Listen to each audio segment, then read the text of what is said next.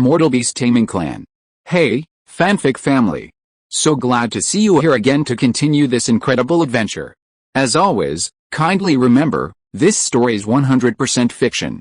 So don't go looking for dimensional portals in your closet. All rights to this fantastic novel belong to the original author. We're just your humble narrators of epic tales. Are you enjoying the fanfic? Show it by subscribing to our YouTube channel and dropping us a like. And if you're impatient for more exclusive content, our Patreon is your happy place. Chapter 601 Reunion with the Demon King Chongsun. Inside Zhou Chun's cave at Tuyun Ridge, a strange thing recently occurred. After returning to his family, he placed the stump of the pure spirit immortal osmanthus next to the spirit eye spring in his cultivation chamber. Now, several months later, he discovered that the stump was slowly absorbing the spiritual energy contained in the spirit eye spring. This was truly a strange occurrence. Zhou Chun had already confirmed that the stump was devoid of any life. This was a judgment personally made by Mu Mei and Mu Seng, and he had no reason not to believe it. But why would a lifeless stump still absorb the spiritual energy from the spirit eye spring? And judging from the speed of its absorption, it was almost comparable to the amount consumed by a golden core cultivator during meditation. Crucially, this absorption continued uninterrupted for a whole day, or even a whole year. Fortunately, the spirit eye spring was connected to the spiritual veins beneath Tuyun Ridge, allowing it to continuously draw spiritual energy from the veins to sustain itself. Otherwise, Zhou Chun would have worried that the stump's absorption might drain it dry. However, this made Zhou Chun's cultivation somewhat difficult. If he continued to cultivate here, the pressure on the spirit eye spring would be immense, potentially damaging it. But if he didn't cultivate and instead used the spirit eye spring on this tree stump, it would be putting the cart before the horse. Who knew what use this thing had for absorbing spiritual energy?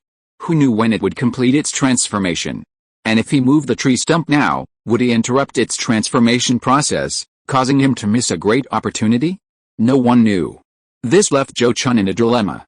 Fortunately, after learning of Zhou Chun's predicament, Zhou Ming voluntarily gave up his cave dwelling for him to cultivate in, while he himself temporarily suspended his cultivation to focus on studying the weapon refining inheritances Zhou Chun had brought back. This was probably the best solution. Although Zhou Chun felt somewhat guilty, he accepted his kindness. For the next year or so, Zhou Chun cultivated while observing the changes in the tree stump. After more than a year of observation, he discovered something he found unbelievable. The tree stump seemed to be transforming into a spirit eye. Yes, a spiritual eye object. A spiritual eye object like the spiritual eye spring. There are many kinds of spiritual eye objects in the world. Some are in the form of spring water, some are in the form of stone, some are in the form of jade, and some are in the form of plants. But no matter what form a spiritual eye object takes, its essence and the reason for its formation are actually quite similar. That is, it is formed by the convergence and concentration of the essence of an entire spiritual vein. Moreover, the formation of such spiritual eye objects is entirely the creation of heaven and earth, and cannot be interfered with by external forces, at least that's what Zhou Chun knows. But the changes happening to the tree stump now are somewhat difficult for him to understand. Could it be because the tree stump absorbed a large amount of spiritual power from that spiritual spring when it was forced by the evil energy? Zhou Chun tried to deduce the reason and came up with this somewhat far-fetched speculation. As for whether this is true or not, no one can give him a correct answer. But if Zhou Chun's guess is true, then the time it takes for the tree stump to completely transform into a spiritual eye tree will certainly not be short. After all, any spiritual eye object is conceived and born over a long period of time. Even though the tree stump's transformation was unconventional, it certainly couldn't be achieved overnight. Unfortunately, the quality of the spiritual veins in Tuyun Ridge ultimately held him back. Otherwise, if Zhou Chun had directly meditated and cultivated on this transformed spirit eye tree, the results would have been exceptionally good. This strengthened his desire to find a better mountain gate for his family, and also a better cultivation cave for himself. After staying in the family for a year or two, and feeling that the situation in Jing Kingdom wouldn't change much in the short term, Zhou Chun considered going to Lion Kingdom to bring back the golden armored mountain-carrying turtle stone, and also wanted to visit Dazhou Kingdom to deal with some of his treasures. Calculating the time, the golden armored mountain-carrying turtle stone had been staying in Mixian Ridge for 50 or 60 years. If things went smoothly, it should be ready to emerge from seclusion. Having made this decision, Zhou Chun immediately bid farewell to Zhou Ming, took a few spirit pets, and headed directly for Lion Kingdom. Traveling without stopping, Zhou Chun arrived at the outskirts of Mixian Ridge in Lion Kingdom in less than a month. Upon arriving here, in close proximity, Zhou Chun's mental connection with the golden armored mountain-bearing turtle stone was immediately restored. Through this mental connection, Zhou Chun knew that the golden armored mountain-bearing turtle stone had indeed completed the mountain-bearing process and was ready to leave with him at any time. Moreover, just as he firmly believed, even after breaking through to the 4th rank and obtaining the inheritance of the mountain-bearing turtle clan's predecessor Demon King, the golden armored mountain-bearing turtle stone's feelings for him remained unchanged, and it always stood firmly on his side. Since this was the case, Zhou Chun had no reason to hesitate and immediately plunged into the misty Immortal Ridge. Things proceeded as Zhou Chun had expected. After entering the misty Immortal Ridge without concealing his aura, he soon encountered the Mudstone Giant, an avatar of the Changsun Demon King. Then, just like last time, he was taken back to the underground palace by the giant without any resistance. This confirmed to him that the Changsun Demon King was definitely not a low-grade 5th-rank Demon King, but at least a mid-grade 5th-rank Demon King. Zhou Chun even suspected that in a place like the misty Immortal Ridge, even a late-stage nascent soul cultivator might not be able to defeat him. Over the years, he hadn't been idle. By consulting various ancient texts and exchanging experiences with other Golden Core cultivators during his travels, he had roughly guessed the true form of this Changsun Demon King. If his guess was correct, the other party was likely the legendary mountain spirit or stone monster. Stone monsters were easy to understand, their formation being similar to that of wood spirits. But mountain spirits were very special. In a broad sense, the true form of a mountain spirit was a mountain peak, or even a mountain range. But in reality, it couldn't be like that. A true mountain spirit should be something born from the essence of a mountain peak or even a mountain range. This creature was far rarer than wood spirits and stone monsters, and many cultivators simply didn't believe such a being existed. Mainly because the rumors about this existence were too exaggerated and bizarre. According to the rumors, once a mountain spirit was born, it was a 5th-order being, with an unbelievably long lifespan. And in the rumors, within the range of its own mountain range, the mountain spirit possessed all sorts of incredible supernatural abilities, including freely teleporting itself or others using the power of the earth's veins, and transforming into countless forms, etc. With such abilities, mountain spirits are almost impossible to kill by cultivators or demonic beasts of the same level. The only thing that restricts their existence is the growth rate and breakthroughs into higher realms. Compared to the growth rate of wood spirits, stone monsters, and other spirits before the 5th level, the growth rate of mountain spirits is extremely slow, possibly taking thousands of years to break through even a minor realm. Furthermore, without a great stroke of luck, mountain spirits will also find it difficult to break through to the 6th level. Zhou Chun suspects that the Changsun Demon King is the legendary mountain spirit, which would explain why it could turn the misty Immortal Ridge into a paradise for demonic beasts. Because as long as it doesn't provoke a nascent soul venerable, even a late-stage nascent soul cultivator entering the misty Immortal Ridge would find it difficult to deal with, and it wouldn't be afraid of being besieged by numerous nascent soul cultivators. At the same time, this also seems to explain why it had interacted with the Demon King of the mountain-bearing turtle clan. However, these are all just Zhou Chun's guesses. If the Changsun Demon King didn't speak, he wouldn't be able to confirm it. At this moment, after being suddenly brought to the underground palace, Zhou Chun immediately saw the rock giant that the Changsun Demon King had transformed into. As for whether this rock giant was the other party's true form, he had no idea. After calming himself slightly, he bowed respectfully and said, "Junior greets Senior Changsun Demon King. You have quite the courage, Junior. You actually dared to return. And your cultivation has even broken through." Changsun Demon King's gaze fell on Zhou Chun, his tone carrying a hint of surprise. Zhou Chun's return wasn't surprising, given the oath he had sworn. However, the fact that Zhou Chun had broken through to the mid-stage of the Golden Core realm in just a few decades truly surprised him. While human cultivators certainly cultivated much faster than demons, far beyond the reach of long-lived beings like himself, this was still far too fast. He remembered that when he and Zhou Chun parted last time, Zhou Chun's cultivation wasn't particularly outstanding among early-stage Golden Core cultivators. "Since I promised you I would return, Senior, I will certainly not lie," Zhou Chun replied respectfully in a low voice, as if treating the other party as a senior in the cultivation world. Furthermore, My rapid breakthrough in cultivation is largely thanks to your generosity, Senior, which allowed me to successfully obtain the materials for refining spirit pills.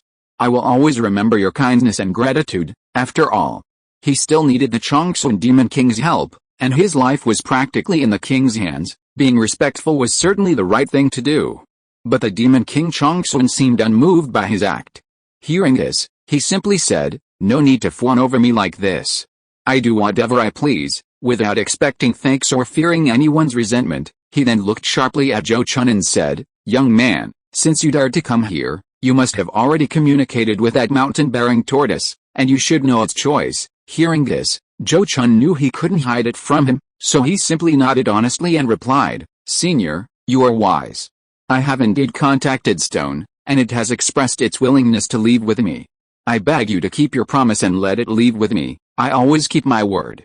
Since I promised this, I naturally won't go back on my word now." The Demon King Changsun glanced at him and readily agreed. Before Zhou Chun could even feel pleased, it continued in a deep voice, "But that little tortoise has stayed with me for decades, consuming many of my rare spiritual treasures. As its master, shouldn't you also pay for it?" Hearing this, Zhou Chun's heart sank. He knew his fears had come true. The Changsun Demon King wouldn't let the tortoise leave so easily. Unfortunately, even so, he had no leverage to bargain. He could only agree, saying, "But what rare spiritual treasures does Senior mention? And how does he wish to pay for them?" "There are many," the Changsun Demon King said leisurely, reciting a series of names of spiritual treasures, some familiar, some unfamiliar. Even the few he had heard of were enough to dampen his spirit. Putting aside other things, the Earth Element Spirit Ointment is a highly condensed and concentrated spiritual substance formed from the Earth Element Spirit Milk. A palm-sized piece is worth 5 or 600,000 spirit coins, and it's extremely difficult to obtain. The Earth Dragon Fruit is an underground spiritual root that grows in places rich in earth elemental energy. A Earth Dragon Fruit, over 4,000 years old, is also of immeasurable value. These things would greatly benefit the golden armored mountain-bearing turtle stone. But the question is, did the golden armored mountain-bearing turtle stone really consume so many spiritual substances of this level? Zhou Chun secretly communicated with his beloved pet. The result left him speechless. According to the golden armored mountain-bearing turtle stone, while it was asleep, the Changsun Demon King did indeed feed it some spiritual substances, but it didn't know exactly what they were. However, the fact that it was able to complete the mountain-bearing process in just a few decades, and even raise its cultivation to nearly the level of a mid-grade 4th-tier demon beast, suggests that the Changsun Demon King might not have lied. In fact, even if the Changsun Demon King was lying, Zhou Chun couldn't expose him, nor dared to. So, he could only look at the Demon King Changsun with a wry smile and say, "These spiritual items you mentioned, Senior, are indeed beyond my means to compensate for. I can only make up for them in other ways." This was exactly what the Demon King Changsun was waiting for. He then said calmly, "This is easily resolved. As long as you agree to one condition, I will not pursue these matters further." "The condition you mentioned, Senior. Is it the condition we agreed to in our bet last time?" Zhou Chun asked thoughtfully, his tone slightly heavy. "Exactly," the Demon King Changsun nodded, confirming his guess. Seeing this, Zhou Chun thought for a moment, then nodded firmly and replied, "All right, I can agree to this, but my cultivation is too shallow right now, and I'm simply unable to complete the mission for you. Could you please grant me some time, until I've reached the nascent soul stage?" Hearing this, the Demon King Changsun shook his head slightly and said, "I can grant you some time, but not until after you've reached the nascent soul stage. I don't know if you'll die during the nascent soul formation process. If you die, wouldn't I have made a losing deal?" This clearly showed that he didn't think Zhou Chun could successfully reach the nascent soul stage. However, Zhou Chun couldn't refute his point of view. If he said to his face that he would definitely succeed in reaching the nascent soul stage, even if they believed him, they would ask where his confidence came from. He could only helplessly say, "Then can I wait until my cultivation breaks through to the late golden core stage before doing this?" Sure enough, he still had a fever today. Chapter 602 The Invincible Mountain-Bearing Turtle. The Enchanted Immortal Ridge. When Zhou Chun emerged from the Enchanted Immortal Ridge once more, his emotions were complex. The price he had paid to take the golden armored mountain-carrying turtle stone was considerable. However, the remarkable changes to the stone filled him with both surprise and joy. In a desolate wilderness somewhere in Liang Kingdom, Zhou Chun landed on a relatively flat plain and immediately released the golden armored mountain-carrying turtle stone by tapping his spirit beast pouch at his waist. The stone, initially less than 10 zang in size, quickly reverted to its original size at Zhou Chun's command. Instantly, a giant golden tortoise, hundreds of zang long and tens of zang wide at the back, appeared on the desolate plain. This giant tortoise lying on the plain looked like a small mountain height suddenly appeared. Even more astonishing was that the giant tortoise was actually carrying a mountain peak on its back. Driven by the giant tortoise, the earthen yellow mountain on its back rapidly rose, quickly reaching a height of nearly 300 zang. This mountain resembled a wade or a seal, exuding a profound sense of weight and solidity. Zhou Chun could sense that this mountain contained extraordinary divine power, and its aura was completely integrated with a golden armored mountain-carrying tortoise stone below, the tortoise and the mountain seemingly an inseparable whole. Was this the mountain-carrying divine power of the mountain-carrying tortoise clan? Zhou Chun's eyes flickered as he looked at the earthen yellow mountain, marveling at its incredible power. Through communication with the golden armored mountain-carrying tortoise stone, he had learned the origin of this mountain. It was originally an ordinary mountain within the misty Immortal Ridge, nothing particularly remarkable. However, after the golden armored mountain-carrying tortoise stone selected this mountain as its mountain-carrying target, the Changsun Demon King immediately used his great divine power to gather the earth's spiritual energy to transform the mountain, and added many precious ores. Those precious ores were left behind by the Demon King of the mountain-bearing turtle clan, intended to benefit any future generations of the clan. Having incorporated a large amount of these precious ores and undergone modifications by the Demon King Changsun, the essence of this mountain has undergone a complete transformation. It's like the golden armored mountain-bearing turtle stone's natal magic weapon, possessing incredibly profound effects. Zhou Chun even believes it's far more mysterious than a cultivator's natal magic weapon. Those who will face the golden armored mountain-bearing turtle stone in the future will surely gain a deep understanding of its specific abilities. Of course, besides this mountain, the golden armored mountain-bearing turtle stone's own abilities have also greatly improved after breaking through to the 4th rank. As a renowned mountain-bearing turtle, after breaking through to the 4th rank, the mountain-bearing turtle bloodline within the stone has completely transformed and stabilized, fully evolving into a true mountain-bearing turtle, a mutated mountain-bearing turtle possessing metal attribute abilities. Its physical body is incredibly powerful. Despite only being a low-grade 4th-tier cultivator, its physique is comparable to many high-grade 4th-tier demonic beasts. Its physical body alone can ignore attacks from low-grade magic weapons. In other words, even if it were lying there, a typical early-stage golden core cultivator could not even scratch it with a low-grade magic weapon flying sword. This monstrous defensive power surpasses that of many demonic beast races, even rivaling that of a dragon of the same tier. Moreover, as long as it stands on the ground, the mountain-bearing turtle can continuously draw power from the earth to restore its mana and heal its wounds. Few demonic beasts of the same tier can rival it on land.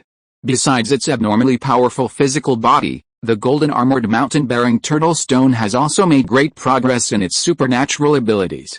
Firstly, its earth escape technique has improved to an unbelievable level. Now, in the blink of an eye, it can escape thousands of feet underground, leaving even nascent soul-stage cultivators helpless. It can be said that given even a little time to activate its supernatural abilities, even a nascent soul-stage cultivator might not be able to catch it. If the Earth Abyss beast that Zhou Chun had previously slain possessed such mastery of earth is a type of magical technique, perhaps it wouldn't have been killed by Zhou Chun with a single sword strike. Furthermore, the golden magnetic glow magical technique that the golden armored mountain-carrying turtle stone originally possessed was also strengthened and upgraded after it broke through to the 4th tier, evolving into the renowned primordial magnetic divine light magical technique. Primordial magnetic divine light is a very famous and powerful magical technique in the cultivation world, known for its ability to sweep away anything and overcome all laws.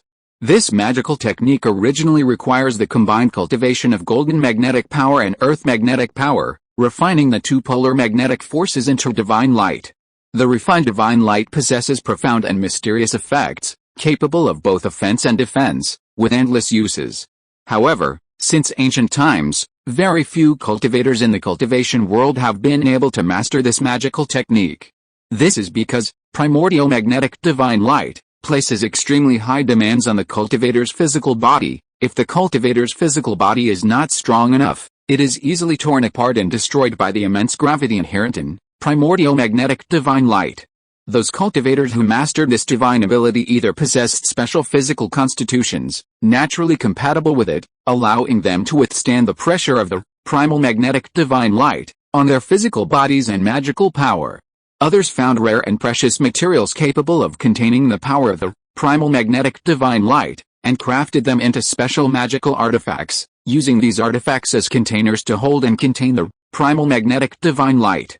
The golden armored mountain-carrying turtle stone, however, relied on its powerful physique and a high affinity for the metal and earth attributes, upgrading and evolving this divine ability based on the golden magnetic glow divine ability. As the golden armored mountain-carrying turtle stone grows, this divine ability will undoubtedly become its signature move, allowing many cultivators to once again witness the power of this nearly extinct divine ability in the cultivation world. However, the primal magnetic divine light divine ability alone is clearly far from the golden armored mountain-carrying turtle stone's limit. After breaking through to the 4th tier, as Zhou Chun predicted, it awakened another renowned earth attribute divine ability, petrifying light. Petrification is always the most domineering and unpredictable of earth attribute magical abilities, making it difficult to defend against. When the golden armored mountain-bearing turtle stone was at the 3rd tier, it had already awakened a defensive petrification ability, petrified body. At that time, Zhou Chun guessed that it might awaken an offensive petrification ability after reaching the 4th tier. The current results prove that his guess was correct. Since it had awakened two powerful offensive abilities, primal magnetic light and petrifying light, it was natural that stone, being more adept at defensive abilities, wouldn't not awaken a defensive one.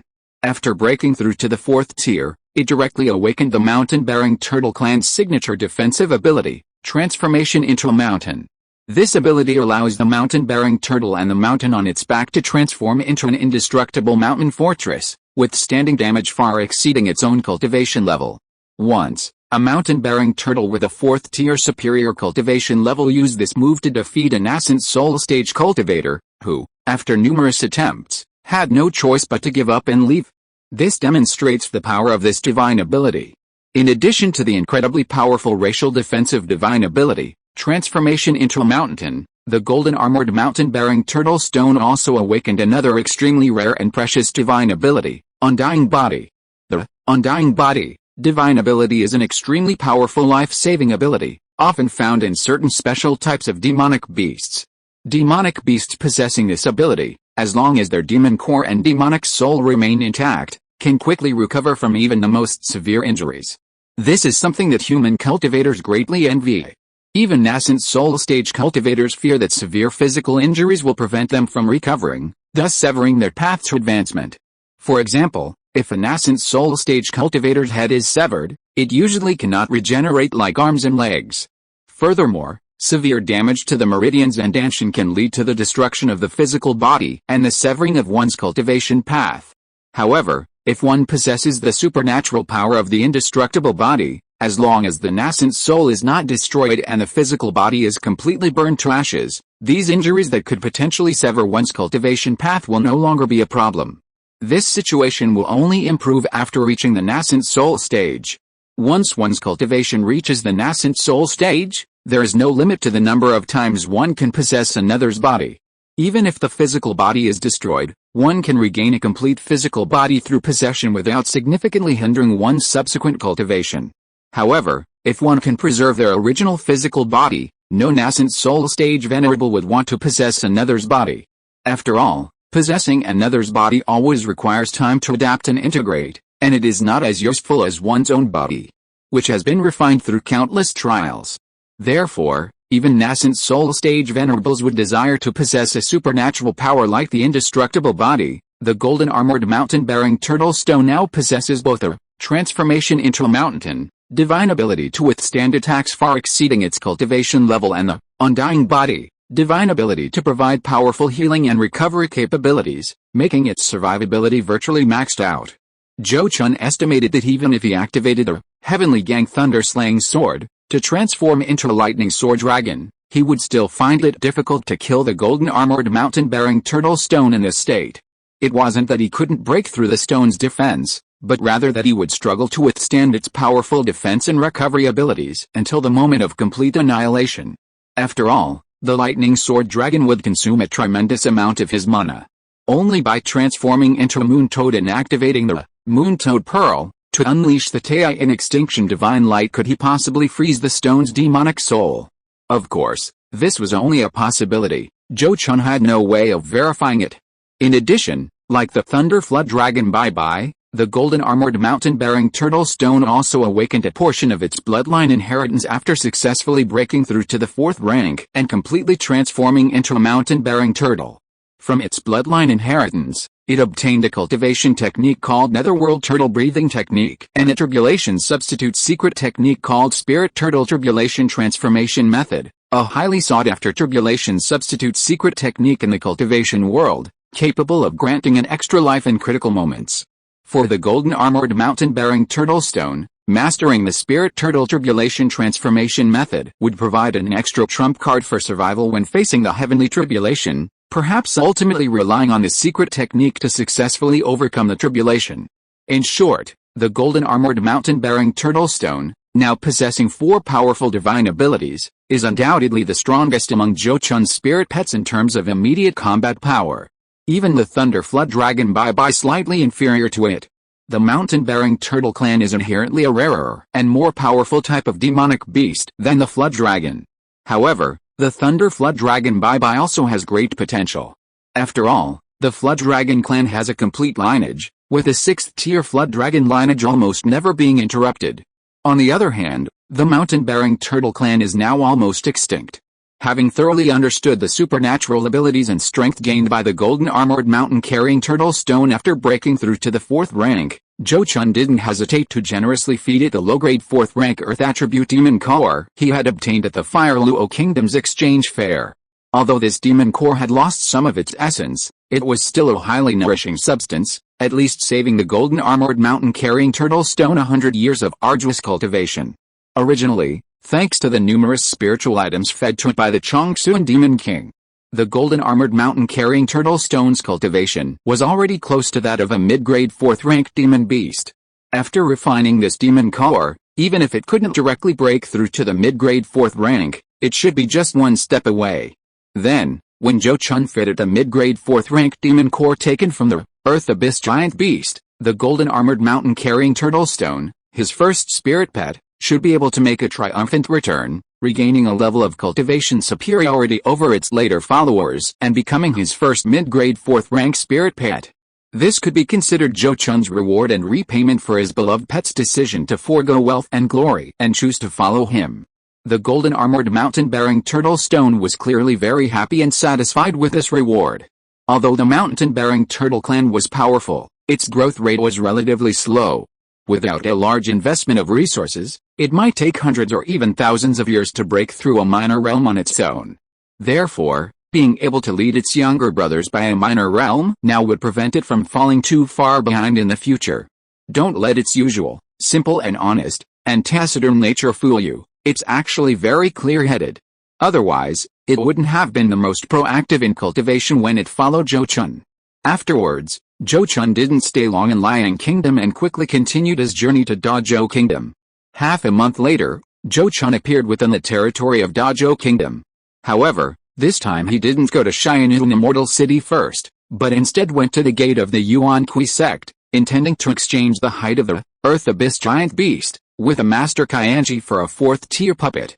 However, when he arrived at the gates of the Yuan Kui Sect and was about to present his visiting card, he learned that Master Kaianji had already passed away. Zhou Chun recalled his last meeting with Master Kaianji, who had indeed appeared to be nearing the end of his life, but he hadn't expected it to be less than a century later. He could only solemnly say to the Yuan Kui Sect disciple who was greeting him, "Then please inform your sect leader that I, Zhou, wish to conduct an important business deal with your sect and hope to discuss it with him in person. Yes, Junior will convey your message immediately, Senior. Please wait a moment for tea." The Yuan Kui Sect disciple, who only had the cultivation of the foundation establishment stage, quickly and obediently agreed and hurriedly went to deliver the message for Zhou Chun. Less than half an hour later, Zhou Chun appeared in the main hall of the Yuan Kui Sect and met the current sect leader. "I am Jinki Uzi, the current sect leader of the Yuan Kui sect. May I ask your name, fellow Taoist? And where is your immortal abode? Inside the main hall, Jin Qiuzi, a middle-aged man, immediately bowed to Zhou Chun upon his entry and inquired about his background. Zhou Chun looked at Jin Qiuzi, who only possessed the cultivation of the early golden core stage, and smiled, saying, "My common name is not worth mentioning. Fellow Taoist Jin Qiuzi, you can simply call me fellow Taoist Zhou. I am here today only to make a deal with your sect." This refusal to even reveal his name and origins caused Jin Qiuzi to frown. If it weren't for the fact that he possessed the cultivation of the mid-golden core stage, he would probably have immediately dismissed him. Even without immediately dismissing him, Jin Qiuzi's expression turned considerably colder. He simply said, "I wonder what kind of transaction fellow Taoist Zhou wishes to make with our sect. Since you've come to the Yuan Kui sect to make a deal, you must have your eye on your sect's fourth-tier puppet." Zhou Chun didn't mind the change in his attitude and stated his purpose directly. This was not unexpected for Jin Qiuzi, who quickly looked at him and said, "Our sect's fourth-tier puppet is no ordinary item. Since fellow Taoist Zhou wishes to exchange for such a treasure, what treasure have you prepared as a form of exchange?" "Fellow Taoist Jin Qiuzi, what do you think of this?" Zhou Chun raised his hand and patted his storage bag at his waist, releasing the enormous hide of the Earth Abyss beast. "This is..." Looking at the multi-layered black hide before him, Jin Qiuzi's expression changed slightly. After examining the black animal hide for a while, he looked at Zhou Chun with a surprised and uncertain expression and said, "This seems to be the pelt of a rare demonic beast called the Abyssal Beast, which only appears in the cultivation world of the Far West." Fellow Taoist Jin Qiuzi has sharp eyes. "You actually recognized the origin of this thing so quickly just from a piece of animal hide." Zhou Chun looked at Jin Qiuzi in surprise and couldn't help but admire the other's erudition. He immediately nodded and said, "That's right, this is indeed the hide of the Abyssal Beast, and it's even a mid-grade fourth-tier Abyssal Beast hide." Hearing him confirm his opinion, Jin Qiuzi couldn't help but open his mouth wide and said, "Legend has it that the Abyssal Beast only inhabits certain deserts in the cultivation world of the Far West. It is extremely skilled in the art of burrowing underground and basically never leaves the sand. Fellow Taoist Zhou, you..." He stopped there, as if he suddenly realized something. As expected, Zhou Chun seemed to know what he was going to say, and immediately waved his hand, saying, "It's inconvenient for me to tell fellow Taoist Jin Qiuzi how I killed this beast. Just tell him that you want to exchange this for a fourth-tier puppet from your Yuan Kui sect. Are you willing to trade?" Upon hearing this, Jin Qiuzi immediately said, "I cannot make this decision alone. I need to discuss it with my senior brothers before making a decision. If fellow Taoist Zhou is not in a hurry, you can wait at our sect for 2 days." He wasn't lying to Zhou Chun.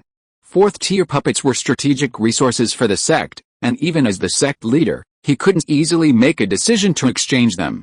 The reason Zhou Chun was able to directly exchange fourth-tier puppets with Master Qianji was because those puppets were personally crafted by Master Qianji, essentially his personal property.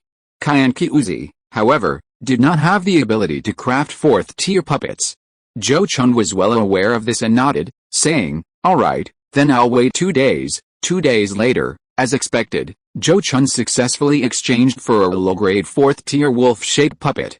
Both parties understood that this transaction was mutually beneficial. The Yuan Kui sect didn't lack a low-grade fourth-tier puppet, and Zhou Chun wasn't necessarily lacking one either. Since Zhou Chun specifically brought the hide of the Earth Abyss Beast to the Yuan Kui sect to exchange for a fourth-tier puppet, it mentally understood its purpose. Therefore, even if the Yuan Kui sect wanted to haggle, they wouldn't be able to get anything out of him. Once the deal was done, the sheer size of the Earth Abyss Beast hide was enough to arm over a dozen fourth-tier puppets, giving them an extra layer of powerful protection. Any golden core cultivator in the Yuan Kui sect who wasn't stupid would know what to choose. Including the giant ape puppet he had previously acquired, Zhou Chun now possessed 2 low-grade fourth-tier puppets.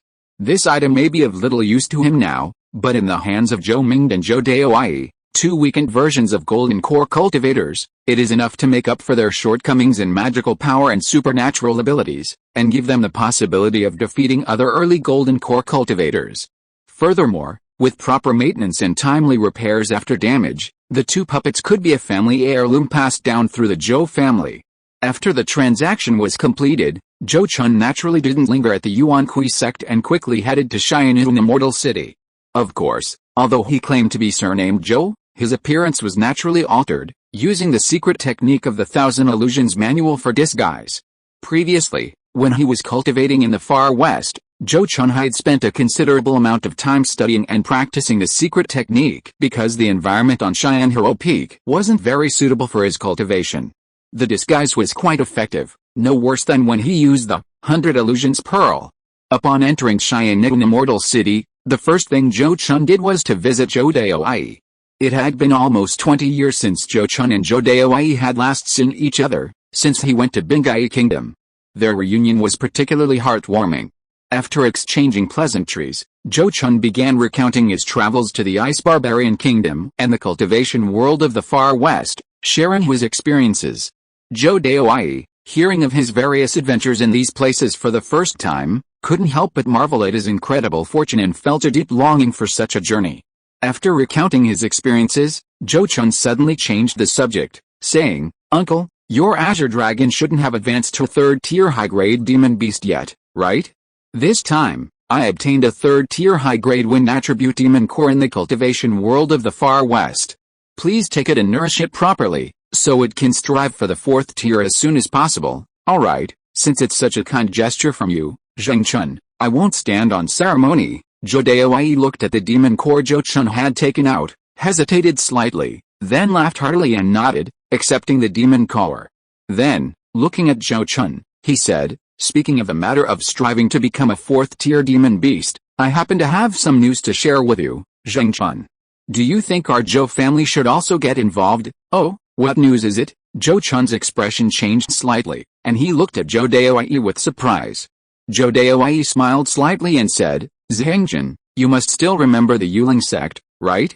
Recently, one of their enemies spread the word that one of the Sect's guardian spirit beasts is preparing to undergo the heavenly tribulation, and they're certain it has a high chance of succeeding. As you know, when a demon beast survives the heavenly tribulation, it receives the divine gift of Emperor's Elixir, a rare treasure that greatly aids in its breakthrough and evolution. Moreover, a 5th-tier demon beast that has just survived the tribulation will inevitably experience a brief period of weakness, and the Yuling Sect doesn't even have a nascent soul stage cultivator to oversee it. It's hard to say this won't attract attention." At this point, Zhou Daoai couldn't help but gloat, saying, "The Yuling Sect is in big trouble this time. If things go wrong, their sect's lineage might be severed." Chapter 603 Storm gathers outside the spirit control gate. Zhou Chun didn't care whether the Yuling Sect's lineage would be severed. What he cared about was whether the Yuling Sect's 4th-tier high-grade demonic beast could truly survive the heavenly tribulation. If it could, then it would truly be a godsend. Ever since learning about the Emperor's Elixir in the Far West, Zhou Chun had a new perspective, convinced that this was the best way to help the Golden Winged Tiger break through to the 4th tier. After all, the Golden Winged Tiger already possessed the attributes of metal, wind, and space, and had already mutated twice. Trying to make it evolve again through mutation was simply too unrealistic. Therefore, most normal breakthrough methods were ineffective and worthless for it. This was precisely the reason for Zhou Chun's previous headache. Under these circumstances, advancing by consuming the Emperor's Elixir, a rare and precious substance, was undoubtedly the most effective method. Moreover, if it broke through to the 4th tier by consuming the Emperor's Elixir, the Golden Winged Tiger's bloodline aptitude would definitely be nourished and enhanced by this substance, greatly increasing its chances of breaking through to the 5th tier in the future. This could be considered a one-time solution, saving the trouble of finding a breakthrough opportunity later. However, before that, how to obtain the Emperor's Elixir became Zhou Chun's biggest problem. This item is only produced by 4th-tier demonic beasts after they have just undergone the heavenly tribulation, and it is not easy to preserve. Obtaining it through trade is highly unrealistic, and going to collect it himself is even more unrealistic. Not to mention how he would know where a 4th-tier demonic beast is undergoing tribulation. Even if he knew and went there, it would likely be a wasted trip. After all, the probability of a 4th-tier demonic beast undergoing the heavenly tribulation is no higher than that of a human cultivator who has reached the core formation or nascent soul stage, and may even be lower. At the same time, if a wild demonic beast wants to undergo the heavenly tribulation, it either needs to find a 5th-tier demon king for protection beforehand, or it needs to hide in a desolate place to undergo the tribulation. For a cultivator to encounter such a fourth-tier demonic beast undergoing the heavenly tribulation, it is not entirely impossible, but it is purely a matter of chance and luck. Most cultivators, even if they happen to encounter it, have no ability to do anything about it. Unable to target the wild demonic beasts, Zhou Chun could only set his sights on the guardian spirit beasts cultivated by various cultivation factions. However, most factions capable of cultivating guardian spirit beasts to undergo heavenly tribulation had nascent soul stage cultivators in charge, making them equally difficult to provoke for Zhou Chun. Furthermore, to avoid unforeseen circumstances and prevent people like Zhou Chun from seeking the Emperor's elixir, the news was usually kept secret until the demonic beast actually began its tribulation. Alternatively, they would simply take it to a deserted wilderness for the tribulation, keeping it a secret. In short, under normal circumstances, it seemed impossible for Zhou Chun to obtain the Emperor's elixir from elsewhere. He could only hope that one of his spirit pets would one day overcome its heavenly tribulation and extract some of the Emperor's elixir to cultivate other spirit pets. If that were the case, he wondered if the lifespan of a third-tier high-grade golden-winged tiger would even reach that day. Who would have thought that, after seemingly reaching a dead end, a new path would open up? While the west remained dark, the east brightened. The Holy Fire Sect's Binghuo Divine Crow was beyond his reach, but the Spirit Control Sect had given him a huge surprise. Compared to the Holy Fire Sect, teeming with powerful figures, the Spirit Control Sect, lacking even a nascent soul stage cultivator, was clearly a pushover. With Zhou Chun's current strength, while he might not be able to easily subdue it, he could certainly give it a shot. Moreover, it wasn't hard to discern from Zhou Daoi's words that a nascent soul stage cultivator might also intervene. After all, both the Emperor's Dew and the fifth-tier demon beast weakened after successfully transcending its tribulation were treasures enough to tempt a nascent soul stage cultivator. Therefore, after understanding the situation, Zhou Chun quickly and decisively stated, "Of course, our Zhou family cannot be left out of this matter. Back then, the Yuling sect sheltered that scoundrel Yu Jinghua, who stole our Zhou family's beast-taming inheritance. This enmity is irreconcilable and must be avenged. Now that this opportunity has presented itself, our Zhou family naturally cannot miss it and must exact revenge. Repaying kindness with kindness and seeking revenge with enmity has always been Zhou Chun's guiding principle." The seeds of hatred between the Yuling sect and the Zhou family were sown when they sheltered Yu Jinghua. The reason the Zhou family hadn't retaliated was simply because they lacked the strength before. Now that Zhou Chun is a formidable opponent within the Golden Core stage, and has encountered such a once-in-a-lifetime opportunity for revenge, how could he miss it? Whether it's to obtain the Emperor's elixir to help the Golden-Winged Tiger break through to the 4th rank, or to prevent the Yuling sect from producing a 5th-ranked demon beast, he must take action. After hearing Zhou Chun's decision, Zhou Daoi did not voice any objections, but simply nodded and said, "All right, since you intend to intervene, I will go and gather as much information as possible to see what the Yuling sect plans to do. I will also go and see fellow Taoist Luo to see if she can provide more detailed information." Zhou Chun nodded and stated his own plans. However, before leaving, he left his original magic weapon, the Tabe dragon-slaying sword, and his heavily damaged mountain shield magic weapon to Zhou Daoi. After Zhou Daoi successfully formed his core, apart from his natal magic weapon, he had only refined the mid-grade magic weapon, Heavenly Wind Flag, which he had obtained from Yu Jinghua, making his strength relatively weak. Zhou Chun gave him these two magic weapons to make up for his shortcomings. In addition, Zhou Chun also entrusted Zhou Daoi with a 4th-tier wolf-shaped puppet he had just acquired, as a trump card for his survival.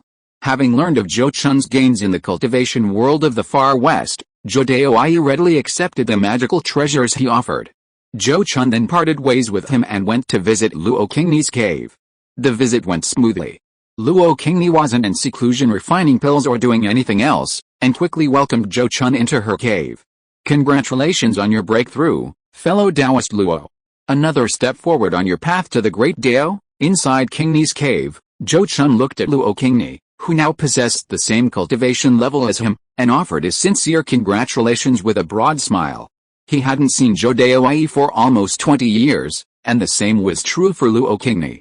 The last time he met Luo Qingni, she had only recently failed to break through after consuming the Jade Golden Glow pill. Unexpectedly, in less than 20 years, She had successfully broken through the barrier to her cultivation and advanced to the mid-stage of the Golden Core realm. Thank you for your congratulations, fellow Taoist Zhou. Qingni has finally caught up with you again, Luo Qingni said with a slight smile, jokingly adding to the conversation. It was clear that she was in a very good mood, having completely overcome the psychological shadow of her previous failed breakthrough. Fellow Taoist Luo, you flatter me too much? I dare not accept such praise. Zhou Chun shook his head repeatedly, responding earnestly. Then the two exchanged a smile, omitting further flattery and pleasantries. Next, Zhou Chun, as usual, recounted his travels and experiences in the cultivation world of Bengai Kingdom in the far west, omitting the confidential matters that were inconvenient for outsiders to know, only mentioning that he had obtained several excellent magical treasures. After recounting his travels and experiences over the years, Zhou Chun finally revealed his purpose. Now that fellow Taoist Luo's cultivation has broken through, the refining of the Four Spirits Breakthrough Pill must be expedited. Ideally, it should be refined before our cultivation reaches the late Golden Core stage. Fellow Taoist Zhou is absolutely right, Luo Qingni replied, her expression turning somewhat grim. However, Qingni has also used her connections to search far and wide over the years, but has indeed failed to find the whereabouts of the remaining two main ingredients. To truly accomplish this, it may be difficult for the two of us alone. She knew she was already holding back in this regard. After all, Zhou Chun had provided the pill formula, two of the main ingredients, and many auxiliary ingredients, while she herself had no information whatsoever. But she also had her own difficulties. As a rogue cultivator, it was difficult for her to establish deep relationships with the Golden Core elders of truly major sects, because those people naturally had other channels to find alchemists from sects with superior alchemy skills to collaborate with. In the cultivation world, most of the truly precious spiritual herbs are only cultivated in the herb gardens of major sects and powerful forces. Zhou Chun understood her predicament. In fact, he was in the same situation. It was only in Jing Kingdom that he had Su Yunyang as a contact, which allowed him to have someone to relay messages within the Moon Wheel sect, the most powerful force in Jing Kingdom. In the Great Zhou Kingdom, even if he was extremely wealthy and could readily produce several unused magical treasures, he couldn't exchange them for what he wanted without knowing anyone. As for the Moon Wheel sect, Zhou Chun had already inquired with Su Yunyang and found that they did not possess the two main ingredients needed to refine the Four Spirits Barrier Breaking Pill. Perhaps an nascent soul cultivator's private herb garden might have them, but that was information that even a Golden Core elder like Su Yunyang would find difficult to access. Therefore, upon hearing Luo Qingni's words, Zhou Chun couldn't help but frown. After a moment of contemplation, he looked at Luo Qingni and asked, "Fellow Taoist Luo, do you mean you want to recruit more people to collaborate on refining the Four Spirits Barrier Breaking Pill? Do you already have a suitable candidate in mind?" Luo Qingni answered frankly, "I have indeed considered this, but I haven't found a suitable candidate yet." Hearing her answer, Zhou Chun breathed a sigh of relief, then said with a serious expression, "Since you haven't found a suitable candidate yet, let's not rush into this. It's best to be cautious when collaborating on pill refining. If you entrust the task to the wrong person, it could be disastrous." Fellow Taoist Zhou is absolutely right. This matter certainly needs to be kept strictly confidential.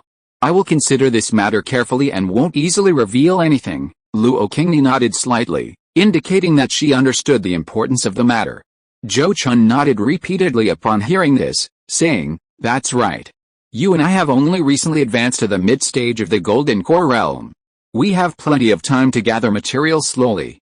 There's no need to cause trouble by being impatient, since there's no news about the main ingredient. Let's gather all the auxiliary ingredients first. If we really have no news at all, then we can consider bringing in others." His meaning was clear, he didn't approve of bringing in others now. Luo Qingni, of course, couldn't object, since he had provided the two main ingredients and the pill formula. She quickly said, "Qingni understands. Let's leave it at that for now and proceed as fellow Taoist Zhou suggested." After the two reached an agreement, Zhou Chun inquired about the other spiritual herb needed to refine the Jade Golden Glow Pill, Jade of the Jade Flower, hoping Luo Qingni would exchange it for another of these herbs to refine another batch of Jade Golden Glow Pill. Although the Jade Golden Glow Pill was no longer useful to them, its value was still immense. If another batch could be refined, it would be excellent. whether to leave one for Su Yuzhen and Lin Hongao, each to help them break through the barrier to the mid-stage Golden Core realm, or to use it in the future to exchange for spiritual items with other Golden Core cultivators. Zhou Chun clearly stated that he would even accept a low-grade magic weapon in exchange. Of course, the value of a single spiritual herb is incomparable to a low-grade magic weapon. He was simply willing to accept compensation in spirit coins. Luo Qingni naturally had no reason to refuse his request. Even if she couldn't get a share of the pills, simply refining another, Jade Golden Glow pill, of this level would be a rare opportunity for her. She knew that with her alchemy skills at her current level, further improvement was extremely difficult. Each time she refined a Jade Golden Glow pill, of this level, it was invaluable experience.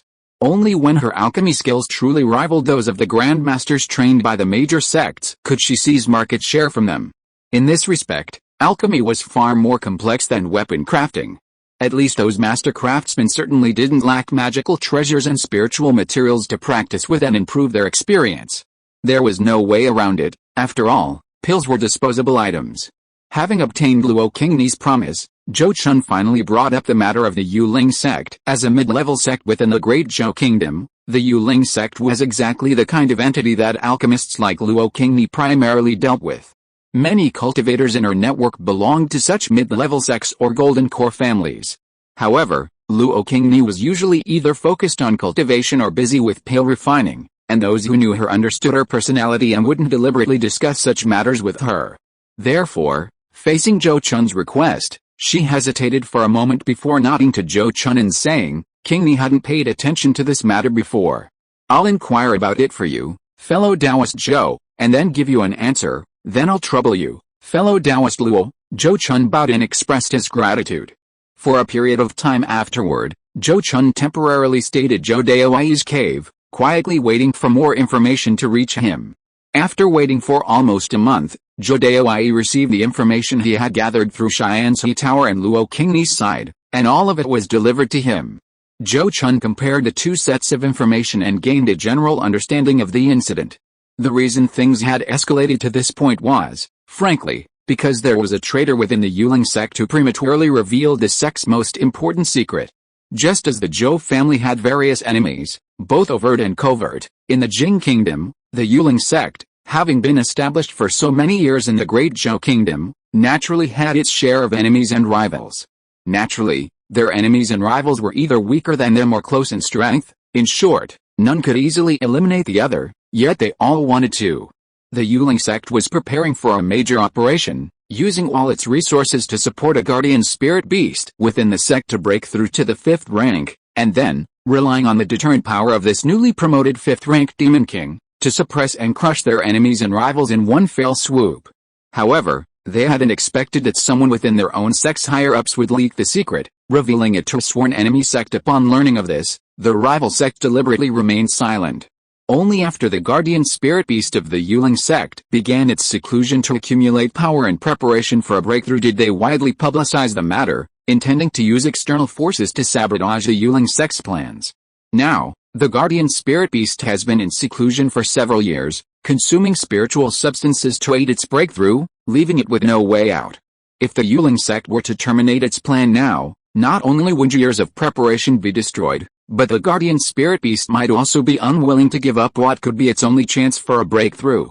And judging from the news, the Yuling sect indeed has no intention of abandoning its plan. It has already sealed its gates, completely cutting off the spread of information.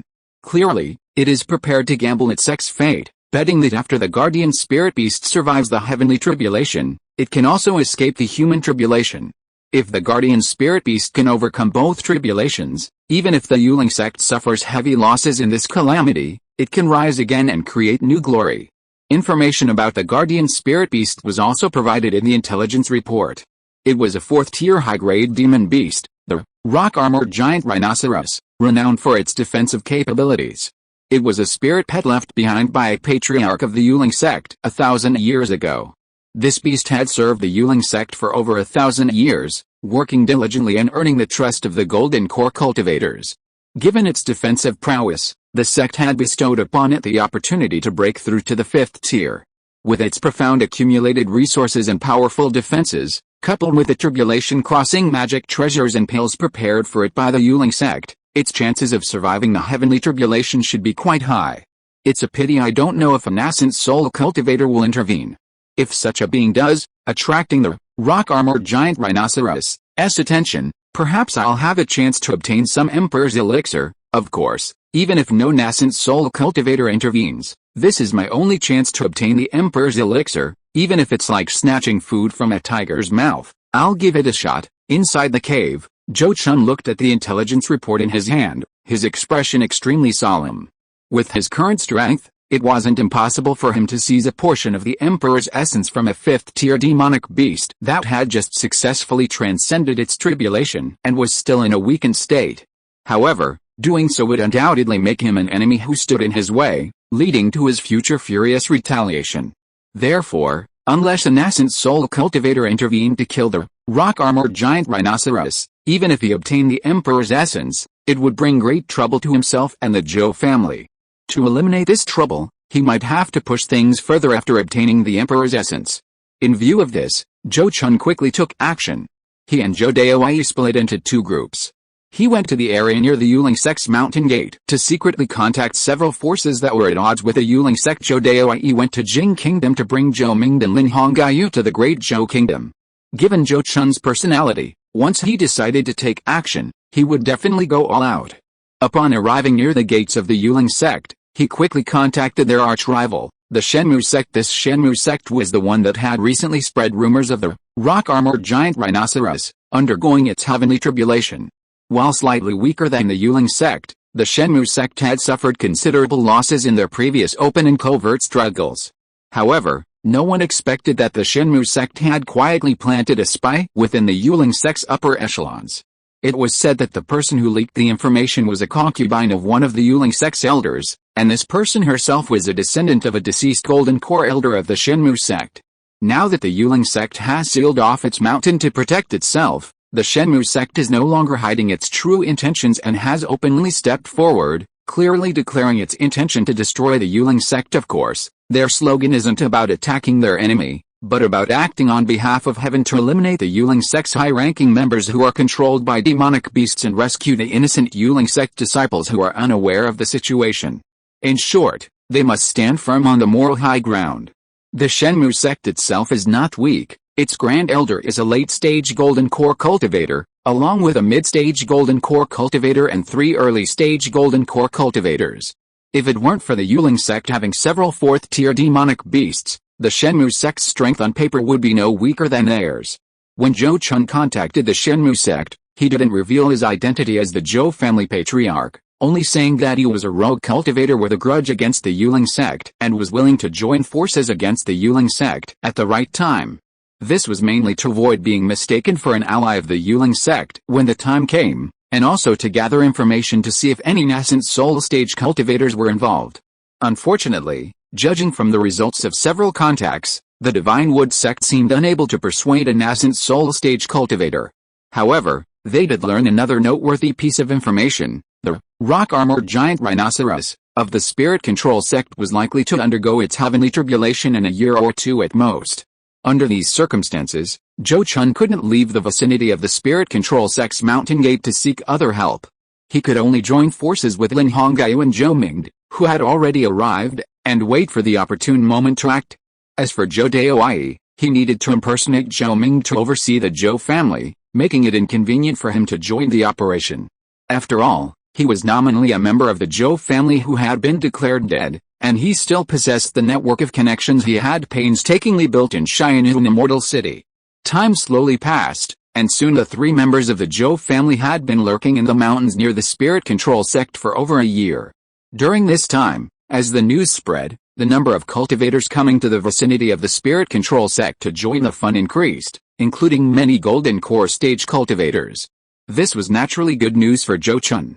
The more chaotic the situation, the less likely he would attract attention when he made his move. On this day, a sudden gale arose above the Unyielding sect's mountain gate, and thunderclouds gathered. Zhou Chun knew that the time he had been waiting for had finally arrived. Chapter 604 Seizing the Emperor's Elixir.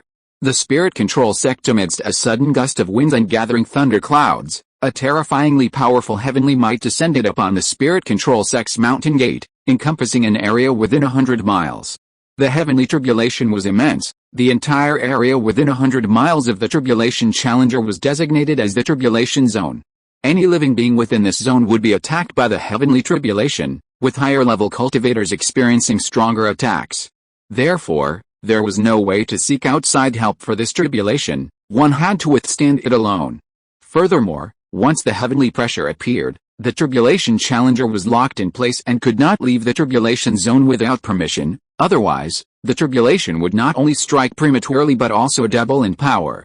Under these circumstances, whether for their own lives or to avoid interfering with the rock armor giant rhinoceros' tribulation, the cultivators of the Spirit Control Sect could no longer remain sealed off for self-preservation. The once tightly closed gates of the unyielding sect suddenly opened their array, and all the unyielding sect cultivators, led by their elders, left the sect, including many of the tamed demonic beasts. After leaving the unyielding sect, these people and beasts retreated 200 to 300 miles away, where they formed an array for self-defense.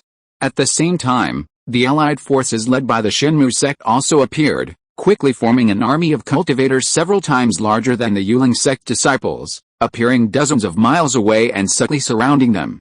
However, at this point, they only surrounded the unyielding sect disciples and did not directly attack. After all, the rock armor giant rhinoceros had not yet undergone its tribulation, and no one knew if it would succeed.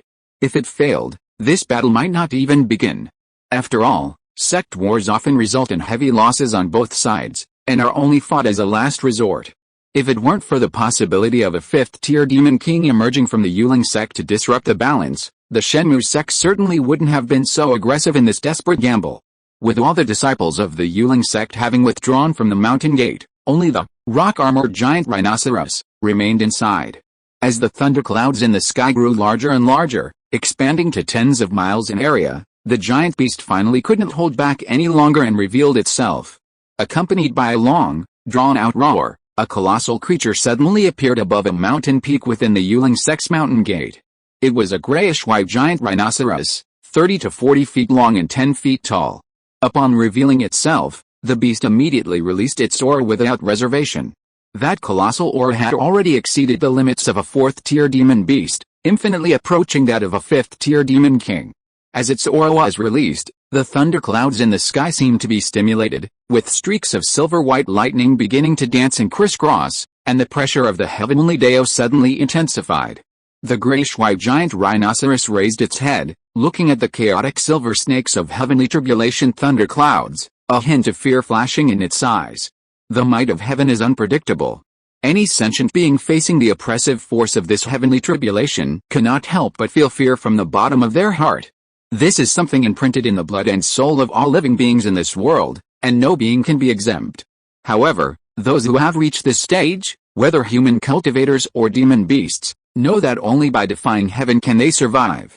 To follow the natural order is to be mortal, to defy it is to become an immortal. To achieve immortality and transcendence, one must traverse this path of defying heaven. Therefore, the gray-white giant rhinoceros quickly suppressed its inner fear with a roar and began to prepare for the tribulation.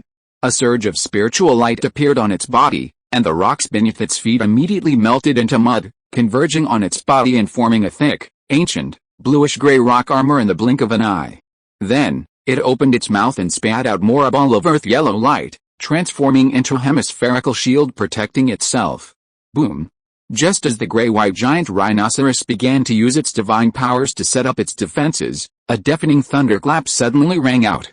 This was the heavenly thunder sound, containing the power of a heavenly tribulation, whose influence even a nascent soul cultivator could not escape. The instant the thunder roared, even the observing cultivators, including Zhou Chun, hundreds of miles away from the tribulation site, were shaken to their core and momentarily lost in thought. The grayish-white giant rhinoceros, directly bearing the power of the heavenly thunder sound, stared blankly, its eyes filled with confusion. Only when a thick pillar of silver lightning struck the earthen yellow shield, shattering it and landing on its body, did it awaken as if from a dream.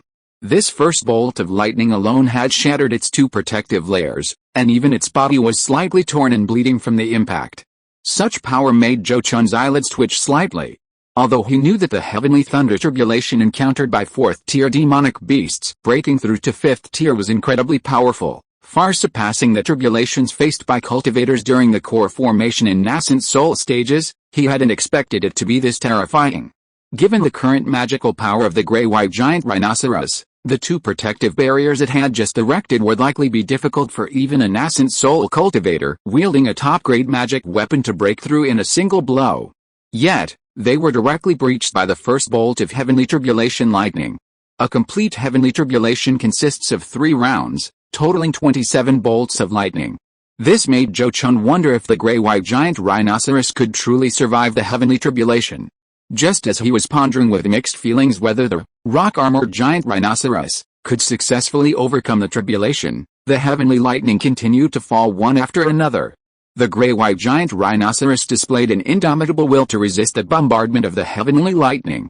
It repeatedly used the 2 defensive techniques it had initially employed, and even as the power of the heavenly lightning gradually increased, each time tearing its skin and causing blood to splatter, it never resorted to any further methods. After the first round of 9 heavenly lightning bolts had all struck, not a single patch of intact skin could be seen on the grayish-white giant rhinoceros's body. Its entire body was covered in pitted wounds, and dark red scabs formed a layer of armor around it. The so-called impartiality of Heaven's way means that even a tribulation like the heavenly tribulation, designed to eliminate those who defy heaven, will leave a sliver of hope for the one undergoing the tribulation. Therefore, after each round of 9 lightning bolts, there would be a pause before the next round begins. This pause is the best time for the one undergoing the tribulation to heal and catch their breath. Whether they can seize this sliver of hope and survive the next tribulation depends entirely on their preparations. If the rock-armored giant rhinoceros were merely a wild beast without any powerful backers, it could at most consume a few pre-found spiritual herbs to heal, but the effect would be minimal. However, it was not a wild beast. It was supported by the entire spirit control sect to ensure the rock-armored giant rhinoceros successfully weathered the heavenly tribulation. The spirit control sect had clearly made extensive preparations. As soon as the tribulation subsided, the rock-armored giant rhinoceros immediately expelled a black bottle it had previously swallowed and stored in its abdomen, gulping down the various healing and recovery pills inside. These pills were all highly sought-after treasures, coveted even by golden core cultivators. After being swallowed, the rock-armored giant rhinoceros rapidly digested the medicinal power, using it to restore its mana and heal its injuries. Within a few dozen breaths, granulation tissue sprouted from its wounds, rapidly healing them. After about the time it takes to brew a cup of tea, the rock-armored giant rhinoceros had recovered about 80–90% of its flesh and skin injuries. At this moment, the second round of the heavenly tribulation officially descended. Compared to the first round, this second round was far more powerful. The very first bolt of lightning easily shattered the rock-armored giant rhinoceros' defenses, leaving a gruesome, enormous scar on its body, causing it to let out a piercing scream of pain. Then, as the second lightning bolt struck, it finally dared not be careless any longer and quickly unleashed its third defensive divine ability. A bright gray-white spiritual light emanated from its body, and it instantly transformed into a colossal stone sculpture, its aura subtly merging with a mountain beneath it. The silver lightning bolt struck the stone sculpture, causing numerous cracks, but it failed to truly shatter it. And as the gray-white spiritual light surged, the cracks on the colossal stone sculpture quickly healed. Relying on this divine ability, the rock-armored giant rhinoceros actually withstood 8 lightning bolts, managing to survive the second round of tribulations. Zhou Chun was astonished by the scene. He was naturally familiar with the rock-armored giant rhinoceros' ability to transform into a stone elephant. It was almost identical to the petrified body, awakened by his own spirit pet, the golden-armored mountain-carrying turtle stone. After breaking through to the third tier, they were likely the same divine ability. He hadn't expected this divine ability to be so powerful, able to withstand so many heavenly Deo lightning bolts. It seems he underestimated the power of this divine ability. However, since even the petrified body is so effective, the golden-armored mountain-bearing turtle's racial innate divine ability, transformation into a mountain, should only be even stronger. Perhaps it can even withstand 3 rounds of tribulation with this move in the future. Of course, this might be overthinking it, because the stronger the demon beast itself, the more powerful the heavenly tribulation will be, and vice versa. Otherwise, demon beast races that are not good at defense or attack would have no chance of surviving the heavenly tribulation. If a demon beast like a mountain-bearing turtle breaks through to the 5th rank, the power of its heavenly tribulation will definitely be much stronger than the tribulation this rock-armored giant rhinoceros is currently facing. But even so, the mountain-bearing turtle's chances of surviving the heavenly tribulation are definitely much greater than those of the rock-armored giant rhinoceros under normal circumstances. Looking at the rock-armored giant rhinoceros, after the second round of tribulation ended, it also actively dispelled its petrification divine ability and returned to its normal flesh and blood body. Then, its body suddenly became covered in bloody wounds, countless spiderweb-like cuts appearing all over it, gushing blood from them, instantly turning it into a blood-soaked bull. At the same time, the mountain beneath it collapsed by hundreds of feet, countless stone dust and debris flying in the gale, like a sandstorm. Zhou Chun's expression changed drastically again at this sight, realizing that he had underestimated the power of the tribulation lightning. It turned out that the rock-armored giant rhinoceros had not completely withstood the damage from the tribulation lightning, but had only delayed the onset of its injuries by remaining petrified. It had also transferred the power of the tribulation lightning to the mountain and the earth beneath it, letting the mountain and the earth bear part of the damage for it. Now that the second round of tribulation lightning had passed, a new opportunity to catch its breath had arrived, and it naturally would not stubbornly endure its injuries without healing. It repeated its previous actions, opening its mouth and spitting out a bottle, taking out all the healing and recovery items in sight and swallowing them in one gulp. Zhou Chun even spotted several demon cores shimmering with an earthy yellow spiritual light among them, likely high-grade 3rd-tier earth attribute demon cores. For the rock-armored giant rhinoceros, already a near 5th-tier demon beast, these demon cores were utterly useless for enhancing its cultivation, they were merely for restoring its mana. In this respect, demon cores were indeed the best way for demon beasts to restore their mana. Zhou Chun kept this in mind. If his spirit pet were to undergo tribulation in the future and there were no better spiritual pills to choose from, he could prepare a few of these same attribute demon cores as supplements. Although doing so seemed somewhat wasteful of resources, it was nothing compared to the benefits gained from overcoming the heavenly tribulation. However, even with these pills and demon cores, the rock-armored giant rhinoceros' injuries and mana could not be fully restored in a short time. Just as it finally managed to stop the bleeding from its wounds, the third round of tribulation lightning descended. As the final round of tribulation lightning, this third round was naturally much more powerful than the previous two. As the first lightning bolt struck, the sky was ablaze with silver light. Then, a silver lightning bolt, like a dragon or a snake, descended from the heavens and struck the grayish-white giant rhinoceros, which had barely managed to erect 2 defensive barriers. A mournful roar echoed from within the silver lightning. The massive body of the grayish-white giant rhinoceros was blasted to the ground by the lightning, a deep, bone-revealing wound instantly appearing on its back, even its white bones were burned black. The injury caused by this single lightning bolt was more severe than all the previous injuries the grayish-white giant rhinoceros had suffered combined. It couldn't even imagine how terrifying the remaining 8 lightning bolts would be. Therefore, as the second lightning bolt was about to strike, it finally began to fight desperately. Grayish-white spiritual light condensed on its single horn, releasing a grayish-white beam of light filled with destructive energy that slammed into the thunderclouds above, colliding perfectly with the descending second lightning bolt. Under the bombardment of the grayish-white beam of light, the second lightning bolt shrank by nearly half its original size. Upon striking the defense erected by the rock-armored giant rhinoceros, it perished along with a defensive divine power. However, the rock-armored giant rhinoceros could not unleash such attacks continuously in a short time. Therefore, when the third lightning bolt struck, it could only open its mouth and spit out its own demon core, using the power contained within to forcibly disperse the lightning.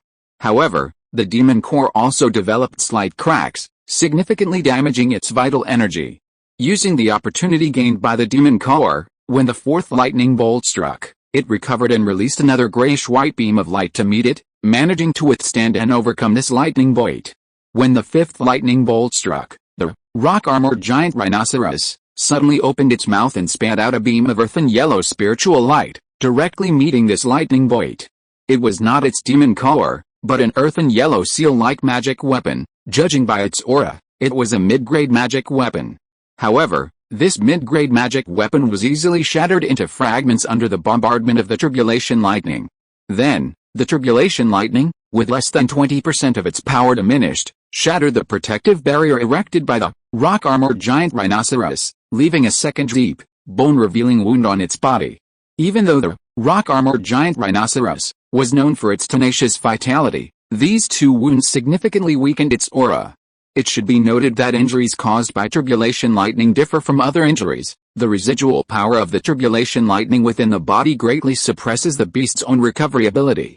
Otherwise, with a rock-armored giant rhinoceros' powerful self-healing ability, coupled with the healing pills it had ingested, its recovery wouldn't have been so slow. But the heavenly tribulation clearly shows no mercy to any living being. The sixth tribulation lightning struck down quickly after a dozen breaths. This time, the rock-armored giant rhinoceros once again spewed out more a ball of dark brown spiritual light, transforming into a towering 100-zang-high dark brown mountain that blocked the tribulation lightning. It was yet another high-grade earth attribute magic weapon. Even a top-grade magic weapon shattered into several pieces under the bombardment of the tribulation lightning, falling to the ground. The tribulation lightning, now weakened by nearly half, still shattered the protective barrier erected by the rock-armored giant rhinoceros, leaving another significant wound on its body. Clearly, the power of the tribulation lightning increased with each strike. After the seventh tribulation lightning strike, the rock-armored giant rhinoceros finally recovered and released a third grayish-white beam of light.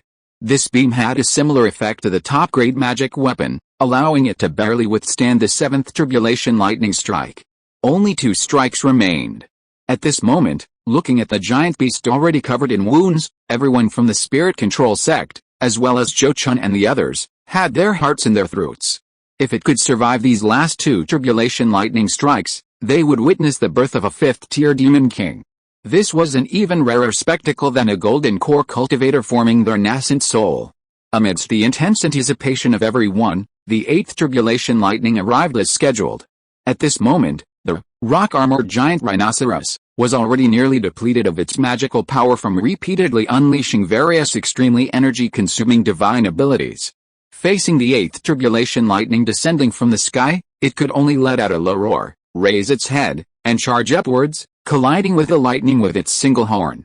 The result was that its horn, so hard that even a high-grade magic weapon could hardly damage it, was directly shattered by the tribulation lightning, and half of its skull was also blasted apart and vaporized. Such a severe injury, even for a near 5th-tier demon king like itself, immediately brought it to the brink of death. Was it going to fail? Seeing this scene, Zhou Chun's expression changed slightly, unsure whether to feel disappointed or happy. Many disciples of the Spirit Control Sect lowered their heads, their eyes filled with despair, unable to bear witnessing the impending tragedy. Meanwhile, the disciples of the Divine Wood Sect began to cheer. Only the Golden Core stage elders of the Spirit Control Sect remained undeterred, their faces tense as they watched the giant beast, a glimmer of hope appearing in their eyes. Neither the heavenly tribulation nor the dying beast paid any attention to the reactions of the human cultivators. The heavenly tribulation would not cease its attack as long as the target of the tribulation was not completely dead. Therefore, the final tribulation lightning descended as scheduled. As the last tribulation lightning of the entire heavenly tribulation, its power was naturally at its peak, almost comparable to a full-force attack from a mid-nascent soul cultivator. Such an attack would injure even an early nascent soul cultivator, let alone the rock-armored giant rhinoceros, which had not yet passed its tribulation. But at this moment, the rock-armored giant rhinoceros suddenly exhausted all its magical power, opening its mouth to spew out a golden spiritual light to meet the tribulation lightning. Within that golden spiritual light was a golden cone several feet long. The supreme magic weapon. The golden light yuan piercing cone. Isn't this the magic weapon of the former supreme elder of the Huangfu family? How could it be in the hands of this beast? Could it be? A surprised exclamation suddenly rang out from the azure sky near the spirit control gate, but very few people heard it. This was because all the cultivators' attention was drawn to the golden light and silver tribulation lightning. The golden cone, after colliding with the descending silver lightning, did not shatter immediately like the previous 2 magical treasures. Instead, after losing much of the silver lightning's power, it groaned and crashed to the ground, disappearing into the earth. The greatly weakened lightning then continued to bombard the rock-armored giant rhinoceros, blasting its massive body into fragments. Was it still dead? Seeing this, Zhou Chun felt a surge of disappointment, seemingly unwilling to see the rock-armored giant rhinoceros perish. But this disappointment lingered for only a few breaths before his eyes widened, instantly stunned by what he saw. The shattered body of the rock-armored giant rhinoceros transformed into wisps of green smoke, and the real rock-armored giant rhinoceros emerged from the ground. Although still appearing weak and dying, the rock-armored giant rhinoceros was, after all, alive. As the aura of the rock-armored giant rhinoceros reappeared, the thunderclouds in the sky became unresponsive, seemingly having fulfilled their mission, and quickly dissipated. Just then, a silver full moon suddenly appeared in the sky, a rare phenomenon of a full moon in broad daylight. The silver moon shone brightly, and soon, a silvery liquid, like lead and mercury, fell from the sky, drifting towards the rock-armored giant rhinoceros on the ground. It's Emperor's essence. The Emperor's essence phenomenon has appeared. Excited roars rang out from nowhere, instantly igniting the greed of countless eager individuals. We can't let that beast absorb the Emperor's essence to recover. Everyone, let's all seize the Emperor's essence. Within the Divine Wood Sect camp, the Grand Elder, possessing late-stage golden core cultivation, shouted, immediately forming hand seals and using the wood escape technique to teleport towards the gate of the Spirit Control Sect. Meanwhile, within the Unyielding Sect's ranks, several elders immediately flew towards the mountain gate to protect the guardian spirit beasts, who were still weakened. High above, a yellow-robed elder gazed longingly at the silvery liquid, his eyes gleaming with desire. However, just as he was about to seize the Emperor's elixir, his expression suddenly changed, and he looked warily in a certain direction, where only endless white clouds stretched out. But like a mouse seeing a cat, the yellow-robed elder cupped his hands in that direction and swiftly transformed into a streak of yellow light, disappearing from the scene. Chapter 605 Wishes Fulfilled. The Spirit Control Sect. When the extraordinary phenomenon of the Emperor's elixir appeared, Zhou Chun couldn't hide his excitement. Even the spirit pets in his spirit beast pouch simultaneously expressed their desire, restless and eager. Aside from human cultivators who were certain they couldn't refine the Emperor's elixir for any benefit, any demon beast could gain immense advantage from this rare treasure. Even ordinary wild beasts, if given the chance to ingest a drop of the Emperor's elixir, would instantly evolve into demon beasts, with great potential to break through to the second tier. However, despite his excitement, Zhou Chun didn't immediately act like the great elder of the Divine Wood Sect and others. Instead, he slightly raised his head and looked towards the azure sky. He was one of the few who had heard that exclamation of surprise earlier. He even recognized the identity of the yellow-robed elder. That person was none other than the renowned nascent soul stage rogue cultivator, true person Wang Yun. Zhou Chun had previously participated in an exchange meeting organized by this old man. Upon seeing this elder, Zhou Chun initially thought everything was settled, and the Spirit Control Sect was doomed. But after carefully considering the old man's words, his expression immediately changed. Seeing the old man turn and leave without hesitation, he became even more certain of his guess. The Spirit Control Sect had someone behind it. And not just any ordinary powerful force, but the Huangfu family of the Great Zhou royal family. As the #1 cultivation family in the Great Zhou Kingdom, the Huangfu family ranked among the top 5 powers, with unfathomable strength. Crucially, it was rumored that the strongest member of this family was a 5th-tier superior demon king. Zhou Chun didn't know how the Spirit Control Sect had connected with the Huangfu family, but since the Huangfu family was willing to lend even a top-grade magic treasure like the Golden Light Yuan Breaking Cone, to help the rock armor giant rhinoceros overcome its tribulation, their relationship was clearly extraordinary. And now, even a nascent soul stage rogue cultivator like Wang Yun's Henrin had suddenly given up the readily available Emperor's essence and a weakened 5th-tier demon king, indicating that besides lending treasures, the Huangfu family had another powerful figure hiding nearby. Perhaps this powerful figure was that 5th-tier superior demon king. Given this, Zhou Chun hesitated about whether to intercept the Emperor's essence. If he acted now, it would mean a complete break with the Spirit Control Sect, and if the rock armor giant rhinoceros sought revenge, it would be incredibly difficult to withstand. Conversely, if he didn't act, the Spirit Control Sect would likely not specifically target the Zhou family in Jing Kingdom. After all, they were the ones who acted unethically in the past, and the Zhou family was now nominally protected by the Moon Wheel Sect. However, This would mean the golden-winged tiger's breakthrough opportunity would slip away. On one hand, there was the potential retaliation from a powerful enemy facing his family. On the other hand, there was his spirit pet's breakthrough opportunity. Zhou Chun was unsure what to choose. Zhou Chun, what are you thinking about? Why haven't you acted yet? Seeing Zhou Chun's changing expression and lack of intention to move, Zhou Ming frowned and asked him. Hearing this, Zhou Chun quickly explained his predicament. Upon hearing this, Zhou Ming's expression changed drastically, and he too was caught in a dilemma. Actually, Zhou Chun's reason for calling Zhou Ming was secondary. His main motivation was to ensure his spirit pet, the fire god Jackal, could also benefit from the Emperor's elixir and increase its chances of breaking through to the 4th rank. Therefore, the same dilemma Zhou Chun faced was also present in Zhou Ming's case. However, to their surprise, just as they were caught in this predicament, Lin Hongyu suddenly said, "In that case, neither of you should show yourselves. I'll go and compete for the Emperor's elixir." Upon hearing this, both Zhou Chun and Zhou Ming were stunned and looked at her. Facing their gazes, Lin Hongyu calmly said, "The spirit control sect probably doesn't know much about my situation. With a change of appearance, I should be able to fool them in this predicament. If I fail, then it's fate, and you don't need to take any more risks." Hearing this, Zhou Chun hesitated briefly before nodding and replying, "All right, then I'll leave this to you, grandmother." He then handed Lin Hongyu the spirit beast pouch containing the fiery phoenix and the golden-winged tiger, instructing her to carry it for protection. Even many elders of the Zhou family were unaware of the fiery phoenix's existence, so there was no fear of it being exposed and people suspecting its connection to the Zhou family. As for the golden-winged tiger, it was purely for Lin Hongyu to feed it after obtaining the Emperor's elixir. After receiving the spirit beast pouch, Lin Hongyu immediately took to the air and sped towards the location of the rock-armored giant rhinoceros. At this moment, the Grand Elder of the Shenmu sect, who had acted fastest, had already arrived near the rock-armored giant rhinoceros, using the wood release technique. Upon appearing, he first waved his sleeve, summoning a jade-green gourd-shaped magic weapon. A burst of emerald green light surged from within the gourd, immediately sweeping towards the silver liquid descending from the sky. Simultaneously, a dark blue-green flying sword suddenly flew from his mouth, transforming into a sharp sword light that slashed towards the immobile, rock-armored giant rhinoceros.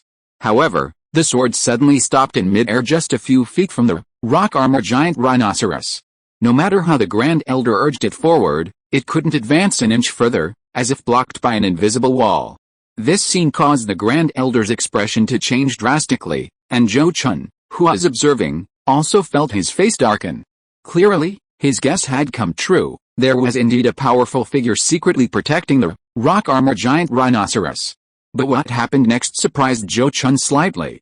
The Divine Wood Sect's Grand Elder's attempt to kill the rock-armored giant rhinoceros had failed, but his attempt to collect the Emperor's essence had succeeded. The emerald light emitted from the gourd magic weapon successfully drew some of the Emperor's essence back into the gourd. This scene made Zhou Chun's eyes narrow, and various speculations flashed through his mind in an instant. His thoughts raced, and he quickly flew towards the location of the other Golden Core Elders of the Divine Wood Sect, transmitting his thoughts to one of them whom he had previously contacted.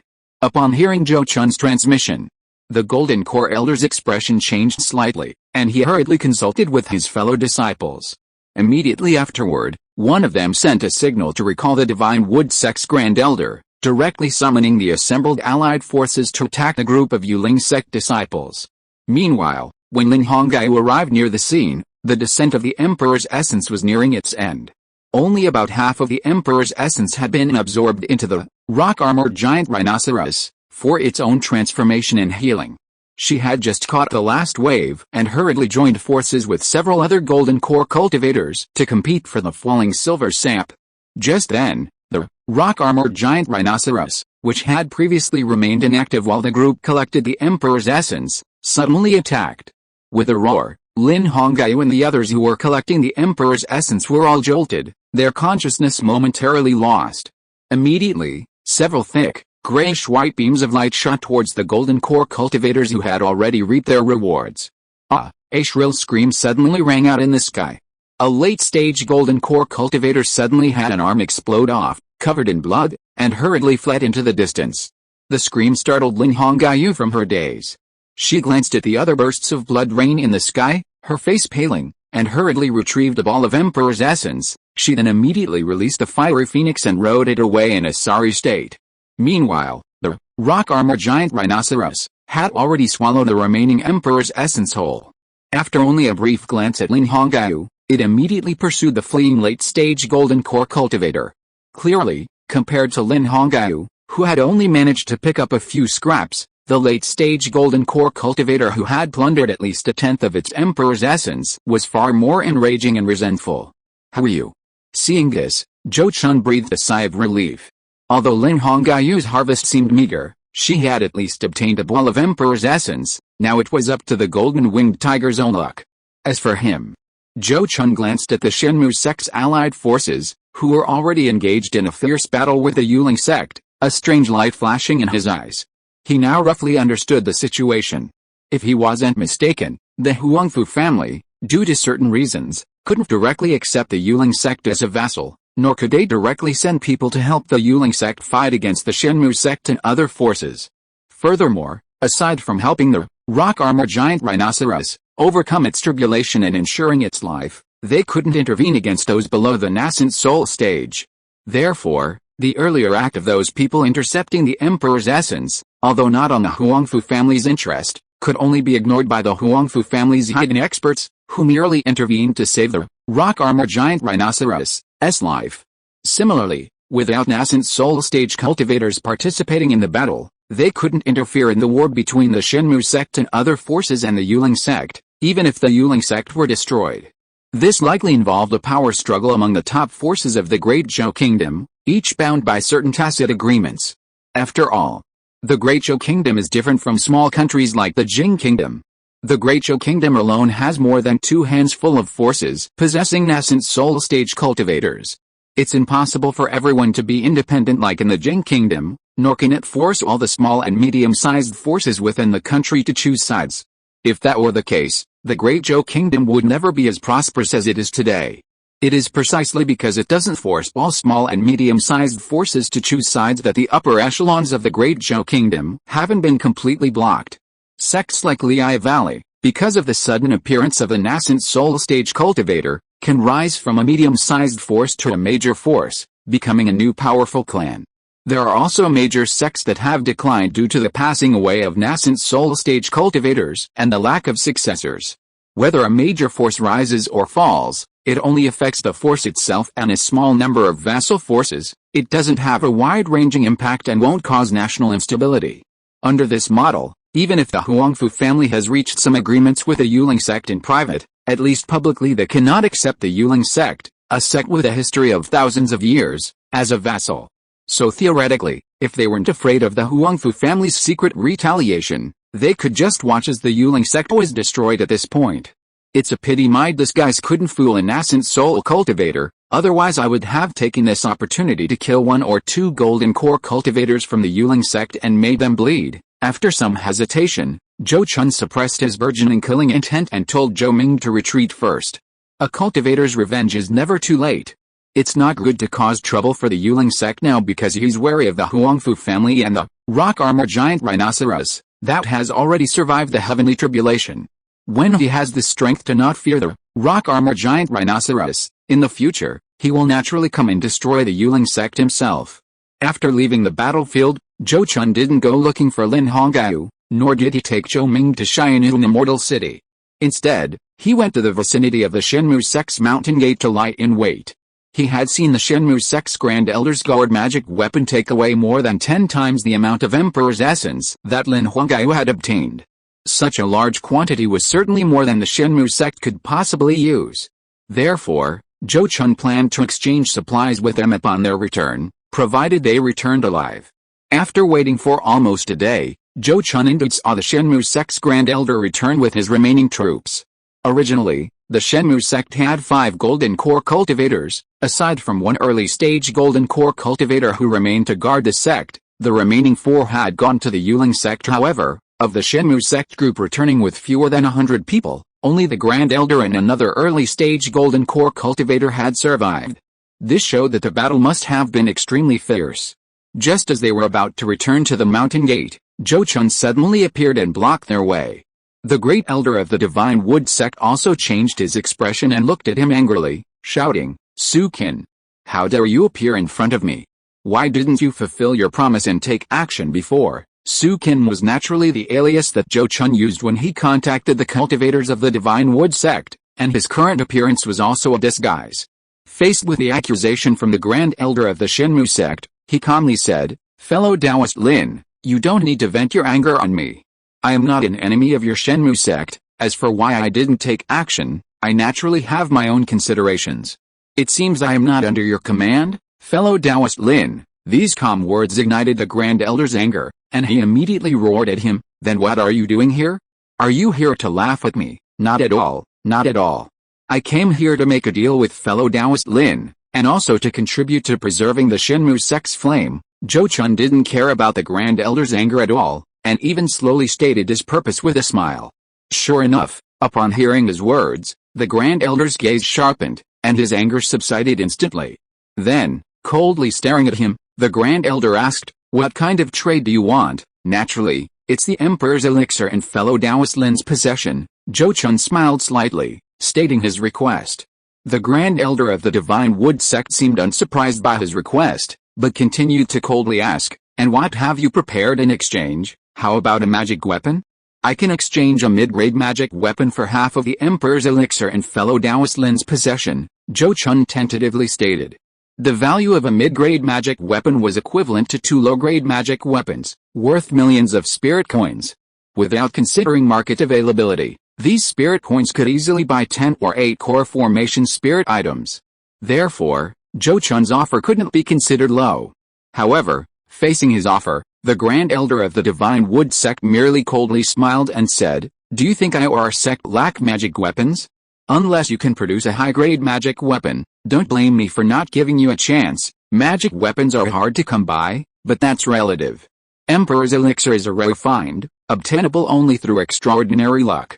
Moreover, it was a treasure the Grand Elder of the Divine Wood Sect obtained at great personal risk.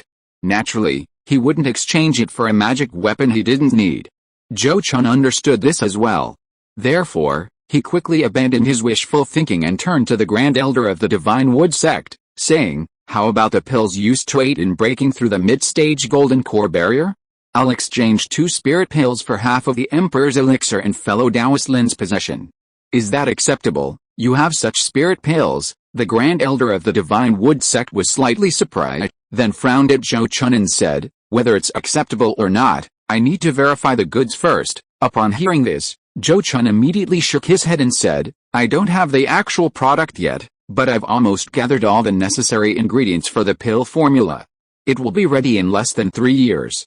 To allow, fellow Taoist Lin, if you believe me, I, Su, can show you part of the pill formula." Upon hearing this, the Grand Elder of the Divine Wood Sect's face darkened, and he couldn't help but sneer, "Without even the actual product, how can I trust you?" He then flicked his sleeve and said, "Fine, since you have no sincerity, then leave. I don't have time to waste words with you here, fellow Taoist Lin." "Wait a moment. What I just said was not a lie. If you feel uneasy without the actual product, I can offer a 5,000-year-old spiritual herb as collateral." Zhou Chun gritted his teeth and secretly transmitted his final offer. Hearing this, the Grand Elder of the Divine Wood Sect's expression changed. He immediately said, "You really have such a spiritual herb? Of course I won't lie to you, fellow Taoist Lin. The item is on me, and you can check it at any time." Zhou Chun responded with a serious expression. Seeing his reaction, the man immediately said, "Since that's the case, I can give you half of the Emperor's elixir, but I don't want your unfinished pills. I only want the spiritual herbs you have." "That won't do.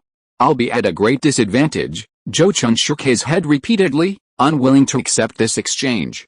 However, the Grand Elder of the Divine Wood Sect remained quite calm, coldly replying, "If you don't want it, then forget it. I won't force you." He then turned to leave with his men. Seeing this, Zhou Chun's expression changed several times, and he finally had to sigh and say, "Fine, I'll do as fellow Taoist Lin says." A quarter of an hour later, Zhou Chun returned to Zhou Ming's side with a bottle of Emperor's elixir that he had obtained from the Grand Elder of the Divine Wood Sect, the over 5,000-year-old jade spirit mushroom that he had brought out from the secret island had become someone else's property. It's hard to say who gained or lost in this transaction. It should be said that both parties got what they needed. The Grand Elder of the Divine Wood Sect needs spiritual herbs of this caliber as gifts to find a powerful backer, while Zhou Chun also needs Emperor's Elixir to help his spirit pet break through and advance. Chapter 606 Fourth Order Golden Winged Tiger. It's a pity this is the Great Zhou Kingdom. Zhou Chun, it's inconvenient for you to go all out. Otherwise, we could have just robbed those people from the Divine Wood Sect, and we wouldn't have wasted such a precious spiritual herb in a valley. After Zhou Ming learned the details of his transaction with the Great Elder of the Divine Wood Sect from Zhou Chun, who had just returned, he sighed with regret. Zhou Chun was already familiar with his elder's personality and didn't comment on it. In fact, directly robbing would seem to be the most cost-effective thing to do. Not only could he get the Emperor's essence, but he could also get the other party's relics. However, unless forced to, Zhou Chun would generally not do such a thing.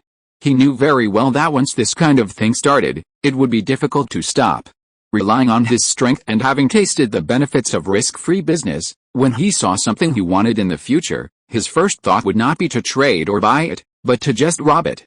However, as the saying goes, if you stand by the river long enough, you're bound to get your shoes wet. Even if you are strong and lucky enough to succeed in robbing once, twice, or even 10 times. Failure even once often means certain death. It's like gambling or drugs, even more terrifying. Once addicted, it's incredibly difficult to quit. So, unless absolutely necessary, and unless the opponent is a truly wicked person, Zhou Chun generally wouldn't consider such a thing. He has his own principles and his own convictions. Besides, Zhou Ming also said that this is the Great Zhou Kingdom, a place teeming with high-level cultivators. If Zhou Chun wanted to take down the Grand Elder of the Divine Wood Sect, a late-stage Golden Core cultivator, and prevent him from escaping into the nearby mountain gate, he couldn't afford to do nothing. And if he used a spiritual treasure, who knew if it would bring him death as well? Therefore, he quickly said to Zhou Ming, Emperor's Elixir is not suitable for long-term storage. The sooner it's consumed, the better. Grand Elder, please release the fire god Jackal and let it consume its share first. That's easy, Zhou Ming replied, immediately patting his spirit beast pouch at his waist in releasing the fire god Jackal. Seeing this, Zhou Chun immediately took out a jade bottle containing the Emperor's Elixir and fed about a quarter of it to the fire god Jackal. However, the Emperor's Elixir was too alluring to the beast. Even though the amount Zhou Chun gave was not small, the fire god Jackal still stared wide-eyed at the jade bottle in his hand after eating it, its eyes filled with greed. Seeing this, Zhou Ming kicked the Jackal in annoyance and scolded, "You insatiable lazy thing, what are you looking at? Hurry up and go back to refine the medicinal power." With that, he forcibly put the unsatisfied fire god Jackal back into his spirit beast pouch. Zhou Chun could only smile and shake his head, then took out another jade bottle, poured out the same amount of Emperor's Elixir into it, and handed it to Zhou Ming. Then, with a solemn expression, he said, "Please keep this Emperor's Elixir safe. Take it back immediately and give it to Uncle Daoi's Azure Dragon. With its dragon bloodline, this should make its breakthrough to the 4th rank much smoother. Don't worry, I'll rush back without stopping and will definitely not delay this important matter." Zhou Ming nodded solemnly, immediately put away the jade bottle, and set off back to his family. After seeing Zhou Ming off, Zhou Chun immediately followed a connection with his spirit pet and tracked Lin Hongaiu's location. After flying thousands of miles, Zhou Chun found Lin Hongaiu hiding in a small market. By this time, the golden winged tiger had already consumed the Emperor's Elixir that Lin Hongaiu had obtained. But Zhou Chun was afraid that the amount was not enough, so he gave it half of the remaining Emperor's Elixir to consume. After some thought, Zhou Chun decided not to feed the remaining Emperor's Elixir to Lei Jiao Bai, who had always followed him and made great contributions. Instead, he fed it all to Yang Yu Hofeng. This choice was based on what was most beneficial to both himself and his spirit pets. Lei Jiao Bai's bloodline aptitude was already very high. Once its cultivation reached a certain level, triggering a heavenly tribulation would be virtually guaranteed. Therefore, feeding it the Emperor's Elixir now wouldn't be ineffective, just less so than feeding it to other spirit pets. Mu Mei Mu Sang and Jinjia Fu Shan Ji Yu I Shi Tao were in similar situations and wouldn't need the Emperor's Elixir to grow to the point of triggering a heavenly tribulation. Only Yan Yu Hofeng might be stuck at this stage because its bloodline quality wasn't high enough. So, he wanted to help it improve its bloodline quality as much as possible. As for the golden winged tiger, It hadn't even broken through to the 4th rank yet, so discussing the 5th rank was too early. Moreover, given its current lagging pace, it's estimated that by the time it reaches the 4th tier high grade, the fiery phoenix, the golden armored mountain carrying turtle, and even the wood spirit and mulberry tree will all be undergoing heavenly tribulation. At that time, each of the spirit pets undergoing tribulation first only needs to share a little of their emperor's elixir with it, which will further enhance its bloodline quality. Even the thunder flood dragon can benefit from this. After feeding the spirit pets, Zhou Chun parted ways with Lin Hongyu, intending to hide in Xianyun Immortal City for a while. This risky move was Lin Hongyu's way of repaying Zhou Chun's previous favor of gifting her treasures. Afterwards, Zhou Chun returned to his family with the 2 spirit pets that had received tremendous benefits. Interestingly, although it took Zhou Chun some time to find Lin Hongyu, because of his higher cultivation level and faster speed, he actually returned to the Zhou family a day earlier than Zhou Ming. This made him somewhat amused and exasperated. Fortunately, with Zhou Ming's safe return, Zhou Daoyi's azure flood dragon also successfully consumed the emperor's elixir. Zhou Daoyi didn't dare linger in the family compound. After Zhou Ming returned, he went back to Xianyun Immortal City. Zhou Chun went to the Kiayu mountain stronghold in the wilderness to cultivate in seclusion, taking Lin Hongyu's place there. Meanwhile, the spirit pet's reactions to the emperor's elixir varied. The fiery phoenix, with its already high cultivation level, quickly refined the elixir and, as Zhou Chun had predicted, successfully condensed its 6th fire phoenix feather. However, the elixir's effect on it seemed to end there, showing no further signs of power. Perhaps it hadn't consumed enough. The golden winged tiger and the fire god jackal, whose cultivation had already reached the peak of the 3rd rank, both fell into deep sleep after consuming the elixir, seemingly preparing to break through to the 4th rank. Their masters, Zhou Chun and Zhou Ming, were naturally overjoyed and filled with anticipation. If they both successfully break through to the next level, the Zhou family will gain 2 more 4th-tier demonic beasts. At that time, the Zhou family will have over a dozen golden core cultivators and 4th-tier demonic beasts combined, a truly formidable force. Time passed slowly, and 3 years quickly went by. During these 3 years, Zhou Chun focused solely on cultivating in his cave, waiting for his spirit pets to break through. Although some events, large and small, occurred within the Zhou family, things remained generally stable. After 3 years of slumber, the golden winged tiger took the first step. On this day, Zhou Chun was cultivating in his cave as usual when he suddenly sensed an anomaly in the spiritual energy within, a large amount surging towards a certain spirit beast chamber, the very place where the golden winged tiger was.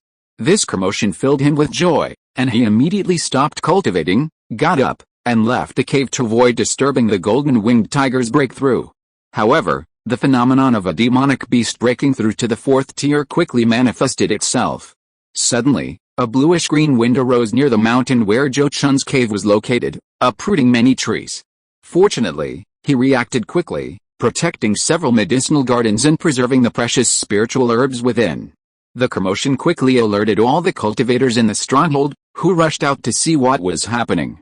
Clan Chief, should I restrain those people? Su Fu, always quick to read the room, hurriedly asked Zhou Chun for instructions. Yes, I'll leave that to you. Tell everyone that it's just my spirit pet breaking through a major realm, there's no need to panic. Zhou Chun nodded slightly, calmly explaining the situation. Hearing this, Su Fu was initially startled, then quickly bowed and congratulated him, before discreetly going to restrain his subordinates. About half a month later, a majestic and domineering tiger roar suddenly erupted, echoing throughout the entire Kiayu mountain stronghold. Immediately afterward, a majestic and powerful winged tiger soared into the sky from Zhou Chun's cave, appearing in midair. This tiger was over 10 zang long, with a wingspan of more than 10 zang. It's for displaying a striking combination of blue and gold, truly magnificent. However, Zhou Chun noticed that the king character mark on the tiger's forehead had turned a pale silver, and faint silver runes had also appeared on its wings. This stirred something within him, and he immediately formed some guesses. To verify his guesses, Zhou Chun immediately flew onto the tiger's back, then rode the flying divine tiger directly away from the stronghold, flying into the vast wilderness. Not long after, in a rocky mountain range in the wilderness, the newly awakened 4th-tier demon beast, the golden winged tiger, at Zhou Chun's signal, unleashed its newly awakened divine power. Golden light shone on its wings, and with a sudden flap, a golden gust of wind swept towards a cluster of stone pillar peaks ahead.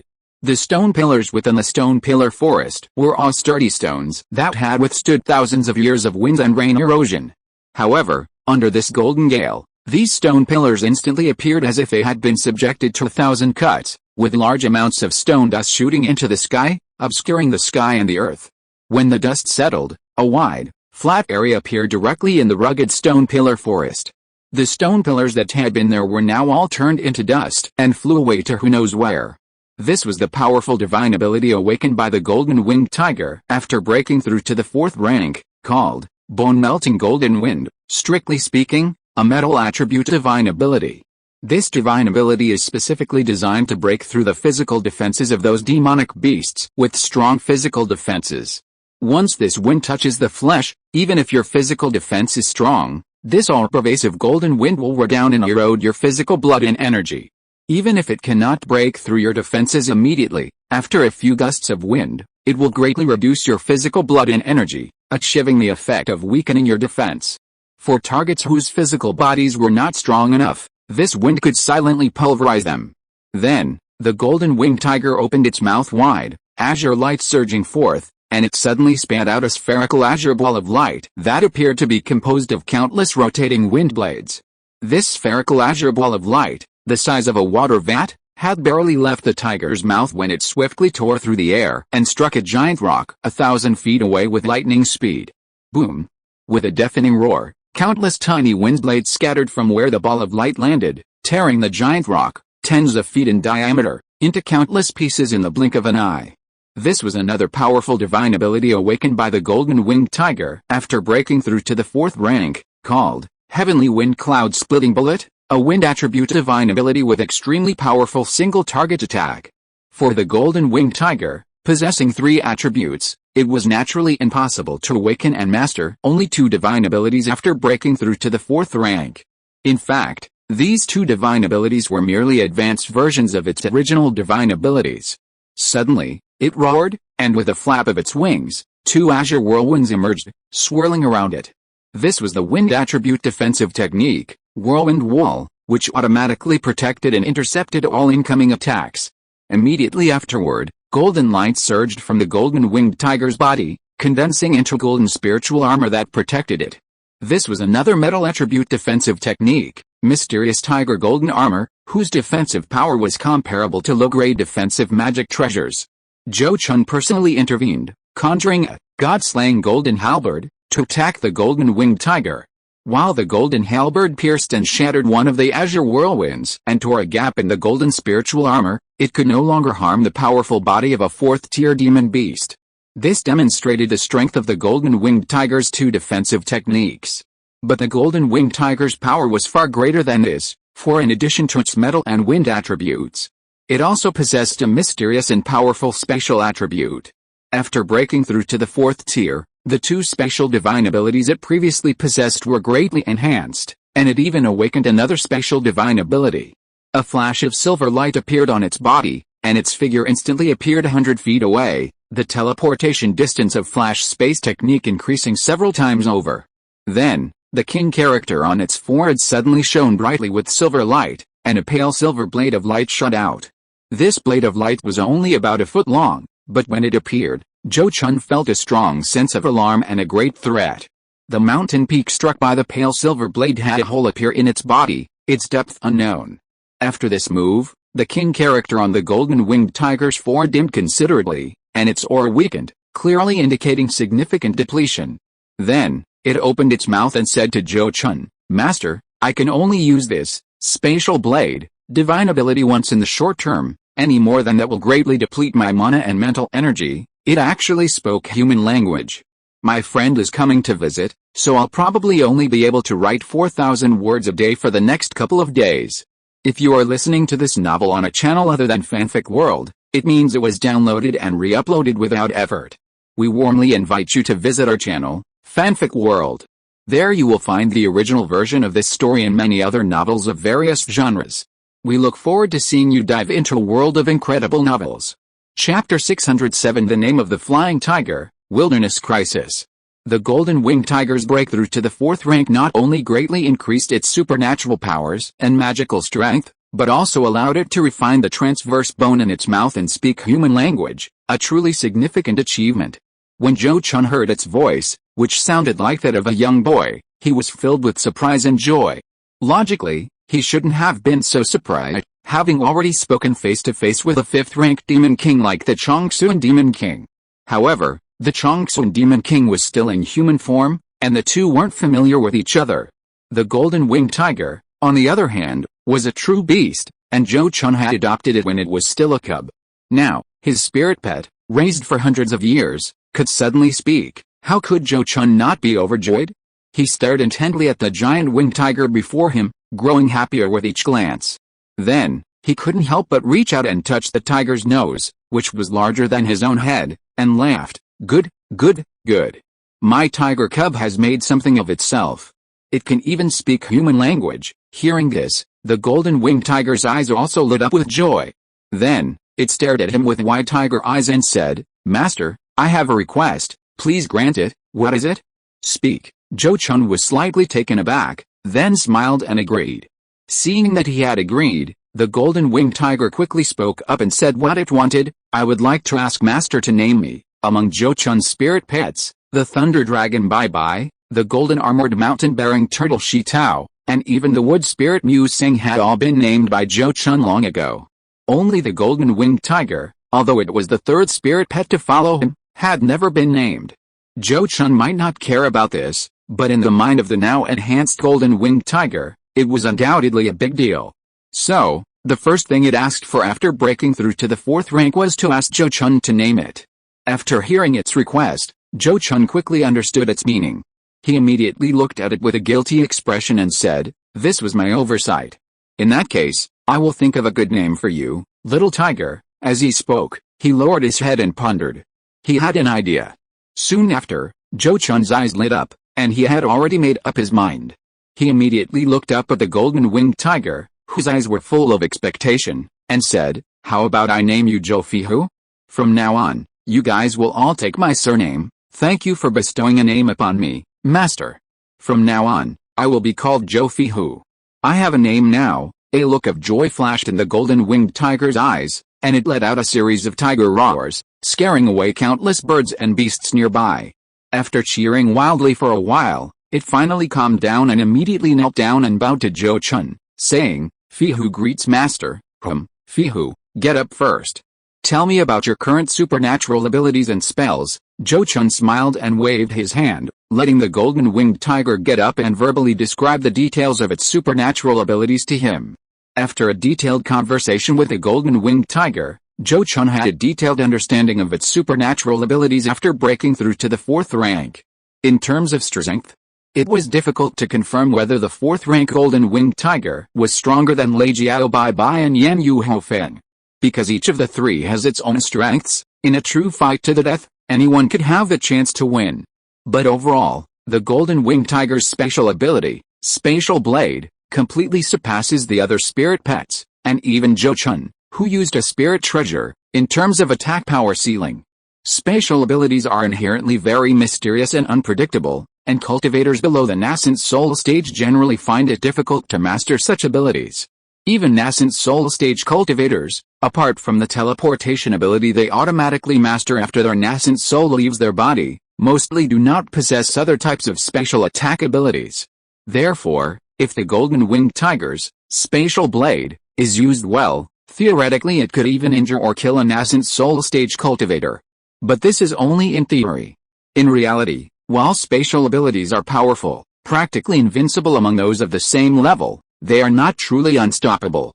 The defensive abilities of the nascent soul stage cultivator, and even top-grade magic treasures, can potentially block the spatial blade released by a 4th-tier golden winged tiger. Furthermore, given a nascent soul stage cultivator's ability to perceive danger and the powerful flight speed, the golden winged tiger will find it difficult to hit them unless it launches a sudden close-range sneak attack.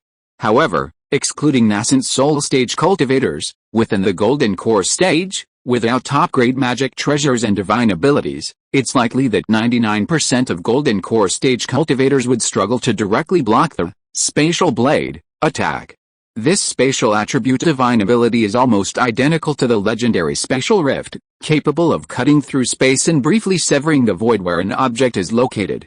To block such an attack, either the treasure itself contains spatial power, or its material is extremely hard and of extremely high grade, or the divine ability itself is powerful enough to temporarily negate the cutting force of space. Few Golden Core stage cultivators can achieve these. With a Golden Winged Tiger's current cultivation and mana, it can probably unleash the Spatial Blade 3 times, with each use requiring at least a quarter of an hour's interval. Even so, if used well, these 3 Spatial Blades can absolutely lay the foundation for victory in battle. Furthermore, besides the Spatial Blade, its Flash of Space divine ability can now flash 100 feet in an instant, and it can be used dozens of times in a single battle without any problem.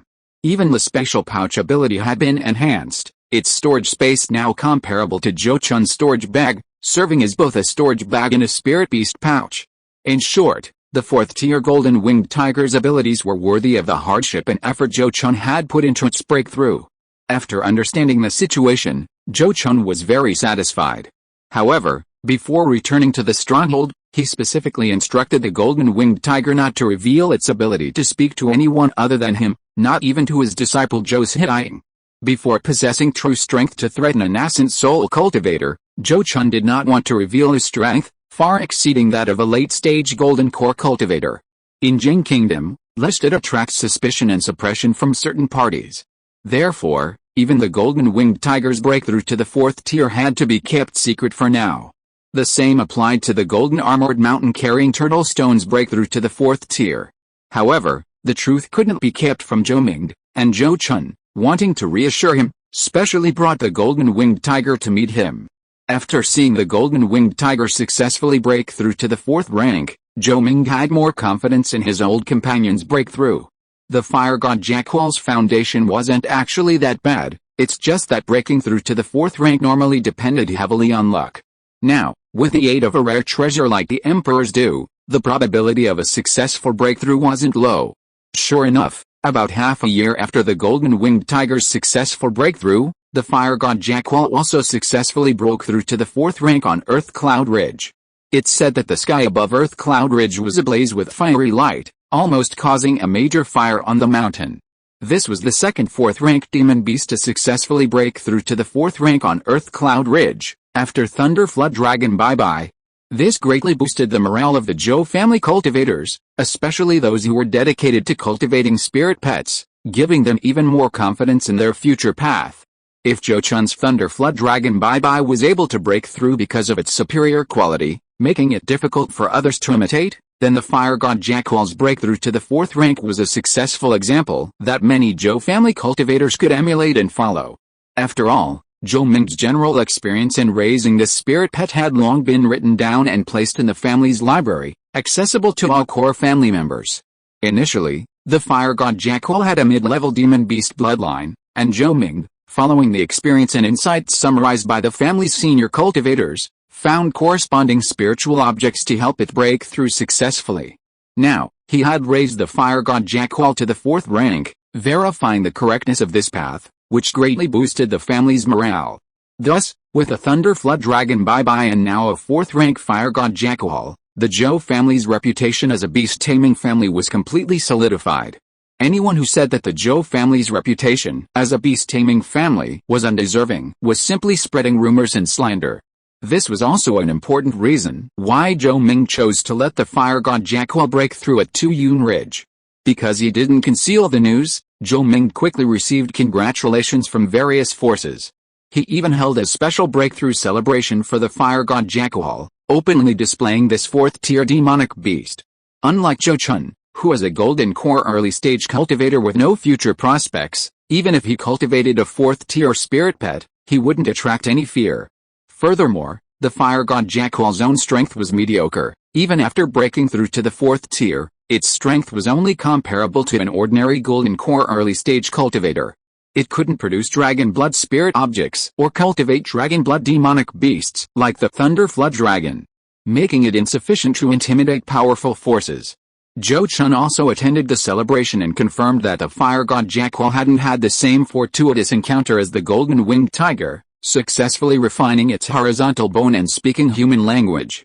This showed that even with the same fortuitous encounter, differences in one's own foundation would still lead to differences in the final outcome. Originally, Zhou Chun intended to go to the Great Zhou Kingdom to find Luo Qingni to refine pills after attending the fire god Jackal's breakthrough celebration. To his surprise, on the very day the celebration ended, Su Fu from the wilderness sent an urgent intelligence report. After reading it, Zhou Chun had no choice but to temporarily abandon his plans to go to the Great Zhou Kingdom and immediately return to the wilderness. What exactly happened? How could the Dragon Rising Valley stronghold have been suddenly exposed? Back at the Jade Mountain stronghold, Zhou Chun rushed back and immediately summoned Su Fu, the person in charge, to inquire about the situation. It turned out that the urgent intelligence he had received was about the Zhou family's first settlement in the wilderness being attacked by a horde of demonic beasts. According to the intelligence, the Dragon Rising Valley stronghold had been discovered by demonic beasts for some unknown reason, attracting several third-tier demonic beasts and a large number of first- and second-tier demonic beasts to attack. The Zhou family had been secretly developing the wilderness for 100 or 200 years, and this was the first time they had encountered such a situation, which could not be ignored. Naturally, Zhou Chun had to come over immediately to understand the situation. Faced with his question, Su Fu replied in a low voice with a grim expression, "This junior currently does not know why Dragon Rising Valley was exposed. All I know is that the stronghold has fallen, and all the cultivators inside have disappeared without a trace." It's estimated that, he didn't finish his sentence, but Zhou Chun understood. This desolate land was the domain of demonic beasts. Since Dragon Rising Valley had been exposed and trampled by them, the fate of those Zhou family cultivators was certainly not good. However, now was not the time to discuss this matter, nor was it the time to blame Su Fu. Zhou Chun quickly followed up with a somber expression, asking, "What is the situation in other areas? A silver sandstone mine near Dragon Rising Valley has also disappeared, but we can still contact the other mines," Su Fu hurriedly explained in her low voice. Hearing this answer, Zhou Chun breathed a sigh of relief. Then he looked at him and instructed, "Immediately send messages to all areas, telling them to stay within their strongholds and mines, and not to venture out again. They must patiently await further instructions from the clan." "Yes, sir, I'll do it right away," Su Fu quickly and respectfully responded, immediately going to carry out the task. Zhou Chun pondered for a moment, then released the wood sprite, Mu Sang, to scout out the situation in Dragon Rising Valley. But before he could gather information about Dragon Rising Valley through Mu Sang, Su Fu came to report another matter.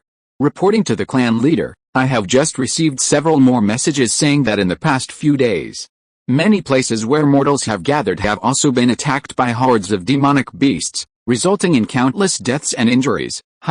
Zhou Chun's gaze sharpened, keenly catching a crucial piece of information. He immediately fixed his eyes on Su Fu and asked, "You just said you encountered an attack by a horde of demonic beasts? Was it a horde composed of the same type of demonic beast?" Hearing this, Su Fu replied somewhat awkwardly, "This subordinate doesn't know either. The messenger was a key refining cultivator, and they didn't mention anything in detail, then immediately arranged for skilled scouts to investigate. I need more detailed intelligence." Zhou Chun issued the order in a cold tone. "Yes, Junior will do it right away." Su Fu wiped his forehead with his sleeve and hurriedly retreated. After waiting for most of the day, it was Mu Sang who first came to relay its scout findings to Zhou Chun. According to its scout, the Dragon Rising Valley stronghold had indeed been completely razed, and there wasn't even a single skeleton left. However, there were no third-tier demonic beasts present there now, only 3 second-tier demonic wolves leading hundreds of first-tier demonic wolves, seemingly planning to settle there. However, Mu and Mu Sang discovered as many as 5 hidden third-tier demonic beasts and 1 fourth-tier badger demon within a radius of several hundred miles. Clearly, these demonic beasts were fishing, trying to lure out more human cultivators. It seems that this sudden attack on the Dragon Rising Valley stronghold by these demonic beasts was not a spur-of-the-moment decision, but rather a premeditated one. Has the smooth sailing of the past 100 or 200 years made everyone lose their vigilance? Zhou Chun muttered to himself, his mood somewhat heavy. The loss of Dragon Rising Valley was not a major blow to the Zhou family, even with the deaths of 2 Foundation establishment cultivators. But if the demonic beasts of the wilderness realized that other human cultivators existed there and began purposefully clearing out human strongholds and ambushing human cultivators, the blow to the Zhou family would be enormous. In extreme cases, the Zhou family might even have to temporarily withdraw from the wilderness to avoid being tracked down and their stronghold attacked. Hopefully it won't come to that, Zhou Chun sighed, then sent Mu Mei and Mu Sang away again, instructing them to continue scouting around the Kiu mountain stronghold to see if any unusual activity was occurring there.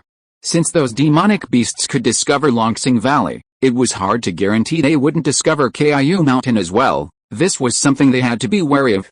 Over the next few days, more and more intelligence gathered for Zhou Chun, gradually giving him a new perspective on the attack on Longsing Valley. According to the intelligence, while the attack on Longsing Valley might have had an element of premeditation, it was largely an unprovoked disaster.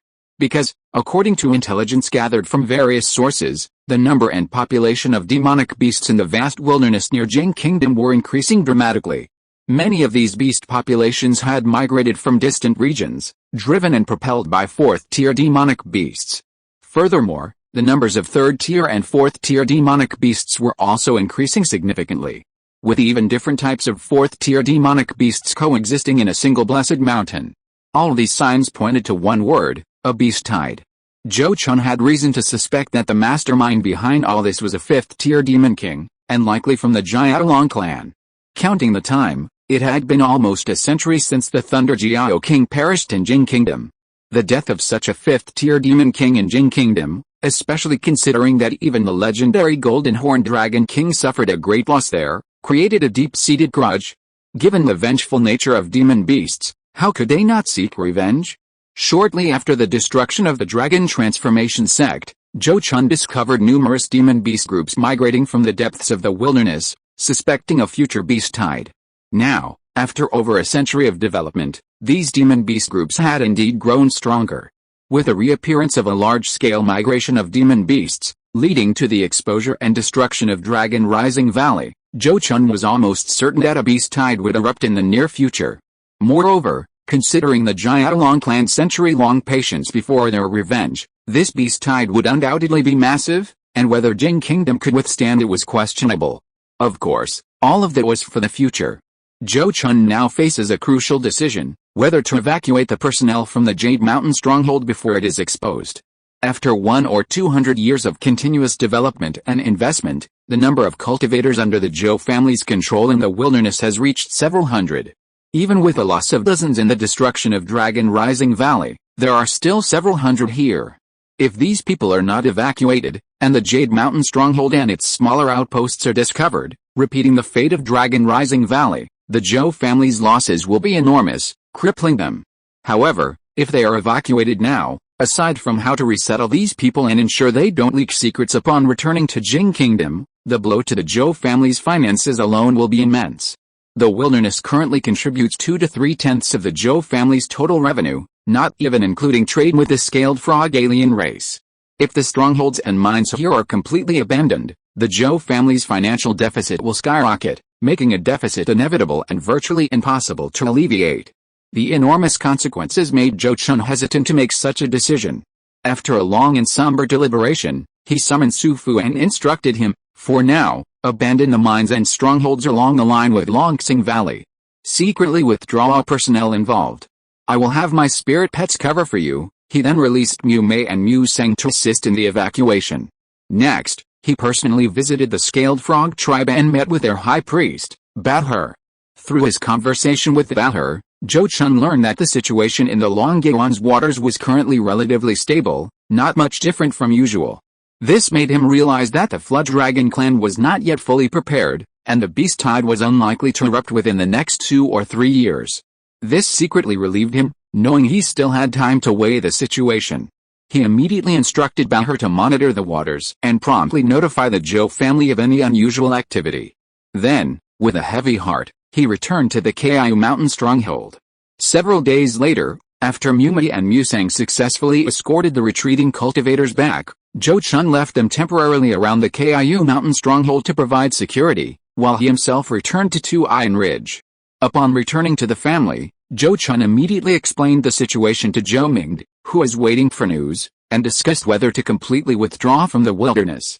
At present, a complete withdrawal of manpower from there is probably not realistic. Firstly, the family doesn't have enough space to accommodate so many unfamiliar cultivators, and secondly, every year that they hold out there gives the family's finances an extra year of buffer. Furthermore, the family has invested a lot of resources there over the years. Abandoning it all would be a huge loss. Inside the cave, after listening to Zhou Chun's proposal, Zhou Ming quickly frowned and expressed his opposition. He had been supervising the family in place of Zhou Chun for many years and was very clear about all aspects of the family's situation. He was well aware of some serious consequences that Zhou Chun had not considered. After initially expressing his opposition, he quickly continued, "My opinion is to abandon some less important mines and strongholds, and simultaneously stop searching for resources in the wild. We should increase manpower allocated to mining the remaining mines. On the other hand, those clansmen with potential, even the clan's elite warriors, can be withdrawn to prevent them from perishing there. Finally, the clan should begin communicating in advance, systematically and gradually reducing unnecessary expenditures, cutting clan welfare and offerings, and stockpiling war supplies." He seemed to have thought of something and quickly added, "Furthermore, the clan should prepare an escape route in advance, sending some of the younger generation out to other areas. If we really can't hold out, the clan will still have the chance to rise again." "Your words make a lot of sense. Let's make preparations as you suggest." Zhou Chun nodded thoughtfully, quickly agreeing to his suggestions. Sigh. "This is absurd. I woke up this morning to find that the power was out in my neighborhood, and it didn't come back on until 7 p.m. Even though I prepared a detailed outline for today's writing during the day, I only have 4 hours to write, which means I can only manage 6,000 words." Chapter 608 The Great Beast Tide. The impending beast tide was a matter of great importance, even a matter of life and death.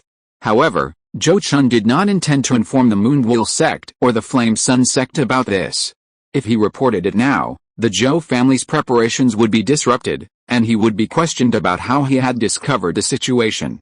After much deliberation, he decided to pretend ignorance and secretly make preparations. In any case, if a massive beast tide were to break out, the sheer scale of the event would be impossible to conceal. Several major powers had high-level cultivators stationed at the borders and would receive advance notice. They simply couldn't prepare in advance like the Zhou family, stockpiling supplies and evacuating personnel. After reaching an agreement with Zhou Ming, the two split up. Zhou Chun was responsible for procuring war supplies from the Great Zhou Kingdom and informing Zhou Daoyi and Lin Hongyu, while Zhou Ming was responsible for internal family matters. But before Zhou Chun left, Zhou Ming returned one item to him. "War is imminent. Give this demon core to Zhang Chun's fiery phoenix to help it break through to the mid-4th rank." The demon core he spoke of was the 4th rank, fire-scaled lion, demon core that Zhou Chun had exchanged for with the fire god Jackal. Originally, he intended to use this demon core to let the fire god Jackal gamble on whether it could help him break through to the 4th rank. However, the fire god Jackal broke through directly to the 4th rank after consuming Emperor's elixir, thus saving the demon core. In terms of potential and strength, the fire god Jackal was clearly far inferior to the fiery phoenix. That's why Zhou Ming was acting this way. Zhou Chun, knowing the gravity of the situation, didn't refuse this time and quickly took the demon core, feeding it to the fiery phoenix on the spot. Speaking of which, the golden armored mountain-carrying turtle stone was almost finished digesting its low-grade 4th-rank demon core, its cultivation nearing the edge of a breakthrough. Perhaps when the great beast tide truly erupts, both of whose spirit pets will be able to break through to the mid-4th rank. On this trip to the Great Zhou Kingdom, Zhou Chun specifically brought his disciple, Zhou Ziying, along. Ostensibly, it was to broaden her horizons and broaden her experience, but in reality, it was to take her away from the Jing Kingdom, which was about to become a battlefield. According to the plan, she would be under the care of Zhou Daoyi in the Great Zhou Kingdom until the war in the Jing Kingdom was resolved. With her and Zhou Daoyi there, even if the Jing Kingdom lost, the Zhou family could still rise again. Zhou Ziying was completely unaware of all this, only eagerly anticipating the journey with Zhou Chun. Unfortunately, Zhou Chun was truly in a hurry this time, and didn't linger in the various countries along the way, selectively stopping briefly in a few markets to avoid revealing the purifying heaven and earth divine jar. This left Zhou Ziying quite disappointed and frustrated. Fortunately, as the two arrived at Xianyun Immortal City, The magnificent and imposing city quickly attracted Zhou Chun's attention. She had never seen such a grand and vast immortal city before. Looking at the magnificent and imposing immortal city, she felt the same way that Zhou Chun had felt when he first saw it. Then, she was filled with immense curiosity, eager to see what lay within. Immediately, she looked at Zhou Chun pleadingly. "Master, could you allow me to roam freely within the immortal city? I want to explore it thoroughly." Hearing her request, Zhou Chun calmly replied, "It's fine to let you roam freely within the city, but you must agree to 3 rules: no conflicts with others, no revealing your background, and no leaving the immortal city without permission. If you can fulfill these 3 conditions, I will allow you to roam freely within the immortal city." Hearing this, Zhou Chun's face lit up with joy, and she nodded repeatedly, saying, "I agree. I will remember Master's instructions and will never violate these 3 rules. In that case, you may go." Zhou Chun looked at her silently for a moment before nodding slightly and saying the words that made her smile. Then, the master and disciple parted ways and entered the city. After entering the city, Zhou Chun naturally went first to the cave dwelling rented by Zhou Dai and his wife. Only a few years had passed since their last plot to seize the emperor's due, and the couple were still in the city laying low. Zhou Chun easily met with him. "Zheng Chun, since you've come here, the results of your spirit pet's breakthrough must be in, right? How was it? Did you succeed?" Inside the cave, upon seeing Zhou Chun, Zhou Dai immediately inquired about the golden-winged tiger's breakthrough with concern. Although Zhou Chun was preoccupied with his own thoughts, he wasn't in a hurry to speak. He simply smiled and nodded, saying, "That's right, not only has the golden-winged tiger successfully broken through to the 4th rank, but the Supreme Elder's fire god Jakwal has also successfully broken through." Hearing this, Zhou Dai's face immediately lit up with joy, and he couldn't help but clap his hands and exclaim, "That's wonderful. This is truly double happiness. Let's raise a toast." Seeing this, Zhou Chun also took the opportunity to ask, "Uncle, what about your azure dragon? It should have successfully advanced to 3rd rank superior grade demon beast by now, right? Thanks to you, Zheng Chun, King has not only successfully advanced to 3rd rank superior grade, but its bloodline quality has also improved. Although it's still far from being as good as your thunder dragon baby, breaking through to the 4th rank shouldn't be a problem in the future," Zhou Dai said, his face also full of smiles. He had previously worried that he was holding back the azure dragon King, and might not be able to accompany his beloved pet to the 4th rank. Unexpectedly, a stroke of luck led him to successfully form his core first, while his spirit pet, King, suffered a setback in cultivation due to the forbidden medicine it had taken, greatly hindering its progress. This had always been a regret in his heart, making him feel guilty towards his beloved pet. Now, with the help of the 3rd grade high-quality demon core and Emperor's essence given by Zhou Chun, the Azure Dragon's cultivation had finally caught up, and its bloodline quality had also been significantly improved. Finally, his hardships had come to an end, and he had reaped a satisfactory reward. He could finally put down a heavy burden and was in a great mood. Unfortunately, his good mood was destined not to last long, because Zhou Chun soon revealed the purpose of his visit. Sure enough, when he heard that the Dragon Rising Valley stronghold had been attacked and destroyed, and that a great beast tide was brewing, not only Zhou Dai's expression changed, but even Lin Hongyu, who had not spoken before, changed her expression. Both of them knew how much harm the great beast tide would bring to Jing Kingdom and the Zhou family once it broke out. It would definitely be a disaster that could lead to the destruction of the Zhou family. "This is truly a disaster," Zhou Dai muttered to himself, his face extremely grim. However, having served as clan leader for a long time and now being a golden core cultivator, he quickly regained his composure after a brief moment of shock. After a moment's thought, he looked at Zhou Chun and asked, "So, how does the clan plan to deal with this matter? Is there anything I can do to help?" Zhou Chun immediately replied, "I have already discussed it with the Supreme Elder. The clan is making 2 preparations, actively preparing for war while arranging for promising young clan members to leave Jing Kingdom, preserving a glimmer of hope for the clan. After these young clan members leave Jing Kingdom, they will need your secret care and protection, Grand Uncle. Furthermore, Grand Aunt may also need to return to fight the beast tide with us, to avoid giving others cause for criticism." He added, "I also brought Yinger with me this time. For some time to come, we will need your help, Grand Uncle. You must look after her and protect her, ensuring nothing happens to her before she reaches the late stage of the Purple Mansion realm." Hearing this, Zhou quickly nodded solemnly and said, I understand. Leave these matters to me, I will certainly not fail the family's trust. After making this promise, he looked at Zhou Chun earnestly and instructed him, but Zhang Chun, you must also be careful. If things truly become unbearable, even if it means making a painful sacrifice and retreating from Jingo, it's alright, as long as we golden core cultivators are still alive, even if the family is reduced to only a few dozen or 100 people, we can rise again within 300 years and regain our current glory. When the Zhou family first settled in Jilifang Ridge, there were only a few dozen members. Now, 300 years later, the Zhou family has achieved its current strength. Therefore, Zhou words were not empty boasts. Of course, Zhou Chun and he both knew that this was only a last resort. If they had a choice, they would certainly still want to preserve the foundation of Jingguo. After all, those who had experienced it firsthand knew all too well how difficult it was to start over. I understand, please don't worry, Zhou Chun nodded slightly, responding solemnly.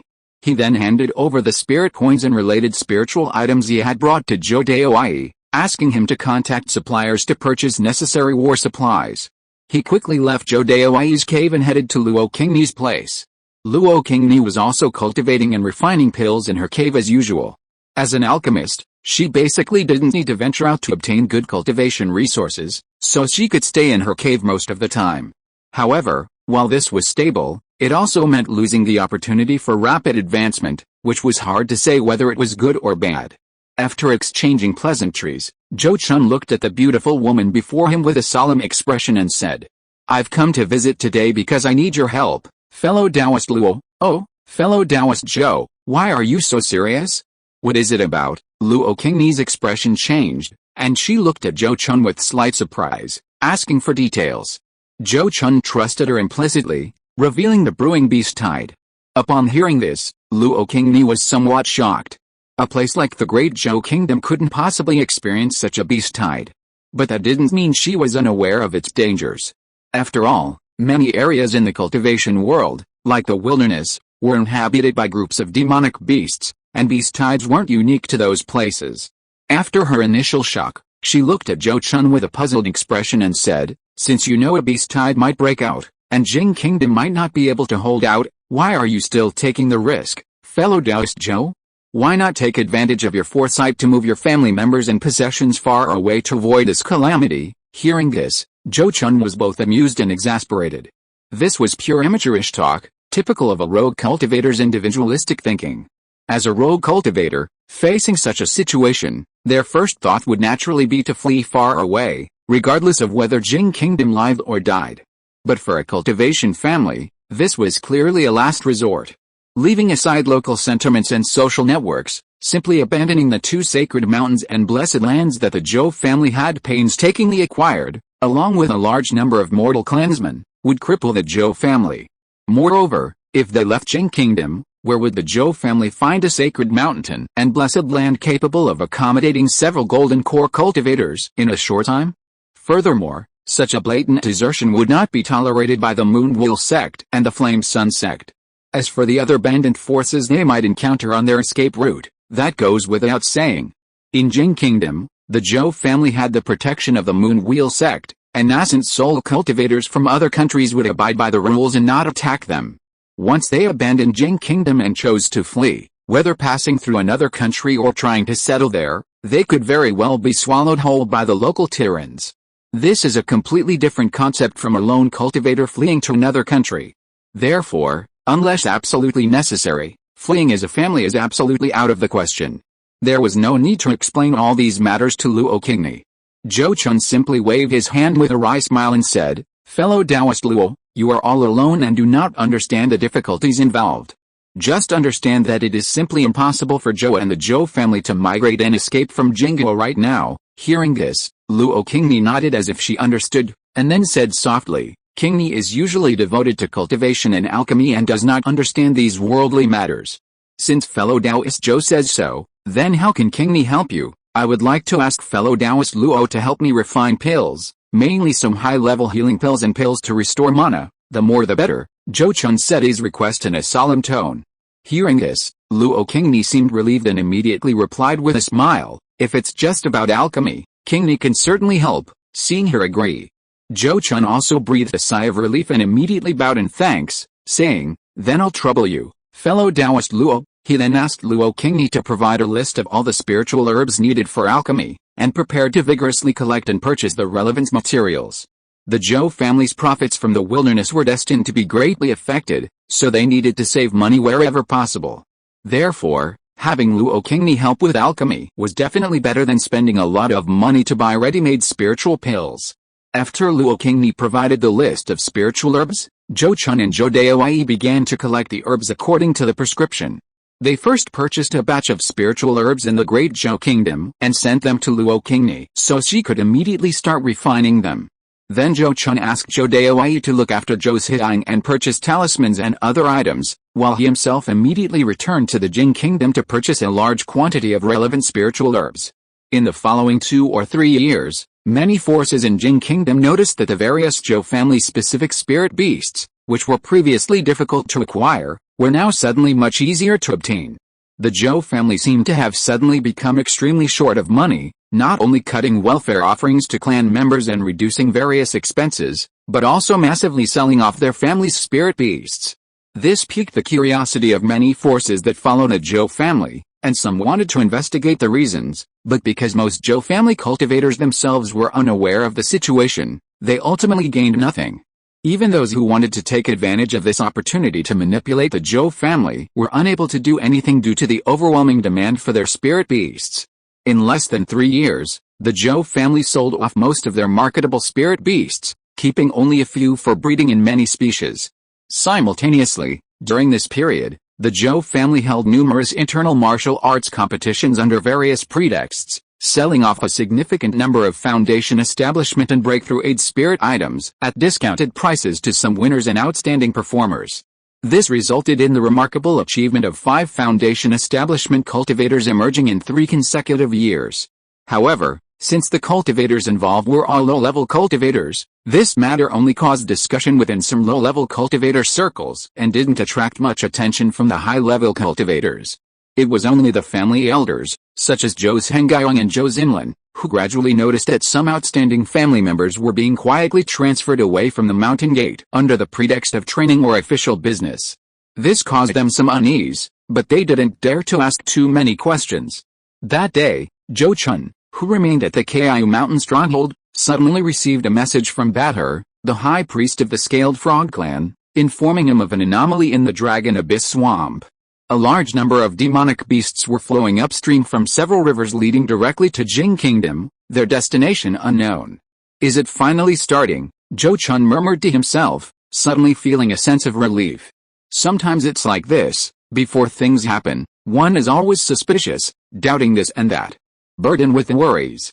Now that everything has become inevitable, he can finally calm down and face it with composure.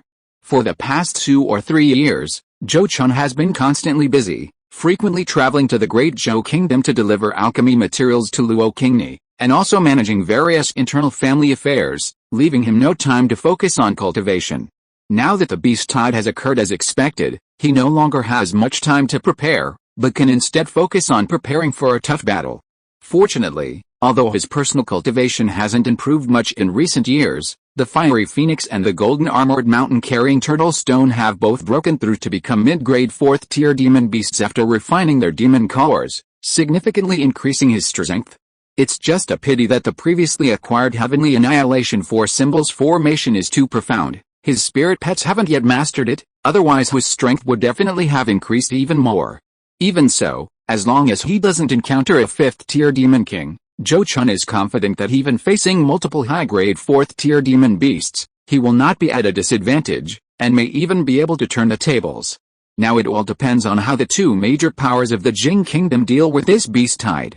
Immediately, Zhou Chun ordered all remaining cultivators in the wilderness to gather at the Kiu mountain stronghold for closed-door cultivation. He then left Sufu, who had volunteered, to oversee and lead the cultivators, while he himself quietly returned to his family by land. There would be no further activity at the Kiu mountain stronghold until the beast tide subsided. Everything would resume only after the tide ended. Meanwhile, as the demonic beasts in the Dragon Abyss began to surge upstream towards Jing Kingdom, The massive herds of demonic beasts that had already migrated to various locations also rushed towards Jin Kingdom at the same time. The scene of countless beasts stampeding was quickly discovered by cultivators adventuring in the wilderness, who relayed the information back to their respective outposts. This intelligence, after being passed through layers of networks, spread throughout Jin Kingdom.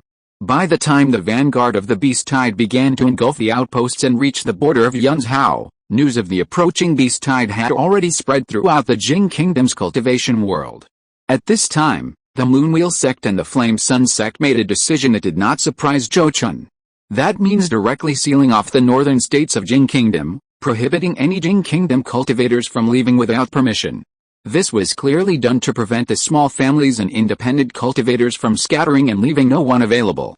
The order to conscript cultivators from various affiliated forces was quickly issued to cultivation families across the land. The Zhou family alone was mobilized, sending 2 Golden Core cultivators and 6 Purple Mansion cultivators to lead 20 Foundation Establishment cultivators and 200 Key Refining cultivators to the Yunzhao front to defend against the Beast Tide invasion. However, Zhou Chun knew that the scale of this beast tide far exceeded the expectations of the Moonwheel Sect and the Flame Sun Sect. He knew that a major front like Yunzhao would be impossible to hold. And even Lanzhou might not be able to withstand it. Therefore, although he obeyed the order and gathered manpower, he deliberately delayed his journey to Yunzhao. Sure enough, despite Zhou Chun's delay of less than half a day, the first wave of resistance from Yunzhao had already completely failed, with several Golden Core cultivators reportedly perishing on the spot. Subsequently, news spread of a 5th-tier Demon King besieging the Moonwheel Sect and the Flame Sun Sect's mountain gates. Seeing this, Zhou Chun decisively led his clansmen back to Tuyun Ridge, preparing to await further news before making a decision. He understood that the beast tide was fierce and sudden, and it was normal that the Moonwheel Sect and the Flame Sun Sect were caught off guard. However, Yunzhao, spanning thousands of miles, was enough to delay the beast tide for a day or two, at which point both factions would surely release relevant countermeasures. Moreover, after capturing Yunzhao, the beast tide would inevitably split its forces and surge towards other states, with various markets and family strongholds along the way providing resistance, so it wouldn't reach Tuyun Ridge so quickly. The Zhou family was currently calm and prepared, and even if they were besieged by the beast tide, they could hold out for a considerable time. And indeed, things unfolded as Zhou Chun had predicted.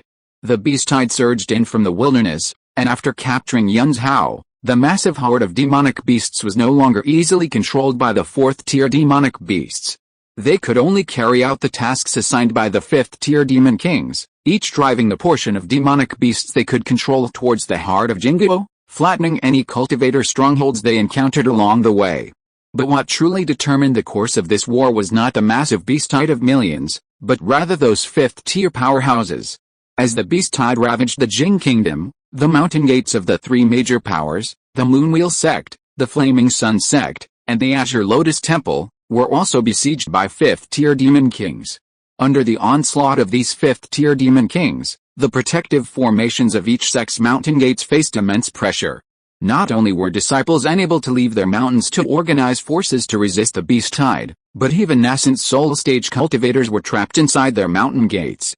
Now, their primary concern was whether their own mountain gates could withstand the attacks of these 5th-tier demon kings. Chapter 609 Battle of unyielding. The Moonwheel Sect's Mountain Gate. As the direct culprit behind the Thunder Flood Dragon King's demise and the indirect force responsible for the Golden Horn Dragon King's severe injury, the Moonwheel Sect was naturally the primary target of the Flood Dragon clan's revenge this time. With the Golden Horn Dragon King unable to appear in person, a high-grade 5th-tier Crimson Fire Flood Dragon led a group of 6 5th-tier Demon Kings in a surprise attack on the Moonwheel Sect's Mountain Gate. They first killed 3 Golden Core cultivators who led the team to resist the beast tide, along with numerous Purple Mansion and Foundation Establishment cultivators, and then surrounded and fiercely attacked the Moonwheel Sect's Mountain Gate. Under the relentless attack of these 6 5th-tier Demon Kings, the Moonwheel Sect's protective formation was under immense pressure, trapping all the Moonwheel Sect cultivators inside the mountain gate, preventing any from escaping. Fortunately, the Demon Kings couldn't completely intercept some communication methods, ensuring that they weren't completely unaware of the outside situation and could send out requests for help. Has fellow Taoist Kung Su replied? When will the Alliance's reinforcements arrive in Jin Kingdom? How many people do they plan to send? Inside the mountain gate, true person Silvermoon had just repelled a fierce attack from 6 demon kings using the formation. Taking advantage of the enemy's rest, he hurriedly inquired about the request for reinforcements from his senior brother in charge of communication. After the mountain gate was besieged by the 6 demon kings, they realized that the intensity of this beast tide might be beyond their imagination. Therefore, they immediately used a secret method to request reinforcements from true person Kung Su, a late-stage nascent soul cultivator of the Heavenly Spirit Alliance, requesting the Alliance's intervention to aid Jin Kingdom. After all, facing the pressure of the entire Flood Dragon clan, Jin Kingdom alone could not withstand it. At this moment, facing the inquiry from true person Silvermoon, the other nascent soul true person from the Moonwheel sect responsible for liaison immediately replied in a low voice, "Fellow Taoist Kung Su has already replied. He has officially issued a proclamation notifying all countries and sects to come to our aid. However, due to the suddenness of the event, it will take at least 3 to 5 days for the reinforcements from each sect to arrive in Jin Kingdom. He instructed us to hold our mountain gates and wait for the reinforcements to arrive." Upon hearing this reply, true person Silvermoon frowned and said, "I can understand that the high-level cultivators of each sect may not be inside their mountain gates and that it will take time to gather them. But their nascent soul cultivators should all be inside their mountain gates. Why not have them bring some of their golden core cultivators to come and provide assistance first?" At this point, he said angrily, 3 to 5 days. You make it sound so easy. Even if our sect doesn't encounter any problems within 3 to 5 days, I'm afraid half of Jin Kingdom will fall within those 3 to 5 days. These words left the nascent soul true person responsible for liaison speechless. After venting his anger, true person Silvermoon realized that simply getting angry was useless, so he quickly rallied and asked again. "What's the situation with the Flame Sun sect and the Azure Lotus Temple? Have you received any more specific information?" Upon hearing this, the nascent soul cultivator responsible for liaison immediately replied, "The Flame Sun sect is also blocked at its gates by 4 5th-tier demon kings. Fellow Taoist Ziyang and the others are also unable to leave, but their situation is generally better than ours. As for the Azure Lotus Temple, although we've sent Heavenly Mirror to help, the siege by 3 5th-tier demon kings is still putting immense pressure on them. I'm afraid their situation might not be better than ours." This answer made true person Silvermoon's expression even more grim. Sending out 13 5th-tier demon kings in one go? What a grand gesture, true person Silvermoon muttered to himself, his heart heavy. The entire Jin Kingdom currently has less than half the number of nascent soul cultivators among these 5th-tier demon kings.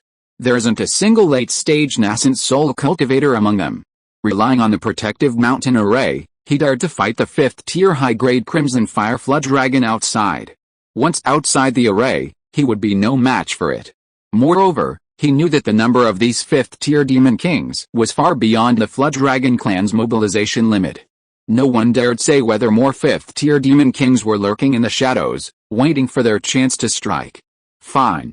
Then issue an order to all subordinate forces, telling them to fight independently and prioritize self-preservation. In the end, true person Silvermoon could only sigh softly, issuing this helpless decision.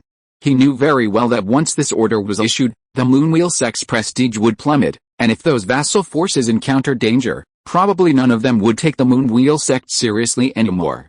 Later, if they wanted to mobilize cultivators from the various vassal forces to organize a resistance army, they would likely encounter all sorts of excuses.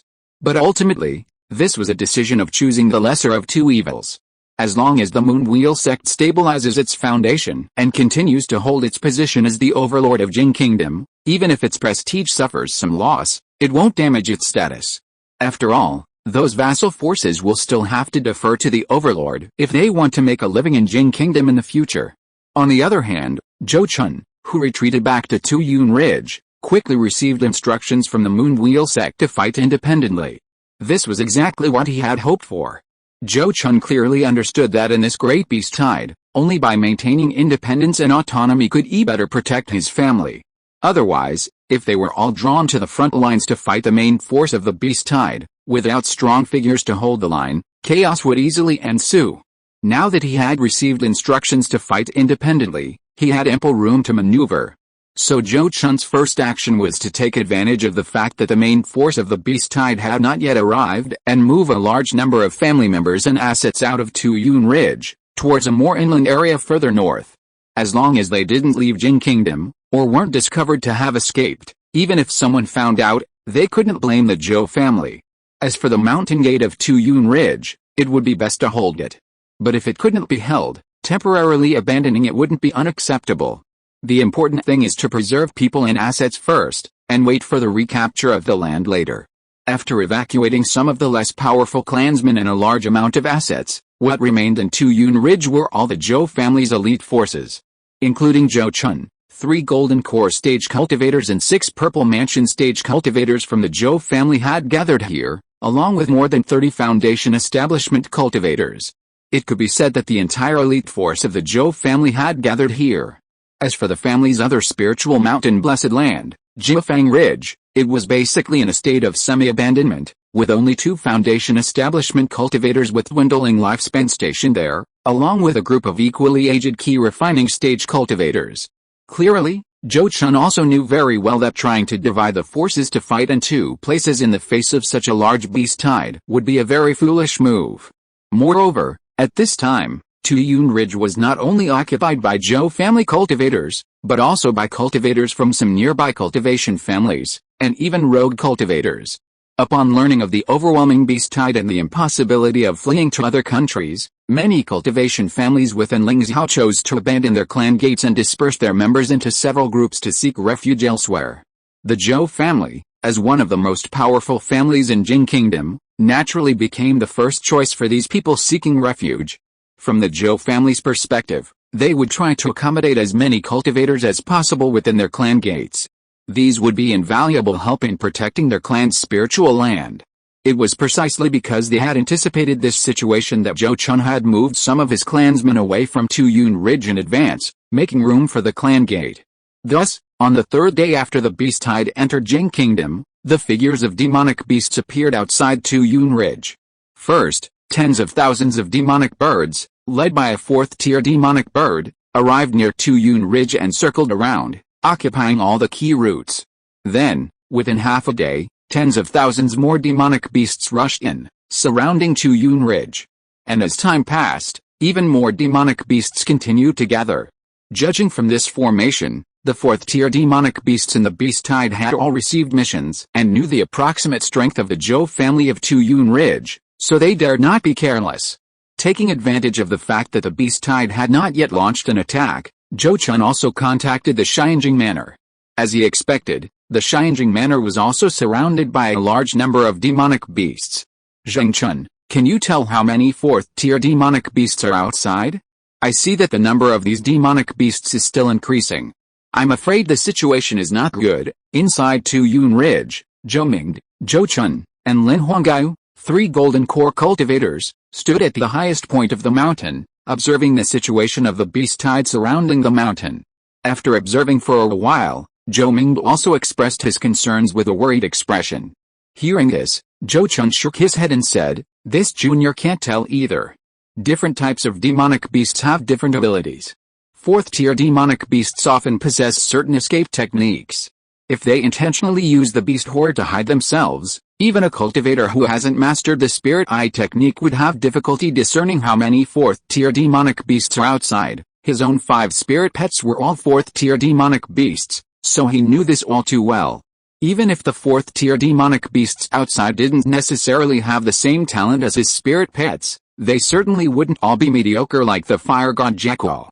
But he quickly added, "However, no matter how many 4th-tier demonic beasts are outside, we just need to remain unchanged and defend our mountain gate." Sigh. "I hope the situation won't be too bad," Zhou Mingde sighed softly, accepting reality. The beast horde outside didn't keep the Zhou family waiting long. After completing the encirclement, they officially launched their attack. These demonic beasts seemed to know a strategy, not rushing in from all directions at once, but instead choosing to attack from the east and west.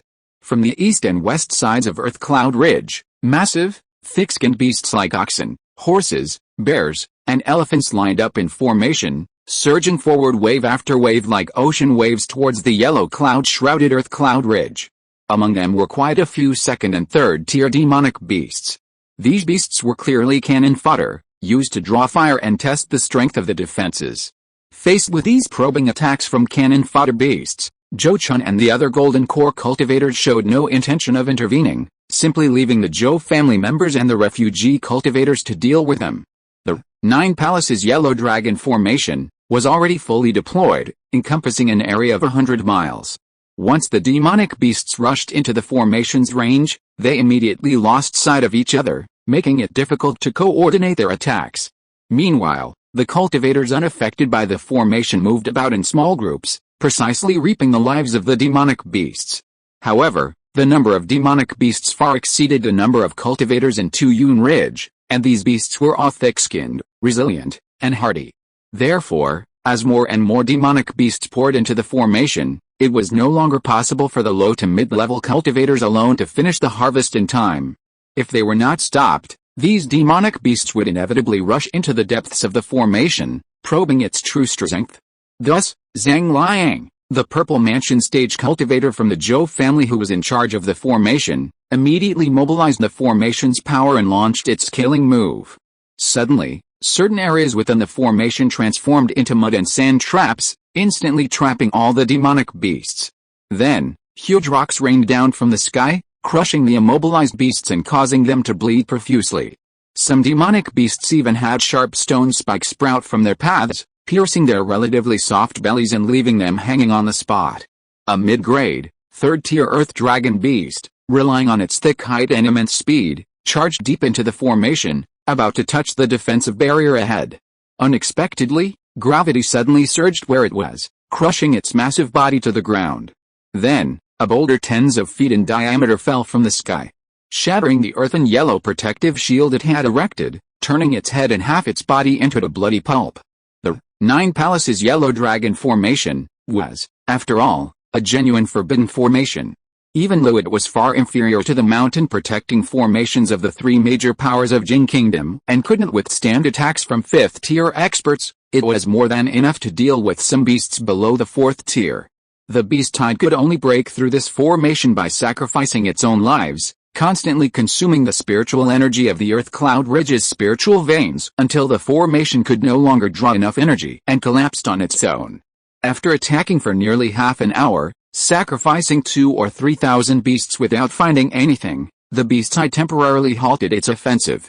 "Oh, so you've stopped testing the waters already?" Zhou Chun's expression shifted, a hint of surprise in his eyes as he looked at the beast horde that had stopped advancing.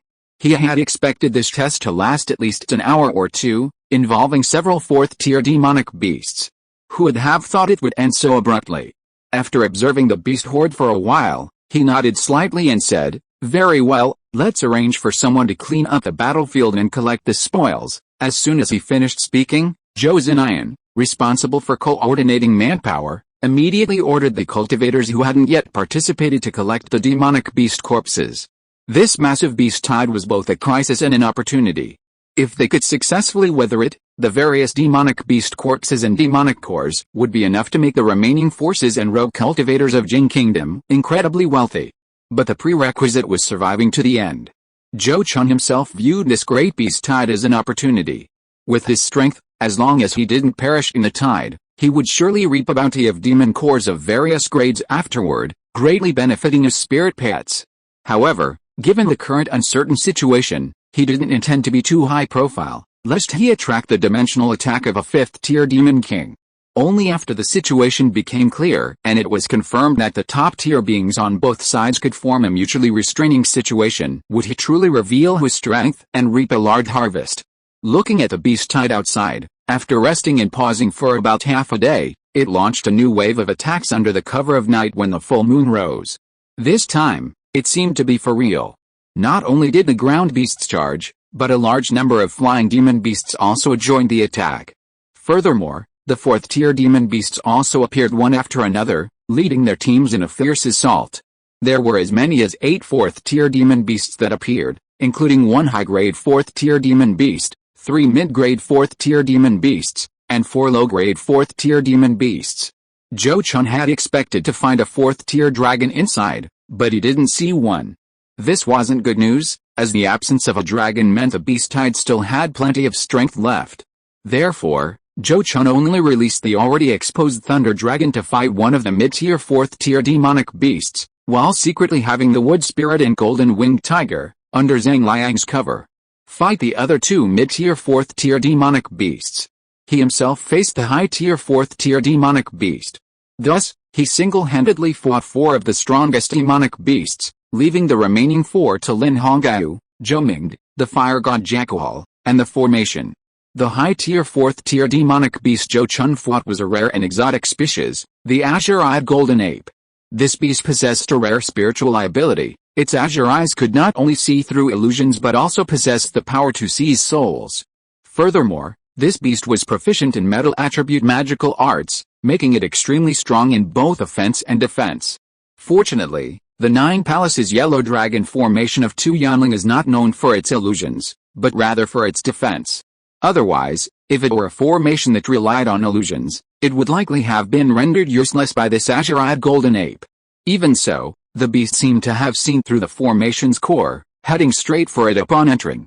Even the directions attacked by the other 4th-tier demonic beasts had formation bases. If the Zhou family's strength were weaker, they might have been easily overwhelmed. Unfortunately, they had met their match. Zhou Chun flicked his wrists, and the dragon tiger golden rings on his wrists flew out, instantly transforming into a golden dragon and a silver tiger, blocking the azure-eyed golden ape's path. Then, he opened his mouth and spat out the myriad transformations golden cauldron, its golden light surging forth, and several golden sword rainbows shot towards the giant ape's cave. Faced with this offensive, the golden giant ape, towering over 10 zang tall, roared immediately. With a flurry of punches, golden fist imprint slammed into the golden dragon and silver tiger, preventing them from getting close. The golden sword light that shot towards it was quickly blocked by a layer of golden protective spiritual light emanating from its body, unable to harm it in the slightest. This beast, after all, held an advantage in cultivation and was a naturally unique species. It was impossible for Zhou Chun to defeat it with just a high-grade magic weapon and his natal magic weapon. However, Zhou Chun himself did not intend to kill, he only wanted to restrain its opponent and prevent it from breaking the formation. Therefore, he did not even use the Heavenly Gang Thunder-slaying sword, relying solely on these 2 magic weapons and his own divine abilities to fight it, focusing on concealing his true strength. Currently, the beast tied outside Tu Yun Ridge alone could not pose a fatal threat to the Zhou family, so Zhou Chun had no intention of displaying his power and attracting more beast-tied forces to besiege the Zhou family. While the azure-eyed golden ape wanted to defeat Zhou Chun and break the formation, no matter how hard it tried, it could only force out another high-grade magic weapon of Zhou Chun, the 2 dragons overturning the sea bottle, and then it was completely unable to achieve anything. On the other hand, the Zhou family quickly gained the upper hand on the other battlefields. Lei Jiao Bai Bai and the Golden Winged Tiger, with their low-grade 4th-tier cultivation, were fighting against mid-grade 4th-tier demonic beasts without any apparent difficulty, and were even able to gain a certain advantage. Even the Wood Spirit, with a blessing of the Heavenly Wood Dao Soldier, steadily entangled its mid-grade 4th-tier opponent. With these 3 holding off their opponents, Lin Hongyu and Zhou Ming could easily open up the situation. Don't forget, the Zhou family has 2 4th-tier puppets. At this moment, Lin Hongyu and Zhou Ming each controlled a 4th-tier puppet, and with the luxurious magic weapon set that Zhou Chun had given them, they easily inflicted considerable damage on their respective opponents, making the 2 4th-tier demonic beasts howl in agony. The remaining 4th-tier demonic beast was also firmly trapped by Zhang Liang's formation, making it impossible for it to escape in the short term. Zhou Chun spread his divine sense, taking in the entire situation on the battlefield, and a smile involuntarily appeared on his lips. The current situation was entirely predictable and under control. Once Lin Hongyu and Zhou Ming had killed or defeated their opponents, they could break the deadlock. However, just when Zhou Chun thought everything was settled, he suddenly frowned. He received a message from the golden armored mountain-carrying turtle stone, hidden beneath Tu Yun Ridge, that another mid-grade 4th-tier demon beast had infiltrated Tu Yun Ridge using advanced Earth. Earth is a type of magical escape technique, seemingly preparing to directly enter the formation and wreak havoc. You beast, you're courting death. His eyes turned cold, and he immediately gave the golden armored mountain-carrying turtle stone a kill or be killed order, while simultaneously sending a message to Zhang Liang, who was in charge of the formation, instructing him to cover up the commotion. Rumble. Suddenly, Tu Yun Ridge seemed to be struck by a violent earthquake. The ground shook violently, knocking many unsuspecting cultivators and demon beasts to the ground. This sudden change astonished both sides, who were completely bewildered by what had happened. Only cultivators with the highest authority over the formation, such as Zhou Chun and Zhou Ming, could see a demonic beast, several dozen feet long and resembling an armadillo, suddenly burst from the ground, desperately fleeing towards the outside of the formation while spitting blood. Unfortunately, it hadn't gone far when a grayish-yellow beam of light struck it, instantly turning its body into a stone statue. However, being an earth attribute demonic beast, it possessed a natural resistance to petrification. With the power of its demonic core erupting, it quickly dispelled the petrification and regained its vitality. But at this moment, the golden armored mountain-carrying turtle stone appeared beside it and unhesitatingly spat out a grayish, primal magnetic divine light that struck it. Instantly, a shrill scream burst from the demon's mouth. Its body, twisted by the powerful force of the primal magnetic divine light, was instantly injured both internally and externally. Not only did its skin and scales burst and bleed, but its internal organs and bones also shattered and broke, rendering it completely immobile. Before it could even contemplate detonating its demon core in a desperate attempt, a ferocious giant mouth filled with sharp teeth snapped into its head and half its body. Chapter 610 The Foundation of the Moonwheel Cult. Both being mid-grade 4th-tier demonic beasts, the golden armored mountain-carrying turtle stone utterly crushed the invading mid-grade 4th-tier armadillo demonic beast with a single move, demonstrating the immense power disparity among demonic beasts due to their different species. To use cultivators as an analogy, the armadillo was merely an ordinary mid-stage golden core cultivator possessing a mid-grade magic weapon, while the golden armored mountain-carrying turtle stone was like Zhou Chun, possessing a spiritual treasure. Once Zhou Chun used his spiritual treasure, even an ordinary mid-stage golden core cultivator would be easily defeated in a few moves. Of course, the armadillo demonic beast was simply unlucky to encounter the golden armored mountain-carrying turtle stone, whose earth escape technique was far superior, rendering this greatest escape ability ineffective. Otherwise, with its superior earth escape ability, it could likely have escaped from equally powerful demonic beasts of the same tier like the fiery phoenix.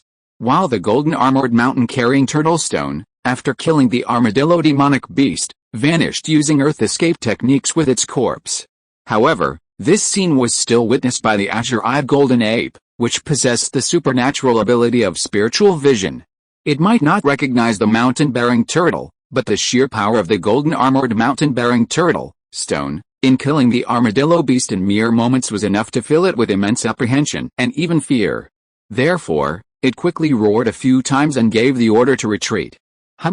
Zhou Chun also understood beast language, and he quickly deciphered the meaning behind the azure-eyed golden ape's roar, immediately frowning. Originally, he didn't want to reveal his true strength and attract more beasts to attack Earth Cloud Ridge, which was why he was engaging the azure-eyed golden ape in a prolonged battle. Now, the golden armored mountain-bearing turtle stone was forced to attack, revealing its strength, undoubtedly disrupting his original plan. He believed that after the azure-eyed golden ape retreated, it would certainly not launch another attack easily, but would instead report the true situation to the 5th-tier demon king who controlled the overall situation behind the scenes, requesting more assistance. Should they simply change the plan and leave the azure-eyed golden ape and the other 4th-tier demonic beasts behind? Zhou Chun's mind raced, torn between two options. Just as he hesitated, two of the 4th-tier demonic beasts that had received the retreat order had already withdrawn from the formation's range. Seeing this, Zhou Chun sighed and abandoned the idea of killing the demons to silence them. The azure-eyed golden ape was a high-grade 4th-tier demonic beast. To kill it, he would either have to expose his magical treasures or summon the fiery phoenix and the golden armored mountain-carrying turtle to gang up on it. Either way, it would reveal more of his trump cards. The key issue is that he might not be able to prevent the ape from self-destructing its demonic core. If it successfully self-destructed its demonic core within Earth Cloud Ridge, the Nine Palaces Yellow Dragon formation might even be breached by its powerful energy, resulting in an even greater loss. Therefore, maintaining the original plan might be better. However, while the azure-eyed golden ape, a high-grade 4th-tier demonic beast, was difficult to kill, the low-grade 4th-tier demonic beasts were a different story. While the other demonic beasts retreated, the Golden Winged Tiger and the Thunder Flood Dragon, acting on Zhou Chun's orders, simultaneously blocked the two low-grade 4th-tier demonic beasts fighting Ling Hongyu and Zhou Ming. The Golden Armored Mountain-carrying turtle, Shi Tao, also secretly intervened, using a gravity field to restrict the two demonic beasts' escape. With everyone working together, they quickly killed the two demonic beasts within the formation. This single offensive resulted in the loss of 3 4th-tier demonic beasts, rendering the outside beast tide no longer a threat to Tu Yun Ridge. Therefore, once this round of attacks was completely over, the outside beast horde began to gradually disperse. Low and mid-tier demonic beasts also needed food, especially since most of them had just completed a long journey of thousands of miles and needed to eat to recover their strength. Since it was no longer possible to completely overrun Tu Yun Ridge, the 4th-tier demonic beasts, such as the azure-eyed golden ape, naturally no longer restrained the eating desires of their subordinates. Demonic beasts are demonic beasts after all. Once hungry, even with a restraint of 4th-tier demonic beasts, it was hard to guarantee they wouldn't prey on other demonic beasts around them. This, however, will bring immense suffering to the mortals. After this massive beast tide, the number of mortals in the northern states is uncertain, but in the southern states, it will certainly be drastically reduced. To an extreme degree, a reduction of 80% or 90% is not impossible. But this is something that cannot be changed, and no one can do anything about it. Even if Zhou Chun has compassion for the common people, he lacks the power to save them. He cannot even save the vast number of his Zhou family's mortal clan members. He could only instruct them to hide in underground shelters before the battle. Whether they could successfully escape the beast attacks was entirely up to fate. Reporting to the clan leader, the battle casualties have been tallied. In this battle, our side lost 27 cultivators, including 2 Foundation Establishment cultivators, 84 were wounded, and 12 were seriously wounded. In this battle, our side killed over 5,400 demonic beasts, including 3 4th-tier demonic beasts, 14 3rd-tier demonic beasts, and over 150 2nd-tier demonic beasts. We also obtained 12 3rd-tier demonic cores and countless demonic beast materials. On Tu Yun Ridge, after Zhou Chun finished meditating and recovering his mana, he summoned Zhou Zinayan to inquire about the battle casualties. Having heard Zhou Zinayan's report, he was very satisfied with the casualties. This was the advantage of human cultivators. As long as they possessed a sufficiently powerful protective mountain array, even facing dozens or hundreds of times more demonic beasts, they could still achieve great results. Otherwise, in a battle of sheer numbers, the human race could never defeat the demonic beasts. He immediately nodded in satisfaction and said, "Very good. The spoils of war will be kept by the family for now. The wounded should be treated with the best possible care, and the information of the fallen should be recorded. If there are any relatives or disciples, the relevant compensation must be sent to them after the war. As for those who have made meritorious contributions, they can be rewarded with magical artifacts and talismans as appropriate, and further rewards will be given after the war. Rewarding merit is Zhou Chun's consistent family policy. In war, this approach can further boost morale. Most cultivators are highly ambitious, and as long as they can obtain considerable rewards for killing demonic beasts, their morale will remain high. Especially since the previous battles have shown them that the beast tide is not as terrifying as they imagined. As long as the protective formation of Tu Yun Ridge remains intact, they can easily hunt down a large number of demonic beasts. This junior understands, and this junior will personally handle this matter. Zhou Zinayan looked at Zhou Chun with respect and admiration, and immediately took the initiative to leave to carry out the task. Zhou Chun was unaware of the profound impact his slaying of 3 4th-tier demonic beasts had had on the younger generation of the Zhou family on Tu Yun Ridge. Over a century had passed since the Immortal Demon War, and many young cultivators had only heard of his past legends. They didn't have the same vivid memories as those who had actually experienced them. Therefore, while they retained a sense of awe for high-level cultivators, they still harbored a suspicion that the rumors were exaggerated. After all, everyone was human. How could someone of the same cultivation level indiscriminately slaughter others? However, this time they had personally participated in the battle and witnessed Zhou Chun, with his spirit pets, besiege and kill 2 low-grade 4th-tier demonic beasts.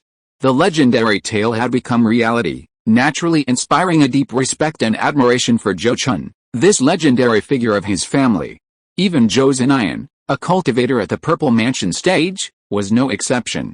For the next 2 days, the beast hordes outside Tu Yun Ridge remained largely inactive, refraining from further suicidal attacks on the Zhou family. However, Zhou Chun discovered that some 4th-tier demonic beasts had left the area, clearly heading to report to the 5th-tier demonic king who was commanding the beast tide. At this time, news of reinforcements arriving in Jing Kingdom also reached the Zhou family through the Moon Wheel Sect. Upon learning this, Zhou Chun was not pleased. Instead, his expression became extremely grave. He knew that the arrival of reinforcements would be the most difficult part of the war. The Flood Dragon clan had been planning this great beast tide for over a century, and they certainly wouldn't end it so abruptly. This was evident from the fact that not a single 4th-tier Flood Dragon had appeared so far. An event seemed to confirm Zhou Chun's thoughts. Not long after he received the news of reinforcements, the Qinglian Temple suddenly couldn't hold out any longer. Originally, only 3 5th-tier demonic kings were attacking the Qinglian Temple, but with the arrival of reinforcements, 2 more demonic kings and more than 10 4th-tier demonic beasts suddenly appeared. Under the fierce attack of these powerful figures, the protective array of Qinglian Temple immediately began to show signs of collapse, forcing them to abandon a large area of the outer regions and concentrate the array's power to defend a core area of less than 100 miles. Even so, without reinforcements, Qinglian Temple would definitely not be able to hold out for half a day. Therefore, several nascent soul cultivators from foreign lands who were originally preparing to relieve the siege of the Moon Wheel Sect had to rush to the Qinglian Mountains to rescue Qinglian Temple first. These 5 nascent soul cultivators thought that traveling together as a group of 5 would basically eliminate any danger. Unexpectedly, when they arrived outside the Qinglian Mountains, in addition to the 5 5th-order demon kings surrounding Qinglian Temple, 2 more 5th-order demon kings suddenly appeared, and even a 5th-order high-grade azure dragon. As a result, the 5 nascent soul cultivators were besieged on the spot. 2 of them died instantly, and the other only managed to escape with his nascent soul. Subsequently, the Mountain Gate array of Qinglian Temple was also forcibly destroyed, and the Heavenly Mirror true person could only sacrifice his physical body and escape by having his nascent soul leave his body. The result of this battle shocked the entire Jing Kingdom. No one had expected that this beast tide would bring so many 5th-tier demon kings. Moreover, the first to fall weren't the native nascent soul cultivators of Jing Kingdom, but rather nascent soul cultivators from other countries who had come to their aid. After this battle, the 5th-tier demon kings seemed to have no intention of hiding anymore, and directly attacked the Moon Wheel Sect's Mountain Gate, preparing to annihilate this largest sect in Jing Kingdom in one fell swoop. Zhou Chun was able to learn of the destruction of the Azure Lotus Temple's Mountain Gate in time because the Zhou family's 9 Peaks Ridge hadn't been breached by the beast tide, and he learned of this through scouts he had previously placed within Lianzhou. Even so, in the time it took for the news to travel through layers of channels, by the time he learned of it, the Demon Kings had already gathered outside the Moon Wheel Sect's Mountain Gate. Including the 6 Demon Kings who originally surrounded the Moon Wheel Sect, there were now a total of 13 5th-tier Demon Kings gathered at the Moon Wheel Sect's Mountain Gate, including 2 5th-tier high-grade Flood Dragons. Such a powerful lineup was truly terrifying. The 3 nascent soul stage cultivators and the Golden Core Elders of the Moon Wheel Sect turned deathly pale, their hearts sinking to the bottom. As a hegemon of a nation, the Moon Wheel Sect's protective array was naturally extremely powerful. Normally, 2 nascent soul stage cultivators were enough to withstand attacks from 8 or 10 nascent soul stage cultivators.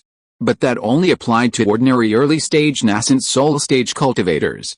Now, the 13 5th-tier Demon Kings gathered outside the Moon Wheel Sect's gates included 2 high-grade 5th-tier Demon Kings and 3 mid-grade 5th-tier Demon Kings. This level of strength had completely exceeded the limits of the Moon Wheel Sect's protective array. Junior brothers, today is the most dangerous moment since the founding of our sect. The only way forward is to draw upon the sect's resources and unleash that forbidden technique to hold out until reinforcements arrive. In any case, my days are numbered. I will perform the forbidden technique myself, and the rest depends on you two. Inside the Mountain Gate, an elderly man with white hair and wrinkled skin glanced at the 5th-tier Demon Kings outside, then took a deep breath and solemnly spoke his opinion to Master Yin Yu and another middle-aged man in white. Hearing this, Master Yin Yu and the middle-aged man in green exchanged glances, then bowed deeply to the elderly man, saying, "Senior brother, your righteousness is admirable." Then, Master Yin Yu and the elderly man each took out a crescent-shaped silver jade pendant and solemnly cast corresponding incantations upon it. Driven by their incantations, the 2 silver jade pendants hummed and burst forth with dazzling silver light, then merged in mid-air into a single silver jade ring. Upon the appearance of this ring, Something deep within the Moonwheel Sect's mountain gate seemed to receive a summons. Soon, a silver full moon rose from somewhere deep within the Sect's territory and swiftly descended above the silver jade ring. The silver jade ring, like a swallow returning to its nest, joyfully flew into the silver full moon. Upon closer inspection, the silver full moon was clearly a manifestation of a silver wish-granting wheel treasure. The silver jade ring was a component of this wheel. The world only knows that my Moonwheel Sect possesses the inherited spiritual treasures, Sacred Moon Wheel, Moonlight Pearl, and Moonlight Sword, but they do not know that our sect's true core inherited treasure is this once heaven-reaching spiritual treasure, world-destroying Moon Wheel. Our founding ancestor forbade that the world-destroying Moon Wheel should not be awakened unless our sect faces annihilation. For thousands of years, all nascent soul cultivators of our sect have remembered this precept and have never awakened this treasure, even deliberately keeping the awakening key separate. Now, a demon is causing trouble, attempting to destroy our sect's lineage.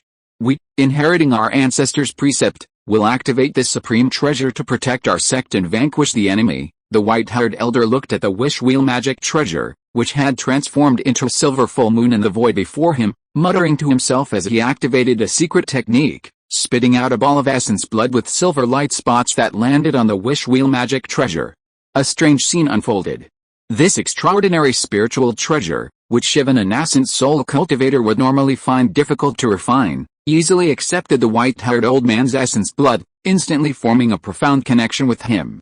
With a wave of his hand, the treasure rapidly shrank, transforming into a delicate, disc-sized wish wheel, which he held in his hand. He quickly sensed the immense power contained within the object, and the price required to activate it. He lightly weighed the magical artifact in his hand, then looked at Master Yunai and said, "Junior brothers, I will use that forbidden technique to enhance my mana, which should allow me to activate this treasure 6 times. I will use 2 of those on those 2 5th-tier high-grade dragons, which should severely injure them. I hope to use the remaining 4 times to kill 4 5th-tier low-grade demonic beasts, thus preserving our sect's heritage." Hearing this, Master Yunai immediately replied in a deep voice, "Senior brother, please go ahead and do your best.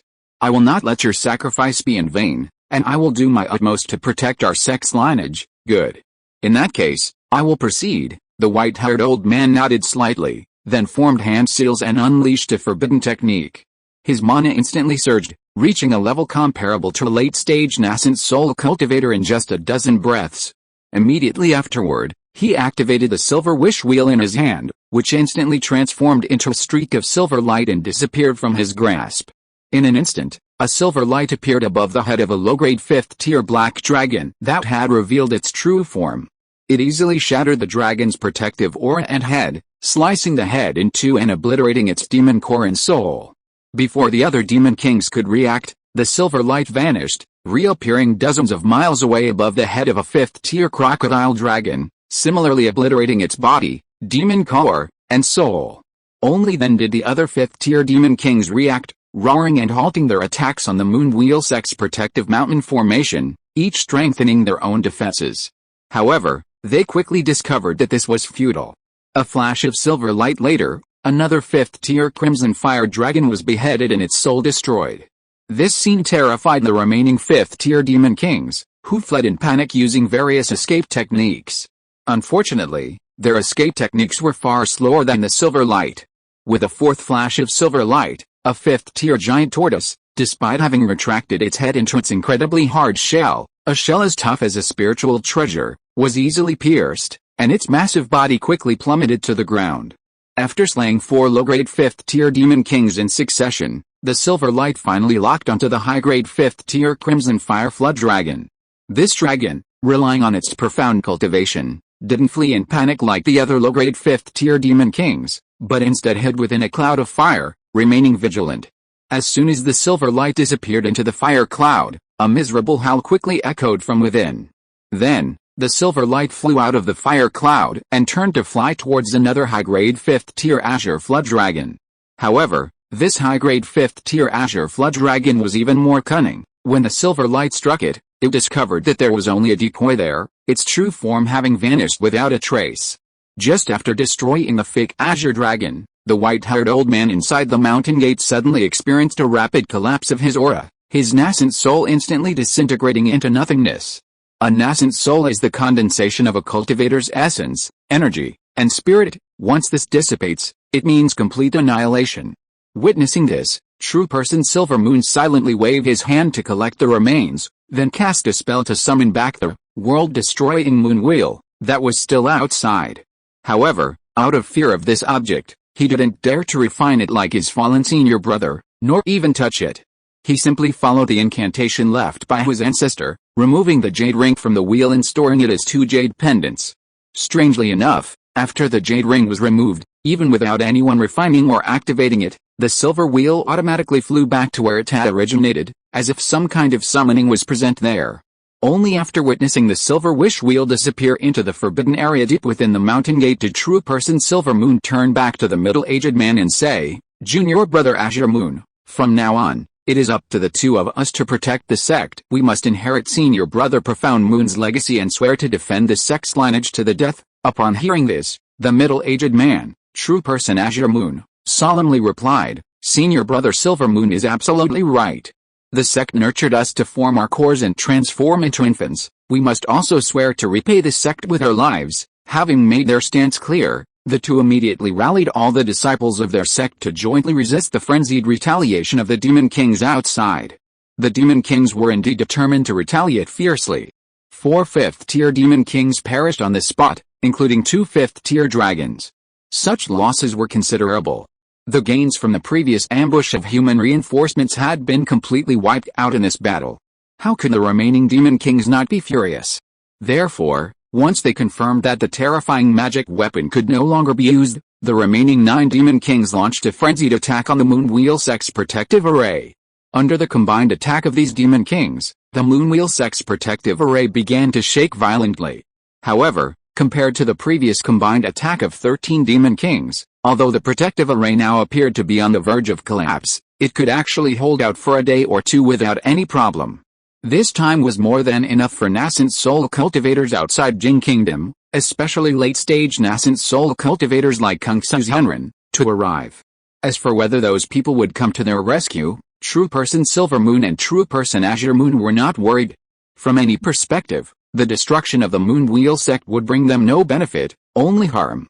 Once the Moonwheel Sect was destroyed, the Flame Sun Sect would inevitably be unable to withstand the Beast Tide, and then the entire Jing Kingdom would fall. At that time, who dared to say that the Beast Tide wouldn't spread to the surrounding countries? Even if the Beast Tide didn't spread, and the Jing Kingdom became a paradise for monsters, the surrounding countries would face the onslaught of the Dragon Abyss Dragon Clan. Therefore, even for their own interests, true person Kung Su and other foreign powerhouses would definitely come to their rescue. On the other hand, because of the great distance and the fact that the entire Moonwheel Sect was doing its best to resist the attacks of the Demon Kings, Zhou Chun had no idea what had happened at the Moonwheel Sect. When he learned that the Kinglian Temple's gate had been destroyed, his first reaction was not joy, but shock and panic. Because he knew very well that once those tall figures were wiped out, the Zhou family, the tallest among the short, would inevitably attract the enemy's attention and come to eliminate them. If even a single 5th-tier Demon King were to arrive, the Zhou family would have no chance of withstanding it. Therefore, he was quickly forced to activate his contingency plan. Chapter 611 The Fall of unyielding. The breach of Kinglian Temple's gate wasn't impossible. However, its swift fall was a serious matter. Tuayan Ridge and the Kinglian mountain range were situated on a horizontal line, one to the east and one to the west, essentially at opposite ends of the line. With Kinglian Temple holding the line, even if Tuayan Ridge became the main target of the Beast Tide, the pressure wouldn't be unbearable. But with Kinglian Temple's gate breached, the Zhou family of Tuayan Ridge became the most conspicuous obstacle in the northward advance of the Beast Tide. Even without the intervention of a 5th-tier Demon King, the Zhou family couldn't withstand a massive Beast Tide of hundreds of thousands, nor could they hold out against a siege by 20 or 34th-tier demon beasts. Therefore, Zhou Chun had no choice but to activate the backup plan and proactively evacuate Tuayan Ridge before the reinforcements arrived.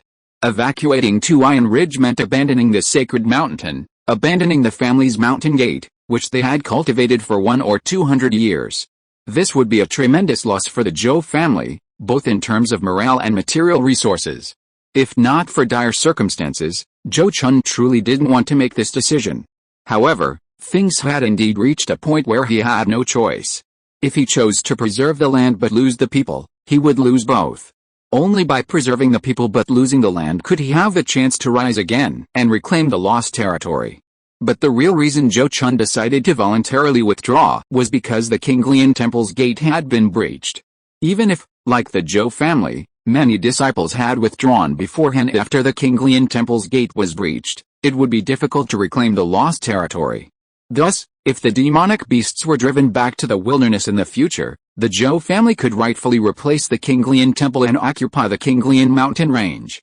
In order to better occupy and develop this blessed land of the Qinglian mountain range in the future, Zhou Chun now had to preserve the Zhou family's strength as much as possible. Therefore, voluntarily withdrawing from Tuian Ridge now might seem like a significant loss, but in the long run, it would allow the family to advance further. Having made his decision, Zhou Chun quickly took action. It's important to understand that the Zhou family had learned of the impending beast tide years in advance, and thus had naturally prepared various countermeasures. Zhou Chun had already instructed the golden armored mountain-carrying turtle stone to dig several escape tunnels deep underground around Tuian Ridge for use during evacuation. These escape tunnels were located hundreds of feet underground, difficult even for a fifth-tier demon king's divine sense to detect. Furthermore, they didn't directly connect to Tuian Ridge, so even if someone discovered them from the outside, they couldn't use them to attack the Zhou family's mountain gate from underground. However, when needed, the golden armored mountain-carrying turtle stone could carve out a tunnel dozens of miles long within half a day to connect with them, forming a complete escape tunnel. Once Zhou Chun made the decision, the golden armored mountain-carrying turtle stone immediately took action. At the same time, the Zhou family cultivators inside the mountain gate also received the evacuation notice and began hurriedly packing their belongings. In fact, there wasn't much to pack, as the truly valuable items had already been packed away. The same applied to the Nine Peaks Ridge. A year ago, Zhou Chun secretly transplanted several rare spiritual fruit trees, including the foundation building fruit tree, and some rare spiritual herbs to Bamboo Leaf Island in Li Kingdom. Although this would damage the vitality of these spiritual herbs and fruit trees, the wood spirit and wood mulberry would provide them with life force to minimize the losses. Once the beast tide receded and the Zhou family stabilized, they could be transplanted back. Therefore, packing things up now mainly involved packing everyone's personal belongings and the items in the family treasury, secret vault, and library. However, even with prior preparation, many things still needed to be discarded. For example, some demonic beasts that couldn't be taken from the mountain gate, and the fourth-tier purple mulberry tree in front of Zhou Chun's cave. In fact, Zhou Chun hesitated for a long time about whether to transplant this purple mulberry tree. Transplanting the spiritual tree wasn't difficult. The difficulty lay in how to preserve the jade marrow fungus that had already been planted on it. These jade marrow fungus have been planted for quite some time. If the spirit tree were transplanted, the delicate trees would likely wither and die, resulting in a significant loss. Therefore, after much deliberation, Zhou Chun decided not to transplant the spirit tree. His thinking was simple: even if demonic beasts occupied Earth Cloud Ridge, they would at most damage the human buildings, and wouldn't deliberately harm a fourth-tier spirit tree like the purple mulberry tree. They might even occupy this place as the lair territory of some fourth-tier demonic beast. Besides the purple mulberry tree, Zhou Chun definitely needed to take the spirit eye spring and the pure spirit immortal osmanthus tree stump from his cave. At this point, he couldn't worry about how much damage moving these two items would cause to the spiritual veins and the items themselves. Zhou Chun first put the tree stump into his storage bag, and then forcibly put away the spirit eye spring as well. Now that he was at the mid-stage of the Golden Core realm, and could use the power of the Great Formation to sever the connection between the spirit eye spring and the spiritual veins, putting away the spirit eye spring wouldn't take much time. In just half a day, Zhou Chun had successfully packed up the spirit eye spring. Meanwhile, the golden armored mountain-carrying turtle stone had dug an escape route, connecting it to the previously dug tunnel. After inspecting the tunnel and confirming it was safe, he said to Zhou Ming, who had already arranged for people to pack everything, "All right, the tunnel is open. Elder, you and your great-aunt should leave first. I'll follow shortly, then I'll take my leave first. Zheng Chun, you must be careful too." Zhou Ming didn't hesitate at this crucial moment. After giving Zhou Chun a few words of advice, he led his men out through the tunnel. Zhou Chun, along with several dozen elderly cultivators with limited potential, remained inside the mountain gate, continuing their bluff to distract the beasts outside.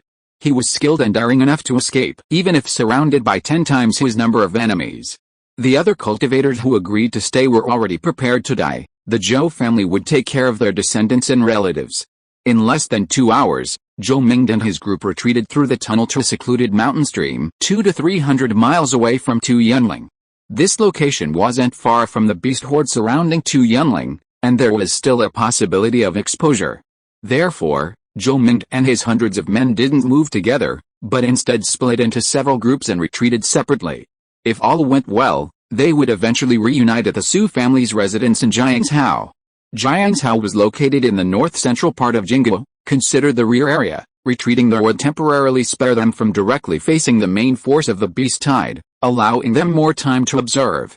5 hours after Zhou Ming and his group left, the beast horde outside seemed to have received reinforcements and launched another attack on Yunling.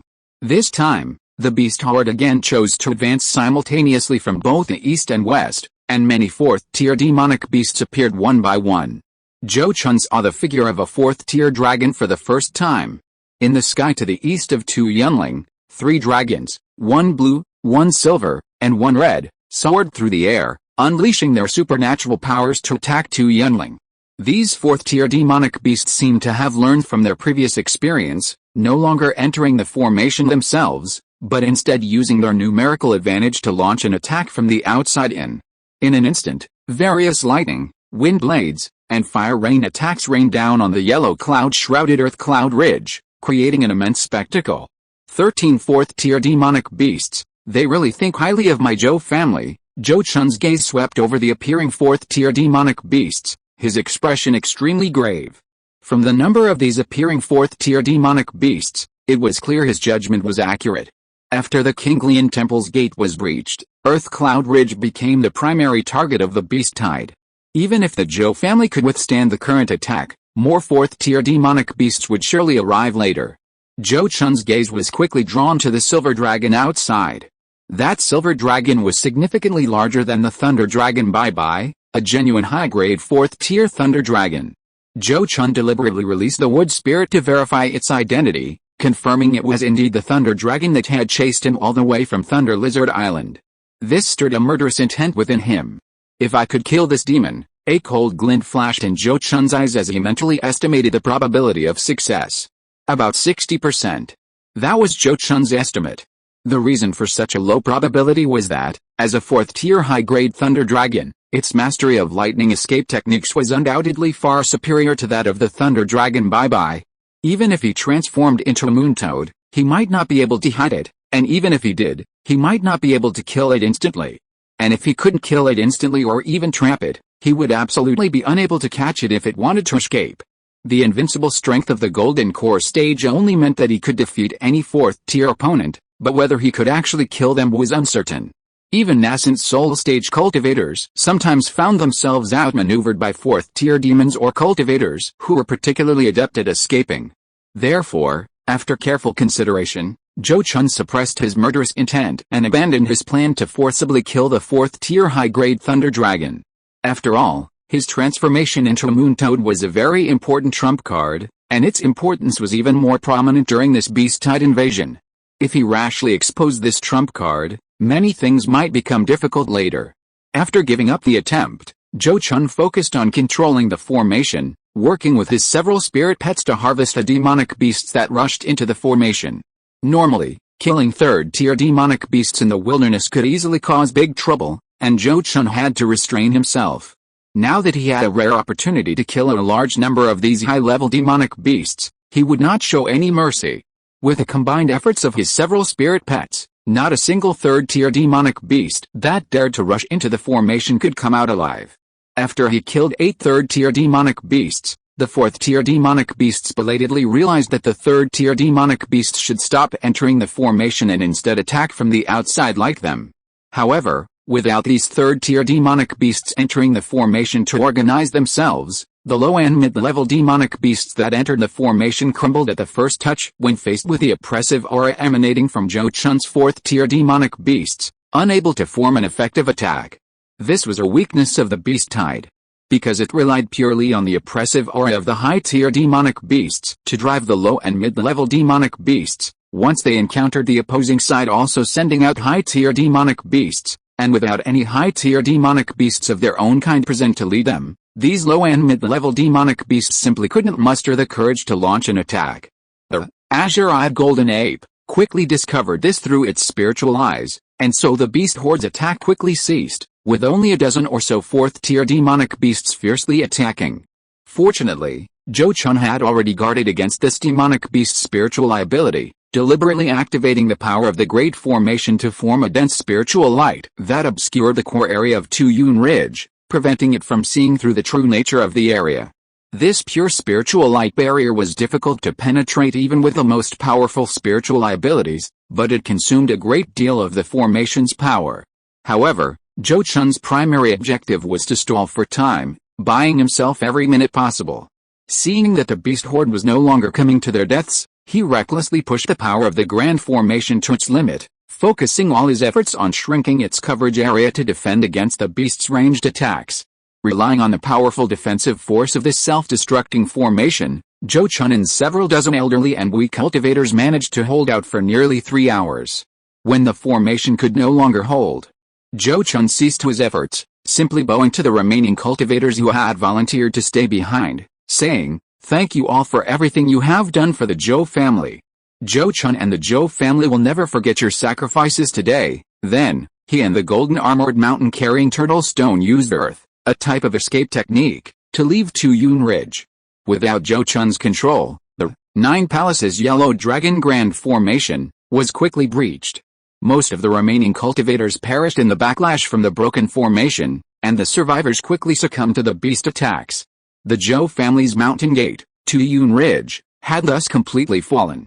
After Zhou Chun left Tuyunling using earth is a technique in Chinese fantasy novels, he remained hidden along the way, traveling 1,000 miles north before finally emerging to head towards the Su family in Jiangzhou.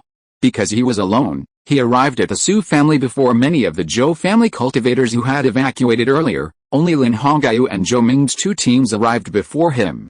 Just as the Zhou family had been very happy to receive other cultivators to Tuyunling, the Su family naturally welcomed the arrival of the Zhou family cultivators with equal enthusiasm. "I have heard about the situation at Tuyunling. Zheng Chun, you should stay here in peace.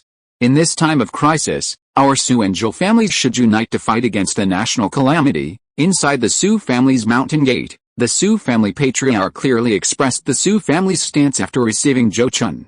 Zhou Chun responded firmly, "Ancestors' words are absolutely right.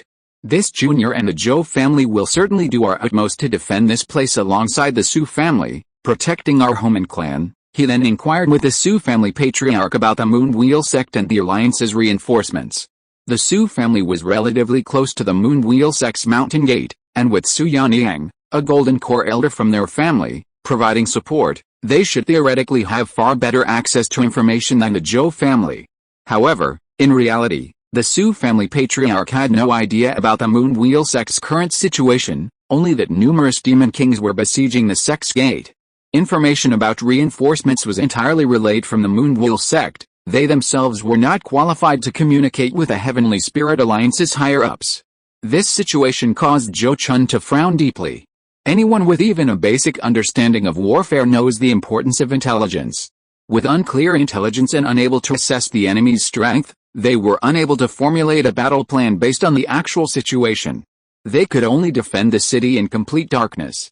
The problem is that the Su family's stronghold isn't as impregnable as the Moonwheel Sect's mountain gate. While the Su family's protective array is slightly better than the Nine Palaces Yellow Dragon array, its strength is still extremely limited and incapable of truly resisting attacks from a 5th-tier demon king or an ascent soul cultivator. In fact, this is a deliberate choice by powerful forces like the Moonwheel Sect. They won't allow their vassal states to possess the power to resist them, lest they nurture a future threat. The array masters capable of setting up formations to resist nascent soul cultivators are basically only trained by these major sects. Under these circumstances, Zhou Chun believes that holding the city to the death is undoubtedly a poor strategy. If a 5th-tier demon king arrives, aside from him being able to escape with a few people using the earth is a magical ability or technique, of the golden armored mountain turtle stone, Everyone else will likely perish along with the city. After frowning and pondering for a while, he looked at the Zhou family patriarch and asked, "Patriarch, have you tried to contact Auntie?" "I have. I tried to contact her using a flying sword, but the sword was destroyed halfway, intercepted by those fifth-tier demon kings," the Zhou family patriarch replied helplessly in a low voice. Hearing this answer, Zhou Chun fell silent. The flying sword used for communication was extremely fast, generally difficult for golden core cultivators to intercept. However, this did not include nascent soul cultivators. To avoid being intercepted by nascent soul cultivators, only certain special communication treasures and talismans could be used. But such treasures and talismans were extremely rare, many requiring special activation techniques, which neither the Zhou nor Zhou families could possibly possess. Previously, the Moonwheel sect was able to notify its various vassal forces when the demon kings surrounded the mountain, thanks to such treasures that they first notified the golden core elders of their sect in each market, and then relayed the message through these treasures. Finally, he could only helplessly say, "Since that's the case, I can only resort to the same old trick and have my spirit pet dig an escape route outside, then I'll have to trouble you, Zhengjin." The Zhou family patriarch nodded slightly, not objecting to this. Over the next day, the other Zhou family teams that had scattered and evacuated also arrived at the Zhou family's mountain gate, one after another. Some of these people had encountered small groups of beasts on the way and spent some time breaking through the encirclement. Others, because of their slow travel speed, needed more time to reach the Zhou family's mountain gate. But overall, it was a very successful retreat. It was at this time that the message from the Moonwheel sect finally arrived, albeit belatedly, and reached the Zhou family patriarch's hands. Good news. The siege of the Moonwheel sect's mountain gate has been lifted. True Person Kung Su personally led 7 nascent soul stage true persons from the alliance to help the Moonwheel sect resolve the crisis. Reinforcements from various countries in the alliance are also on their way. The first batch of reinforcements arrived in the country today and is resting and recovering in Yuzhou. After quickly reading the message, the Zhou family patriarch immediately spoke with a joyful expression. Hearing this, Zhou Chun breathed a sigh of relief. He hoped the Qinglian temple would be destroyed, but he absolutely did not want the Yulin sect to perish. Otherwise, if the Yulin sect were to be destroyed, the future prospects of Jingguo would be truly bleak. Even if a new powerful force moved here, it would not be a good thing for the Zhou family. At the very least, their ambition to seize the Qinglian mountains would be impossible. He then looked at the Zhou family patriarch and asked, "Now that the siege of the Yulin sect's mountain gate has been lifted, have any orders been issued regarding our vassal forces?" Upon hearing this, the Zhou family patriarch immediately nodded and replied, "Yes, the Yulin sect's message clearly states that the alliance will set up defensive lines along the Kangzhou and Jiangzhou lines to first block the beast tide's northward and westward advance. This is good news. If so, our two families can defend one place together, and we won't need to be transferred to other regions." Zhou Chun's face lit up with joy, and he immediately expressed his opinion. "Yes, that's what I thought too." The Zhou family patriarch nodded repeatedly with a smile, feeling very happy as well. But this joy didn't last long, as it was shattered by 2 subsequent messages. One message was from the Moonwheel sect, a flying sword message sent proactively by Su Yunyang. According to her, although the Moonwheel sect survived the siege of the Demon King, the battle not only resulted in the loss of a nascent soul cultivator, but also caused serious injuries to many golden core elders and disciples who were struggling to maintain the protective array. She herself suffered severe internal injuries. Another piece of news came from scouts. The main force of the Beast Tide had completely conquered Lingzhou and Tanzhou above, and was now marching towards Jiangzhou. Did true person Zhuan Yu actually fall? Zhou Chun was shocked upon hearing the information relayed by the Zhou family patriarch. Unfortunately, Su Yunyang seemed to be reluctant to elaborate, only stating the situation without providing further details, so he didn't know the specifics of what had happened to the Moonwheel sect. The Beast Tide is about to arrive. Zheng Chun, what are your thoughts? The Zhou family patriarch, preoccupied with whether the Zhou family's mountain gate could be defended, immediately humbled himself and sought Zhou Chun's advice on defense. The Zhou family was no match for the Zhou family. Their sacred mountain stronghold had been cultivated for over 1,000 years, and many of the medicinal herbs in their herb garden were nearing their 1,000-year age. If the stronghold were breached, even if the lives of the main family members were saved, the losses would be immeasurable. Therefore, He was determined not to abandon the sacred mountain stronghold.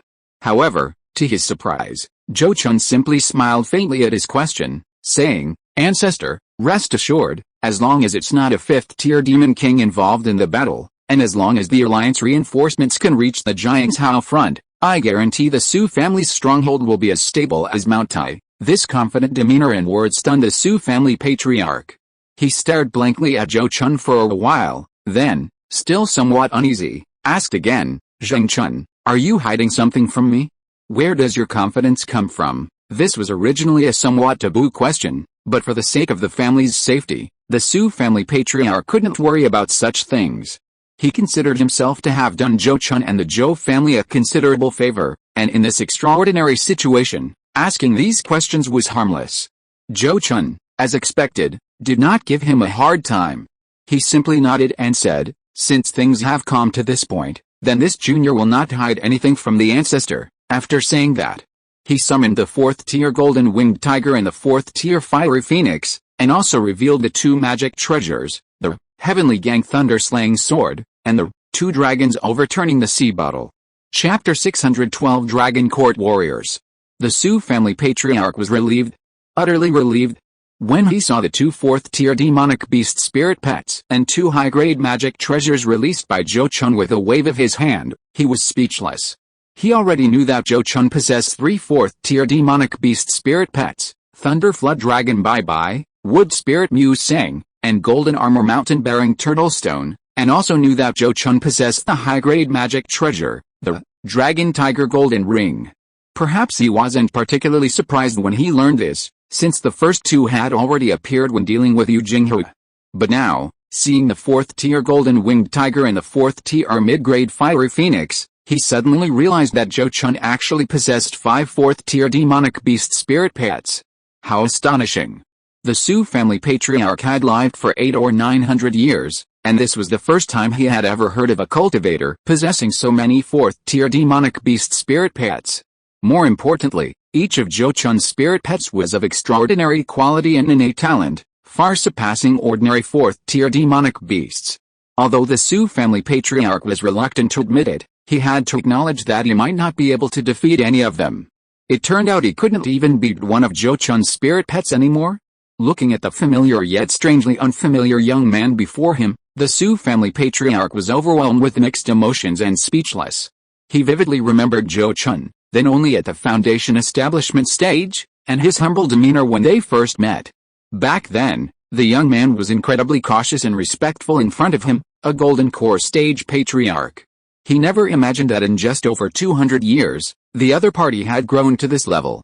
He no longer needed to personally intervene, even a casual spirit pet could easily defeat him. Thinking of this, the Su family patriarch had nothing more to say. His only consolation was that he had chosen Zhou Chun as his Taoist partner, and that he had realized his mistake in time, repeatedly helping Zhou Chun and the Zhou family. Judging by Zhou Chun's current strength, it was uncertain whether he would successfully form a nascent soul in the future. Even if they fail, the spirit pets they leave behind are enough to ensure the Zhou family's prosperity for 1,000 years. And as long as the relationship between the Su family and the Zhou family doesn't deteriorate in the future, these spirit pets should also provide some support to the Su family, given Zhou Chun and Su Yuzhen's Taoist relationship. Zheng Chun, with your strength, I'm relieved. Leave the matter of the Moon Wheel Sect to me.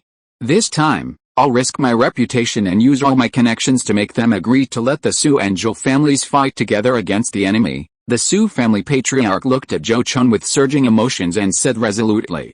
At this moment, he made up his mind that he would not let Zhou Chun leave the Su family's mountain gate before the beast tide receded.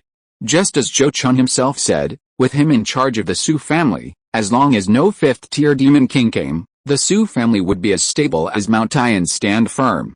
A day later, small groups of demon beasts appeared near the Su family's mountain gate, likely scouts sent by the beast tide army.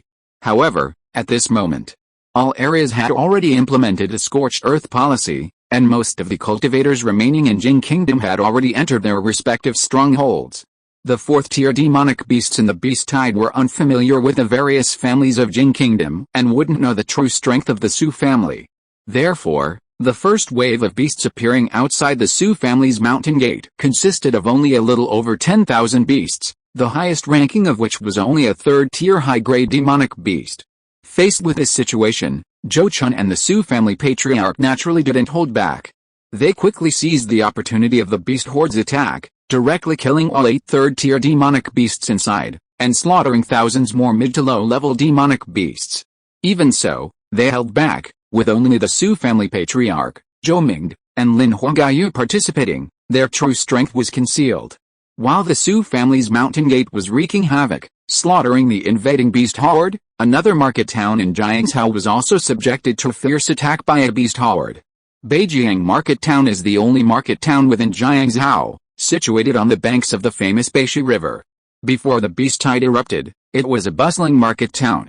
After the Heavenly Spirit Alliance decided to block the northward-bound beast tide army along the Jiangzhou line, this place became the largest garrison fortress in Jiangzhou, garrisoning 12 golden core stage cultivators, more than 50 purple mansion stage cultivators, and numerous foundation establishment and key refining cultivators. Originally, the purpose of garrisoning these troops was to use this place as a fulcrum to connect horizontally with the Su family mountain gate and other places to form a defensive line. However, before the various fulcrums on the defensive line could be firmly established, the beast tide army rushed towards Beijiang Market Town. Moreover, this beast tide army was not an ordinary beast horde. Suddenly, the figures of aquatic beasts appeared above the river to the east and south of Beijiang Market Town, densely filling a section of the river that stretched for dozens of miles. Immediately afterward, a dragon unleashed its power to overturn the river and sea, propelling the surging waters into giant waves that surged towards Beijiang Market. Meanwhile, the aquatic beasts, like soldiers charging into battle, rode the waves to launch their attack on Beijiang Market. Cloud-piercing lobsters, giant tide crabs, aren't these the legendary Dragon Court warriors? Is the Dragon Clan about to wage all-out war against our human race? Inside Beijiang Market, a late-stage golden core cultivator, witnessing the approaching army of demonic beasts riding the waves, exclaimed in shock, his expression drastically changing.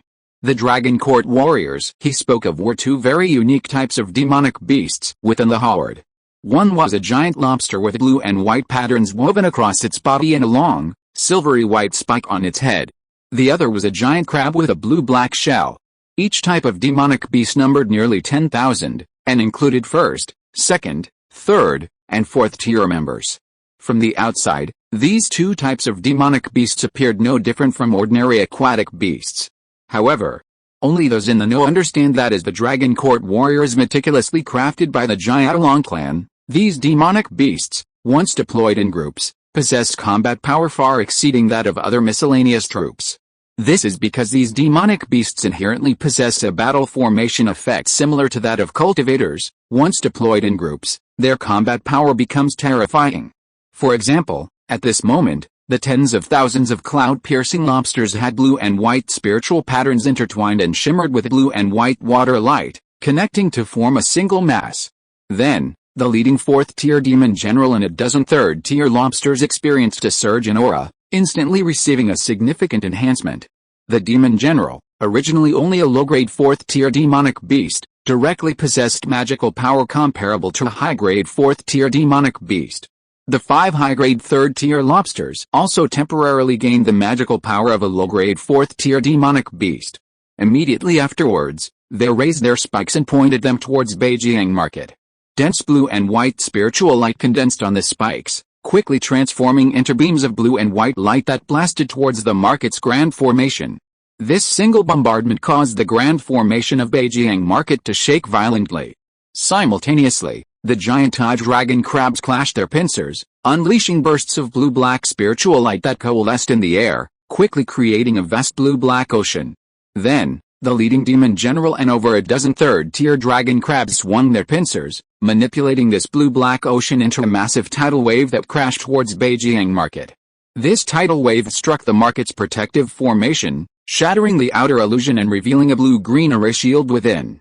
That array shield itself shook violently, seemingly on the verge of breaking. These 2 attacks alone demonstrated the sheer power of these Dragon Court warriors. Thus, under the fierce attack led by these 20,000 Dragon Court warriors, Beijiang Market quickly fell into turmoil and was forced to send a distress message to the Su family and other Jiangzhou forces. Because they were both located in the same state, The Su family patriarch quickly received the distress message from Beijing Market. He hurriedly summoned Zhou Chun, Zhou Ming, and others to share the matter. What are Dragon Court warriors? Why have I never heard of such a thing before? Zhou Chun asked with curiosity after hearing the news from the Su family patriarch. Unexpectedly, the Su family patriarch shook his head and said, "This old man doesn't know either. This is the first time I've heard of this title." As soon as he finished speaking, Lin Hongyu chimed in. "When I was in the Dragon Transformation Sect, I heard some rumors about Dragon Court warriors," she then slowly said with a look of reminiscence. A former vice leader of the Dragon Transformation Sect witnessed the power of the Dragon Court warriors in Dragon Abyss and wanted to cultivate a similar force within the sect. Although he failed, he left behind some rumors about the Dragon Court warriors. It is said that the Dragon Court warriors are a race of war beasts specially bred by the Dragon clan in Dragon Abyss.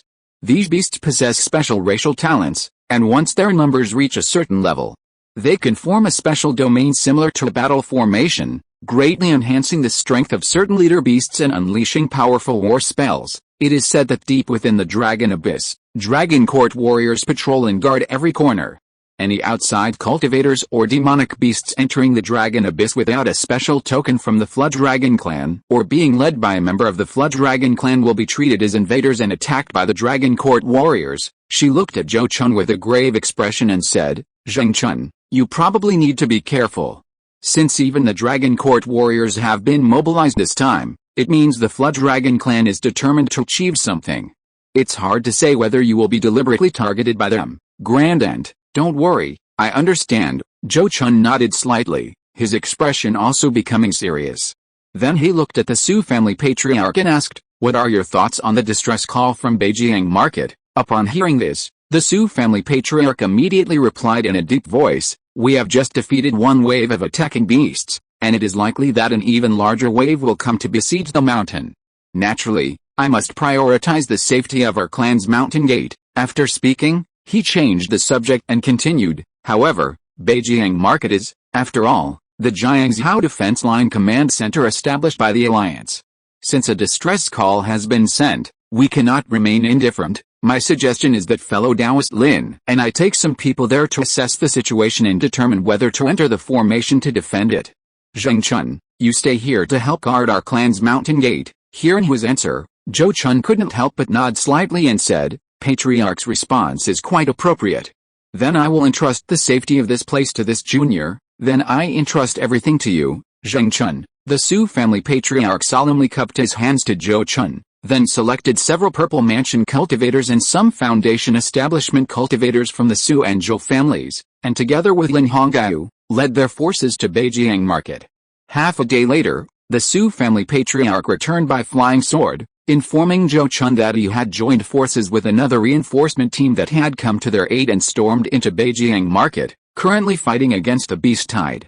At this time, scouts reported that several beast hordes within Jiangzhou, after trampling down the mountain gates of some cultivation families, were heading straight for the Su family's mountain gate. Upon learning this news, Zhou Chun immediately decided to take the initiative and, taking advantage of the fact that the beast hordes had not yet formed a united force, to first defeat one or two of them. This matter did not require assistance from others, he could do it alone. Therefore, after making this decision, he left Zhou Ming and Su Yuzhen to guard the Su family's mountain gate, while he, along with his 5 spirit pets, headed straight for one of the approaching beast hordes. Not long after, Zhou Chun, riding his golden-winged tiger, encountered the approaching beast horde. Meeting Zhou Chun was a major misfortune for this horde. This horde, composed of birds and beasts, numbered nearly 20,000, including 2 4th-tier demonic beasts, 1 bird and 1 beast. They had just annihilated a powerful cultivation clan in Jiangzhou, and were currently in the heat of battle. However, after encountering Zhou Chun, they ended up with blood flowing everywhere. Zhou Chun no longer intended to hold back. He immediately released the Thunder Flood Dragon Bai Bai and the Fiery Phoenix. Except for the golden armored mountain-carrying turtle Shi Tao, the 5 of them, master and servants, immediately ganged up on the 2 low-grade 4th-tier demonic beasts. One of these low-grade 4th-tier demonic beasts was a black wind owl, skilled in wind attribute divine abilities, and the other was a fire dragon lion, skilled in fire attribute divine abilities. With their abilities, they could fight evenly against a golden core cultivator like the Zhou family patriarch. Unfortunately, they had encountered Zhou Chun, this jinx. Zhou Chun directly ordered Lei Jiao Baibai and Jin Shihu to deal with the extremely fast Black Wind Owl, while he himself led Yan Yu Hofeng to gang up on the Fire Dragon Lion, and Mu Mei Mu Seng was responsible for harvesting the third-tier demon beasts. When Zhou Chun released his many spirit pets, the two fourth-tier demon beasts were also very decisive, turning around and fleeing with cries of pain. Unfortunately, even the Black Wind Owl, known for its speed, could not outrun Lei Jiao Baibai and Jin Shihu, who were equally skilled in speed. Not to mention the Fire Dragon Lion. With a flap of its wings, Yan Yu Hofeng transformed into a streak of fire and caught up with the Fire Dragon Lion, forcibly intercepting it. Then, Zhou Chun activated the Dragon Tiger Golden Ring, and launched a combined attack on the Fire Dragon Lion. Facing the combined attack of Master and Servant, the Fire Dragon Lion seemed to still want to struggle. It roared angrily, and a terrifying sound wave spread out. This was its innate divine ability, Lion Dragon Roar, a special sonic attack combining the pressure of its dragon blood. Normally, it could effectively interrupt battles with other fourth-tier demonic beasts. However, Zhou Chun and his servant were both powerful, one a noble-blooded fire phoenix, completely unaffected by such abilities, the other possessing no weaknesses in magic, physical strength, or divine sense, equally unafraid of such attacks. It was Zhou Chun who, due to a misjudgment, was struck on its protective aura by the pouncing golden dragon and silver tiger shortly after its roar began, instantly bleeding profusely and howling in agony. It then spat out more a ball of purplish-red demonic fire, transforming into a purplish-red fire dragon that lunged at the golden dragon and silver tiger, attempting to continue its struggle. But soon, a ball of seven-colored glazed flame descended from the sky, instantly burning the fire attribute demonic beast, causing it to roll in midair, emitting the aroma of roasted meat. A crushing defeat. A complete crushing defeat. Both Zhou Chun and the fiery phoenix were far superior in strength. Faced with this master-servant duo, it couldn't even manage to self-destruct its demon core. Just as it realized it had no chance of escaping and prepared to unleash its demon core as a final counterattack, a beam of white ice light suddenly shot from Zhou Chun's mouth, striking its demon core directly. Instantly, the fire attribute demon core was frozen solid, unable to self-destruct. Then, the golden dragon and silver tiger attacked from both sides, instantly blasting the head of the fire dragon lion, which lacked demon core protection, apart. Meanwhile, on another battlefield dozens of miles away, the Black Wind Owl was quickly paralyzed by the white lightning power of the Thunder Flood Dragon, then the golden-winged tiger flashed in front of it and bit off its neck. After easily killing two fourth-tier demon beasts, Zhou Chun and his servant turned back to continue their pursuit of the third-tier demon beasts. As for the low and mid-level demonic beasts, they had already scattered and become leaderless during the fourth-tier demonic beast war, so it wasn't feasible to hunt them down in groups. Sigh. I went to the hospital today and got athlete's foot. This month, I updated over 190,000 words, which should have been over 200,000, so I'm not entirely satisfied. Chapter 613 I'm about to make my move. Zhou Chun acted swiftly and decisively, annihilating the beast horde led by Black Wind Owl and Fire Dragon Lion in less than half an hour, still having the strength to deal with the next horde. But just as he was about to continue, he suddenly received a message from his Taoist partner, Su Yazin, via her flying sword. After reading the message, Zhou Chun's expression changed drastically, and he hurriedly returned to the Su family's mountain gate. Upon returning, he looked at Su Yazin with a serious expression and asked, "Madam, please tell me in detail how Beijing Market was destroyed." The reason he was in such a hurry to return was because news of the destruction of Beijing Market had reached the Su family. Upon hearing his words, Su Yazin quickly replied, "According to the ancestors' message, Beijing Market was breached because a fifth-tier demon king suddenly appeared, broke the protective array, and killed the late-stage golden core cultivator and several mid-stage golden core cultivators guarding it," she added with a look of relief. "Fortunately, a nascent soul-stage senior arrived in time to stop the demon king, otherwise, I fear not a single person in Beijing Market would have survived." Hearing this, Zhou Chun's expression changed drastically. His worst fears had come true. For Zhou Chun, already invincible at the golden core stage, this beast-tide posed no threat to him unless he encountered a fifth-tier demon king. However, He also deeply understood that under such a massive beast tide, the 5th-tier demon kings might disregard the tacit agreement between the two races and bully those below the nascent soul stage. After all, launching such a massive beast tide meant that two sides had essentially broken off all ties, rendering the tacit agreement meaningless. When this tacit agreement is broken, it is a terrifying thing for both the golden core cultivators and the 4th-tier demonic beasts. They don't know when they might be slaughtered by a 5th-tier expert. Since Beijing market can no longer be defended, where are the ancestors now? Zhou Chun suppressed his inner shock and asked further, his expression grave. When the ancestor sent back the message, he was breaking through to the north with the survivors in Beijing market.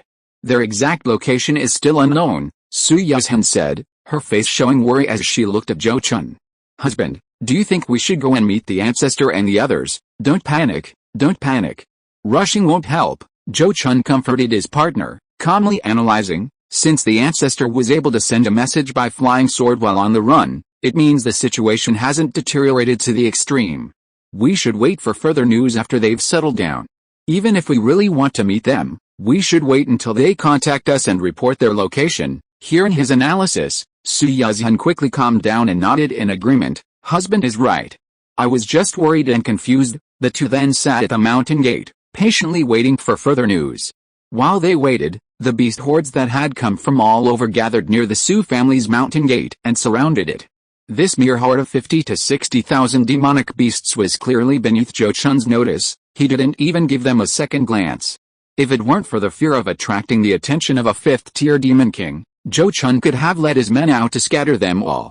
But the beasts were clearly unaware of this. After coalescing, they eagerly launched an attack on the Su family's mountain gate. The Su family's protective array was different from the 9 Palaces Yellow Dragon array. It was a forbidden array with balanced defense and defense. Seeing the large number of demonic beasts attacking from 3 directions and 3 groups, Su Yuzhen immediately manipulated the array to launch the first attack. Blue and white spiritual light gathered in the air, instantly transforming into a barrage of water arrows that shot towards the approaching horde. Under the barrage of thousands of water arrows, hundreds of the thousands of charging demonic beasts fell instantly. By the time the 3 hordes of beasts reached the edge of the formation, the water arrows had already fired 6 rounds, killing no fewer than 4,000 low to mid-level demonic beasts. And this was just an appetizer. When the low to mid-level demonic beasts finally braved the rain of arrows to reach the formation, the cultivators from the Su and Zhou families remaining inside the mountain gate also launched their attacks, unleashing a barrage of magical artifacts and spells upon the beasts. It should be noted that at this time, the Su family's mountain gate alone had over 100 foundation establishment cultivators and more than 10 purple mansion cultivators. With so many people attacking together, most of them were targeting demonic beasts with lower cultivation levels than themselves, and each round of attacks could take the lives of dozens or even hundreds of low to mid-level demonic beasts. However, the attacks from the demonic beasts were all blocked by the formation, including the 4 4th-tier demonic beasts that had appeared. Thus, this attack lasted less than half an hour before having to be halted due to the excessive number of demonic beast casualties. Those 4th-tier demonic beasts weren't fools. After this attack, they realized that their strength alone was insufficient to break through the Su family's protective formation. They needed more reinforcements. They were lucky, in a way, because Zhou Chun, having heard about the events at Beijing market, was now hesitant and hadn't gone out to hunt them down. Otherwise, those 4 mere 4th-tier demonic beasts would likely have been swallowed whole by Zhou Chun and Zhou Ming before even reaching the Su family's gate. Shortly after repelling the beast horde's attack, the Su family patriarch finally sent another message via flying sword. How is it? Where are the patriarch and the others now? What's the situation over there, inside the Su family's gate? Upon hearing the patriarch's new message, Zhou Chun hurriedly went to Su Yuzhen to inquire about the details. Upon hearing his question, Su Yuzhen immediately replied, "Our ancestor and the others are currently at the Tao family residence in Yuxiao. They have already joined up with a new batch of reinforcements. They may not be able to return for the time being, as they are preparing to counterattack Beijing market with the reinforcements." Preparing for a counterattack so soon, Zhou Chun was slightly taken aback, somewhat surprised by this news. Unfortunately, the Su family ancestor's message did not reveal any further details, and he did not know why those above were so eager to launch a counterattack. After various thoughts raced through his mind, he nodded slightly and said, Since our ancestor and the others have settled down, I will personally contact them via flying sword." He then personally contacted the Su family ancestor via flying sword, informing him of some of his thoughts. Flying sword messages cannot carry too much information, so Zhou Chun only instructed the Su family ancestor on one thing: to slightly reveal his strength and request that an nascent soul cultivator be secretly protecting him, preferably from a foreign country. As long as a nascent soul cultivator secretly protects him and helps him intercept any potential 5th-tier demon kings, Zhou Chun can fight without restraint and slaughter them all. Otherwise, having invincible strength but being unable to use it due to various reasons would be too torturous. Perhaps due to the urgency of the battle, the Su family patriarch received a reply from Zhou Chun's message flying sword in just half a day. After reading the reply, Zhou Chun's spirits lifted, and he immediately called his Taoist partner Su Yuzhen and Zhou Ming together, saying, "Madam, Supreme Elder, I have contacted Patriarch Su. I will personally participate in the counterattack on Beijing Market, while Patriarch Su and my great aunt will return to guard the Su family's mountain gate with you." After speaking, he explained the reason for contacting Patriarch Su. After listening to his words, Zhou Ming pondered for a moment, then quickly nodded and said, "That's good.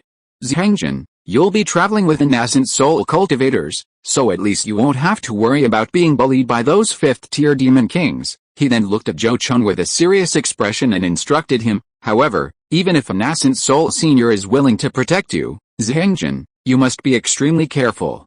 Don't let your guard down and become an easy target for the enemy." "Don't worry, I understand." Zhou Chun nodded slightly, readily agreeing. He didn't linger at the Su family's mountain gate any longer, directly using the golden armored mountain-carrying turtle stone to escape underground, quietly leaving the Su family's mountain gate. Several hours later, Zhou Chun appeared at the Yuzhao Tao family's mountain gate, where the Su family's patriarch and others were located. The Yuzhao Tao family was also a golden core family, and because its mountain gate was near Jiangzhou, it had become a resting point for the foreign reinforcements. When Zhou Chun arrived, the place already had 25 golden core cultivators and over 100 purple mansion cultivators gathered. Upon arrival, he was immediately led by the Su family patriarch to a cave dwelling deep within the Tao family's mountain gate. This cave dwelling originally belonged to the Tao family's supreme elder, but had now been given to an even more esteemed individual. Junior Zhou Zhangjin greets true person Qianmu. Inside the main hall of the cave dwelling, Zhou Chun respectfully bowed to a lean old man in a blue robe, sitting on a jade couch. This lean old man was true person Qianmu, a nascent soul cultivator from the neighboring Shen Kingdom, and hailed from Yuangsa Mountain, the most powerful force in Shen Kingdom. Previously, when Beijing Market was breached by a 5th-tier demon king, it was this true person Qianmu who timely intervened and repelled the demon king, allowing Zhou Ming and the others a chance to escape.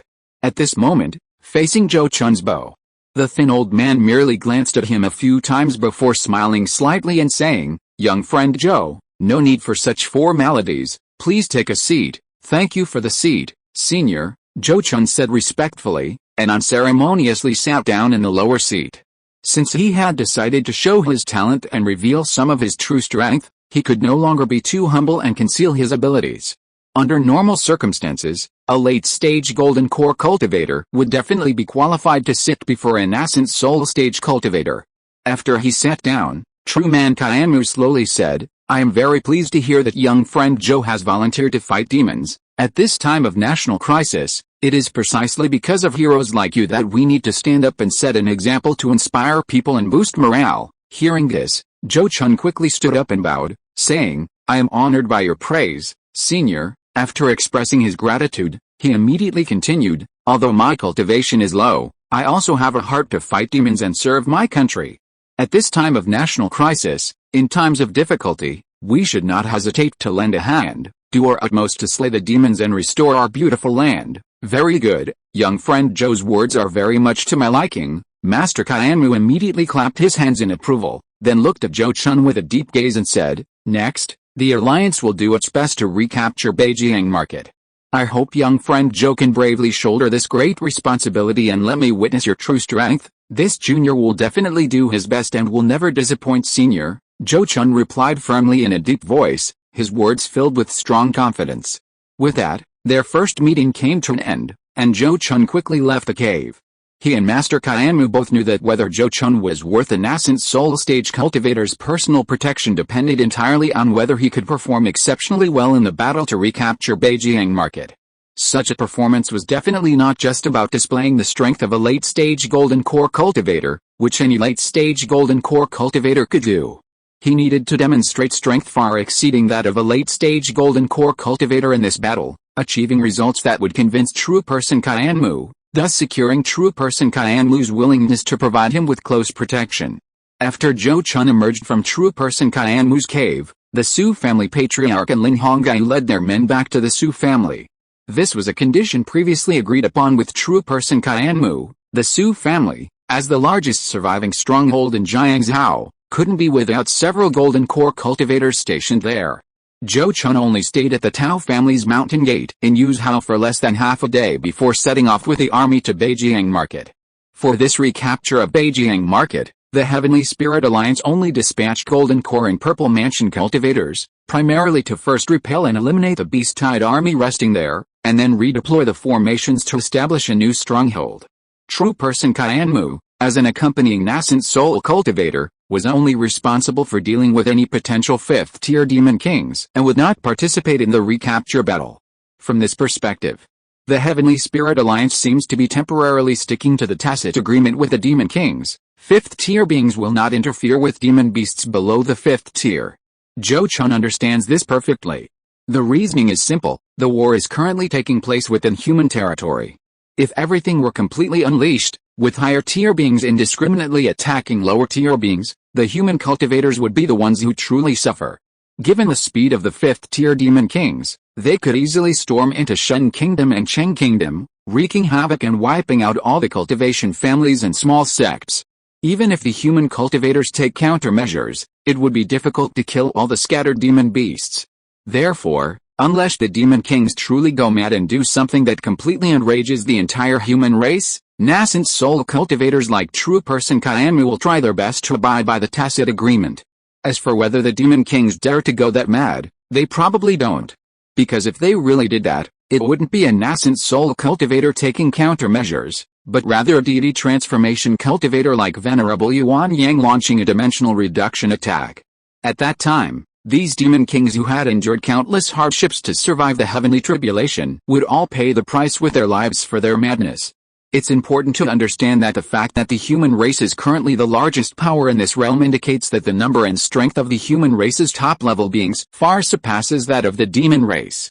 The reason why demon forces like Long Yuans are still allowed to exist is mostly because they fear the latter's final, insane, mutually destructive move. Therefore, as long as the demon race's top-level beings don't go mad, they won't allow those 5th-tier demon kings to run rampant. Meanwhile, Zhou Chun and 19 other golden core cultivators, along with hundreds of purple mansion cultivators, rushed to the outside of the already captured Beijing market. Their movements had already been detected by some flying demon beasts, and upon arriving outside Beijing market, they were immediately surrounded by tens of thousands of demon beasts resting there. Immediately afterward, demonic beasts emerged from the river adjacent to the market, quickly filing the river surface for dozens of miles. Fellow Daoists, proceed according to plan. A late-stage golden core cultivator, leading the charge, glanced at Zhou Chun and the others, and shouted before unleashing his magic weapon at a 4th-tier high-grade Crimson Fire Dragon. Following suit, the golden core and purple mansion cultivators also spread out, each activating their magic weapons and divine abilities to attack their chosen opponents. In terms of numbers, the human golden core cultivators on the Beijing market side outnumbered the 4th-tier demonic beasts. However, there were also many 2nd and 3rd-tier demonic beasts on the demonic beast side, who could provide concentrated support. Even golden core cultivators would find it difficult to withstand the attacks of hundreds or even thousands of 2nd-tier demonic beasts simultaneously. After all, golden core cultivators did not possess the robust physical bodies of 4th-tier demonic beasts, capable of ignoring 2nd-tier spells. Furthermore, once they unleashed their magic weapons and divine abilities for defense, it would continuously deplete their own mana. But this clearly didn't include Zhou Chun. He made no attempt to conceal his actions, directly unleashing the dragon transformation secret technique, covering himself in a layer of silver dragon scales. With these silver scales protecting him, Any attack below the 3rd rank couldn't even deplete a trace of his mana. After transforming, he quickly released his 3 spirit pets, the Thunder Flood Dragon Bye-Bye, the Golden Winged Tiger, and the Fiery Phoenix. Compared to the Golden Armored Mountain-Bearing Turtle Stone and the Wood Spirit Wood Mulberry, these 3 spirit pets weren't as attractive to nascent soul cultivators. They weren't things they absolutely needed. So even if they were revealed, it would only cause a bit of surprise. But to be honest, seeing the 3 spirit pets he released, true person Kaiamu was indeed quite surprised. With the discerning eyes of a nascent soul cultivator, he could naturally see the extraordinary nature of these 3 beasts. The Thunder Flood Dragon and the Fire Phoenix, needless to say, were definitely kings among beasts of the same rank. The key was that after the Golden Winged Tiger broke through to the 4th rank, its special attributes were further enhanced, making it easy for nascent soul cultivators with some knowledge of special principles to discern its true nature. How strange. A winged tiger with special attributes, this is the first time I've ever heard of or seen one. Could it have consumed some rare and precious spiritual item with special attributes during its mutation? Master Kaiamu thought to himself, secretly marveling, and couldn't help but anticipate Zhou Chun's performance. Zhou Chun didn't keep him waiting long, quickly assigning tasks to the 3 spirit pets. He and the Thunder Flood Dragon Bye-Bye teamed up, directly targeting a mid-grade 4th rank blue flood dragon, making this pure-blooded dragon their prey. At the same time, the Golden Winged Tiger and the Fiery Phoenix targeted another mid-grade 4th rank demonic bird, the 2-headed Black Crow. These 2 demonic beasts were among the strongest in their rank, definitely not pushovers. Clearly, Zhou Chun knew that if he wanted Master Kaiamu to acknowledge his achievements, he absolutely couldn't rely on bullying weaker 4th rank demonic beasts to rack up his record.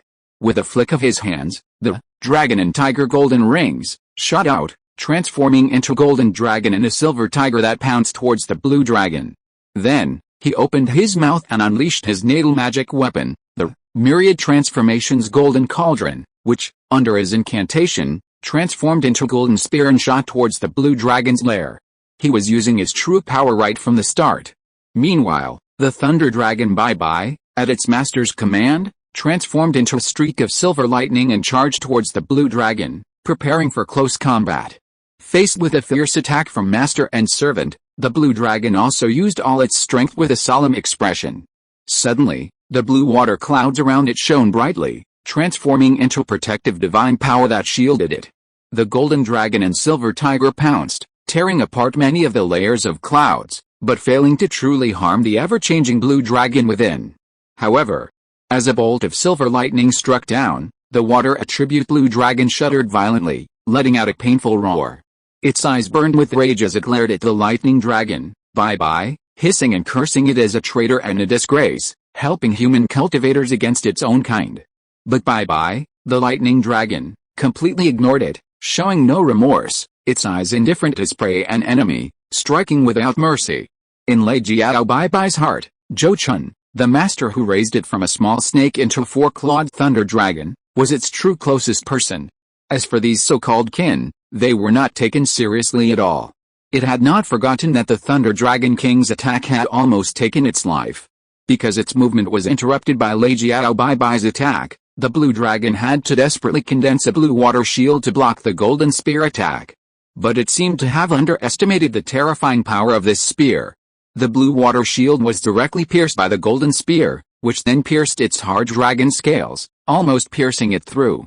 Subsequently, the Zheng metal power emanating from the spear within its body wreaked havoc, causing its body to twist and tremble in pain, emitting mournful cries.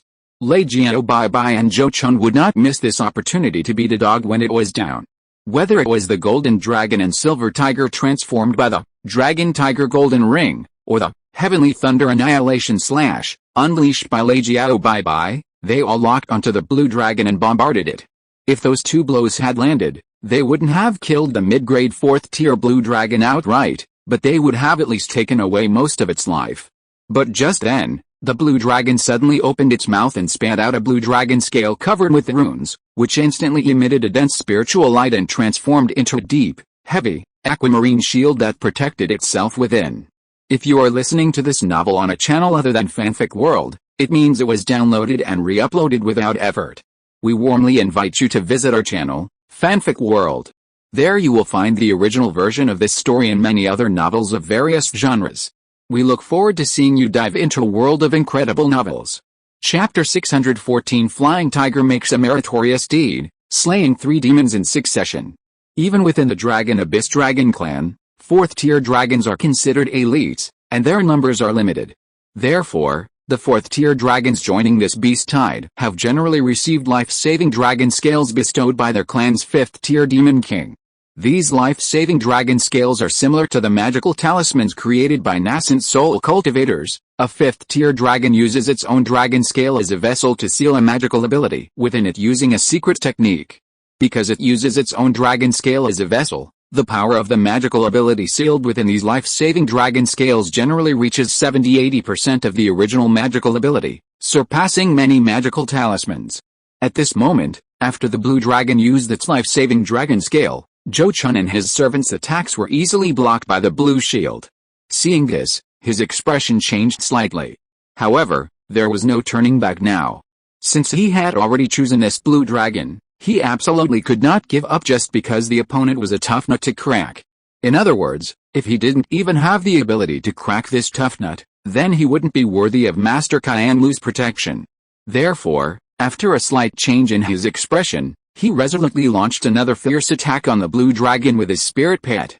He raised his hand, and the superior grade magic weapon, the 2 dragons overturning the sea bottle, was summoned, directly unleashing the double dragon snatching the pearl-killing move towards the blue dragon.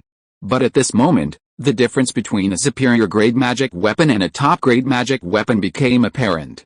When Zhou Chun activated the Heavenly Gang Thunder-Slaying Sword, transforming it into a lightning sword dragon, it only took a dozen breaths to shatter the divine power talisman used by Zhu Yan, the candidate holy son of the Holy Fire Sect. But now, even though he had already activated 2 superior grade magic weapons to attack the blue dragon, the blue shield still appeared very stable, showing no sign of breaking. And the blue dragon, relying on the protection of the blue shield, quickly launched a counterattack. First, it pulled out a golden spear still embedded in its body, then opened its mouth and spat out a stream of deep blue true water, which transformed into a true water dragon that lunged at Zhou Chun's main body. But now it became clear why Zhou Chun had chosen this blue dragon as his prey. He activated the 2 dragons overturning the sea bottle with his magic power, and the bottle's mouth was aimed at the true water dragon, releasing a blue-white spiritual light. The moment this blue-white spiritual light struck the true water dragon, it was as if it had been marked. Soon, an irresistible suction force surged from the bottle's mouth, forcibly drawing the true water dragon into the bottle, completely severing the blue dragon's control and connection to it. This scene left the blue dragon stunned, its eyes filled with disbelief. It was a blue dragon. A blue dragon born with the power to control all waters. That true water dragon was its own natal true water, painstakingly absorbed and refined from the essence of water. Its connection to the dragon was incredibly close, like its own limbs. But what was happening now? Its eyes widened as it stared at the blue and white dragon pattern treasure bottle, seemingly determined to memorize it. Already quite intelligent, it knew very well that this item was the nemesis of a pure water attribute dragon like itself. And it seemed to be testing the limits of this treasure, quickly using its own natal true water as a guide to condense a highly penetrating water column that blasted towards Zhou Chun. But this time, Zhou Chun didn't seem to intend to use a high-grade magic weapon to defend himself, directly using the Jinyuan Golden Glow divine power to protect himself, blocking the blue dragon's attack with his own defensive divine power. Then, he unleashed a barrage of attacks on the blue dragon, fully utilizing 2 high-grade magic weapons and his own divine power. With a flick of his wrist, a golden halberd pierced the air and struck the blue shield, eroding much of its spiritual power. He then formed hand seals and cast a spell, a ball of golden lightning suddenly condensing and striking the blue shield with a flick of his wrist. On the other side, the Thunder Dragon Bye-Bye unleashed its full power, bombarding the blue shield surrounding the blue dragon with various supernatural abilities. Although the master and servant working together couldn't break the shield quickly, it seemed it wouldn't take too long. While the blue dragon didn't want to be passively attacked, its counterattacks were weak and ineffective, failing to cause any damage to Zhou Chun and his servant. If this dragged on, its shield would inevitably break sooner or later. It was well aware of this. Therefore, as its protective blue shield began to dim and could no longer hold, it let out a low growl and swooped down towards the nearby Bai Jiang. Trying to escape? A cold glint flashed in Zhou Chun's eyes. Of course, he wouldn't let the blue dragon escape. A silver light shot out from his sleeve, instantly transforming into a bolt of silver lightning that struck the blue dragon's shield.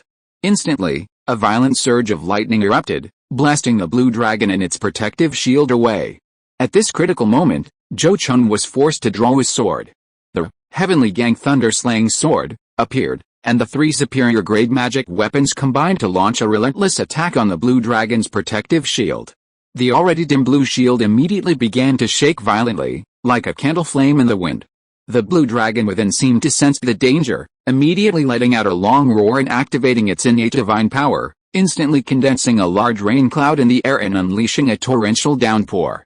Then, using the rain, it used its water escape technique, transforming into flowing water and fleeing directly towards the nearby Beijiang River.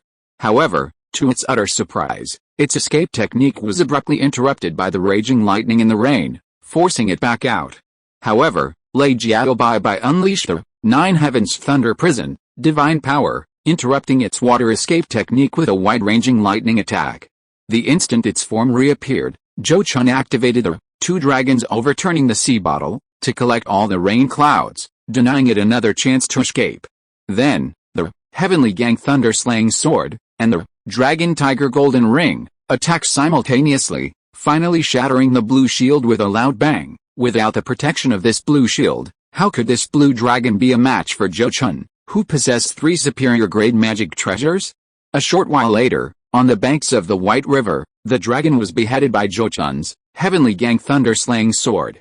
After killing the blue dragon with a single strike, Zhou Chun quickly stored its corpse in a large capacity storage bag specifically designed for storing 4th-tier demon beast corpses, and then charged towards another battlefield with Lei Jiaobai.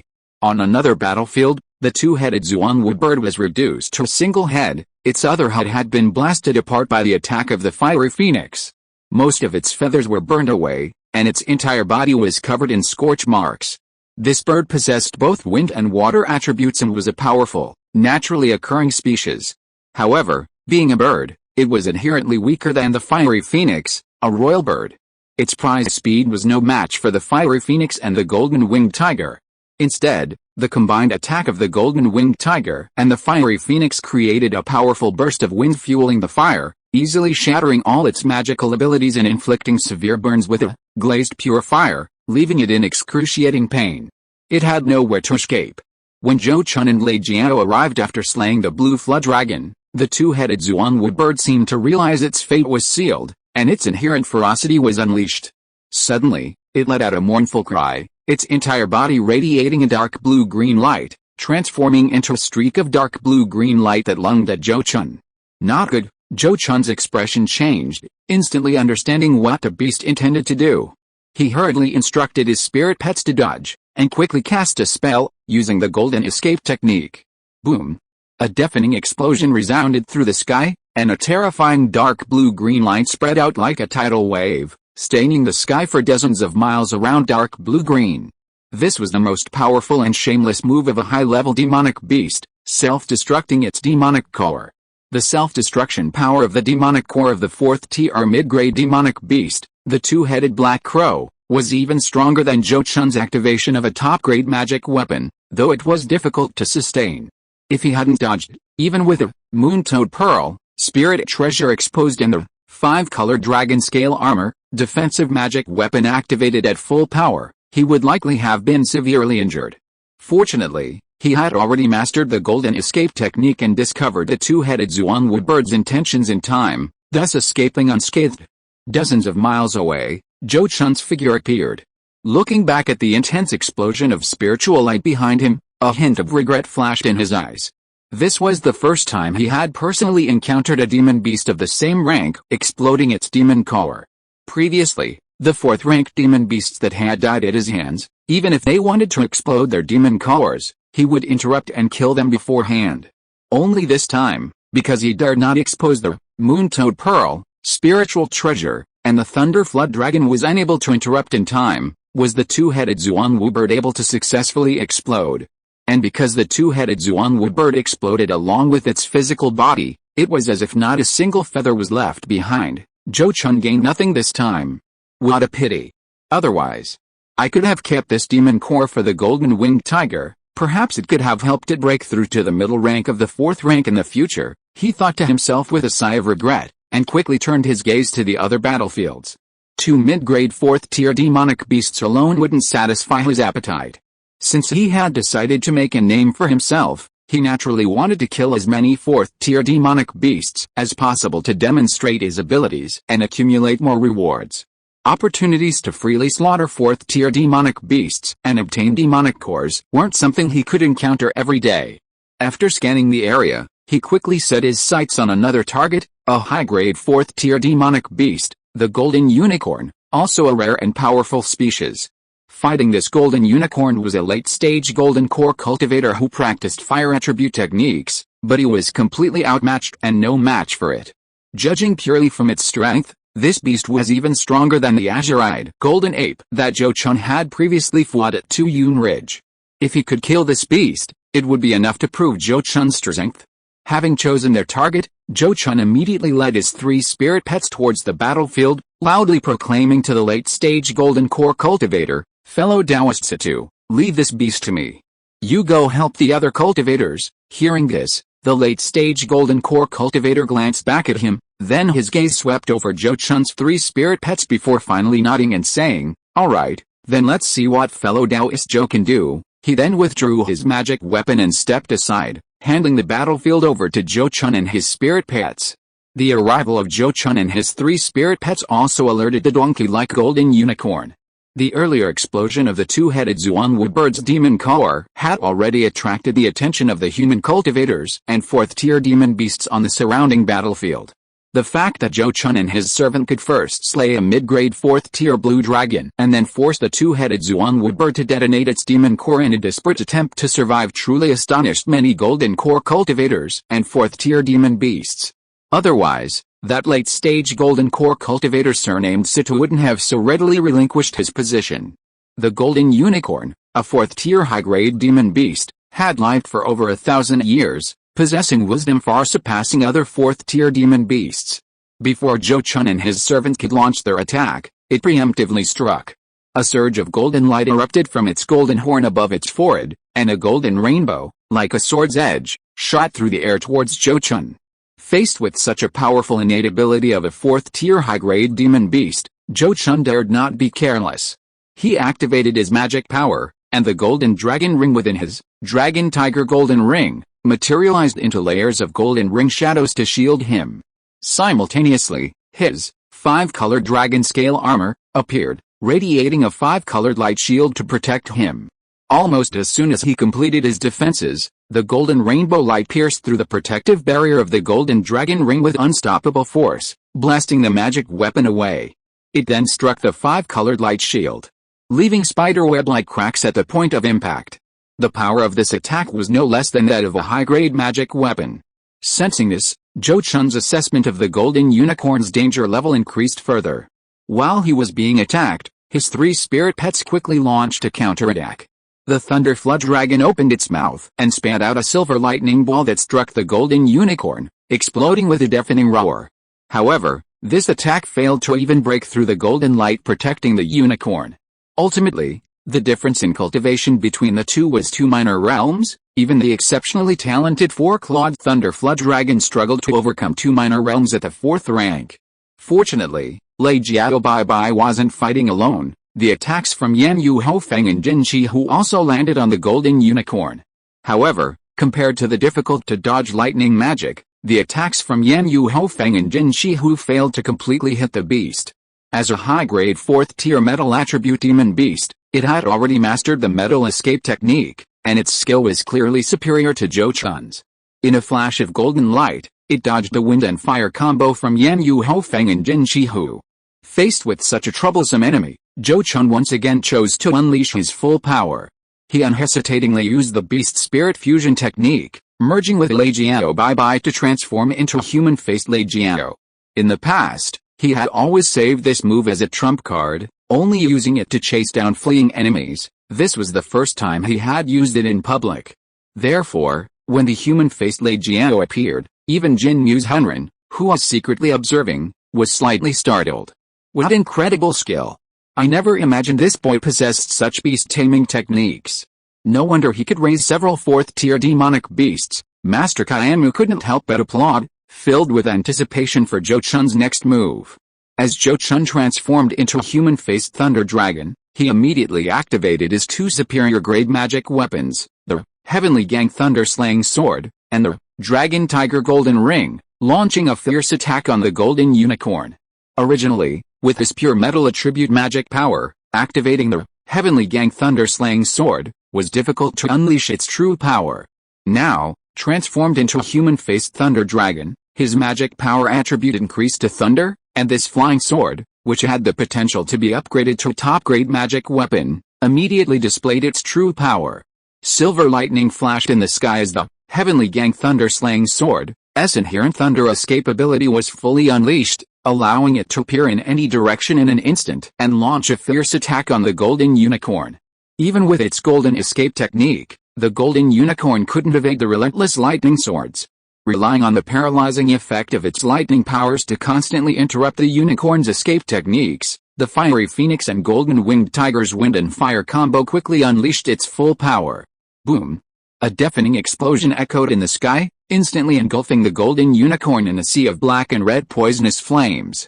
Then, a cyan hurricane descended upon the sea of black and red poisonous flames, restricting the unicorn's escape and gathering the scattered flames into a pillar of wind and fire. After the Golden Unicorn finally managed to unleash its power and break free from the hurricane's confinement, the Golden Dragon and Silver Tiger combined their strength to repel it back into the sea of fire.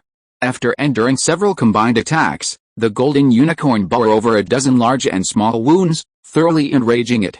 Suddenly, it let out a howl that sounded like both a horse's neigh and a wolf's howl, and its figure multiplied 1,000 times, instantly creating dozens of clones that charged towards Zhou Chun and his three servants. Even with Zhou Chun's divine sense, which was stronger than that of an ordinary late-stage golden core cultivator, he couldn't immediately distinguish its true form. Faced with this situation, he and his spirit pets instantly chose to avoid its attack. Lightning crackled around him as he used lightning escape techniques to evade the Golden Unicorns rushing towards him. The Golden Winged Tiger also activated its Flash of Space technique to dodge the attack. The Fiery Phoenix also activated its Fire Escape technique, transforming into a streak of fire and fleeing rapidly. But they all seemed to have underestimated the power of the Golden Unicorn's attack. In a flash of golden light, the Golden Unicorn's true form caught up with the Fiery Phoenix and, like a rhinoceros butting its horn, slammed into the Fiery Phoenix. Instantly, the Fiery Phoenix let out a mournful cry as it was pierced through the body by the Golden Unicorn's single horn and sent flying. Fortunately, Zhou Chun sensed something was wrong and hurriedly activated the Heavenly Gang Thunder/Sword, unleashing a powerful Heavenly Gang Divine Thunder Sword key that struck the Golden Unicorn. This Heavenly Gang Divine Thunder Sword key almost exhausted all of the sword's lightning power, far surpassing any previous attack.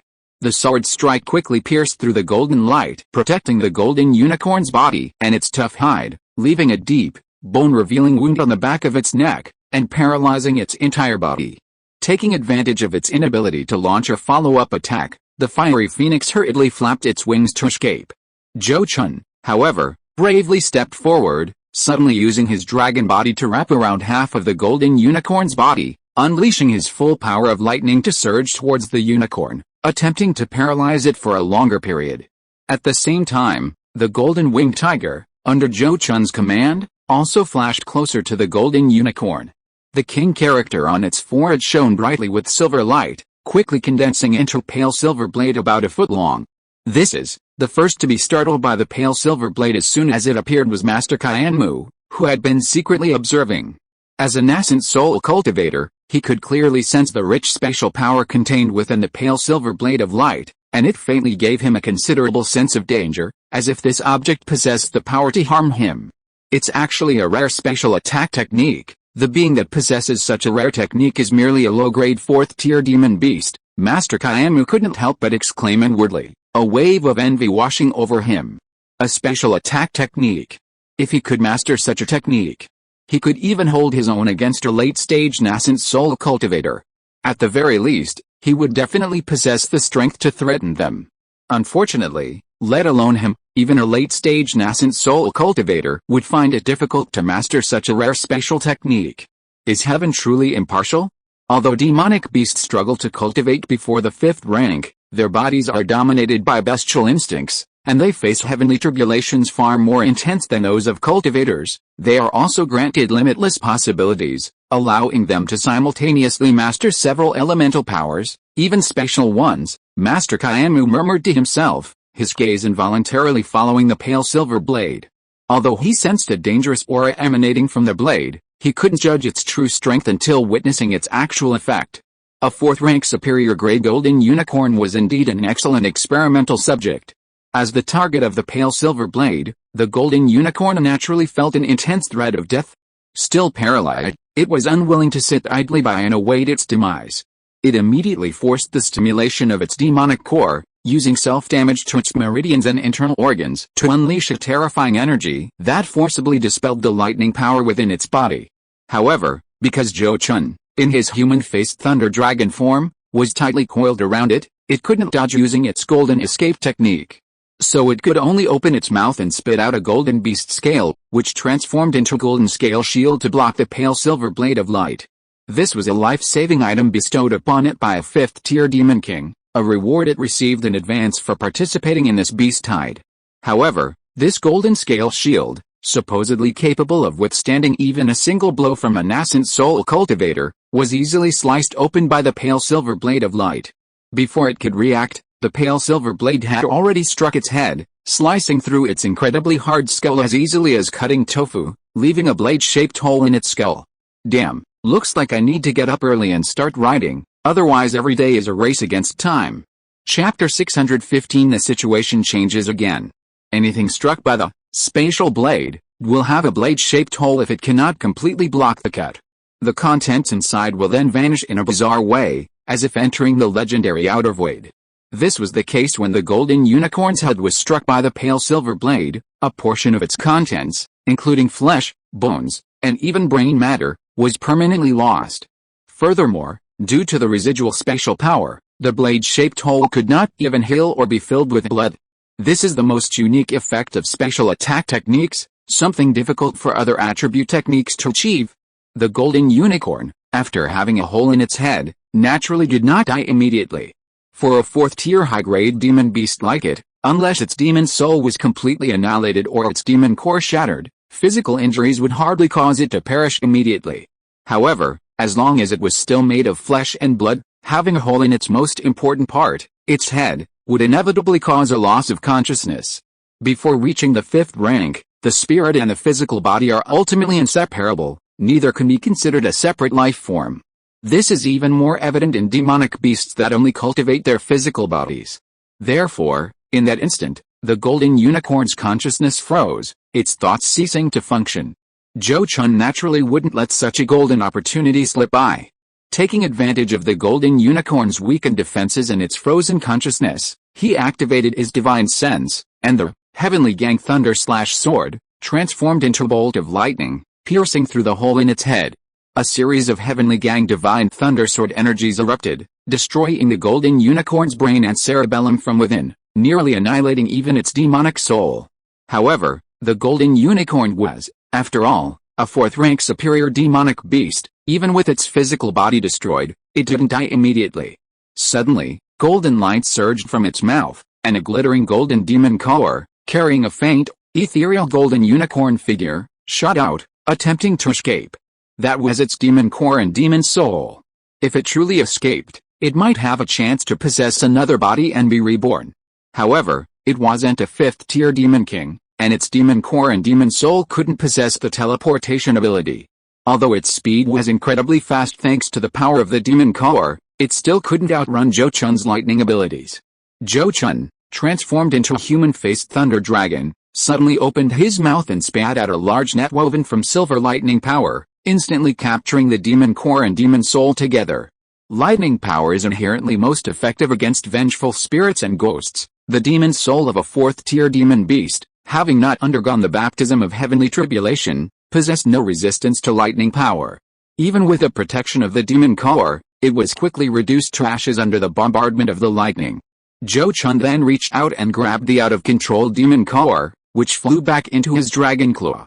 Confirming the golden unicorn's demise, Zhou Chun immediately dispelled his fusion transformation, collected the demon core in the golden unicorn's corpse, and hurriedly went to check on the flame phoenix's injuries. The golden unicorn's collision had severely injured it.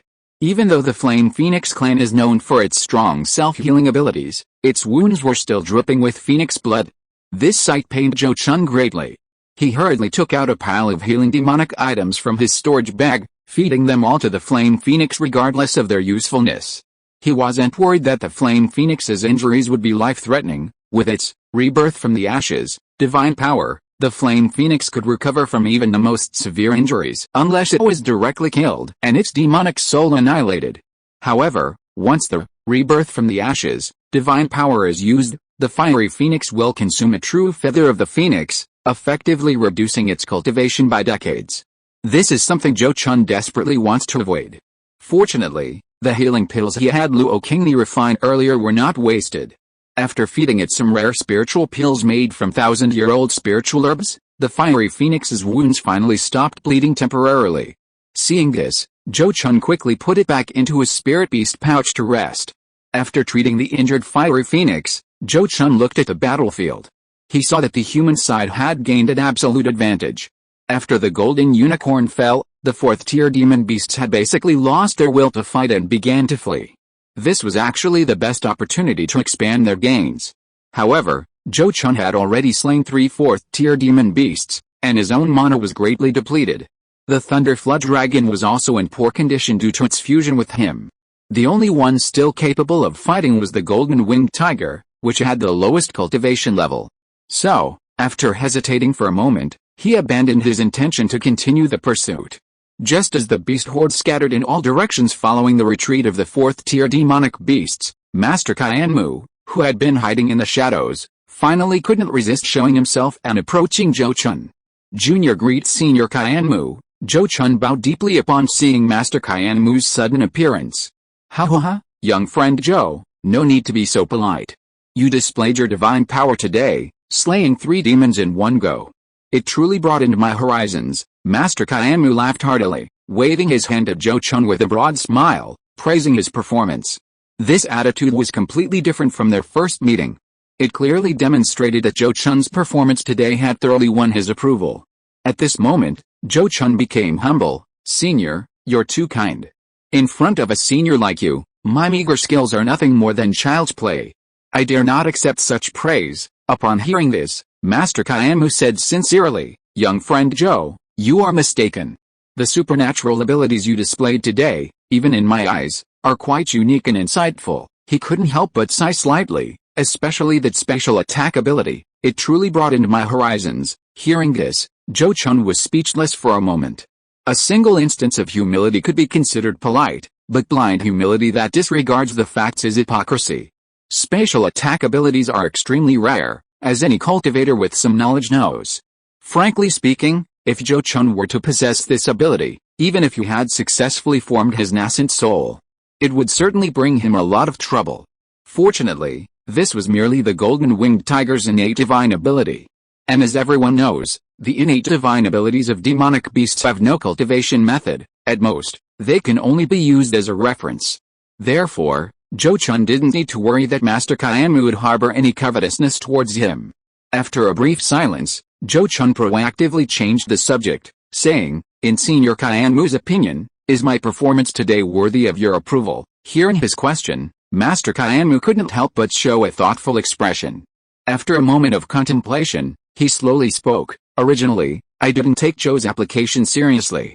Given the current uncertain war situation, sending a nascent soul cultivator to sacrifice mobility to protect you would be a waste of talent. He then looked intently at Zhou Chun and continued, however, after seeing your performance today, I must reconsider your application.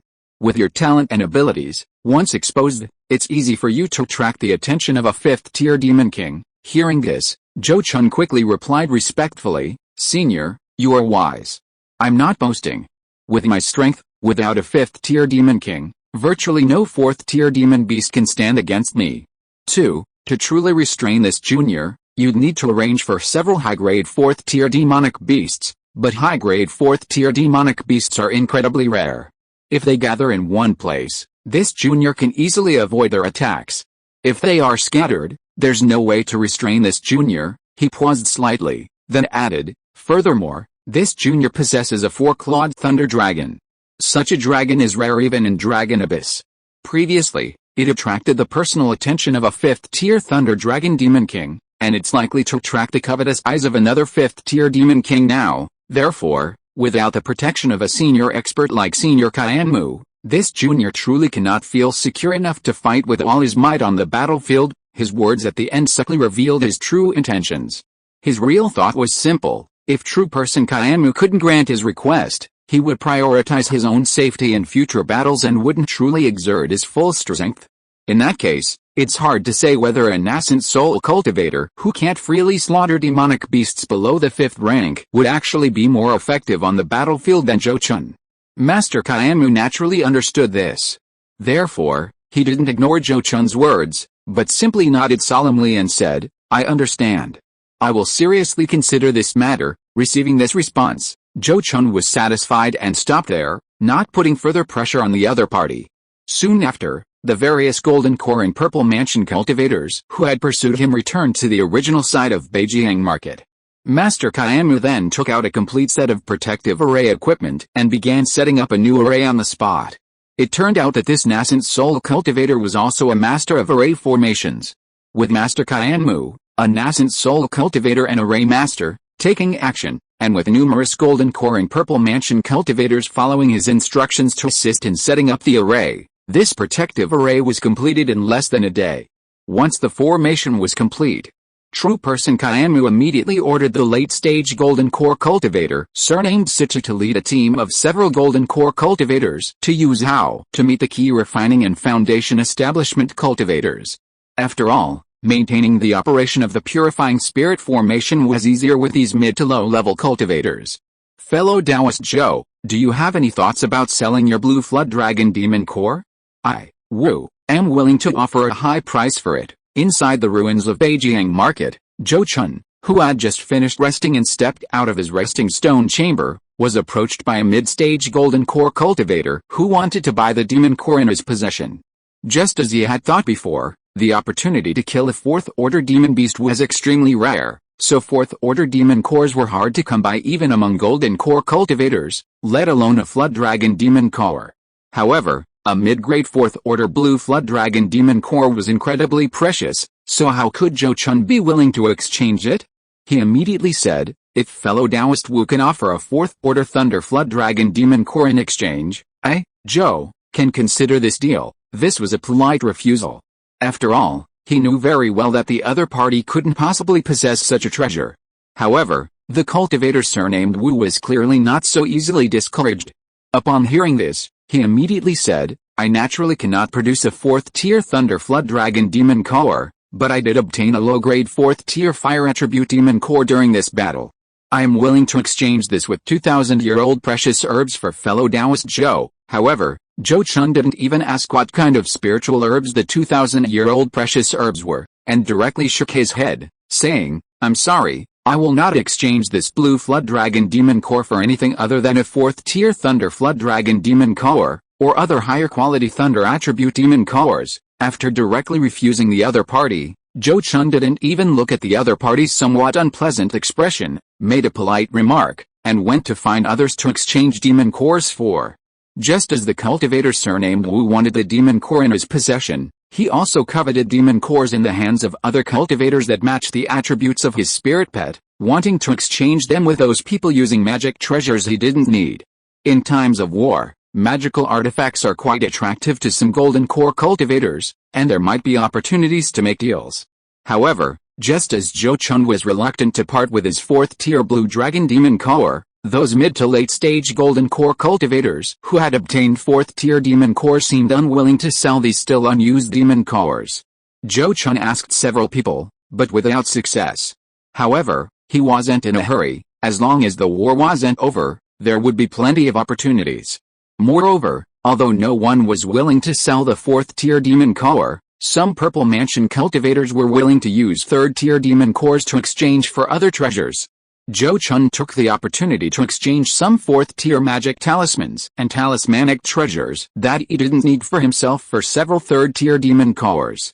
From this, it can be inferred that if the human race achieves a great victory after this beast tide, not only will the Zhou family, renowned for its beast-taming skills, experience a meteoric rise, but other forces that benefit from the war will likely also greatly benefit in alchemy and beast-taming. After all, obtaining large quantities of demon cores is not easy under normal circumstances. 3 days after the recapture of Beijing Market, a major battle also broke out at the Su family mountain gate. This battle was commanded by the azure-eyed golden ape that Zhou Chun had previously fought. A full 60,000 to 70,000 demonic beasts and 8 4th-tier demonic beasts fiercely attacked the Su family mountain gate, making the cultivators inside truly feel the terror of the beast tide. Fortunately, the Su family mountain gate also had 4 golden core cultivators and 1 4th-tier demonic beast. With the help of the mountain gate's great formation, they managed to barely hold back the beast tide's onslaught. Zhou Chun was naturally extremely concerned about the situation at the Su family mountain gate, and even petitioned Qianmu Zhenren to send reinforcements. However, Qianmu Zhenren sensed the aura of a 5th-tier demon king, concluding that a 5th-tier demon king was lurking outside Beijing Market, and dared not send reinforcements from that direction. Furthermore, it wasn't just the Su family mountain gate under attack. Multiple strongholds along the Jiangzhou line were also being fiercely attacked by the beast tide, and reinforcements had to be used where they were most needed. The good news is that, after fully recognizing the dangers of this beast tide, the nations of the Heavenly Spirit Alliance have quickly reached a consensus, and various forms of aid are pouring into Jing Kingdom, with new reinforcements arriving daily. From this perspective, Jing Kingdom might truly be grateful for the Yuan Demon Legion's invasion. Without that invasion, which triggered the alliance among the Heavenly Spirit nations, reaching a consensus on support would have been impossible. However, just when Zhou Chun and many Jing Kingdom cultivators thought the situation would improve with increasing reinforcements, the battlefield situation underwent a dramatic change. Without any warning, 50,000 Dragon Court warriors suddenly appeared in Yuzhou, breaching the Tao family's gates within half a day and annihilating the entire Tao family, and thousands of reinforcements reorganizing there. 5 golden core cultivators perished in this battle alone, and the losses among the Purple Mansion and Foundation establishment cultivators were even more severe. After capturing the Tao family's mountain gate in Yuzhou, these Dragon Court warriors split into several groups and attacked other cultivation families' mountain gates in Yuzhou, slaughtering and destroying them along the way, creating a bloodbath. The impact of this event was almost comparable to the breaching of the Qinglian Temple's mountain gate. This was not only because of the enormous losses it caused, but also because the appearance of so many Dragon Court warriors indicated that the Jiaolong clan's attitude towards this beast tide was very unusual. In the past, most beast tides were caused by the increasing pressure from neighboring human kingdoms, who wanted to disrupt their development, relieve the pressure, and also eliminate some old and exhausted demon beasts. But now, even the Dragon Court warriors were deployed to the battlefield on a large scale, indicating that the Jiaolong clan's purpose in launching this beast tide might not be just destruction. Perhaps they really wanted to completely overthrow the cultivation world of Jing Kingdom and turn it back into a demon beast wilderness. If that really happened, the various cultivation forces of Jing Kingdom would probably be forced to wander in foreign lands, becoming homeless dogs. Therefore, the impact of this matter is enormous, so much so that all the nascent soul stage cultivators have to reconvene to discuss countermeasures. One thing they have to admit is that if the Flood Dragon clan is truly determined to overthrow the cultivation world of Jing Kingdom, then the power of their Heavenly Spirit Alliance alone may not be enough to stop them. After all, the power controlled by the Flood Dragon clan is immense. Even excluding the transcendent Golden Horn Dragon King, the number of 5th-tier demon kings that the Flood Dragon clan can unleash is no less than the number of nascent soul stage cultivators from the Heavenly Spirit Kingdoms, and the number of 4th-tier demon beasts and other demon beasts will far exceed the number of human cultivators at the same level. After all, high-level demon beasts generally have longer lifespans than human cultivators, and their accumulated numbers are absolutely considerable. Don't be fooled by the seemingly small number of high-level demon beasts in the wilderness before. That was purely because the Dragon Transformation Sect had previously occupied that region, and many 4th-tier demon beasts had been ordered by the Flood Dragon clan to migrate to the depths of the wilderness. In the depths of the wilderness, where human cultivators can hardly set foot, The number of 4th tier and 3rd tier demon beasts is absolutely beyond the imagination of ordinary people. The environment there is more suitable for demonic beasts to live in, and they are more likely to break through and advance in rank. There are also more spiritual objects beneficial to their growth. In fact, the same is true for Dragon Abyss. Most of the high-level demonic beasts in Dragon Abyss have gone to the depths of Dragon Abyss, which are more suitable for their cultivation. It is also a forbidden zone for human cultivators. Therefore, if the Flood Dragon clan is determined to turn Jin Kingdom into a wilderness for demonic beasts, it will be difficult for the Heavenly Spirit Alliance alone to resist them. It is also impossible for various countries and sects to risk the extinction of their sect's lineage by sending all their forces to Jin Kingdom to stop the beast tide. The Flood Dragon clan's actions have crossed the line. This is no longer just a simple beast tide attack. It is likely to be a major event that restarts the war between the two races. This matter must be immediately reported to the various countries of our human race and reported to the nascent soul Venerable, inside the Moonwheel Sect's Mountain Gate. True Person Silver Moon, as the representative of Jin Kingdom, solemnly expressed his opinion to True Person Kung Su. In the previous battle at the Moonwheel Sect's Mountain Gate, True Person Zhuan Yu sacrificed himself to summon the sect's strongest weapon, slaying 4 demon kings in succession. This feat not only terrified many 5th-tier demon kings but also shocked many nascent soul cultivators who learned of it afterward. Therefore, even a late-stage nascent soul cultivator like True Person Kung Su, currently within the Moonwheel Sect's Mountain Gate, dared not underestimate True Person Yin Yu, a mid-stage nascent soul cultivator. After hearing the other party's words, he quickly nodded solemnly and replied, "Fellow Taoist Yin Yu is right. I will immediately contact Senior Yuan Yang and request your divine judgment." Being able to directly contact Venerable Yuan Yang, a nascent soul cultivator, was a special benefit that True Person Kung Su, a late-stage nascent soul cultivator, had obtained after the Heavenly Spirit Alliance's ambush of the Golden Horned Dragon King. It was evident that Venerable Yuan Yang had likely foreseen certain events and intentionally left this contact information. However, even if a nascent soul venerable is living in seclusion or traveling the world in anonymity, it's not certain that Kung Su's Henrin could contact them quickly enough to get them to come to Jinguo to oversee things. Therefore, while contacting the nascent soul venerable, they adopted the most conservative strategy, focusing all their efforts on defending the various medium and large strongholds, temporarily relying on the mountain protecting formations and the beast tide to wear them down. Zhou Chun was naturally not qualified to know about these top-level decisions. 3 days after the attack in Yuzhou, he successfully obtained permission to return to the Su family mountain gate.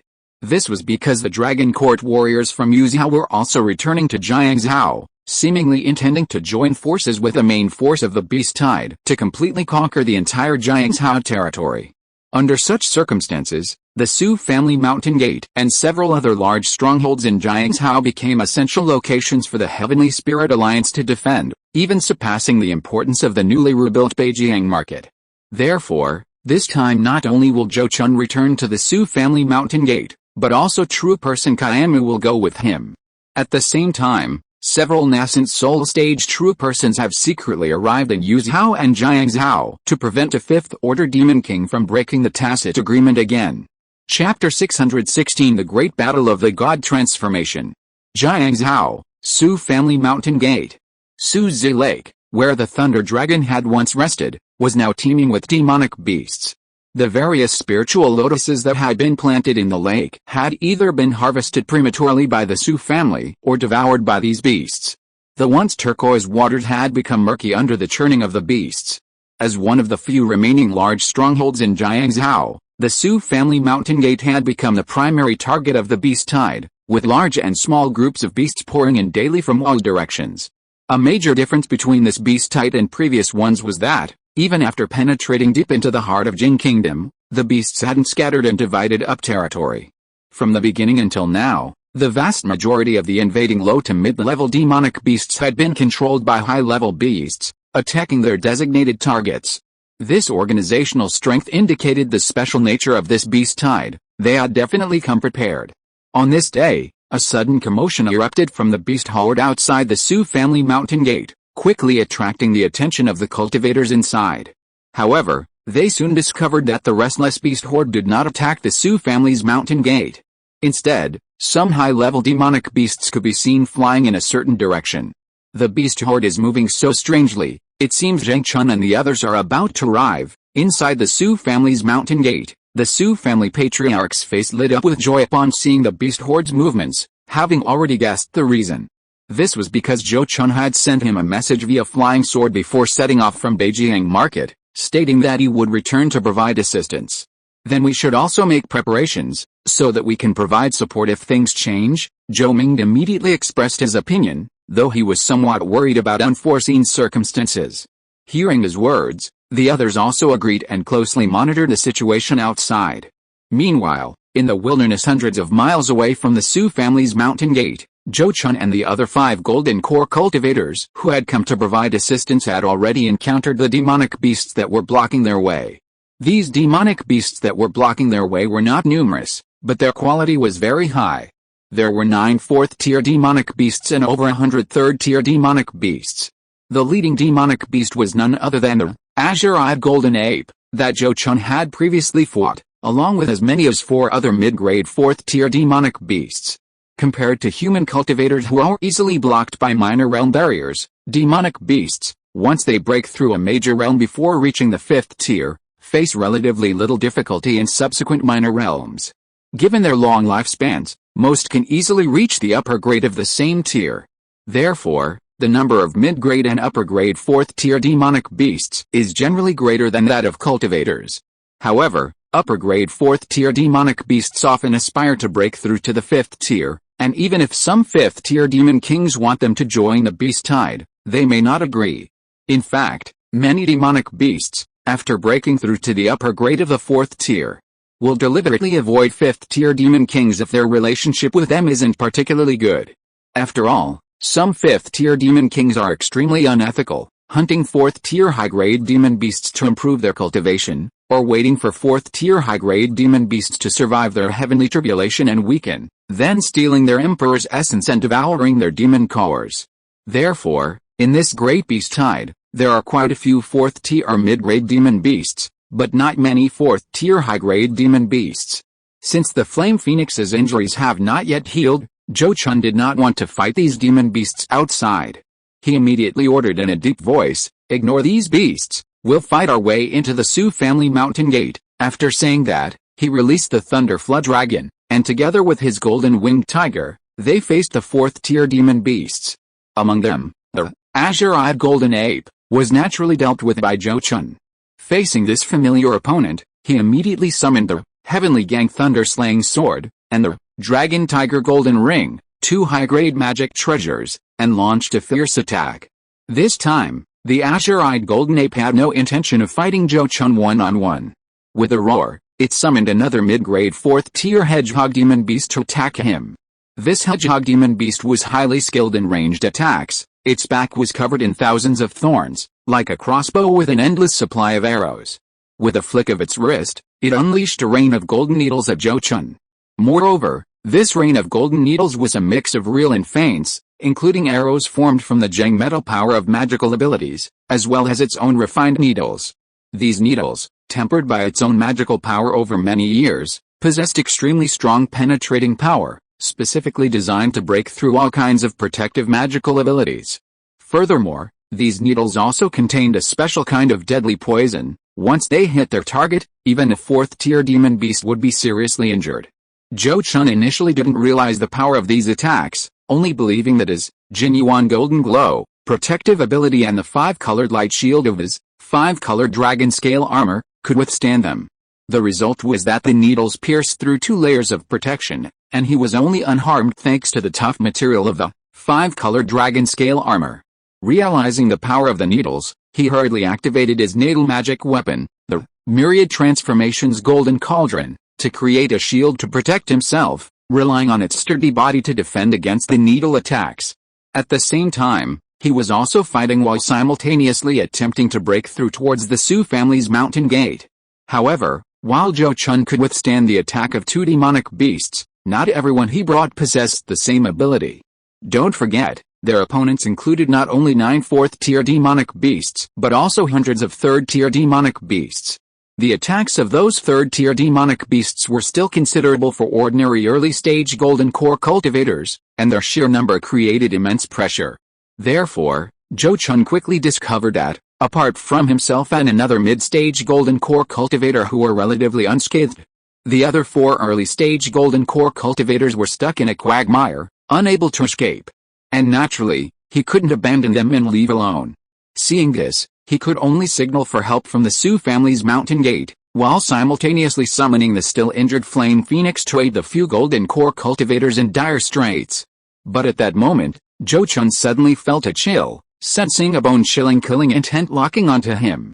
Under this intent, he felt his very soul tremble, his magical power becoming sluggish, and he endured unimaginable mental pressure. A 5th-tier demon king. A 5th-tier demon king had attacked him. Zhou Chun was both shocked and furious, and a green wooden token immediately appeared in his hand. This was a divine power talisman given to him by true immortal Kaimu before his departure, made of 5th-tier spirit wood, sealed within with a defensive divine power capable of slightly blocking attacks from a 5th-tier demon king. He activated it without hesitation. As soon as the token was activated, it immediately emitted a rich emerald green light, transforming into emerald green canopy that enveloped Zhou Chun. At that moment, the azure-eyed golden ape suddenly opened its mouth and spat out a beam of white light, which struck the emerald green canopy surrounding Zhou Chun in the blink of an eye. This emerald green canopy, supposedly capable of withstanding an attack from a 5th-tier demon king, was pierced through by the white light. Fortunately, Zhou Chun hadn't entrusted his life entirely to this mere magical talisman. The golden shield conjured by his natal magic weapon, the myriad transformations golden cauldron, timely blocked the white light. Although this natal magic weapon was only a mid-grade magic weapon, its top-tier material made it even more durable than many high-grade magic weapons. The white light, having pierced the emerald green canopy, had clearly expended considerable power. Blocked by the golden shield, the object, its momentum waning, shattered after knocking the shield away. Before collapsing, Zhou Chun clearly saw its base, a white beast tooth several fingers long. Although he had blocked the fatal blow, Zhou Chun couldn't help but groan, blood trickling from the corner of his mouth. With a wave of his hand, the golden cauldron, now restored to its original form, flew back into his grasp, several fine, hair-like cracks visible on its surface. It turned out that while he had blocked the attack, his natal magic weapon had been damaged, causing him internal injuries. At this moment, the killing intent that had been locking onto Zhou Chun vanished, and 2 incredibly powerful auras erupted in the azure sky, seemingly indicating a clash between 5th-tier beings. Zhou Chun knew that true person Kaimu had found the 5th-tier demon king who had released the killing intent to interfere with him and had launched an attack. But he didn't know who would win this battle. To avoid falling into danger again, he held back without holding back, immediately releasing all the heavenly frost bees from his spirit beast pouch. At this point, the heavenly frost bees were practically useless to Zhou Chun. Expecting them to pose a threat to 4th-tier high-grade demonic beasts was unrealistic, unless there were thousands of mature bees. Therefore, Zhou Chun rarely used these demonic insects in battle. However, the heavenly frost bees could still inflict significant damage on some 3rd-tier demonic beasts. At this moment, hundreds of bees appeared and, under Zhou Chun's divine sense control, launched an attack on the 3rd-tier demonic beasts. Streams of icy air erupted, easily freezing several 3rd-tier high-grade demonic beasts. With the help of these bees, the situation of the few early-stage golden core cultivators immediately improved, at least allowing them to keep up with Zhou Chun's speed. Meanwhile, the Su family patriarch, having received Zhou Chun's message, also rushed out of the mountain gate with Zhou Ming and Lin Hongyu to meet them. After persisting for a while, the 2 groups reunited and gained the upper hand over the 4th-tier demonic beasts in numbers. Seeing this, the azure-eyed golden ape dared not push too far and could only lead its followers back into the beast horde, allowing Zhou Chun and the others to enter the Su family mountain gate. Zheng Chun, how are you? Are your injuries serious? Inside the Su family mountain gate, Zhou Ming, who had just welcomed Zhou Chun and the others back, noticed Zhou Chun's unusual aura and immediately inquired about his condition. It's nothing serious, just that my natal magic weapon suffered some damage. Zhou Chun didn't want his elders to worry, so he waved his hand, indicating that he was fine. But in Zhou Ming's eyes, even a small injury was a big deal. Therefore, He immediately looked at him and said, "Then you should go to your cave to rest and recuperate. We can watch over things here." "Alright, then this junior will go and recuperate first." Zhou Chun thought for a moment, feeling that the beast hollered outside shouldn't pose any threat to the Su family mountain gate at this point, and agreed. Soon after, the battle between the two fifth-tier beings outside ended, and no one knew who had gained the upper hand. Master Qianwu did not descend upon the Su family's mountain gate. According to his agreement with Zhou Chun, he would roam near the Su family's mountain gate, monitoring the movements of the fifth-tier demon kings in the area. If Zhou Chun prepared to engage in battle, he would immediately come to his aid. After this battle, the beast hollered outside seemed to realize that their current strength posed little threat to the Su family's mountain gate, and they ceased their attacks, instead awaiting reinforcements. Dragon Abyss. Deep within Dragon Abyss lies Dragon Abyss, its waters unfathomable, a deep blue hue, inhabited by countless aquatic creatures. These creatures, according to their different species and habits, roam at varying depths, much like some wild beasts prefer grasslands while others inhabit forests. On this day, a dazzling flame traveled from north to south, arriving above a certain area of Dragon Abyss with overwhelming force, then hanging like a crimson sun above the waters. As the crimson sun paused, the water temperature below rose rapidly, countless fish and shrimp turning bright red in the intense heat, their bellies floating on the surface. "Golden Horned Dragon King, come out and meet this old man." A powerful and majestic voice resounded from the sky, piercing through the vast waters and appearing in a water palace deep within the Dragon Abyss. Soon, a golden light shot up from the depths of the Dragon Abyss, appearing on the surface, revealing the figure of a middle-aged man clad in golden dragon scale armor. Upon appearing, the middle-aged man looked at the crimson sun in the sky with delight and exclaimed, "Old man Yuanyang, you've finally come." His tone suggested he had anticipated the other's arrival. The crimson sun quickly dimmed, revealing the figure of a red-haired old man with a gourd hanging from his waist, none other than the human nascent soul cultivator, Venerable Yuanyang. Upon hearing the Golden Horned Dragon King's words, Venerable Yuanyang coldly questioned him, "Golden Horned Dragon King, it's one thing for you to incite a beast tide, but why have you also dispatched a large number of Dragon Court warriors? Do you intend to wage a full-scale war against our human race?" The Golden Horned Dragon King laughed loudly. "Ha ha ha ha, if I hadn't sent the Dragon Court warriors, would you, old man Yuanyang, have come here?" After laughing, he roared angrily, "Enough nonsense. The humiliation you inflicted on me last time, I will repay you today." Before he finished speaking, he suddenly transformed into a golden dragon hundreds of feet long, soaring into the sky and spitting out golden divine light as he engaged Venerable Yuanyang in battle. For the Golden Horned Dragon King, who had already broken through to the 6th rank, this beast tide, including those 5th-ranked demon kings, was merely a pawn in his revenge. All he did was force Venerable Yuanyang to come to Dragon Abyss Swamp and fight him. This time, on his home turf, he broke through to level 6 again, and he's determined to avenge his previous defeat. I relaxed by watching the League of Legends match this afternoon. What a lousy day. I'll get up early tomorrow to write and try to make up for the word count. Chapter 617 The Great Battle of the God Transformation. A battle between nascent soul cultivators would be nothing short of earth-shattering. At this level, every strike possesses the power to alter the very fabric of the world. This is why the will of heaven restricts such beings, preventing them from unleashing their full power. Otherwise, if these nascent soul cultivators were allowed to act freely and alter the world, who knows what the world would become. The last battle between Venerable Yuanyang and the Golden Horned Dragon King was far from a full-scale war, nor was there any real intent to kill. But this time, the Golden Horned Dragon King has broken through to the 6th rank and, seeking revenge, has unleashed a massive beast tide, deliberately provoking Yuanyang to reveal himself. A true battle between nascent soul cultivators is now inevitable. Above Dragon Abyss, streaks of fiery divine light shone brightly, the multicolored flames transforming into a boundless sea of fire, seemingly poised to scorch the heavens and boil the seas.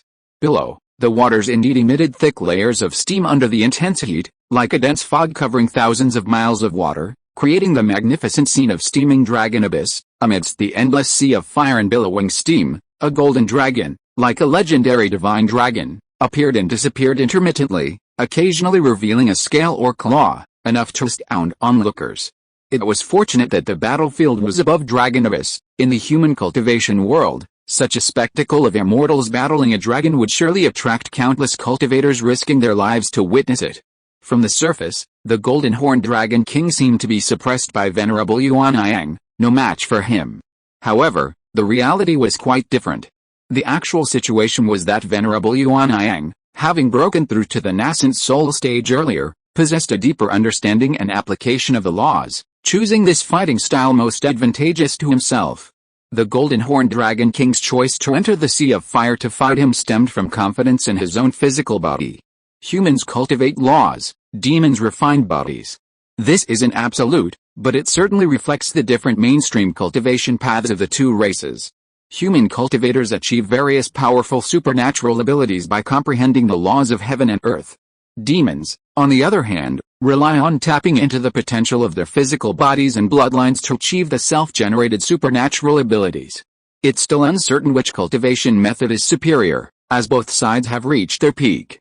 However, both are cultivating in a direction more advantageous to themselves. For example, at this moment, the Golden Horned Dragon King is bathed in divine light, freely roaming the endless sea of fire.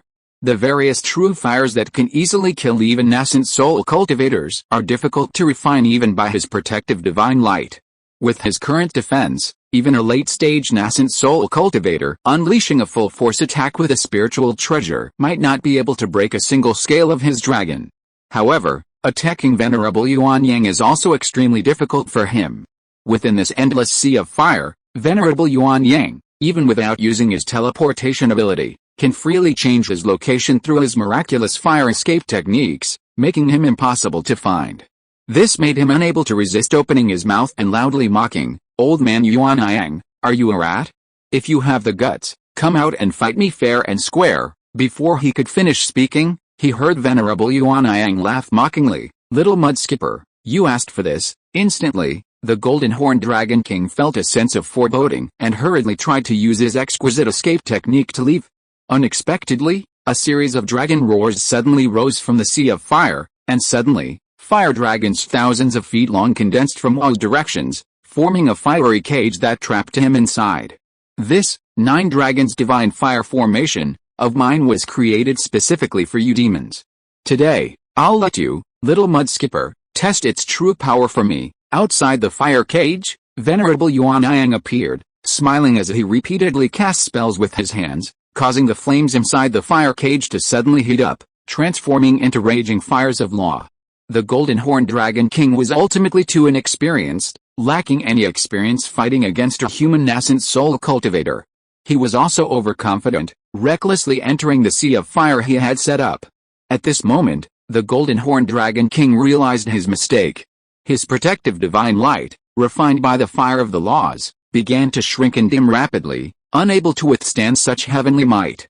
Nascent soul venerables, through understanding and utilizing the power of the laws of heaven and earth, could integrate laws that resonated with them into their divine abilities and spells, greatly enhancing their power. For example, at this moment, Venerable Yuan Yang had integrated fire attribute law power into the flames, creating a fire of the laws. Even a 6th-tier saint like the Golden Horned Dragon King would be severely injured if touched by it.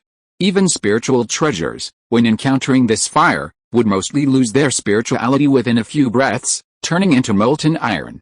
Faced with such an unfavorable situation, the only way was to break the so-called 9 dragons divine fire array, and escape its confinement. After all, no matter how powerful the fire of the laws was, it would only be effective if it burned him. Instantly, golden light condensed above the Golden Horned Dragon King's head, and a sharp, unstoppable golden blade of light slashed forward. While this golden blade passed, space seemed to tear apart, leaving a long-lasting, silvery white crack.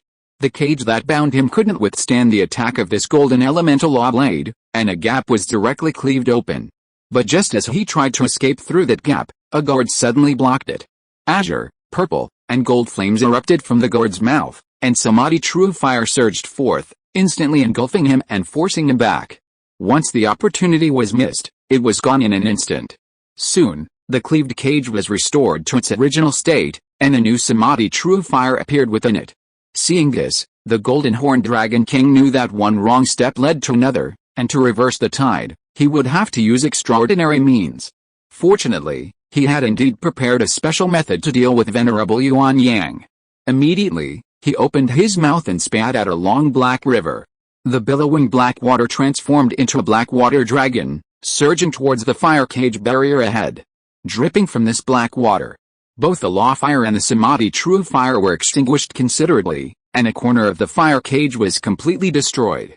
This time, the Golden Horned Dragon King didn't miss the opportunity, quickly rushing out through the gap, and in doing so, sucking back most of the remaining black water. What a little mudfish. You've actually refined so much Zunming true water.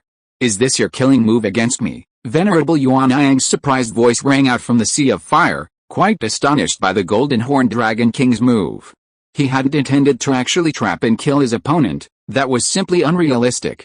But he hadn't expected his opponent to break the deadlock in this way. Old man Yuan Yang, you'll taste my power too, the Golden Horned Dragon King roared, his body radiating golden light that intertwined into a rosy glow, then coalesced into clouds, transforming into a sea, and suddenly becoming a vast golden ocean that swept towards the endless sea of fire. Metal and water complement each other, water transforms into metal. Little mud skipper, you're not stupid, but your methods are still rather immature. Venerable Yuan Yang, controlling the sea of fire and colliding with a golden ocean, even had the leisure to comment on the opponent's supernatural powers, showing that he hadn't used his full strength. However, his tone of instructing a junior clearly angered the Golden Horned Dragon King. A furious dragon roar resounded, and a golden pearl suddenly appeared in the sky, dazzling like a golden sun. So easily angered, Venerable Yuan Yang's tone still carried a hint of mockery, but his eyes had become very serious. Only a powerful being like him could sense the immense power contained within that precious pearl. Compared to humans, the demon race wasn't as adept at crafting artifacts. However, some of their heirloom treasures were incredibly powerful. This was because these treasures shared a common characteristic: they could continuously grow stronger by absorbing the power sacrificed by their deceased masters. Like the golden pearl appearing in the sky. This treasure, also known as the Dragon God Pearl, was a renowned sacred artifact of the Flood Dragon clan, ranking as a mid-grade heavenly treasure, and just one step away from becoming a high-grade heavenly treasure. This treasure had been passed down through the Flood Dragon clan for many years. Every Flood Dragon King who wielded it would sacrifice their essence, blood, demon soul, and demon core to it using a secret method before their death, enhancing its spiritual power. If the Golden Horned Dragon King were to do the same before his death, it might have a chance to completely transform and evolve it into a high-grade heavenly treasure. In that case, this treasure might even contend for the title of the #1 magic weapon in this realm. On the other hand, the Samadhi True Fire gourd in the hands of Venerable Yuan Yang was merely a relatively decent low-grade heaven-reaching spiritual treasure. The enhancement a magic weapon provides to cultivators' strength is undeniable. Even though the Dragon God Pearl wasn't an offensive heaven-reaching spiritual treasure, its power was still enough to make Venerable Yuan Yang, a nascent soul cultivator, dare not underestimate it. Before anyone knew it, the Samadhi True Fire gourd had transformed into a giant gourd tens of feet long, appearing in the sky. Azure, purple, and gold true fire surged forth, transforming into a three-colored fire unicorn that pounced towards the Golden Horned Dragon King. At the same time, a long dragon roar resounded from within the Dragon God Pearl, which suddenly transformed into a black gold dragon to meet the three-colored fire unicorn. The black gold dragon spewed black divine light, clashing with the Samadhi True Fire breathed by the three-colored fire kiln. It easily gained the upper hand, extinguishing the Samadhi True Fire. This scene caused Venerable Yuan Yang's expression to change drastically. So that's how it is. So that's how it is. So this so-called Dragon God Pearl is actually an object that can be used as a second primordial spirit, allowing one to create a dragon avatar with the same cultivation level as oneself, but wielding different elemental powers, he muttered to himself, his gaze towards the Dragon God Pearl, now filled with fervent desire. Only a nascent soul venerable like him understood how precious such a treasure was, especially a primordial spirit avatar with the same cultivation level as oneself. As for the fact that this object was a sacred relic inherited by the Dragon Clan, said to be usable only by the Dragon Clan, he didn't care at all. As a nascent soul venerable, once the treasure was in his hands, he naturally had many ways to refine it for his own use. It seems I really have to go all out today, a thought flashed through his mind. and he immediately roused his spirits, unleashing his full power in a fierce battle against the Golden Horned Dragon King. However, Venerable Yuanyang seemed to have underestimated the power of a mid-grade heavenly treasure. Although the Dragon God Pearl wasn't purely a weapon, the difference in grade was enough for the Golden Horned Dragon King to use it to bridge the gap in his application of the power of laws with Venerable Yuanyang. Furthermore, although the Golden Horned Dragon King had only recently advanced to the 6th rank, it meant he was less affected by the will of heaven. He was able to fight more freely than Venerable Yuanyang. Thus, after a fierce battle, Venerable Yuanyang not only failed to gain any advantage, but also suffered a backlash from heaven due to his full force use of the spiritual energy of heaven and earth and the unleashing of various powerful divine abilities. Fortunately, as a veteran nascent soul venerable, he possessed secret techniques to deal with the damage from heavenly Deo backlash. At this moment, relying on a secret technique to forcibly suppress the backlash from the heavenly Deo, Venerable Yuanyang, risking a century of inability to engage in combat, forcefully condensed a sword of lawful flames and struck the Golden Horned Dragon King's true form. This sword not only shattered the Golden Horned Dragon King's indestructible defense, but also left an indelible lore-related wound within its body, enough to require decades of healing. After unleashing this sword strike, Venerable Yuanyang didn't linger, immediately employing his teleportation ability, quickly disappearing from the Golden Horned Dragon King's sensing range through continuous teleportation. For a nascent soul venerable to escape, it's extremely difficult for another to catch up unless they possess overwhelming power. This is because a nascent soul venerable's teleportation ability is not a watered-down version like that of the nascent soul cultivator. A single long-distance teleportation can reach hundreds or even thousands of miles, and can be used dozens of times consecutively. Furthermore, the exact range of a long-distance teleportation ability is difficult to determine. It's not as simple as appearing wherever you want. Therefore, if someone manages to escape first using supernatural powers, even if the pursuer also possesses such powers, the gap between them may widen with each subsequent chase. The Golden Horned Dragon King had only recently broken through to the 6th rank, and considering that demon saints, unless they possess special attributes, generally have lower proficiency in teleportation than human nascent soul venerables, catching up with Venerable Yuanyang was simply impossible. Furthermore, he might not even dare to continue the chase indefinitely. Why did he provoke Venerable Yuanyang to come to Dragon Abyss Marsh instead of personally attacking Venerable Yuanyang's cave? There was certainly a reason for this. At this moment, he gazed in the direction where Venerable Yuanyang had departed, pondered for a moment, and then murmured in a deep voice, "That old man Yuanyang broke through to the nascent soul stage more than 2,000 years earlier than me. Even he is no match for me now. It seems that even if I go to the heart of the human realm, I have a good chance of leaving. In that case, once I recover from my injuries, I can travel the world, visiting and contacting fellow demons and other races, generally, 5th-tier demon kings, once they can transform into human form, can conceal their identities and infiltrate the human cultivation world. They use illusion techniques or shape shifting to hide their demonic characteristics, making it difficult for anyone other than nascent soul cultivators or those with exceptionally strong late-stage golden core cultivators to see through their disguises. However, very few demon kings actually dare to travel to the human cultivation world in this way. Because once their identities are exposed, they are likely to be surrounded and killed by nascent soul cultivators. Demons like the Golden Horned Dragon King, who possess great treasures, dare not easily leave the Dragon Abyss area.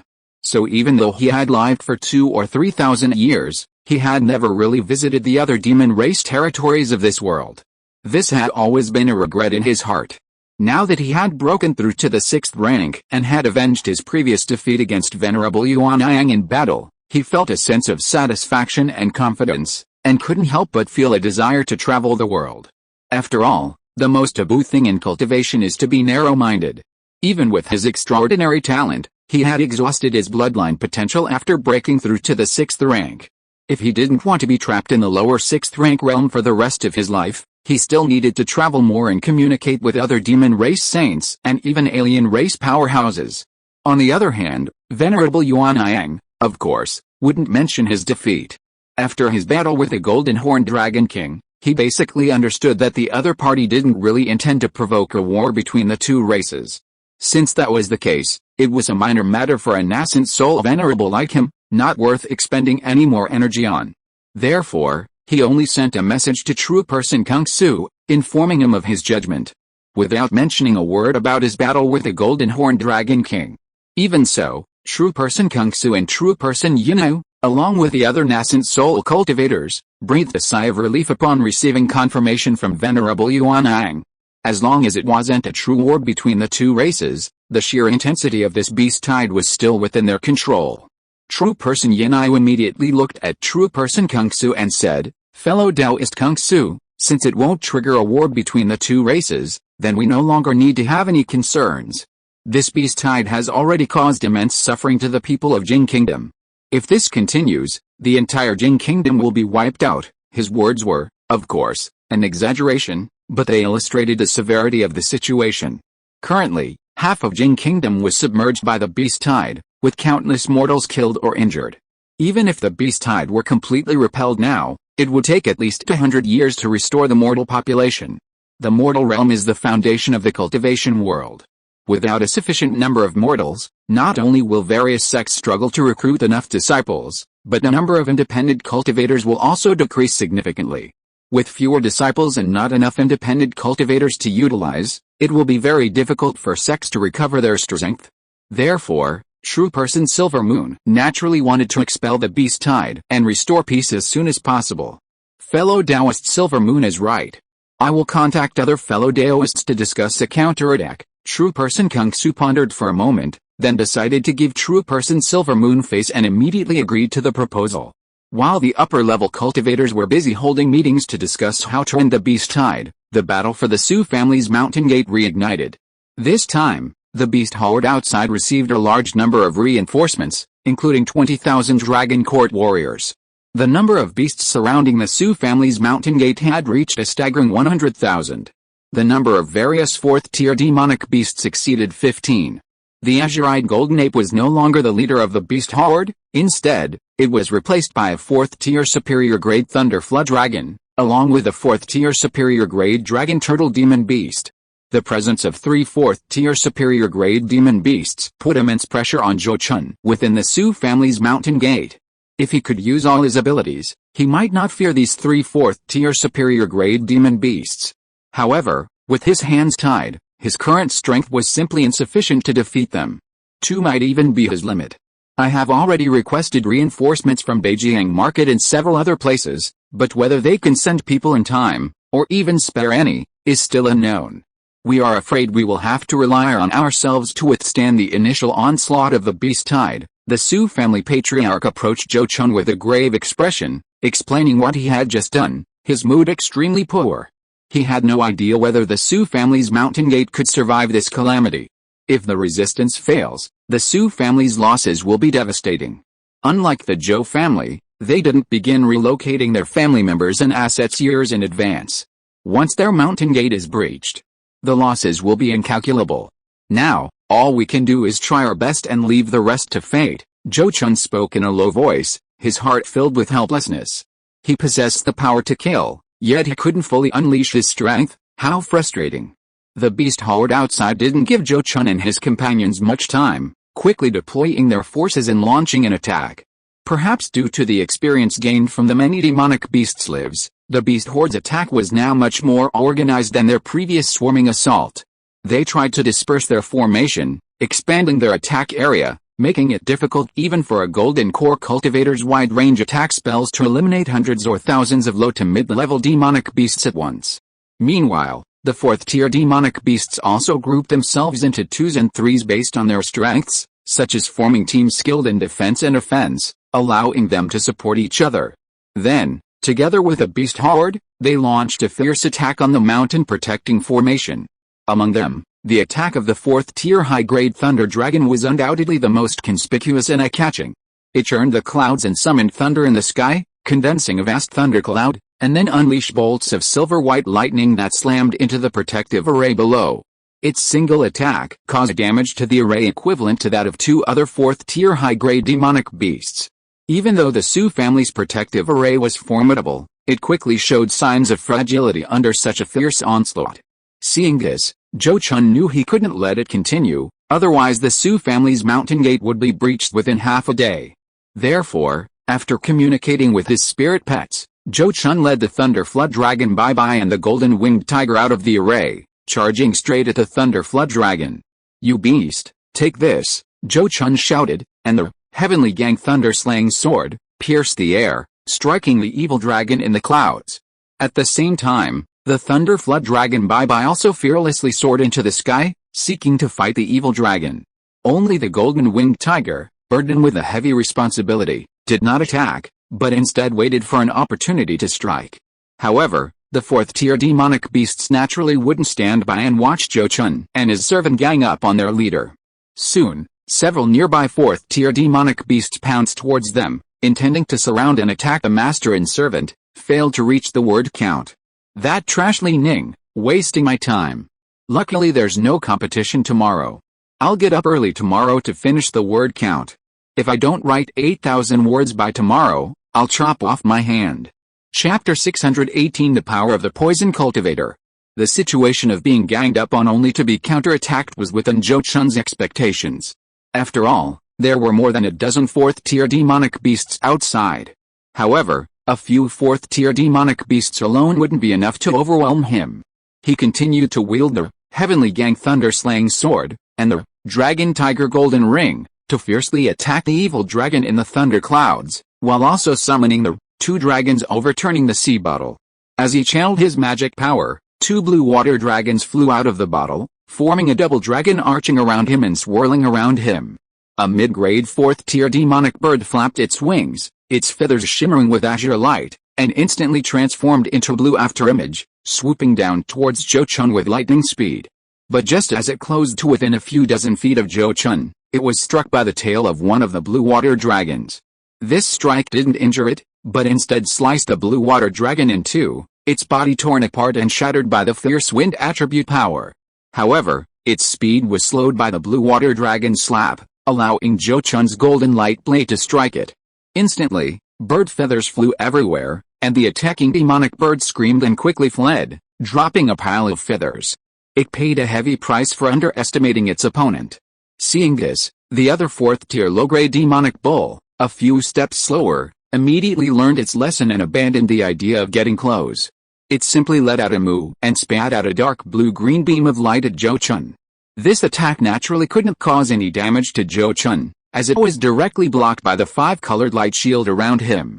He didn't pay much attention to these two lackeys and focused all his energy on fighting the evil dragon in the thundercloud with his sword. At this moment, the Thunder Dragon Bai had also rushed into the thundercloud and was fighting the evil dragon in close combat.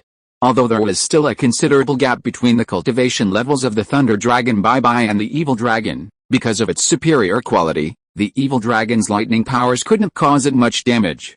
Therefore, in their close combat, although it was at a significant disadvantage and suffered more injuries than its opponent, it managed to hold its ground. This gave Zhou Chun an opportunity to shine. The Heavenly Gang Thunder-slaying sword, a thunder attribute flying sword with a potential to be upgraded to a top-grade magic weapon, moved with ease within the thunder clouds, completely unimpeded. Zhou Chun propelled the sword through the thunder clouds, frequently striking the evil dragon, each strike piercing its protective lightning and leaving a bloody sword wound.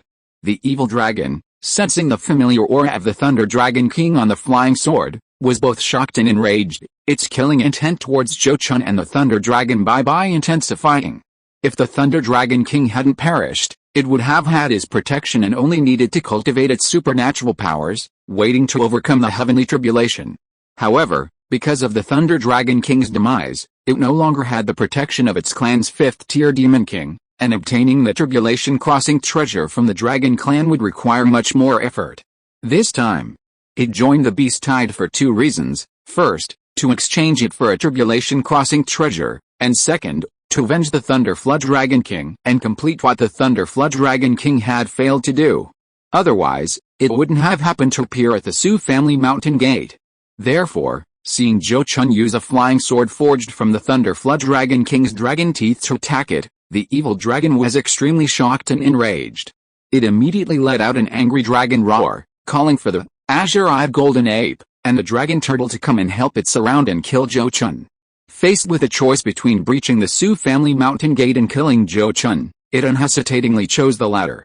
Although the azure-eyed golden ape realized that this was inappropriate. It was not currently the commander and had no say.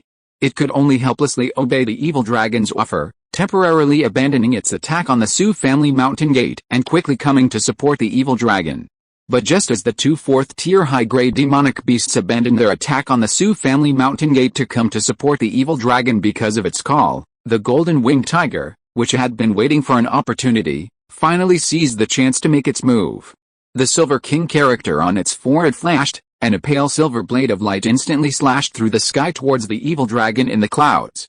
At the same moment, Zhou Chun unleashed the god-slaying technique, deflecting 3 god-slaying swords in succession. Such divine sense attack techniques are actually very ineffective against demonic beasts. This is because the demonic soul and bloodline of demonic beasts are closely intertwined, and their consciousness is obscured. While this makes it difficult for them to possess the intelligence and versatile divine sense of humans, it also protects them from divine sense attacks by their physical blood energy. For a divine sense attack to harm the demonic soul of a demonic beast, it must first break through their physical blood energy protective layer. But this is undoubtedly very difficult, almost impossible to truly achieve. For example, at this moment, all 3 god-slaying swords unleashed by Zhou Chun were blocked by the evil dragon's thick blood energy, achieving no results. But this was actually just a prelude. Because the real attack came from the Thunder Dragon bye-bye. At that moment, the Thunder Dragon suddenly let out a long, penetrating dragon roar. Upon hearing this roar, even Zhou Chun was shaken, his consciousness significantly impacted, and his body felt as if struck by lightning, his blood energy surging and a tingling sensation spreading through him. If he was like this, the 4th-tier demonic beasts were even more vulnerable. This Thunder Dragon roar divine power had a greater effect on demonic beasts than on human cultivators. The evil dragon, having just withstood Zhou Chun's god-slaying sword attack, was now subjected to a close-range attack from this sonic divine power that simultaneously attacked its soul and body. Even as a high-grade 4th-tier demonic beast, it inevitably experienced a brief moment of stiffness.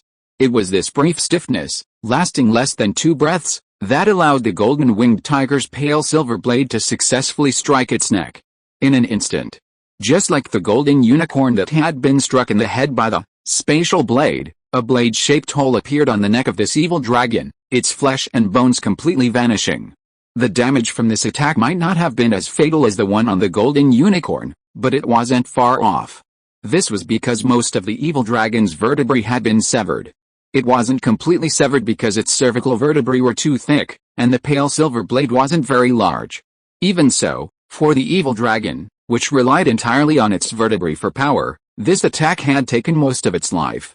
Therefore, after recovering from its stunned state, it hurriedly opened its mouth and spat out more a black dragon scale, unleashing a dense cloud of black water that protected itself.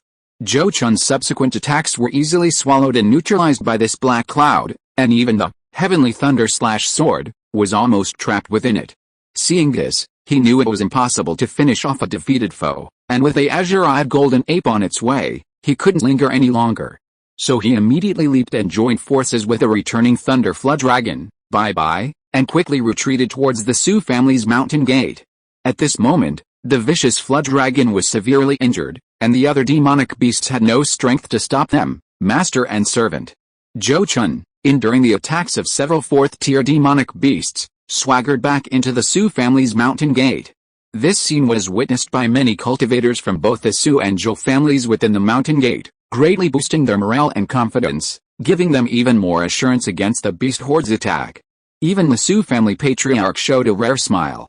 Well done. Only you, Zhou Chun, could accomplish something like taking the enemy commander's head amidst a sea of enemies. He praised Zhou Chun's heroic act without reservation, his voice booming throughout the entire mountain gate. Undoubtedly, at such a moment, Zhou Chun's near decapitation of the enemy commander on the battlefield would greatly boost his own morale. It could very well change the course of the war. Therefore, the Su family patriarch's praise was largely genuine. It's a pity I couldn't achieve complete success, I was still a little short, Zhou Chun replied softly with a regretful expression, his heart filled with remorse. He truly wanted to take this opportunity to kill the 4th-tier high-grade Thunder Dragon and seize its demon core. If he could achieve this, not only would the siege of the Su family's mountain gate be lifted, but the Thunder Dragon's breakthrough to a 4th-tier mid-grade demon beast would also be much faster. Unfortunately, he was still a little short. And after this incident, killing that 4th-tier high-grade thunder dragon again would probably not be so easy. Once the spatial blade technique was exposed, any 4th-tier demon beast that wasn't stupid would be wary of it. Once the golden-winged tiger showed signs of gathering power to unleash this move, they would definitely try their best to dodge it immediately. It's alright. As long as we can temporarily cripple that evil dragon and prevent it from participating in the battle, it will already alleviate a lot of pressure on the Great Formation. It will also make those 4th-tier demonic beasts wary and dare not attack with all their might. The Su family patriarch, unaware of Zhou Chun's true thoughts, assumed he was only concerned about the defense of the Su family's mountain gate and quickly offered words of comfort. Zhou Chun couldn't explain himself, so he could only nod and join forces with him to intercept the attacks of the 4th-tier demonic beasts outside. And things were just as the Su family patriarch had said. When they saw the wound on the neck of the 4th-tier high-grade thunder dragon that was slow to heal, both the azure-eyed golden ape and the dragon turtle demonic beast showed expressions of fear. They couldn't sense the residual spatial power at the wound, but they knew how much such an unhealable wound would affect the 4th-tier high-grade thunder dragon. This not only meant that it would be difficult for it to freely control its body to fight, but it could also lead to necrosis of its physical body. After all, no matter how strong a demonic beast's vitality is, it is not immortal. Once a wound develops inside the body that is difficult to heal, blood flow is impeded, and over time, necrosis of the flesh becomes inevitable. Therefore, they were well aware of how dangerous the 4th-tier superior grade thunder dragon's current situation was. However, even if they wanted to help, they were powerless to do so, and could only surround and protect it, temporarily abandoning their attack on the Su family's mountain gate formation. About 15 minutes later, the 4th-tier superior grade thunder dragon seemed to receive some kind of message, immediately letting out a few low growls and giving a few instructions before leaving the beast horde and flying off to a certain location in the rear. Zhou Chun witnessed this scene and immediately formed some guesses in his mind. What a pity. He sighed inwardly again, then focused his attention on dealing with the beast horde's attack outside. Looking at the beast horde outside, after the 4th-tier superior grade thunder dragon retreated due to its injury, the azure-eyed golden ape once again became the leader of the beast horde, leading and directing the attack. It didn't harbor any particular hatred towards Zhou Chun, so it was able to calmly and composedly command the beast horde's attack, putting immense pressure on the Su family's mountain gate. Zhou Chun wanted to try launching another attack, but now all the 4th-tier demonic beasts had chosen to band together. If he attacked, 7 or 8 4th-tier demonic beasts would immediately swarm him. This would not only make it difficult to achieve any results, but would also cause Lei Jiao and Jin Shihu to be injured, further weakening his own strength. He was also worried that the azure-eyed golden ape had, like last time, refined the attack treasure bestowed upon it by the 5th-tier demon king, and might use it to inflict a devastating attack on him or his spirit pet at a crucial moment.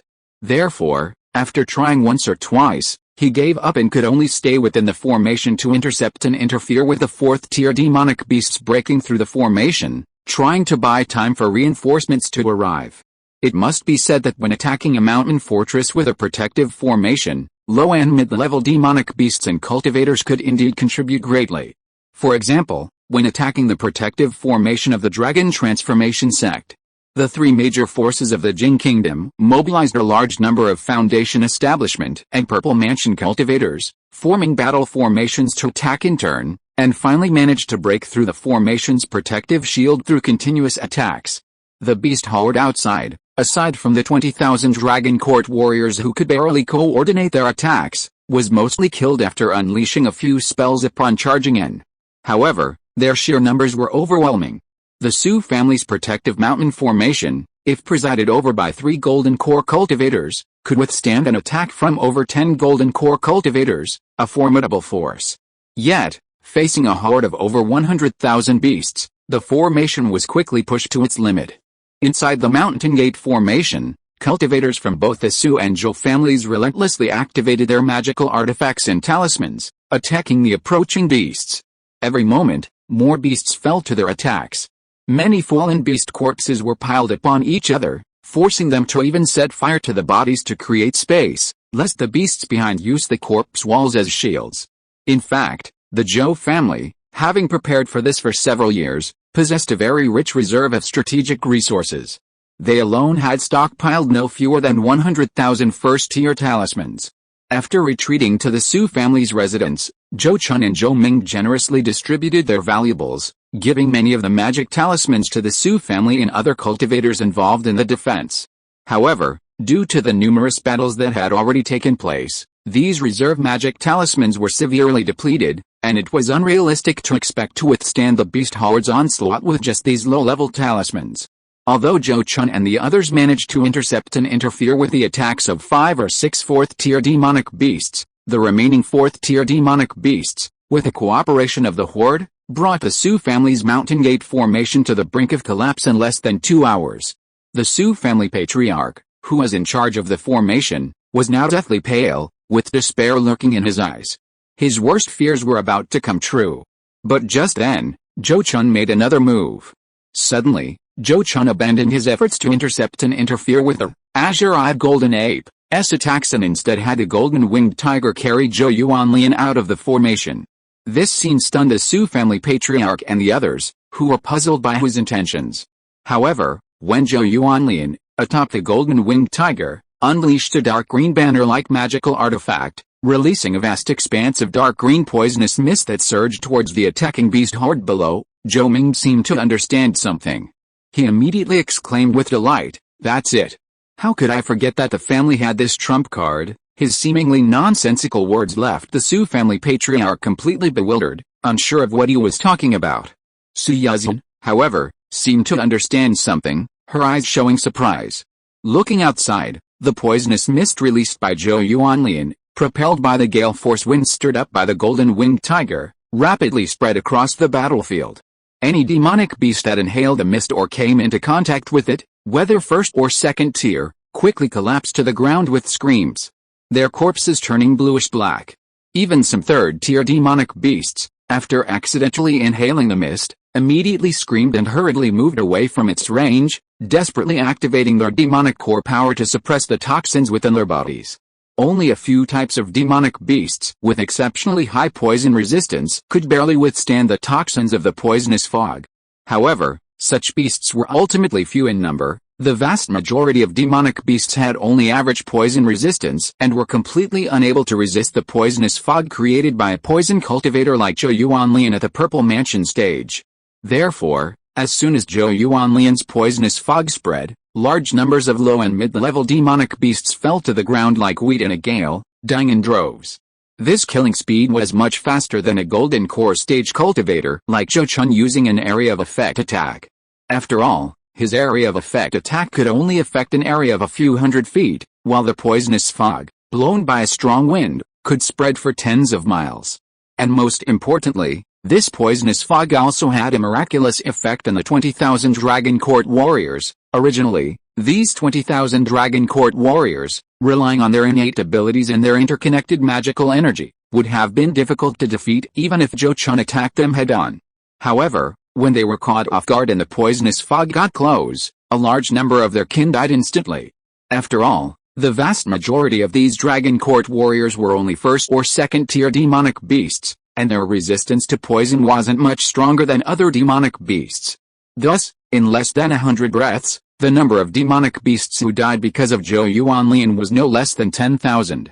At this moment, the fourth-tier demonic beasts finally came to their senses and roared, attempting to focus their attacks on Zhou Yuanlian, the culprit. However, Zhou Yuanlian simply hid in the golden-winged tiger's special pouch, allowing it to avoid the attacks of the fourth-tier demonic beasts, and then, like a source of plague, spread a plague-like poisonous mist throughout the battlefield. After one round, more than 20,000 demonic beasts died under the poisonous mist, and the remaining beast herds were completely terrified by the gruesome sight of the dead. Even with the coercion and control of the fourth-tier demonic beasts, a large-scale rout was inevitable. For low to mid-level demonic beasts with low intelligence, this kind of inexplicable death was far more terrifying than dying from the flying swords and spells of cultivators. After all, those flying sword spells were at least visible and could be blocked. But the poisonous mist, dispersed and diluted by the strong winds, was largely invisible. This invisible form of death was the most terrifying to living beings. Thus, Zhou Yuanlian almost single-handedly stopped the beast horde's attack, giving the Su family's Mountain Gate formation, which was on the verge of collapse, a hard-won respite. When Zhou Yuanlian, led by the golden-winged tiger, finally returned safely to the Su family's mountain gate with Zhou Chun, the gazes of all the cultivators inside changed. Those Zhou family cultivators who, knowing her identity as a poison cultivator, had previously kept their distance from her, and even criticized her behind her back, now felt the most complex emotions. They felt ashamed, grateful, and even fearful. Others who were learning of her identity as a poison cultivator for the first time felt only gratitude and fear. Any cultivator with common sense knew that demonic beasts generally had much stronger resistance to poison than cultivators of the same level. Therefore, poisonous mist that could easily kill demonic beasts would be even easier to kill cultivators. In less than a quarter of an hour, Zhou Yuanlian had poisoned and killed over 20,000 low to mid-level demonic beasts. This speed of slaughter would instill fear and dread in any low to mid-level cultivator who witnessed it. However, because she had directly saved the lives of these low to mid-level cultivators within the Su family's mountain gate, they were filled with gratitude towards her. In contrast, the gazes of golden core cultivators like the Su family patriarch and Zhou Ming were filled with surprise and joy as they looked at Zhou Yuanlian. Zhou Ming had known about Zhou Chun's strong support in cultivation of Zhou Yuanlian before, and had supported it. But he never imagined that Zhou Yuanlian, who was only at the mid-stage of the Purple Mansion realm, could actually play such a significant role. Based on the number of demonic beasts Zhou Yuanlian had poisoned in such a short time, even he, a dignified golden core cultivator, was far inferior. Therefore, he was now extremely shocked and overjoyed, and sincerely admired Zhou Chun's foresight. It's important to understand that Zhou Chun had been cultivating Zhou Yuanlian for a long time. Before this, even within the Zhou family, few knew the significance of nurturing a poison cultivator like Zhou Yuanlian. Some Zhou family cultivators even had reservations, feeling that the existence of such a poison cultivator could tarnish the family's reputation. Until today, Zhou Yuanlian's stunning debut finally dispelled all the criticism and doubts. Everyone who knew the truth sincerely admired Zhou Chun's foresight and held Zhou Yuanlian, a poison cultivator at the Purple Mansion stage, in genuine awe. A century of arduous cultivation went unnoticed, but one moment of prowess astonished the world. Feeling the grateful and awe-inspiring gazes from all directions, Zhou Yuanlian's once dormant heart seemed to regain some vitality, and a smile involuntarily appeared on her face hidden beneath her hood. She enjoyed the awe-inspiring looks from other cultivators. It was the best reward for her. She didn't need people to be close to her or like her, she only wanted people to respect her. The awe of others and the fear of her opponents were things that made her happy. The fact that she commands respect from others and instills fear in her opponents proves that all the inhuman suffering she endured was meaningful and valuable. Zheng Chun, is this fellow Taoist also an elder of your Zhou family? Could you introduce her to me? Just as Zhou Ming was still filled with mixed emotions, seeing the beast horde and fourth-tier demonic beasts outside pausing their attack, the Su family patriarch couldn't wait to take a moment to inquire about Zhou Yuanlian's situation. He was currently the one experiencing the greatest emotional fluctuations. He had been in despair, never expecting the situation to reverse so quickly. And the person who reversed the situation and saved the Su family was a mid-stage Purple Mansion cultivator. At this moment, he felt like someone who had fallen off a cliff and was suddenly caught by a large tree, filled with the joy of surviving a calamity. He was also filled with gratitude and curiosity towards Zhou Yuanlian, the one who had saved him. Facing the Su family patriarch's inquisitive gaze, Zhou Chun nodded generously and said, "Patriarch, you are wise. Zhou Lian is indeed an elder of my Zhou family." After speaking, he briefly introduced Zhou Yuanlian's situation. After hearing his words, the Su family patriarch admired his vision and ideas from the bottom of his heart. Then, with a face full of gratitude, he bowed to Zhou Yuanlian and said, "Fellow Taoist Zhou Lian has truly saved my Su family this time. You are a great benefactor of my Su family. On behalf of the Su family, I would like to express my gratitude to you. With such a high seniority and being a golden core cultivator, it is evident that he was extremely excited to bow and express his gratitude to junior like Zhou Yuanlian. Zhou Yuanlian, however, did not seem particularly honored or moved. She replied indifferently, "If Senior Su wishes to thank someone, then thank the clan chief. Everything I have is a gift from the clan chief. Without his grace, I would have long since turned to dust, let alone possess my current cultivation level." Hearing this, Zhou Chun quickly coughed twice and interjected, "Ahem, Ancestor, please don't take offense. Due to her cultivation method, she is rather aloof and not very worldly wise. After saying this, he instructed Zhou Yuanlian, Little Yan, you should step back and rest. If I need your help, I will find you again. Yes, I take my leave, Zhou Yuanlian responded and obediently withdrew. As the Su family patriarch watched her departing figure, he smiled slightly at the somewhat embarrassed Zhou Chun and said, Zheng Chun, there's no need for that. I quite like fellow Taoist Zhou Lian's personality. I will definitely repay this kindness in the future, patriarch, you're too kind. Our two families are now in the same boat. Saving someone is saving yourself. There's no need for gratitude, Zhou Chun shook his head repeatedly, not wanting to take credit. Zhou Ming quickly recovered and nodded in agreement, that's right, that's right. Fellow Taoist Su, you're being too polite. Our two families are related by marriage. This time, thanks to your Su family's willingness to take us in, my Zhou family has a place to stay. If anyone should say thank you, it should be my Zhou family. Hearing their words, even though he knew they were just being modest, the Su family patriarch still felt extremely pleased and couldn't help but laugh heartily. Ha ha ha ha, fellow Taoist Zhou is absolutely right. Our two families really shouldn't be so polite. He could only silently remember this kindness in his heart and repay it when the opportunity arose in the future. True friends and family are like this. Politeness is appropriate when necessary, but it shouldn't be taken for granted. Otherwise, if one only seeks to take advantage under the guise of friendship without expecting anything in return, they will inevitably drift further and further apart in the future. While everyone inside the Su family's mountain gate was laughing and joking, the fourth-tier demonic beasts outside were busy suppressing the fleeing horde and regrouping. Although Zhou Chun's two consecutive offensives had caused losses to the horde from top to bottom, the horde still had the strength to fight, and their combat power was still superior to that of the cultivators inside the Su family's mountain gate. In addition, without receiving any retreat orders from the fifth-tier demon king, the fourth-tier demonic beasts, such as the azure-eyed golden ape, would absolutely not and dare not retreat or stop their attack on their own. Therefore, Zhou Yuanlian's actions were actually just buying the Su family some breathing room.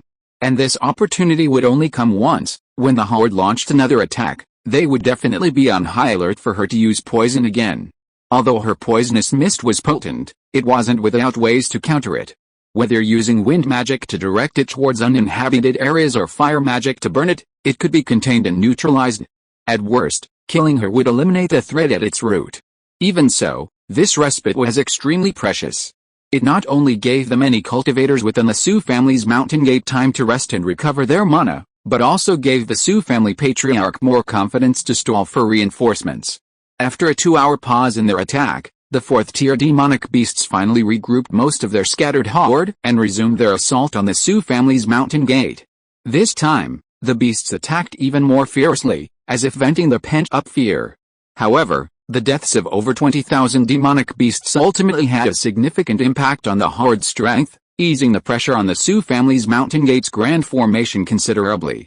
Furthermore, following Zhou Chun's instructions, Zhou Yuanlian periodically created poison gas bombs and launched them into the formation to attack the beast horde, causing widespread casualties and psychological panic, further rendering the beast horde's attacks ineffective. After enduring this hardship for 3 or 4 hours, the reinforcements they had been waiting for most of the day finally arrived. Moreover, the number of reinforcements this time was far greater than expected, with as many as 9 golden core cultivators, led by a late-stage golden core cultivator. At the same time, there was also a magic treasure flying boat carrying thousands of key refining, foundation establishment, and purple mansion cultivators. Judging from this situation, it didn't seem like they had come to rescue the Su family, but rather to exterminate the beast horde. Fellow Taoist Su, fellow Taoist Zhou, we have come to rescue you on the orders of the Alliance. Please join us in exterminating the beast horde and don't let these beasts escape. From afar, a powerful and majestic voice came from the magic treasure flying boat to the Su family's mountain gate. Upon hearing this, Zhou Chun's gaze sharpened, and he said in a deep voice to the Su family patriarch, Zhou Ming, and the others, Patriarch, Supreme Elder, this is a rare opportunity, let's fight our way out. That's exactly right. I've long wanted to go out and have a good fight. The Su family patriarch laughed heartily, feeling quite triumphant. Zhou Ming also laughed loudly. Fellow Taoist Su is absolutely right. It's time to collect some interest from those beasts. With their agreement, the others naturally had no objections. Thus, except for Su Yuzhen, who remained to guard the Su family's mountain gate, Zhou Chun, the Su family patriarch, Zhou Ming, Lin Hongyu, and the golden core cultivators he had brought all quickly charged out, successfully completed the word count. Rode all day from morning till night. I'm exhausted. Chapter 619, Reclaiming Two Iron Ridge, Encountering the Heavenly Mirror again. The unexpected arrival of powerful reinforcements lifted the siege of the Su family's mountain gate in an unconventional way. Zhou Chun and his group took the initiative to attack, flanking the reinforcements from both sides, and quickly gained the upper hand. After a fierce battle, the Golden Winged Tiger and the Fiery Phoenix cooperated perfectly, once again slaying a low-grade 4th-tier water attribute demon beast, obtaining a 4th-tier demon core and a 4th-tier demon beast corpse for him. He also achieved a great victory in his battle with the azure-eyed golden ape, successfully blinding one of its eyes and crippling its innate spiritual eye. Unfortunately, this beast had fought him twice before and was wary of his various methods, and coupled with its quick thinking, he ultimately failed to kill it. However, the lifting of the siege of the Su family's mountain gate was the greatest gain. At this time, after the 4th-tier demon beasts fled, the cultivators inside the Su family's mountain gate also surged out, scattering to hunt down the scattered low and mid-level demon beasts. Zhou Chun didn't participate in this matter, only asking Zhou Ming, Lin Hongyu, and Su Yuzhen to take care of things. He and the Su family patriarch were responsible for entertaining the arriving reinforcements. Fellow Taoist Su, fellow Taoist Zhou, we need to rest for half a day at your esteemed place before continuing our journey to support other strongholds. Please grant us this favor. Inside the Su family's mountain gate, Feng Zishan, a late-stage golden core cultivator leading the reinforcements, looked at Zhou Chun with a friendly expression and made his request after leading his men into the area. He seemed to have heard of Zhou Chun's reputation and didn't dare to put on airs in front of him. Since his attitude was so respectful, Zhou Chun naturally wouldn't be hostile. After exchanging a glance with the Su family patriarch, he readily replied, "This is easy to arrange. We, the cultivators of the Su and Zhou families, will make room for you all to rest and recover, then thank you both in advance." Feng Zishan smiled slightly and cupped his hands in a smile towards the two of them. Half a day later, before the cultivators from the Su and Zhou families had finished collecting the corpses of the demonic beasts outside, Feng Zishan set off with reinforcements, also conscripting the golden core cultivators that Zhou Chun had brought from Beijiang Market. According to him, the Heavenly Spirit Alliance had reached a consensus that all countries and sects would send large numbers of their disciples to Jing Kingdom to help drive out the beast tide and counterattack the states occupied by it. Jiangzhou, as the front line, was the starting point of the counterattack. Zhou Chun and the Su family patriarch had not yet received their orders, but it was expected that they would be mobilized to participate in the counterattack once Jiangzhou was safe. This news was encouraging for the Zhou family, meaning they might be able to reclaim their mountain gate soon. However, Zhou Chun felt little joy. He felt the pace was too fast for him to prepare for. After all, he wasn't satisfied with just reclaiming the two spiritual mountains, Tuian Ridge and Jilfang Ridge. The reality is that he hasn't even met a single golden core cultivator from either the Moonwheel Sect or the Flame Sun Sect, so how can he possibly seize the Azure Lotus Mountains? Without their permission, the Zhou family has no chance of occupying them. How can he get them to agree to let the Zhou family take over the Azure Lotus Mountains? Zhou Chun's expression shifted as he looked in the direction of the Azure Lotus Mountains, his mood suddenly becoming somewhat agitated. He admitted he was overthinking things. His hopes were too high. Normally, to seize a blessed land like the Azure Lotus Mountains, one would need at least a nascent soul stage cultivation. But the opportunity was rare. Under normal circumstances, a blessed land like the Azure Lotus Mountains would already be occupied by nascent soul stage cultivators, making it impossible for the Zhou family to even attempt to seize it. Only now, with the Azure Lotus Temple, the original owner of the Azure Lotus Mountains, having lost its pillar of support and then its main gate, it was essentially certain that it could not reclaim the area. Both the Moonwheel Sect and the Flame Sun Sect have their own sects, and being two powerful forces vying for control, neither would allow the other to occupy such a blessed spiritual mountain. This gave the Zhou family an opportunity. If they couldn't seize this opportunity to take control of the Azure Lotus Mountain range, whether the Moonwheel Sect and the Flame Sun Sect chose to jointly occupy it, or they brought in an ancestral cultivator from a foreign land to establish a sect, the Zhou family would have little chance of taking control again. Unless he successfully formed his nascent soul and his spirit pet became a fifth-tier demon king, there would be no chance. And that would be hundreds of years from now. Therefore, Zhou Chun's current agitation is understandable. Time flew by, and in the following days, news of the Heavenly Spirit Alliance's allied forces defeating the Beast Horde and reclaiming their territory reached the Su family one after another. Zhou Chun quickly received orders to go to Tanzhou with Lin Hongao and the Su family patriarch to participate in the battle to reclaim Tanzhou. Upon receiving the order, Zhou Chun didn't delay and immediately led his men to Tanzhou to regroup. Over the next 2 weeks, Zhou Chun fought his way through various parts of Tanzhou, participating in several major battles.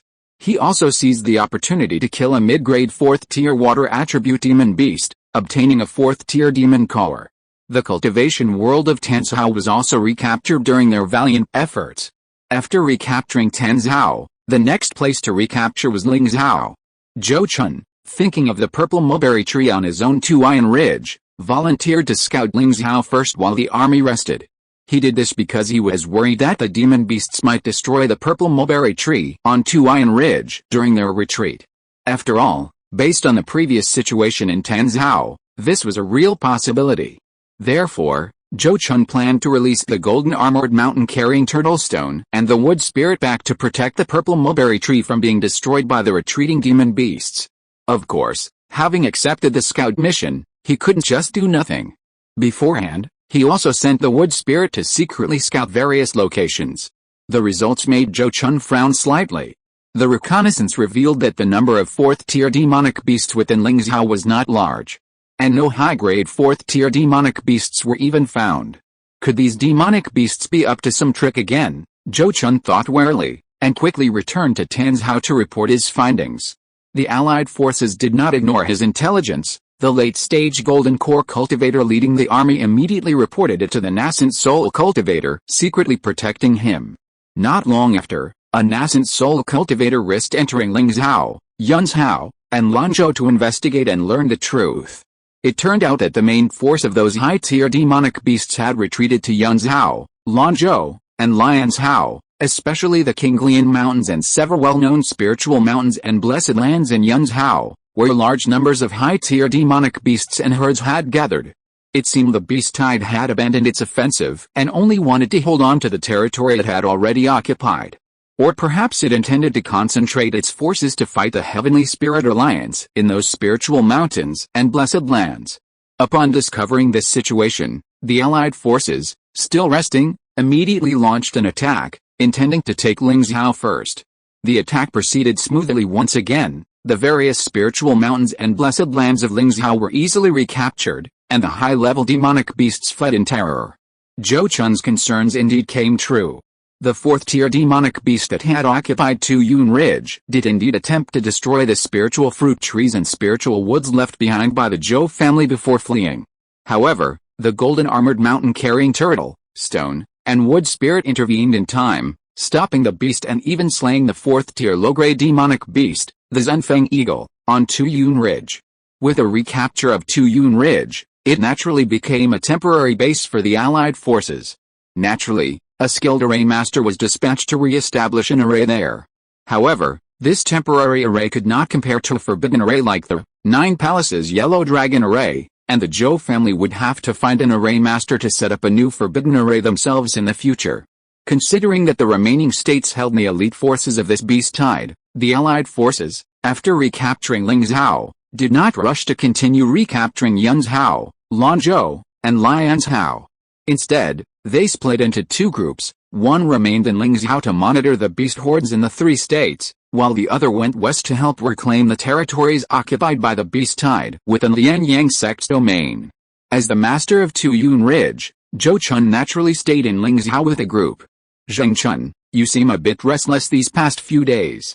Is something on your mind? On Tuian Ridge, the Su family patriarch, while discussing the reconstruction of the Zhou family's mountain gate with Zhou Chun, noticed his low spirits and couldn't help but ask in a low voice.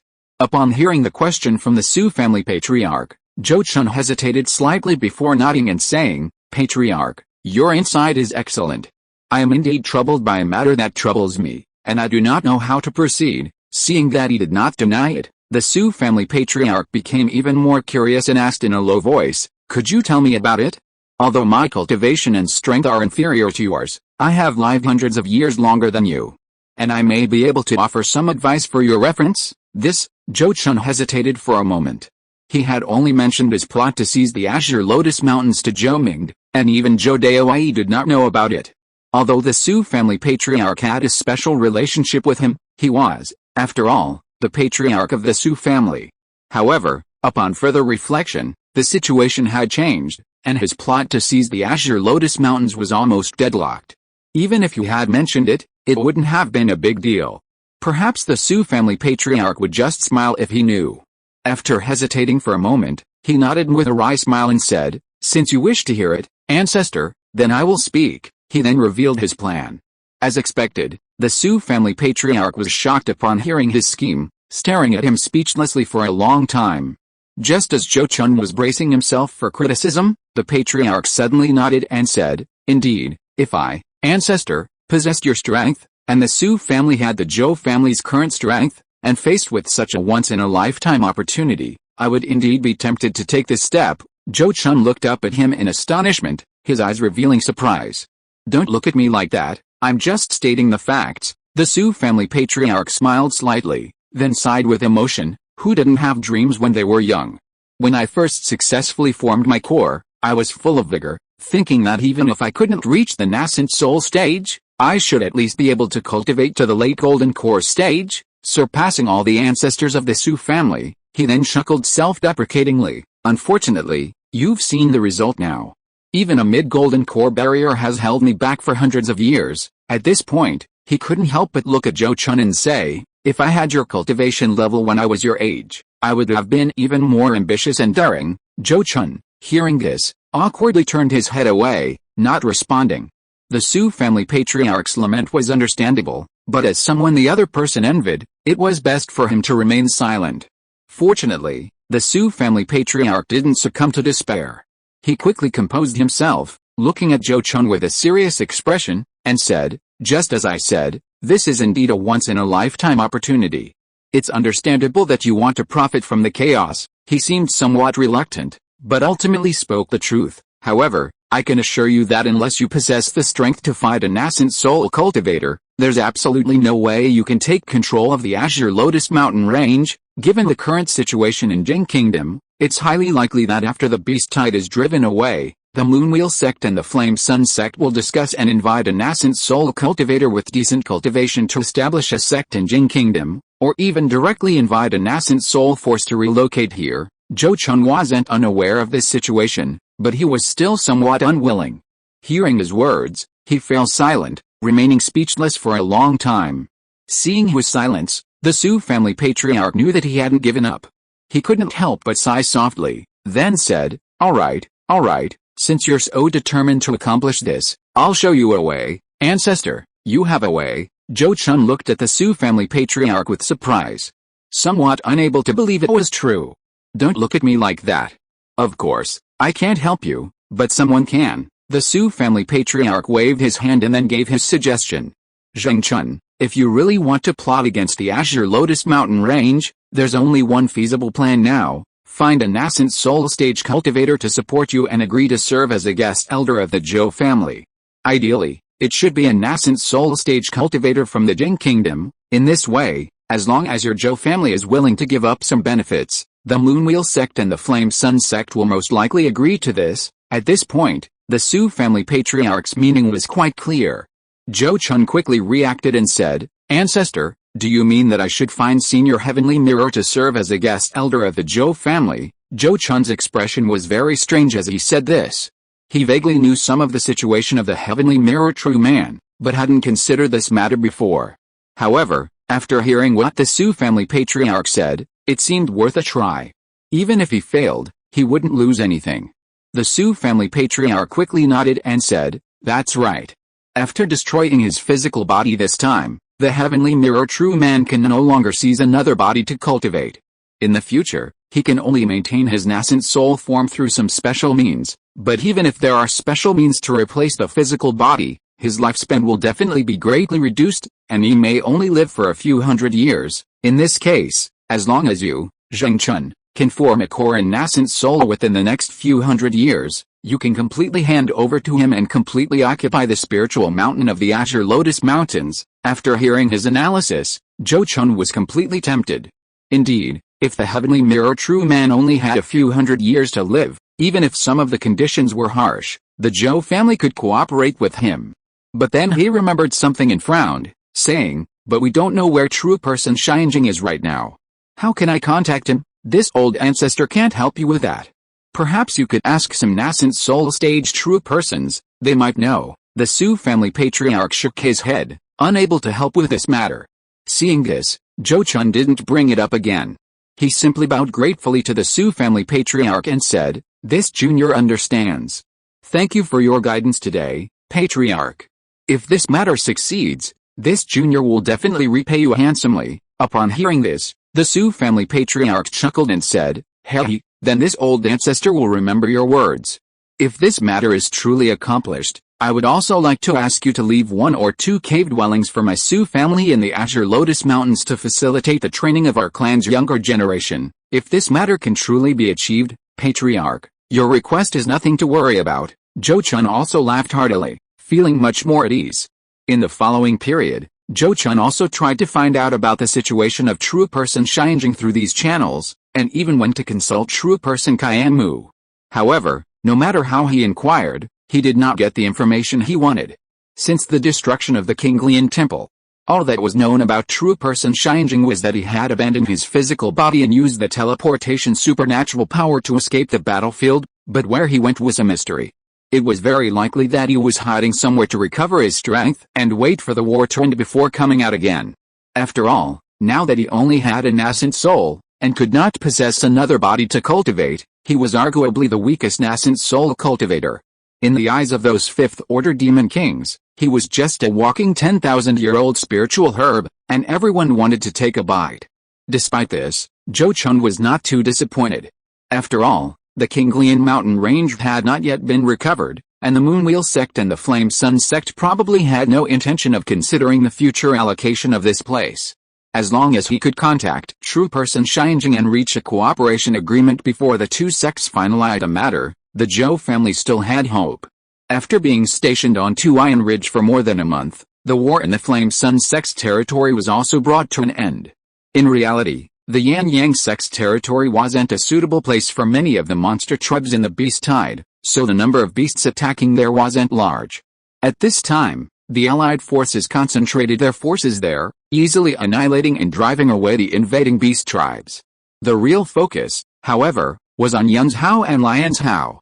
As time passed, the situation of the beast tribes in Yunzhao, Lanzhou, and Lianzhao was gradually clarified.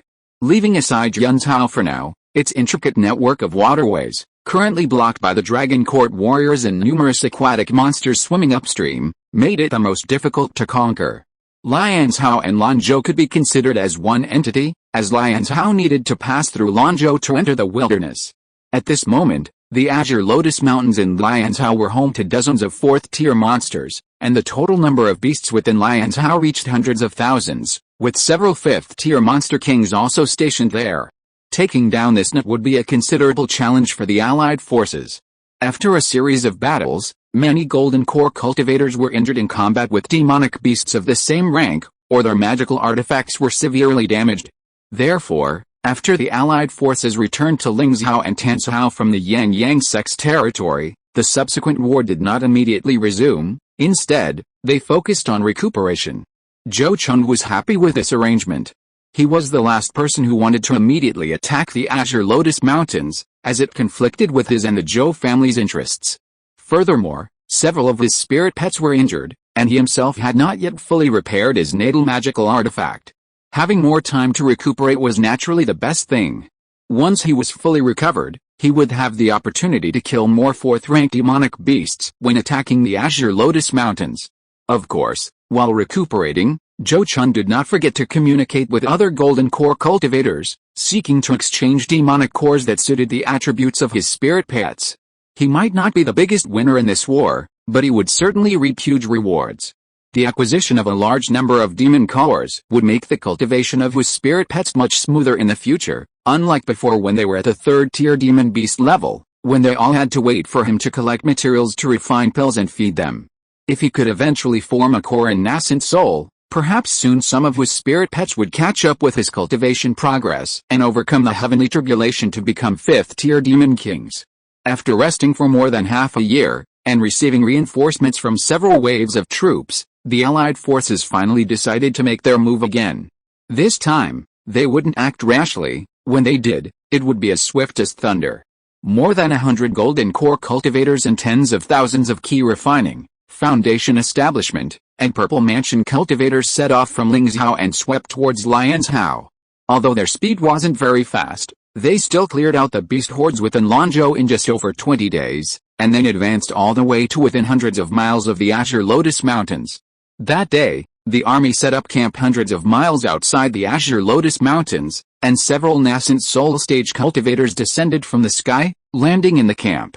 Zhou Chun, relying on his current fame and strength, was able to enter the central command tent along with several late-stage golden core cultivators and meet these nascent soul stage cultivators. Among them, he was pleasantly surprised to find a familiar face, the very same Heavenly Mirror True Person he had been searching for. However, Heavenly Mirror True Person was currently unable to possess another body, so his nascent soul resided within a puppet, acting as a puppet. That puppet itself seemed extraordinary. The aura emanating from Heavenly Mirror True Person's nascent soul within it was no weaker than Zhou Chun's previous encounters with him. Could this be the legendary 5th-tier puppet? Zhou Chun couldn't help but glance again at Heavenly Mirror True Person's scale-covered humanoid puppet body, secretly speculating. Heavenly Mirror True Person seemed to sense his gaze, turning slightly to look at him, his amber puppet beast eyes devoid of any emotion. Chapter 620 Berserker Body. The Azure Lotus Mountains. Originally one of the most sacred and blessed lands in Jing Kingdom, the Azure Lotus Mountains, cultivated by the Azure Lotus Temple for hundreds and thousands of years, had long been a paradise on earth, with breathtaking scenery at every turn.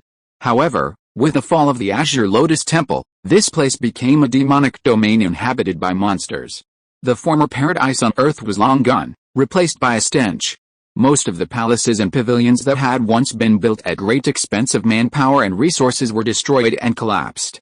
The various spiritual herbs and fruit trees in the mountains were either eaten or taken away, becoming spoils of war for the monsters.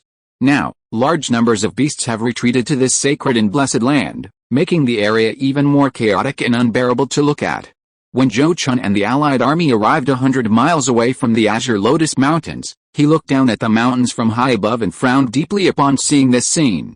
He now considered the Azure Lotus Mountains as the future gate of the Zhou family, and naturally, he was very dissatisfied with this situation.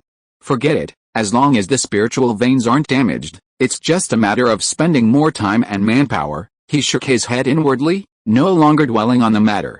With the arrival of their army, various roars and cries of beasts echoed throughout the Azure Lotus Mountains, and then one by one, 5th-tier demon kings and 4th-tier demon beasts revealed their massive forms within the mountains. It seemed the demon beasts didn't intend to leave the Azure Lotus Mountains to fight, but rather wanted to wait for the Heavenly Spirit Alliance's allied forces to enter and attack. This was not a good thing. Although the demon beasts didn't understand formations and couldn't set up a large array to block the allied forces, fighting in the complex terrain of the Azure Lotus Mountains was definitely not a good thing for low to mid-level cultivators. Moreover, if they fought in the Azure Lotus Mountains, this blessed spiritual land could very well be destroyed in the war. Therefore, after witnessing this situation, the allied forces didn't rush to attack, but instead held an emergency meeting to discuss the situation. Zhou Chun was also qualified to participate in the discussion and very proactively offered his suggestions.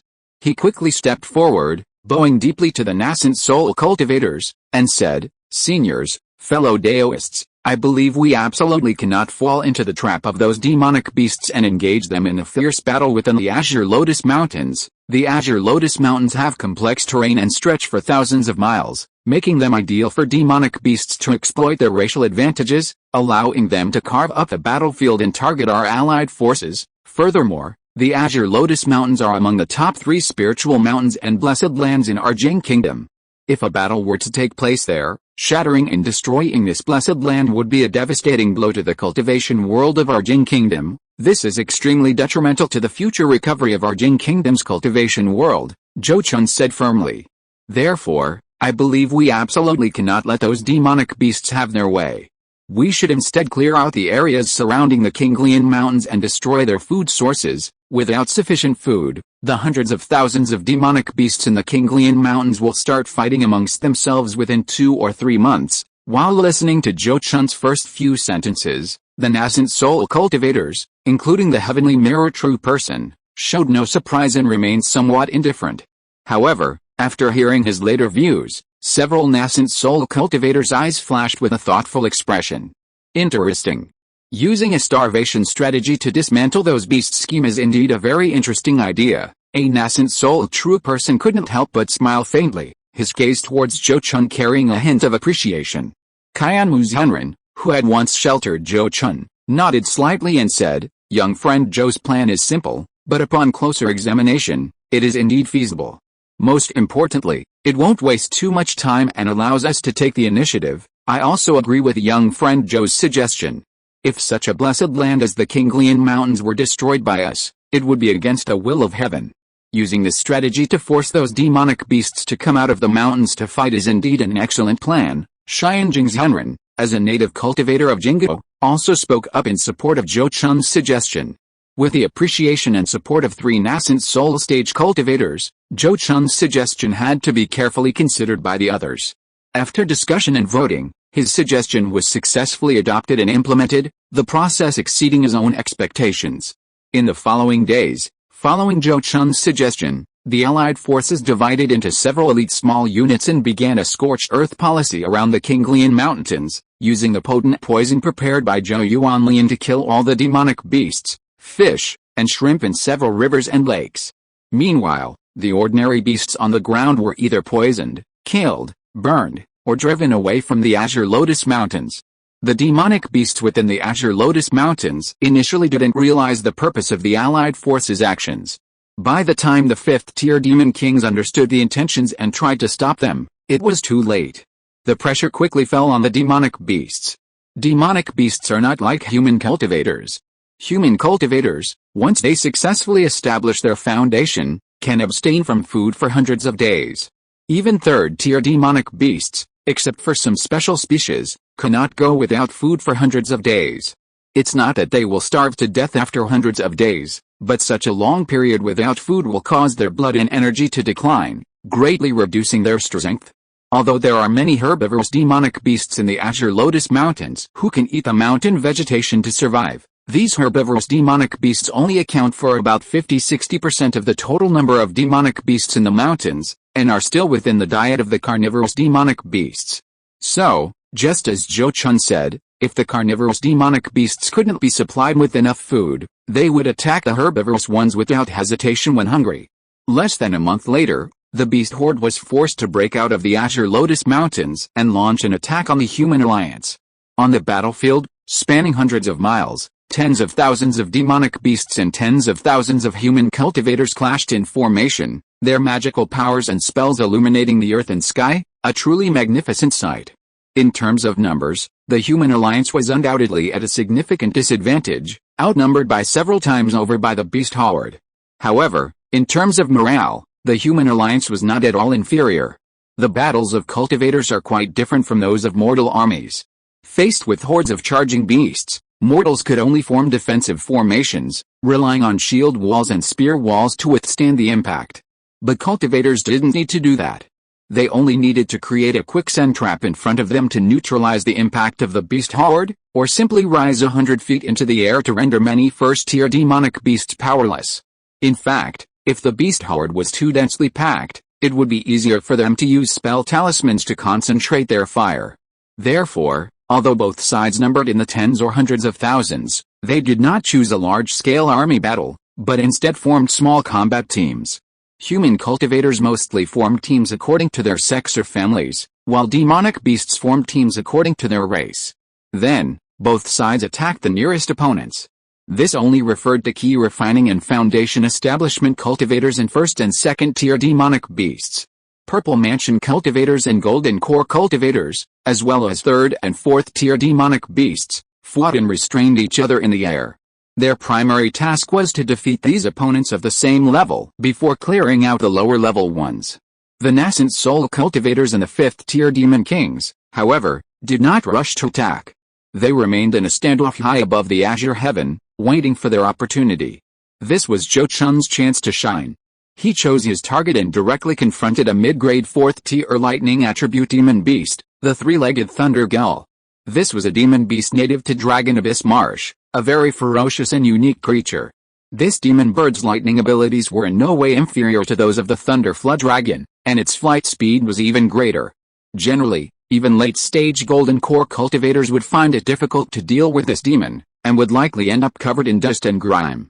When Zhou Chun, along with the thunder flood dragon and the golden winged tiger, faced this demon, they were initially unable to do anything to it, as all their attacks were dodged and blocked. It wasn't until he had the thunder flood dragon use its previous tactic, unleashing the thunder dragon roar ability to launch a wide-range attack, that the demon was temporarily immobilized. Zhou Chun then seized the opportunity and directly used the golden dragon ring to lasso the demon's neck. Once its neck was bound, the demon's ability to use its lightning escape technique and its unparalleled flying speed were inevitably affected. Zhou Chun and his servants didn't give it a chance to break free, launching a barrage of attacks that overwhelmed it with saturation fire. This is the advantage of having many spirit pets, each possesses unique abilities and special skills. When encountering enemies with special abilities, ordinary methods are often ineffective, requiring these spirit pets special skills to save the day. After successfully slaying a 3-legged thunder gull, Zhou Chun quickly shifted his target to another low-grade 4th tier thunder attribute demon beast, the thunder giant rhinoceros. This thunder giant rhinoceros was originally prey for a mid-stage golden core cultivator, but the cultivator, due to his ordinary strength, was unable to subdue the beast. After Zhou Chun and his thunder flood dragon arrived, Zhou Chun immediately promised that he would only take the demon core, and the corpse would be his. Faced with such generous terms, the cultivator couldn't refuse. The thunder rhinoceros, with only a 4th tier low-grade cultivation, didn't even have the chance to self-destruct its demon core in front of Zhou Chun and his servant. When it realized it was outmatched and tried to detonate its demon core, Zhou Chun had already used the Heavenly Gang Thunder-slaying sword to sever its head. However, not everyone possessed such ruthless methods as Zhou Chun. Therefore, not long after he and the mid-stage golden core cultivator divided their spoils, demonic beasts, facing dire straits, began to self-destruct their demon cores. And it wasn't just 4th tier demonic beasts, many 3rd tier demonic beasts also chose to self-destruct when faced with desperate situations. Huge explosions and flashes of light appeared frequently in the sky above the battlefield. Many cultivators were unlucky enough to be dragged down by the self-destructing demonic beasts, and a considerable number were injured. In this war, even nascent soul stage cultivators might not be able to avoid injury. Even someone as powerful as Zhou Chun, after slaying 2 4th tier demonic beasts, was about to kill a 3rd mid-grade 4th tier fire attribute demonic beast when it chose to self-destruct its demonic core. This resulted in the golden winged tiger and the fiery phoenix, who were too close, being seriously injured. This incident made him realize that this war was completely different from previous ones. This war had many 5th tier demon kings overseeing the battle, and under their pressure, even 4th tier demonic beasts, though outmatched, dared not easily flee. Therefore, once they realized they were doomed, most of these beasts would choose to self-destruct their demonic cores to fight to the death. Unlike previous localized wars, where even if outmatched, 4th tier demonic beasts would still try to escape the battlefield. After realizing this, Zhou Chun no longer dared to recklessly attack other 4th tier demonic beasts, choosing his targets much more carefully. Sometimes he would simply hunt down in nearby 3rd tier demonic beasts, avoiding rashly interfering in the battles between other golden core cultivators and 4th tier demonic beasts. With his strength, reaping 3rd tier demonic beasts was as easy as eating and drinking, not even giving them time to self-destruct their demonic cores. However, the 5th tier demon kings watching the battle naturally wouldn't leave such a powerful force unattended. Soon, a 4th tier high-grade earth attribute demonic beast, a 6-legged stone elephant, crossed the battlefield and arrived in front of him. This 6-legged stone elephant was also a variant demonic beast, its strength no less than that of a dragon of the same tier, and it was especially adept at dealing with group attacks. It was over 50 zang long and nearly 20 zang tall. With 6 thick, mountain-like elephant legs, like a flying mountain of flesh. Its gray-black skin was as rough and thick as rock, unbreakable. When it unleashed its defensive divine power, a gray-yellow defensive aura spread from its body. Even the golden dragon and silver tiger transformed from the high-grade magic weapon, Dragon Tiger Golden Ring, could not harm it in the slightest. The white lightning divine power of the Thunder Flood Dragon struck its body as if it had fallen on the ground, having no effect whatsoever. In Zhou Chun's view, he might be able to break through the demon's defenses, but killing it would be difficult unless he used all his trump cards. The demon's only weakness was its relatively weak offensive abilities. Its earth attribute powers posed little threat to him or his spirit pet. This made the Demon King's intentions clear. They wanted the 6-legged stone elephant to distract Zhou Chun and prevent him from hunting other 4th-tier demon beasts.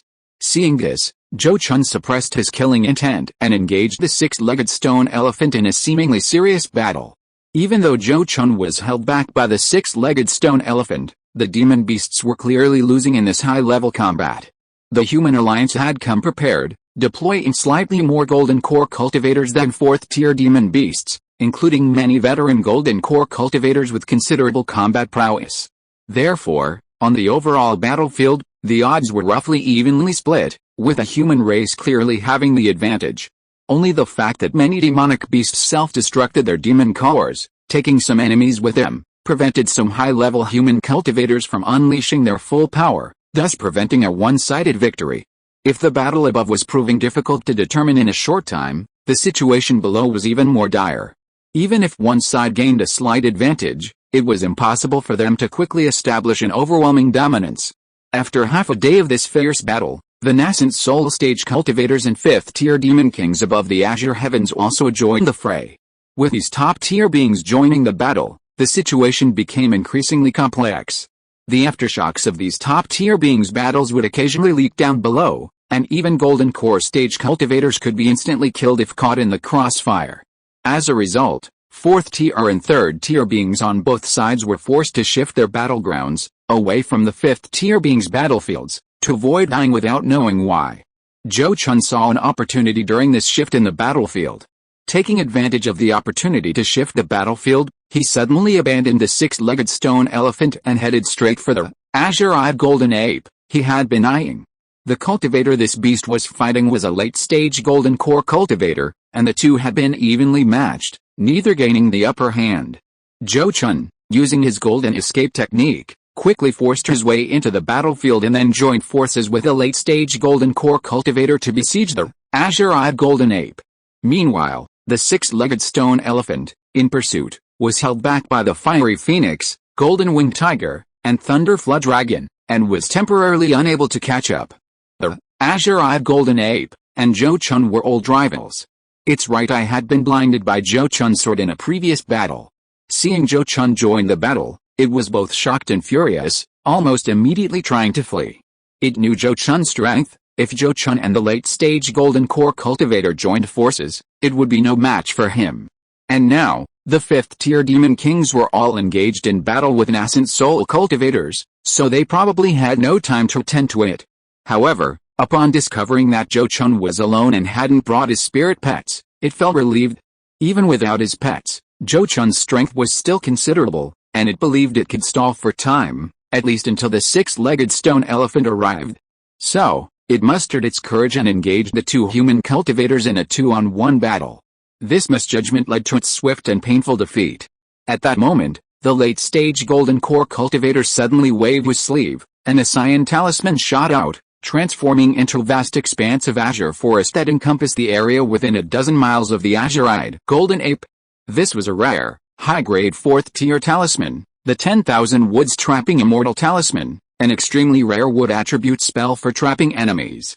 Once trapped by this talisman, even a high-grade 4th-tier demon beast like the azure-eyed golden ape would find it difficult to escape in an instant. Just as it was trapped in this small jungle, the golden winged tiger, which had been blocking the 6-legged stone elephant, immediately rushed over.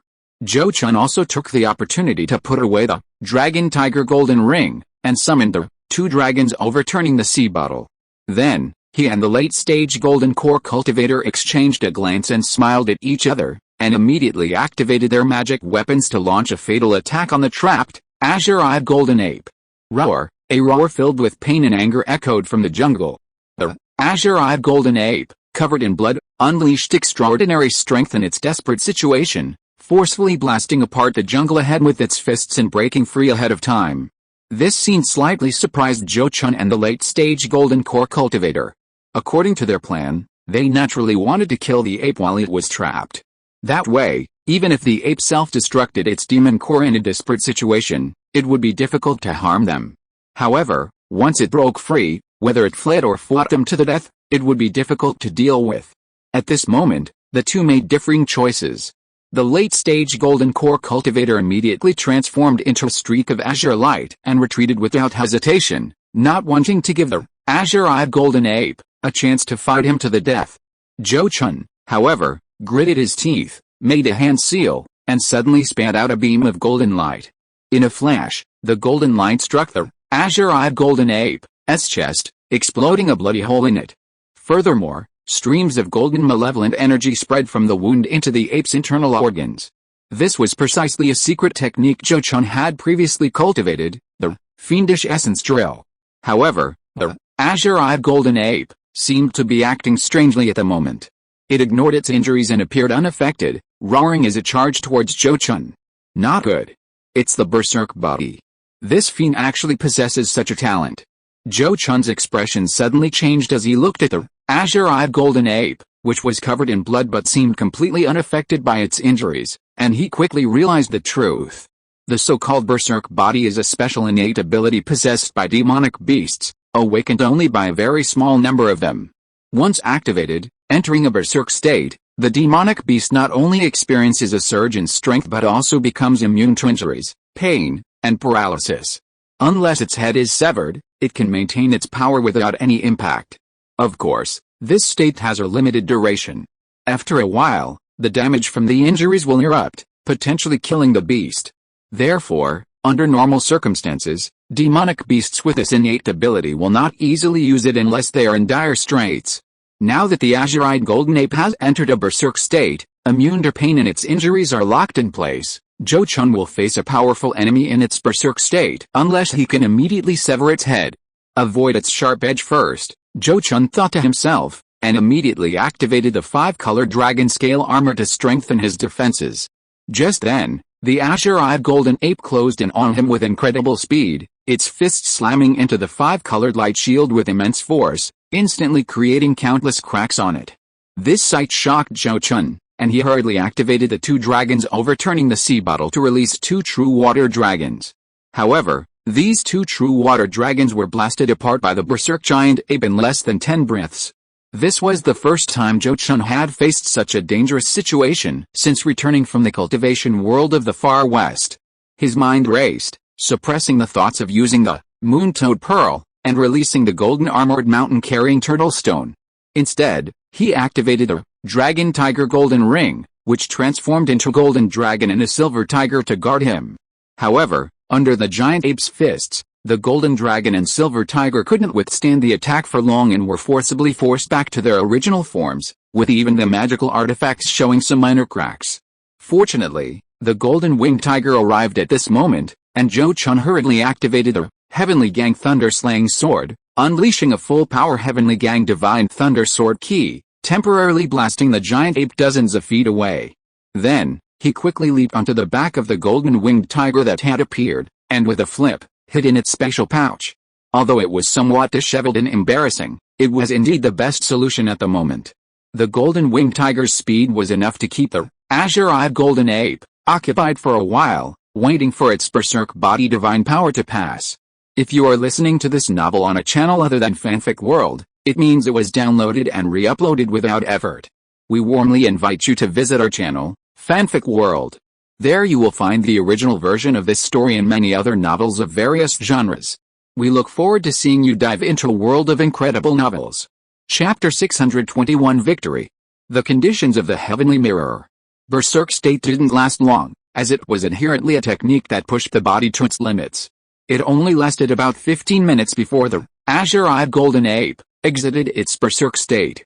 As the berserk state ended, its various injuries aggravated it, instantly giving it a taste of the fleeting pleasure of rage followed by a devastating aftermath. Multiple wounds on its body suddenly burst open, blood and flesh flying everywhere, as if an internal explosion had occurred.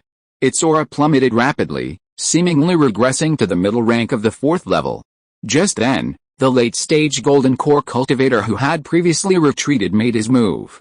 Before Zhou Chun could react, he directly unleashed a high-grade magic sword, slashing it at the azure-eyed golden ape's neck. Even before the azure-eyed golden ape entered its berserk state, such a strike would at most severely injure it, unlikely to decapitate it completely. However, this sword strike easily severed the enormous ape head. The sword light even carried the head towards the late-stage Golden Core cultivator. Zhou Chun reacted quickly, scattering the sword light and knocking the ape head away. Then, with a grim expression, he questioned the late-stage Golden Core cultivator, "Fellow Taoist Lu, what do you mean by this? Are you going to go back on your promise?" Hearing this, the cultivator surnamed Lu's eyes flickered, then he raised his hand, retrieved his flying sword, and smiled faintly. "Fellow Taoist Zhou, you flatter me. I was just worried that this beast wasn't completely dead and wanted to confirm, is that so? Then it seems I misunderstood you, fellow Taoist. But I'll handle this myself, there's no need to trouble you, fellow Taoist Lu." Zhou Chun gave the man a deep look, then, with that, he retrieved the ape head. The cultivator surnamed Lu did not stop him. This relieved him slightly, and he immediately cut open the skull to retrieve the demon core. After carefully removing the demon core, Zhou Chun looked at the cultivator surnamed Lu and said, "As agreed, I will only take the demon core. The beast's eyes and corpse belong to fellow Taoist Lu, and I will also compensate you with a portion of dragon essence blood." He then tossed the ape head in a bottle of pre-prepared blue dragon essence blood to the cultivator surnamed Lu. "Good, fellow Taoist Zhou is indeed a man of his word." The cultivator surnamed Lu waved his hand, took the items, and after a brief inspection, smiled and nodded at Zhou Chun. He then retrieved the headless ape corpse as well. He glanced at the 6-legged stone elephant that was about to attack, then cupped his hands to Zhou Chun and said, "I still need to help my fellow disciples, so I won't keep you company any longer. Farewell." With that, he hurriedly left. Watching the man's departing figure, Zhou Chun shook his head slightly, then immediately braced himself to face the 6-legged stone elephant once more. He knew, of course, what the cultivator surnamed Lu had planned. If he hadn't intervened in time, once the azure-eyed golden ape's head had fallen into the other's hands, it would have been virtually impossible for him to retrieve the demon core as agreed upon verbally. The reason the other party had been so agreeable afterward was because he was aware of the difference in their strength and didn't want to break ties after his attempt to steal the lion's head had failed. Both sides understood this. But they were both mindful of their own safety and didn't openly break off relations. However, after what had just happened, there was naturally no possibility of further cooperation between them. The cultivator surnamed Lu clearly didn't want to help him deal with the troublesome 6-legged stone elephant. In fact, Zhou Chun wasn't without a way to deal with the 6-legged stone elephant. At least the golden-winged tiger's spatial blade could break through its defenses. However, given the 6-legged stone elephant's enormous size, unless the spatial blade happened to hit its brain or heart, it would be difficult to inflict the same severe damage as the previous 4th-tier high-grade thunder dragon. He believed that the 6-legged stone elephant had definitely been warned by the 5th-tier demon king and would be particularly wary of the golden-winged tiger's killing move, thus it hadn't used it lightly. Without using the killing move, the opponent would be constantly on edge, hesitant to unleash their full power. Conversely, if the killing move failed to achieve its intended effect, the opponent would relax and attack with full force. Therefore, this thing was sometimes a double-edged sword.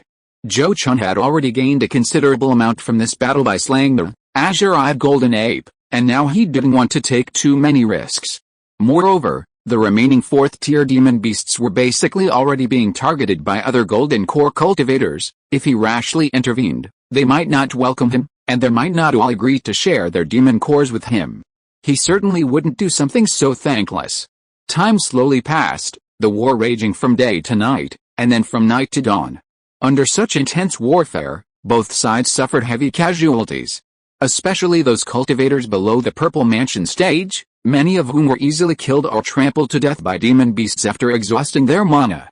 Of course, Many demonic beasts, like the others, were exhausted and collapsed, helpless against their prey. Even the golden core cultivators had replenished their mana several times with pills and spirit crystals by this point in the battle. The situation had finally become clear. The number of 4th-tier demonic beasts had dwindled to less than 30, less than a third of their peak strength. Meanwhile, the number of golden core cultivators attacking them was as many as 60 or 70. This disparity made a comeback impossible. At the same time, some injured but still capable golden core cultivators went to sweep away the 3rd-tier demonic beasts, rooting them completely. This top-down collapse was the most fatal.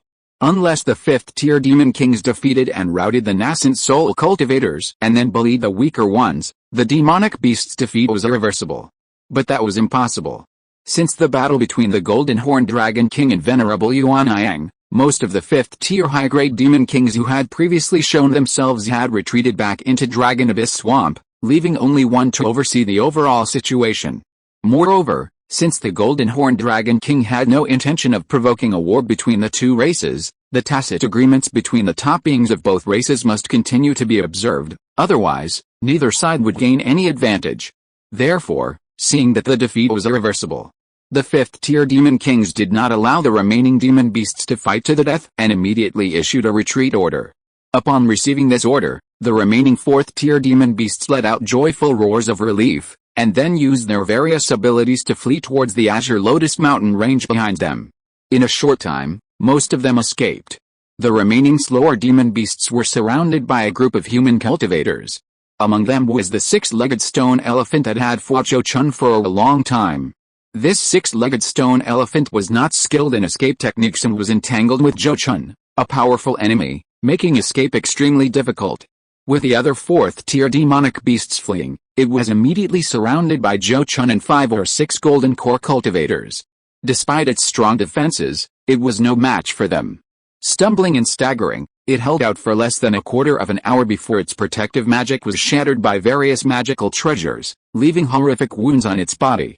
Perhaps realizing it was unlikely to survive, the beast let out a long howl and spat out its demonic core, attempting to take some of its prey down with it, like the other 4th-tier demonic beasts that had self-destructed their cores. With its high-grade 4th-tier cultivation, this wouldn't have been difficult. However, it hadn't expected that the moment its demonic core was spat out, it was suddenly struck by a beam of emerald green light, and its connection to the core became faint, making it impossible to self-destruct. Taking advantage of this, Zhou Chun and the others attacked together, directly shattering its massive elephant head. With the death of the 6-legged stone elephant, the demon core also lost its spirituality and was enveloped in emerald light, falling into the hands of the middle-aged woman with late-stage golden core cultivation. Seeing this, Zhou Chun hesitated slightly before bowing to the woman and saying, "Madam Gu, may I have this demon core? I am willing to exchange it for other treasures." Hearing this, the woman smiled faintly and said, "Originally, it was only because fellow Taoist Zhou held it back that we were able to kill it. Logically, I should refuse your offer. However, fellow Taoist Zhou must admit that if I hadn't used my supernatural powers to hold back the demon core it spewed out, it would have already self-destructed, and this demon core happens to be of great use to me, so I'm afraid I cannot grant fellow Taoist Zhou's wish." With that, she put the demon core into a jade box and then into her storage bag. The other golden core cultivators who had contributed didn't object at all. This was all due to the middle-aged beauty's extraordinary identity. She was the concubine of a nascent soul cultivator, and the ability to freeze the demon core was a special high-grade magic weapon bestowed upon her by that nascent soul cultivator. With the status, as long as she didn't go too far, the other golden core cultivators naturally wouldn't offend her for a small gain. After all, no matter how you looked at it, the demon core was only for her and Zhou Chun. It had nothing to do with anyone else. Zhou Chun was well aware of this. So, seeing the middle-aged beauty put away the demon core, he didn't want to offend a nascent soul cultivator for this, and could only nod and say, "Since Madame Gu has chosen the demon core, then the corpse of this 6-legged stone elephant should be distributed by me and the other fellow cultivators. I have no objection to this." The middle-aged beauty smiled faintly, and then left. Seeing this, Zhou Chun didn't stand on ceremony with the cultivators who had been watching from the sidelines. He directly took the 2 long tusks from the 6-legged stone elephant's mouth and an enormous heart from its body. The most valuable materials from the six-legged stone elephant were its hide and two tusks. However, since Zhou Chun had taken the tusks, he couldn't take the hide either, otherwise the others would get nothing. So he took the heart, which also contained abundant earth attribute spiritual energy. This was a decent tonic for the golden armored mountain-carrying turtle stone. At this time, the third-tier and low to mid-level demonic beasts began to scatter and flee. However, the Purple Mansion stage cultivators and key refining and foundation establishment cultivators were powerless to pursue these fleeing demonic beasts, and could only watch as the remaining tens of thousands of demonic beasts scattered and fled to various places. It was certain that even after the entire Jing kingdom was recovered, the lingering effects of this great beast tide would last for decades. In the future, the sparsely populated wilderness may be overrun with varying numbers of demonic beasts, no longer as safe as before. Zhou Chun and the other Golden Core cultivators, following the instructions of the nascent soul cultivators, continue their pursuit towards the Azure Lotus Mountains to prevent the fourth-tier demonic beasts from destroying the spiritual mountains and blessed lands cultivated by the Azure Lotus Temple before leaving. It should be noted that some of the medicinal fields, spiritual pools, and other blessed lands within were things that the Azure Lotus Temple had invested a great deal of effort in creating. If they were destroyed, rebuilding them would require an unimaginable amount of resources and manpower. Zhou Chun was undoubtedly the most dedicated to this matter. He directly summoned the Su family patriarch and Lin Hongyu, and they headed straight for the main peak of the Azure Lotus Temple. Before even reaching their destination, they saw a great fire burning there, with smoke rising from various parts of the mountains, accompanied by earth-shaking tremors. Clearly, the fleeing fourth-tier demonic beasts were indeed attempting to destroy these spiritual mountains and blessed lands. This infuriated Zhou Chun, who quickly separated the Thunder Flood Dragon Bai, the Golden Winged Tiger, and the Fiery Phoenix, sending them to nearby locations to fight the fire and prevent the fourth-tier demonic beasts from causing further destruction. Fortunately, the previous battle had already frightened the fourth-tier demonic beasts, and when they saw Zhou Chun and the other Golden Core cultivators chasing after them, these beasts didn't dare to confront them again and retreated on their own. In the end, the overall losses were acceptable to Zhou Chun and not particularly serious. After driving away the fourth-tier demonic beasts, the group took the low and mid-level cultivators to Mount Ling and temporarily set up a detachable and movable spirit purifying array to restore their energy and treat the wounded. As for the battle between the nascent soul cultivators and the fifth-tier demon kings in the Azure Heaven, it was not something that Zhou Chun and the other Golden Core cultivators could interfere with. They only needed to wait for the outcome. After waiting for nearly a day, the battle between the nascent soul cultivators and the fifth-tier demon kings finally ended, with the fifth-tier demon kings retreating. This great battle, aside from a couple of nascent soul cultivators and a fifth-tier demon king sustaining some injuries, didn't result in any major casualties, far less intense than the initial outbreak of the beast tide. In fact, this was the normal situation in battles between nascent soul cultivators. Under normal circumstances, battles between nascent soul cultivators could produce a winner, but rarely a life or death outcome. Often, even those with the upper hand wouldn't dare to push their opponent too far, and most of the time, once the opponent retreated, they would withdraw. After all, who among those who had cultivated to the nascent soul stage didn't possess a few hidden techniques? Without absolute strength, forcing the opponent to fight to the death would only result in a humiliating defeat and yield no benefit. It was precisely because of this that, at the beginning of the beast tide, the nascent soul cultivators who came to support the Azure Lotus Temple didn't perceive the journey as extremely dangerous. They never expected the demon race to harbor such a strong desire to kill them, and even prepared special magical artifacts to counter the teleportation abilities of nascent soul cultivators. With these precautions in place, even if another great battle erupted between nascent soul cultivators and demon kings, no such deaths occurred. After repelling those fifth-tier demon kings, the nascent soul cultivators quickly entered their established strongholds, which had already been arrayed, to recover their mana and heal their injuries. It was at this moment that Zhou Chun suddenly received a divine sense transmission that surprised him. He was taken aback when he received the transmission, and then, with joy in his eyes, he hurriedly left the camp and headed towards a certain place in the mountains. Not long after, Zhou Chun stopped near a famous scenic spot called Mysterious Sound Valley in the Azure Lotus Mountains. This Mysterious Sound Valley was a valley with a unique structure, where various inexplicable sounds often emanated, making it a peculiar place in the Azure Lotus Mountains. Although Zhou Chun had never been here before, He knew its location. He arrived here alone and waited silently for about 2 hours before seeing a golden beam of light fall into the valley, revealing the puppet body of true person Heavenly Mirror. Junior greets Senior Shinjing. Zhou Chun bowed respectfully upon seeing the landing of true person Shinjing. Young friend Zhou, no need for formalities. Please allow me to make some arrangements, true person Shinjing said, as a formation plate and several formation flags flew out from his body. He quickly formed hand seals and set up an illusion array to conceal the two of them. This action made Zhou Chun even more curious about the other's intentions. True person Shinjing was even more cautious than he had imagined. Even with a formation blocking the way, and being a nascent soul cultivator himself, he still chose to use divine sense to communicate. Time is of the essence, so let's be frank. If I'm not mistaken, young friend Zhou is also very interested in this spiritual land of the Azure Lotus Mountain Range and wants to claim it for himself. True person Shinjing's words immediately caused Zhou Chun's expression to change slightly. However, Zhou Chun had roughly anticipated this when he arrived. His expression changed slightly, and he cupped his hands towards Master Shinjing, saying, Senior, your insight is truly remarkable. I have indeed had such thoughts, but unfortunately, I know my strength is insufficient, and I fear it will be difficult to succeed. Master Shinjing, upon hearing this, commented bluntly, if it were just your Zhou family, even with a strong individual like yourself and several fourth-tier demonic beasts, you would indeed not be qualified to rule the Azure Lotus Mountain Range. He then quickly added, but if I were to stand by your Zhou family, then openly you would be qualified to compete. Hearing this, Zhou Chun was filled with mixed emotions and remained silent for a long time. Whether this was a godsend or a coincidence, it was impossible to say for sure. However, now that Master Shinjing had taken the initiative to discuss this matter, Zhou Chun felt no excitement as he had expected. Instead, he was very wary.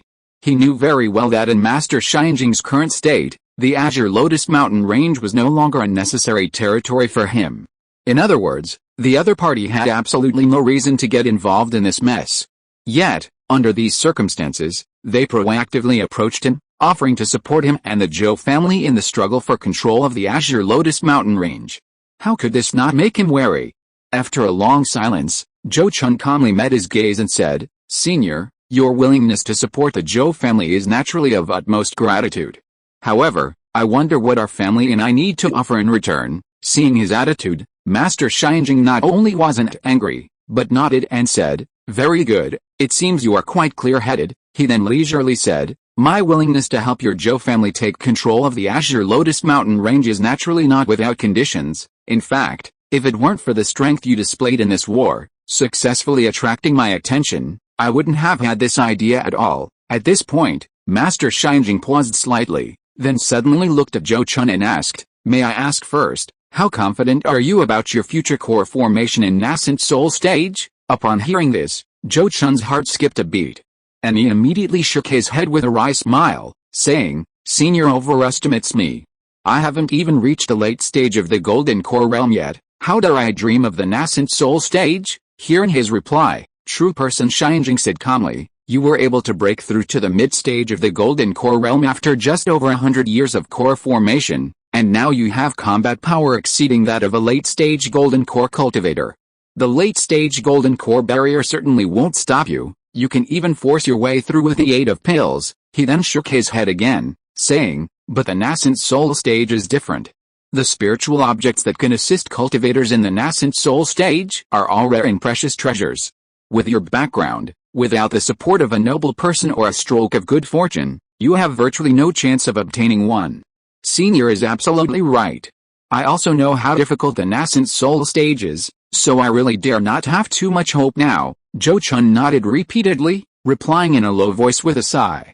Master Shinjing didn't suspect he was lying and immediately nodded, saying, Therefore, my conditions are twofold. One is something you can do now, and the other is something you can only do after you've reached the core formation in nascent soul stage. Please enlighten me, Senior. Zhou Chun's expression turned solemn, and he immediately composed himself, looking at Master Shinjing with a serious expression.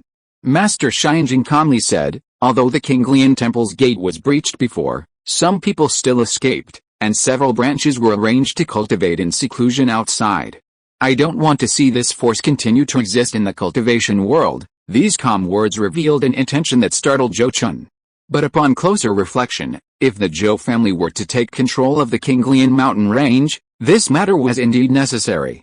Otherwise, if the Qinglian temple were to rise again in the future, it certainly wouldn't let the Zhou family off easily.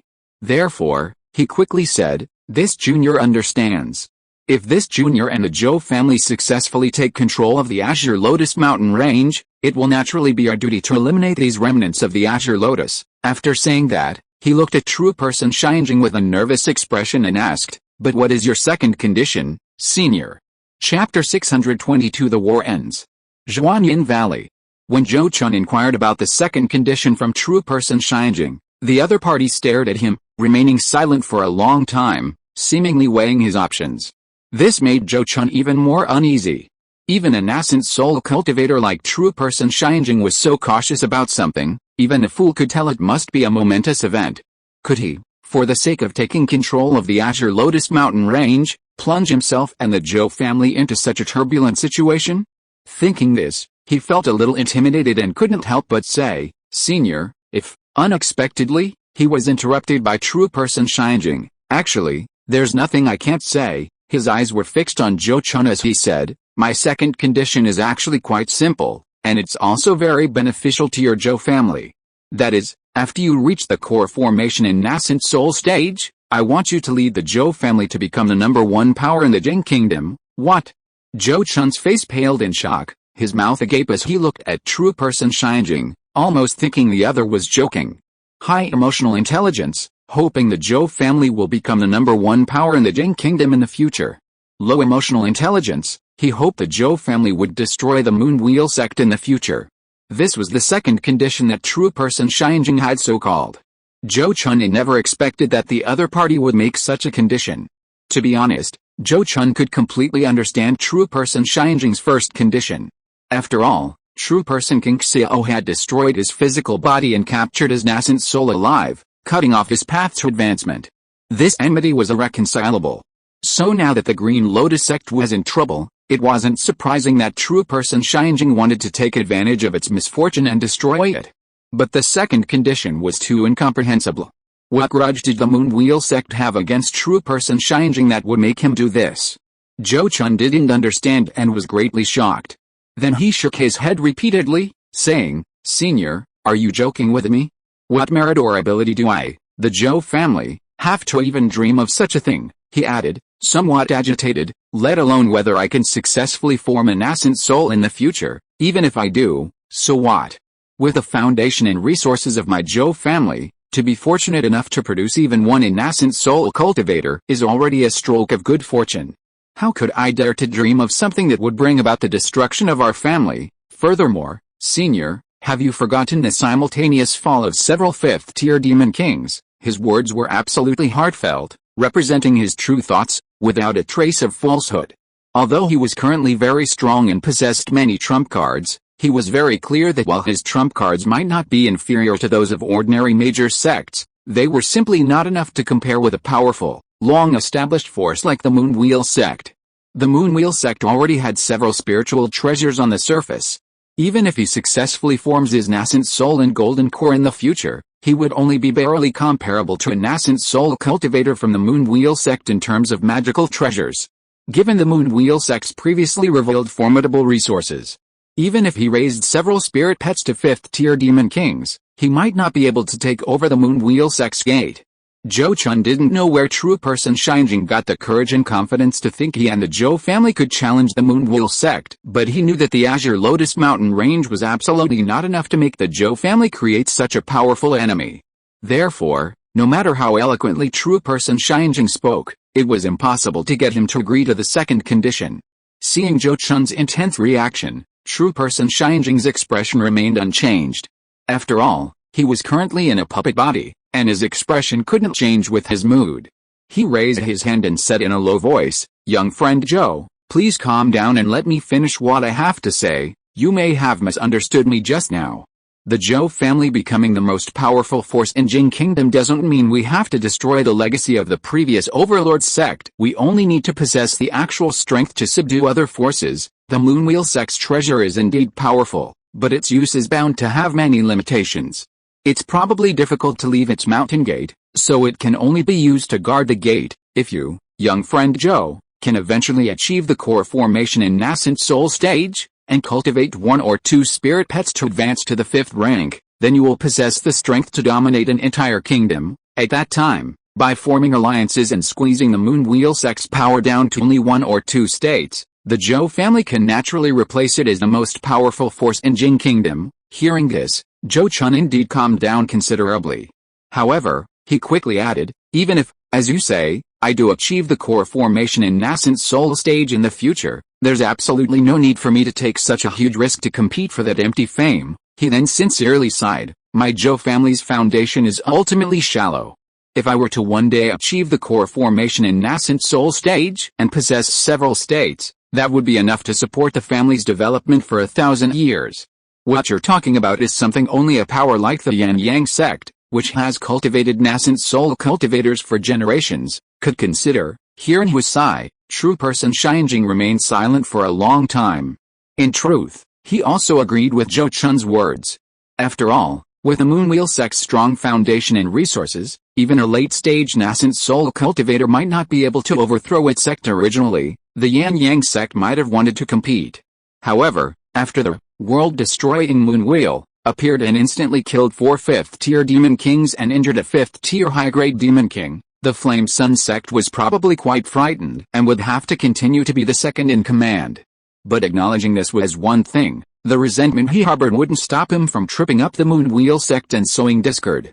Therefore, after a moment of silence, he spoke again, you're thinking too simply. With your strength and potential, if you successfully form your core and nascent soul in the future, even if you don't want to be enemies with a Moonwheel sect, they will still see you as a threat, believe it or not. If they find out your demon beast is about to undergo the heavenly tribulation, the Moonwheel sect will definitely use all sorts of means to sabotage it, even killing your weakened spirit beast right in front of you. This kind of conspiracy theory was indeed easy to scare people. Zhou Chun fell silent. Given the dog-eat-dog nature of the cultivation world, no one could say that such a thing wouldn't happen. This junior is very curious. Senior, why do you harbor such deep resentment towards the Moonwheel sect? It seems the Moonwheel sect has never been your enemy. Zhou Chun remained silent for a long time, then suddenly his eyes hardened, and he mustered the courage to ask this question. He was truly puzzled as to what was wrong with true person Xianjing, insisting on being an enemy of the Moonwheel sect. What benefit would it bring him? But just as he had feared, upon hearing his question, true person Xianjing's aura immediately turned cold, and an invisible pressure enveloped him. This pressure from a nascent soul cultivator made his mind sink, as if a weight had been placed on his heart. Fortunately, with his powerful divine sense, this pressure wouldn't embarrass him. He merely politely lowered his head slightly. Young friend Zhou, your question is somewhat inappropriate. This is not something you are qualified to ask right now, true person Xianjing said in a cold, deep voice, his words full of warning. Yes, this junior had no intention of offending you, senior. Please forgive me, Zhou Chun replied respectfully, immediately bowing to Xianjing's hand in apology. But the next moment, he shook his head repeatedly, saying, if senior wants this junior and the Zhou family to be enemies with the Moonwheel sect, please forgive this junior for not agreeing to such a condition. After speaking, he looked at Xianjing's hand with a sincere expression and said, although this junior covets the Azure Lotus Mountain range, this blessed land, I am even more unwilling to put myself and my family in danger because of some external things. You should think carefully. A blessed land like the Azure Lotus Mountain range is not something you can occupy every time. If you miss this excellent opportunity, even if you successfully complete the core formation in nascent soul stage in the future, it will be extremely difficult to obtain a blessed land of this scale for the Zhou family. I don't know how much price and time you will have to pay. Xianjing's Henren's tone darkened, seemingly very dissatisfied with Zhou Chun's lack of tact. Zhou Chun, however, did not yield to his pressure and remained resolute, saying, Senior, you are wise. I know very well what choice I need to make. These firm words plunged true person Xianjing into silence once more. Only after a quarter of an hour did he slowly speak, and what about the relics I will leave behind after my passing? If I pass away, this 5th-tier puppet body and a top-grade magic weapon can be left to your Zhou family, as well as all the knowledge and inheritance I have acquired throughout my life. He had thought that such conditions would surely tempt Zhou Chun. After all, even setting aside the top-grade magic weapon, his fifth-tier puppet body itself was a priceless treasure, not much inferior to a spiritual treasure. However, to his surprise, even with such generous terms, Zhou Chun still replied without hesitation, "Senior, please forgive me, but I cannot agree." Stubborn and ignorant, Heavenly Mirror Master snorted coldly, immediately raising his hand to dismantle the array he had set up, then turned and left. Watching his departing light, Zhou Chun felt a mixture of relief and disappointment, his emotions incredibly complex. Zhou Chun knew this might be the closest he had ever come to taking control of the Azure Lotus mountain range. But he didn't regret his choice. After a moment of reflection, Zhou Chun composed himself and calmly returned to his temporary encampment. Back at the encampment, Zhou Chun acted as if nothing had happened, revealing nothing to outsiders. For the next half-month, Zhou Chun and his group rested in the Azure Lotus mountain range, clearing out the high-level demonic beasts that hadn't yet escaped from the mountains and Lianzhou. Just when Zhou Chun thought that after a period of rest, the Allied forces would seize the opportunity to march south to Yanzhou and reclaim this last lost territory in one fell swoop, the Allied forces halted their attack. The reason for the Allied forces stopping the attack was simple. Yanzhou was now heavily fortified, and massive groups of water monsters from the Dragon Abyss were present in the rivers and lakes, making the recapture of this place extremely difficult. Crucially, the Flood Dragon clan seemed unwilling to retreat any further. The number of Dragon Court warriors who had appeared in Yanzhou alone reached 100,000. In addition to the cloud-piercing lobsters and giant tie-dragon crabs that Zhou Chun had previously encountered, several other special beast groups had also appeared. Under these circumstances, facing the monsters who held the geographical advantage, the Allied forces temporarily chose to rest and remain inactive. Whether to continue the attack or stop here depended on the thoughts of the nascent soul-stage cultivators. However, to Zhou Chun's surprise, this wait quickly passed by, lasting half a year. And even after half a year, no definite news had arrived. Until this day, he met with Master Xinjing again, who had come to see him alone. "Young friend Zhou, have you considered my original conditions these past few days?" In Zhou Chun's temporary cave dwelling, Master Xinjing, who had suddenly appeared, brought up the old matter again after Zhou Chun had bowed. To this, he immediately replied firmly, "Senior, you are wise. This junior does not regret his initial choice." This resolute tone left Master Xinjing speechless, unsure how to respond. He could only quickly change the subject, saying, "Then do you know that the Yan Yang sect has proposed bringing a nascent soul-stage cultivator from another country to cultivate in the Kinglian Mountains, supporting them in establishing a sect here?" Hearing this, Zhou Chun's eyes flickered, then he shook his head, saying, "This junior has not heard of such a person." His tone was very calm, as if it were none of his business. This made Master Xinjing admire his composure and determination. He immediately continued, "Because it was the Yan Yang sect's proposal, and they also submitted their recommended rogue cultivators, the Yulun sect hasn't agreed yet. But this means the issue of the Kinglian mountain range's ownership will no longer be delayed. Furthermore, I can tell you something, the Allied forces will withdraw soon, and Yanzhou may not be able to reclaim itself for a long time." "How are you?" After hearing Tianjing Zhenren's words, Zhou Chun actually breathed a sigh of relief. In fact, after seeing the Allied forces rest for more than half a year without continuing their attack, Zhou Chun knew the situation had changed, and the war might not continue. Tianjing Zhenren's words only confirmed his guess. This also meant the large-scale war would be completely over, and the surviving forces of Jingguo, such as the Zhou family, could call back their clansmen and rebuild their sects.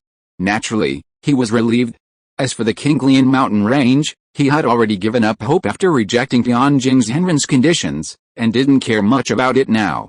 He simply cupped his hands in thanks and said, "Thank you for informing me of this news, Senior. I will soon summon my clansmen back to Tuyun Ridge to rebuild the mountain gate." These words both thanked the other party for providing the information and expressed his own opinion. However, this was clearly not the answer that Master Xinjing wanted to hear. He spoke again. "The Moonwheel sect has not immediately agreed to the Flame Sun sect's proposal, which means they do not want the Flame Sun sect to gain an advantage in this matter. If your Zhou family can join forces with me now, there is a high chance that you will gain the support of the Moonwheel sect and successfully take over the Azure Lotus mountain range." Faced with his temptation, Zhou Chun looked at him helplessly and said, "I believe what you say, Senior, but please forgive me for not daring to agree to your conditions." Then how about I change my conditions? I will help your Zhou family take over the Azure Lotus Mountain range in exchange for you doing me a favor after you reach the core formation in nascent soul stage. Master Xianjing stared directly at Zhou Chun and suddenly said something that greatly surprised him. He paused for a moment, then looked at Master Xianjing with a wary expression and said, "Senior, could you please explain in detail what this is about? If you want me to help you deal with the nascent soul stage cultivators of the Moonwheel Sect, please forgive me, but I cannot agree." Master Xianjing seemed to have anticipated this, and immediately said in a deep voice, "Don't worry, it's definitely not that kind of thing. If I were to ask you to do such a thing in the future, you are free to refuse." Hearing this, Zhou Chun was greatly surprised, not understanding why he was suddenly being so agreeable. So he couldn't help but boldly ask, "Then aren't you afraid that I might agree now and then go back on my word? If you go back on your word, I naturally have the ability to make you regret it." Master Xianjing gave him a deep look and replied in a chilling tone. This made him feel a chill in his heart, knowing that the other party meant what he said. After a brief moment of thought, he nodded solemnly and said, "All right, if that's the case, this junior, on behalf of the Zhou family, agrees to senior's conditions." This answer greatly pleased Master Xianjing, who immediately advised, "Very good. Since that's the case, to avoid any unforeseen complications, go and meet the sect leader of the Moonwheel Sect, mention this matter to him, and see his reaction." "Yes, this junior understands," Zhou Chun replied, his heart pounding with excitement. He hadn't expected that what he thought was impossible now had a great chance of being accomplished. He didn't know why Master Xianjing had changed his conditions. But for the Zhou family, this was definitely a once-in-a-lifetime opportunity. He had to seize this opportunity and do everything in his power to make this happen. After discussing the relevant cooperation matters with Master Xianjing, Zhou Chun quickly set off alone for the Moonwheel Sect's mountain gate. Fortunately, it was now basically confirmed that the war wouldn't break out again, otherwise, it wouldn't have been so easy for Zhou Chun to leave his post. After traveling for half a day, he quickly arrived outside the Moonwheel Sect's mountain gate. The writing is a bit convoluted, I don't know why. I feel like I need to speed things up, it's almost 3 million words. Chapter 623 Everything is ready. The Moonwheel Sect. When Zhou Chun arrived at the Moonwheel Sect's mountain gate, he was secretly astonished by what he saw. Although the more than 10 fifth-tier demon kings who had attacked the Moonwheel Sect's protective array had ultimately failed to break through the gate, they had still caused immense damage. Firstly, the mountains and rivers outside the protective array were shattered, leaving numerous mottled scars. For example, some areas had been scorched by flames, the ground within a radius of dozens of miles burned into a special crystalline state, forming unique crystal pits. Other areas appeared to have been corroded by some kind of poison, with numerous pitted holes appearing on the ground, the surrounding life extinguished, and seemingly with lingering poison. There were dozens of such places. Upon entering the Moonwheel Sect's mountain gate, Zhou Chun compared his previous visits with his memories and found that many of the mountains showed signs of repair, and even some of the medicinal fields and spiritual trees he had seen before were now gone. Clearly, the mountain protecting array, under extreme pressure, caused considerable damage to the sacred mountain and blessed land within the Moonwheel Sect's mountain gate. As for the exact extent of the Moonwheel Sect's losses in that calamity, only Master Beiyu and the two nascent soul stage cultivators knew. Inside the Moonwheel Sect's main hall, Zhou Chun quickly met Master Beiyu. "Your subordinate, Zhou Zhengzhen, greets the sect master." Upon seeing Master Beiyu, Zhou Chun respectfully addressed him as a subordinate and bowed deeply. Regardless, the Zhou family was still a vassal cultivation family of the Moonwheel Sect, and he couldn't afford to be negligent in his etiquette. However, Master Beiyu didn't dare to treat him with the same disrespect as before. Upon hearing this, he quickly smiled and waved his hand, saying, "Fellow Taoist Zhou, you're too kind. Our cultivation levels are the same, there's no need for such formalities." As he spoke, his eyes gleamed as he looked at him, repeatedly exclaiming, "I've heard much about fellow Taoist Zhou and the Zhou family's selfless dedication to the country during this beast-tide invasion, slaying powerful demons. It truly enhances the prestige of the cultivators of Jing Kingdom, and is truly admirable." Hearing this, Zhou Chun immediately spoke righteously and passionately, "Sect leader, you flatter me. With a nation in peril, I and the Zhou family, as members of Jing Kingdom, should naturally sacrifice ourselves for the country, preventing demons from running rampant and disrupting our land." Well said. Fellow Taoist Zhou's words are excellent. If every cultivator in Jing Kingdom thought like fellow Taoist Zhou, how could we not drive out the demons and restore our land? Beiyu's Henren couldn't help but clap his hands in approval, seemingly very appreciative of Zhou Chun's patriotism. But in reality, both of them knew that these were just polite words, and no one would truly believe them. The applause from Master Beiyu was more of a signal, indicating that he and the Moonwheel sect had not ignored Zhou Chun's contributions during the beast tide. Having finished the pleasantries, Master Beiyu didn't waste any more words and directly asked Zhou Chun, "If my information is correct, fellow Taoist Zhou should be stationed at the Azure Lotus Mountains. May I ask what brings you to our sect's gate at this time?" Hearing this, Zhou Chun's expression immediately turned serious, and he bowed respectfully, saying, "Sect leader, you are wise. I have come here specifically regarding the ownership of the Azure Lotus Mountains." He then asked softly, "Now that the Azure Lotus Mountains have been restored, what are the thoughts of the seniors and sect leader of the upper sect regarding this sacred mountain and blessed land?" Unexpectedly, Master Beiyu feigned ignorance and said, "What do you mean by that, fellow Taoist Zhou? The Azure Lotus Mountains are the gate of the Azure Lotus Temple. Now that this place has been restored, it is natural for them to rebuild their own gate." Seeing this, Zhou Chun could only shake his head repeatedly and say, "Sect leader, you are truly joking. The Azure Lotus Temple is now reduced to a handful of weaklings, far inferior to even the strength of my Zhou family. What merit do we possess to occupy such a blessed land as the Azure Lotus Mountain Range?" Since he had directly revealed the details, Master Beiyu could no longer pretend to be ignorant.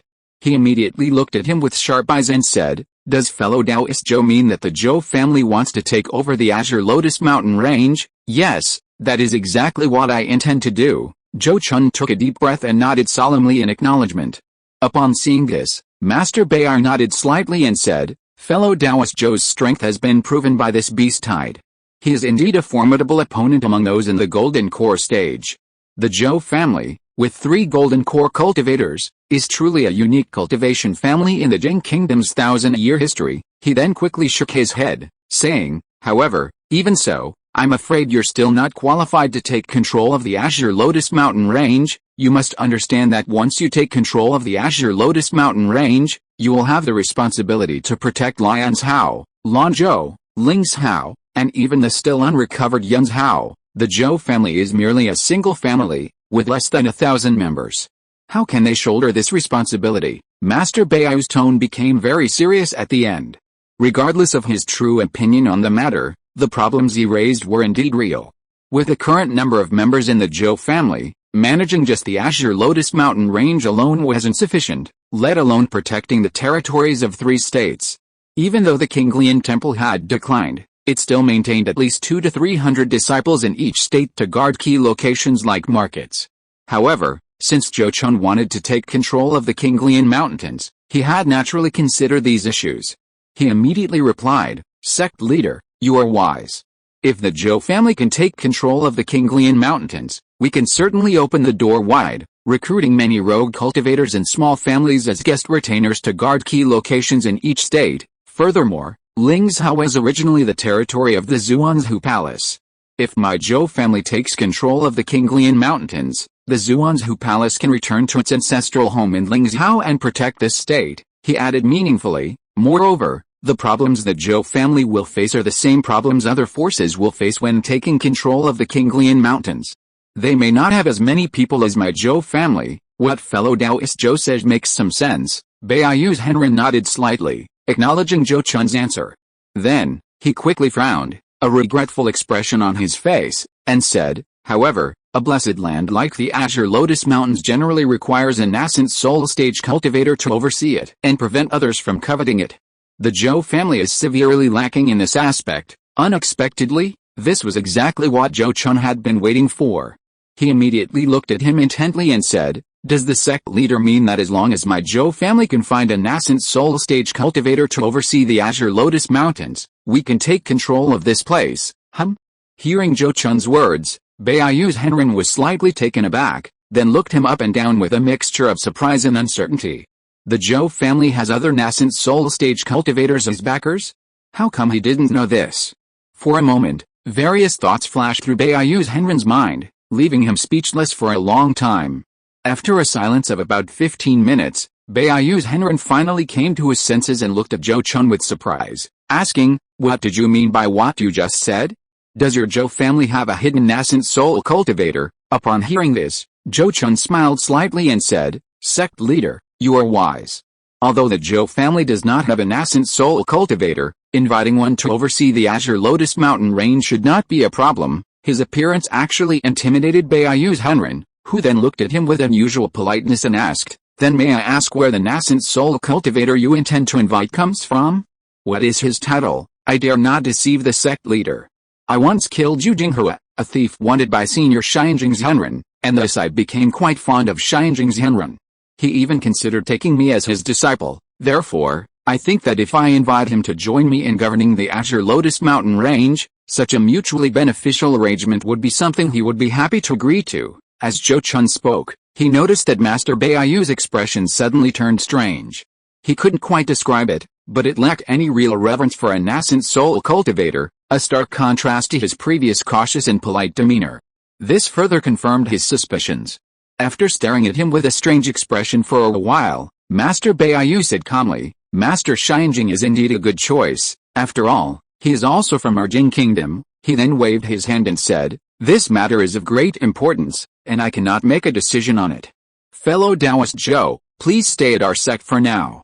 I will inform the two supreme elders and then give you an answer." "I understand. Then I will entrust this matter to the sect leader." Zhou Chun respectfully bowed and tactfully withdrew. Soon after he left, Master Beiyu went to see Master Yin Yu and explained Zhou Chun's purpose. After speaking, he also offered his own opinion. "Ancestor, in my humble opinion, Zhou's Hengchen has likely already reached some kind of deal with Tianjing. That's why he rushed to our sect's mountain gate to handle this matter as soon as news came from the Yan Yang sect." Hearing his analysis, True Person Yin Yu nodded slightly and said, "Sect leader, you're right. This is indeed Tianjing's style. Then what should our sect do? Tianjing is colluding with the Zhou family behind our backs. Could it be that he already harbors thoughts of betrayal?" True Person Baiyu whispered his concerns. "Tianjing's forbidden god token is still in my hands, containing 30% of his primordial spirit's power. If he dares to betray our sect, I can instantly obliterate his soul. He shouldn't do something so unwise." True Person Yin Yu shook his head slightly, rejecting True Person Baiyu's speculation. He then narrowed his eyes and said calmly, "However, he has been colluding with the vassal families under our sect, intending to incite them to declare independence. I will naturally settle accounts with him properly later." Upon hearing this, Master Beiyu immediately understood and said, "Elder, do you mean that our sect should refuse the Zhou family's request?" "That's not it." Master Yin Yu shook his head and said calmly, "Even if our sect cannot directly control such a blessed land as the Azure Lotus Mountains, we cannot simply let outsiders have it." He then sighed with emotion. "Furthermore, after this beast tide, for the next few hundred years, Jinghua will no longer need to worry about foreign invasions. Relatively speaking, the threat from the south is far less than before." At this point, he pondered for a moment and then looked at Master Beiyu and said, "It's not impossible for the Zhou family to take over the Azure Lotus Mountains, but what merit or ability does a mere golden core family have to enjoy such a blessed land alone?" "Sect leader, you can tell his family patriarch that if he wants to take over the Azure Lotus Mountain range, he must accept the supervision of the disciples sent by our sect, and in the future, he must contribute 30% of the land's output to our sect and another 20% to the Flame Sun sect. Otherwise, he should give up this delusion as soon as possible." Upon hearing this, True Person Beiyu quickly and respectfully replied, "Yes, this junior understands what to do." Then he quickly left True Person Yin Yu's cave. Not long after, Zhou Chun met True Person Beiyu again in the sect leader's hall and learned from him of True Person Yin Yu's decision. To be honest, when Zhou Chun first heard True Person Beiyu relay True Person Yin Yu's words, he was also very shocked and angry. After all, this meant that the Zhou family was working for the Moonwool sect and the Flame Sun sect for nothing. But upon careful consideration, it would take at least 200 years for the Azure Lotus Mountain range, this blessed land, to be fully rebuilt and contribute a large amount of resources. By then, he should be close to breaking through to the late Golden Core stage. If things were delayed further until he successfully formed his core and nascent soul, then this tribute would naturally be unnecessary. As for failure, the Zhou family paying tribute to ensure their safety would actually be a good thing.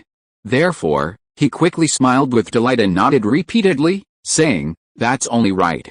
The Zhou family is originally a vassal family of the Upper Sect. Being valued by the Upper Sect and allowed to take over the Azure Lotus Mountain range is already a great favor, and we should repay it generously. It's best that fellow Taoist Zhou thinks this way. Master Bayar nodded slightly, then looked at him and advised, "Although our sect is willing to help fellow Taoist Zhou and the Zhou family take over the Azure Lotus Mountain range, whether it will succeed depends on what the Flame Sun sect says.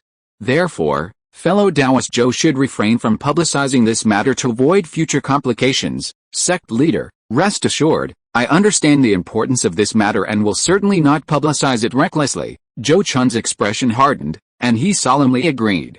Having secured the support of the Moonwheel sect, Zhou Chun left the sect's mountain gate with great excitement, heading straight for the Su family's mountain gate. He wouldn't spread the news carelessly, but informing Zhou Ming was essential. He believed this news would delight the latter. Furthermore, Zhou Chun wanted Zhou Ming to gather intelligence on the remaining cultivators of the Azure Lotus sect. Once he successfully took control of the Azure Lotus mountain range, he would fulfill his promise to true person Xianjing and personally purge these remnants of the Azure Lotus sect. It was best to take advantage of the current chaotic situation and achieve this decisively. Chapter 624 12 Fourth Order Demon Callers. Just as Zhou Chun had predicted, Zhou Ming was overjoyed and extremely excited upon learning that the Zhou family might take control of the Azure Lotus mountain range. He hadn't held out much hope, knowing how difficult it would be to accomplish. But unexpectedly, Zhou Chun had actually succeeded. Truly, heaven blesses our Zhou family. Heaven blesses our Zhou family. It seems this great beast tide not only didn't cause our Zhou family much loss, but it also became an opportunity for our family to advance further. Isn't this a blessing from heaven? Zhou Ming exclaimed excitedly, laughing uncontrollably. When they were forced to abandon Tuyun Ridge and Jiu Feng Ridge and retreat north, he was heartbroken, deeply saddened that the Zhou family's centuries of effort on these two sacred mountains had been destroyed. Furthermore, the deaths of many clansmen during the resistance against the beast tide further weakened the family's strength. This had kept him in a low mood, deeply worried about the future development of the Zhou family. But now, upon learning that the Zhou family might take over the Azure Lotus Mountains, all their grief and worries vanished. Compared to the rich and vast Azure Lotus Mountains, what were the mere spiritual mountains of Tuyun Ridge and Jiu Feng Ridge? As long as the Zhou family could properly manage the Azure Lotus Mountains, their future was limitless. Yes, they say you can't catch a wolf without risking your cub. Now it seems our decision to retreat and abandon Tuyun Ridge was absolutely correct and effective. Zhou Chun nodded with a sigh, his heart still unsettled. The Azure Lotus Mountains were indeed incredibly important. With the Zhou family taking over, they would no longer have to worry about space, and the cultivation speed of their clansmen would benefit from the amplification effect of the spiritual veins, resulting in a significant improvement for everyone. The Azure Lotus Mountains, stretching for thousands of miles, would become the Zhou family's pasture for grazing their spirit beasts, allowing them to fully utilize their family's inherited beast-taming skills. Even Zhou Chun's future core formation and nascent soul formation would benefit slightly from being in such a blessed spiritual land. That's why he was so eager to take over the Azure Lotus mountain range. Although this matter is almost certain and there shouldn't be any major problems, for the sake of secrecy, we shouldn't mention it to other clansmen yet. Moreover, the condition for true person Xianjing's willingness to help is the extermination of the Azure Lotus Sect's lineage. Our Zhou family should also keep a close eye on the news of those Azure Lotus Sect remnants. While everything is still in chaos, we should take advantage of the confusion and eliminate them. After calming his mind, Zhou Chun spoke his thoughts in a deep voice. Hearing this, Zhou Ming immediately nodded and replied, "Zheng Chun, you're right. The sooner this matter is resolved, the better. I will immediately activate the family's intelligence network to find the whereabouts of the Azure Lotus Sect remnants." After staying at the Su family's mountain gate for half a day, Zhou Chun set off for the Azure Lotus mountain range. Although true person Xianjing said that the war would not continue, there was still no official order issued. If Zhou Chun left the base for an extended period of time, it would easily give rise to gossip. Especially since it was still uncertain whether the Yan Yang sect would agree to the Moon Wheel sect's proposal, Zhou Chun didn't want to give them an excuse to oppose it. After returning to the Qinglian mountain range, Zhou Chun immediately reported his experiences at the Moon Wheel sect to true person Xianjing. After listening to his account, true person Xianjing nodded with satisfaction and said, Since the Moonwheel sect is willing to express its support, then this matter should be almost settled. Young friend Zhou, you can now consider how to manage the Kinglian mountain range. I hope so. Zhou Chun sighed softly, then said in a low voice, I have already mobilized my family's resources to search for the remnants of the Kinglian sect. As long as I find their whereabouts and receive good news from the Moonwheel sect, I will personally fulfill my promise to you, senior. However, to his surprise, true person Xianjing did not show any joy after hearing his words. Instead, he looked at him and said, young friend Zhou, you are thoughtful, but there is no need to rush this matter. Now is not the right time to do it. Why is that? Zhou Chun was slightly taken aback and looked at the other party with a puzzled expression.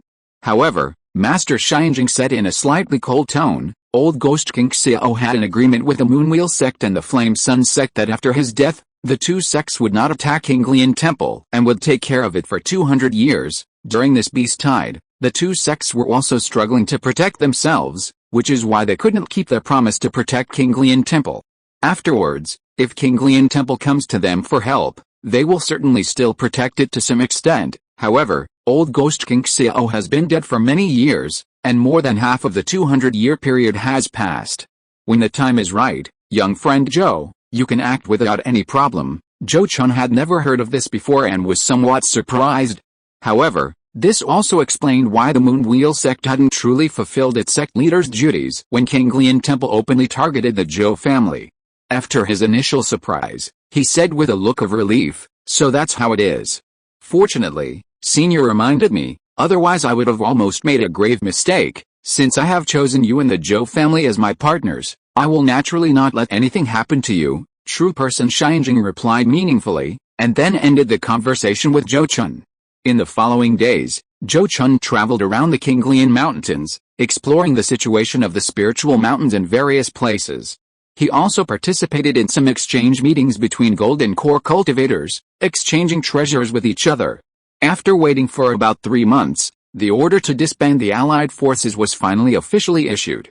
With the issuance of this order, the reinforcements from various countries withdrew first. Only the Moonwheel sect and the Flame Sun sect, the two major local forces of Jing Kingdom, jointly dispatched hundreds of disciples to form a patrol team to patrol the border with Yunzhao to prevent large-scale beast hordes from crossing the border. At the same time, the Dragon Court warriors in Yunzhao also retreated back to Dragon Abyss Swamp along the river. The demonic beasts left behind were those that had invaded with a beast tide. Many fourth-tier demonic beasts remained, not retreating to the wilderness. Furthermore, the fifth-tier demon kings also hadn't completely withdrawn from Yunzhao. Clearly, for a long time to come, Yunzhao would likely remain a demonic domain. For the cultivation world of Jing Kingdom, losing Yunzhao meant losing not only a rich territory but also a vital strategic location. Previously, with Yunzhao in the front lines, several other states behind were safe. Now that Yunzhao was a demonic domain, its demonic beasts could easily spread to neighboring states. If another massive beast tide erupted from Yunzhao, the entire Jing Kingdom could fall within days. Zhou Chun didn't believe the Moonwheel sect and the Flame Sun sect couldn't see this. But since they knew this and still failed to reclaim Yunzhao, there must be some unknown inside story. Therefore, he could only stop thinking about things he couldn't control. After the war was confirmed to be over, he first returned to the Su family in Jiangzhou to bring his clansmen back to Tuyun Ridge and Jiayufeng Ridge to begin reconstruction work. Regardless of whether the Zhou family ultimately succeeds in taking control of the Azure Lotus Mountain range, these two sacred mountains and blessed lands will not be lost and can still be rebuilt with manpower and resources. Almost all the surviving cultivation families throughout the Jing Kingdom followed suit, returning to their ancestral homes immediately to rebuild their mountain gates. However, after this war, the cultivation families in those areas conquered or attacked by the beast tide suffered heavy losses, with countless families destroyed and clans wiped out. Many sacred mountains and blessed lands will have to change hands again. Have the family's losses from this great beast tide been tallied? What's the situation? On Tuyun Ridge, Zhou Chun, looking at his clansmen rebuilding various structures, asked Zhou Minged in a low voice about the family's losses.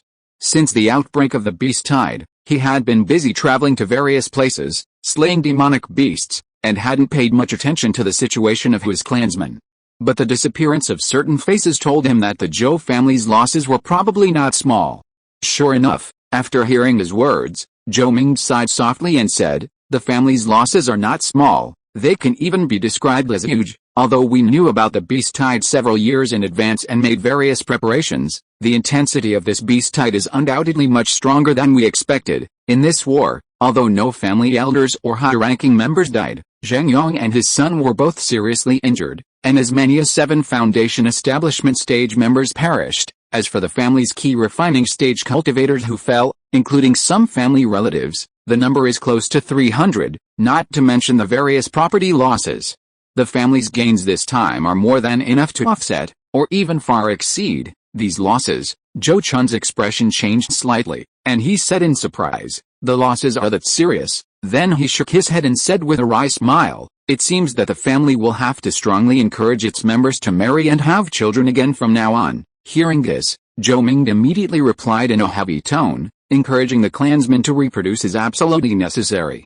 Because the greatest losses for the clan this time were suffered by the mortal clansmen. Originally, the clansmen numbered in the hundreds of thousands, but yesterday I learned from clansmen who went to investigate that almost all the underground shelters where the clansmen were hiding were discovered and dug up by the demonic beasts.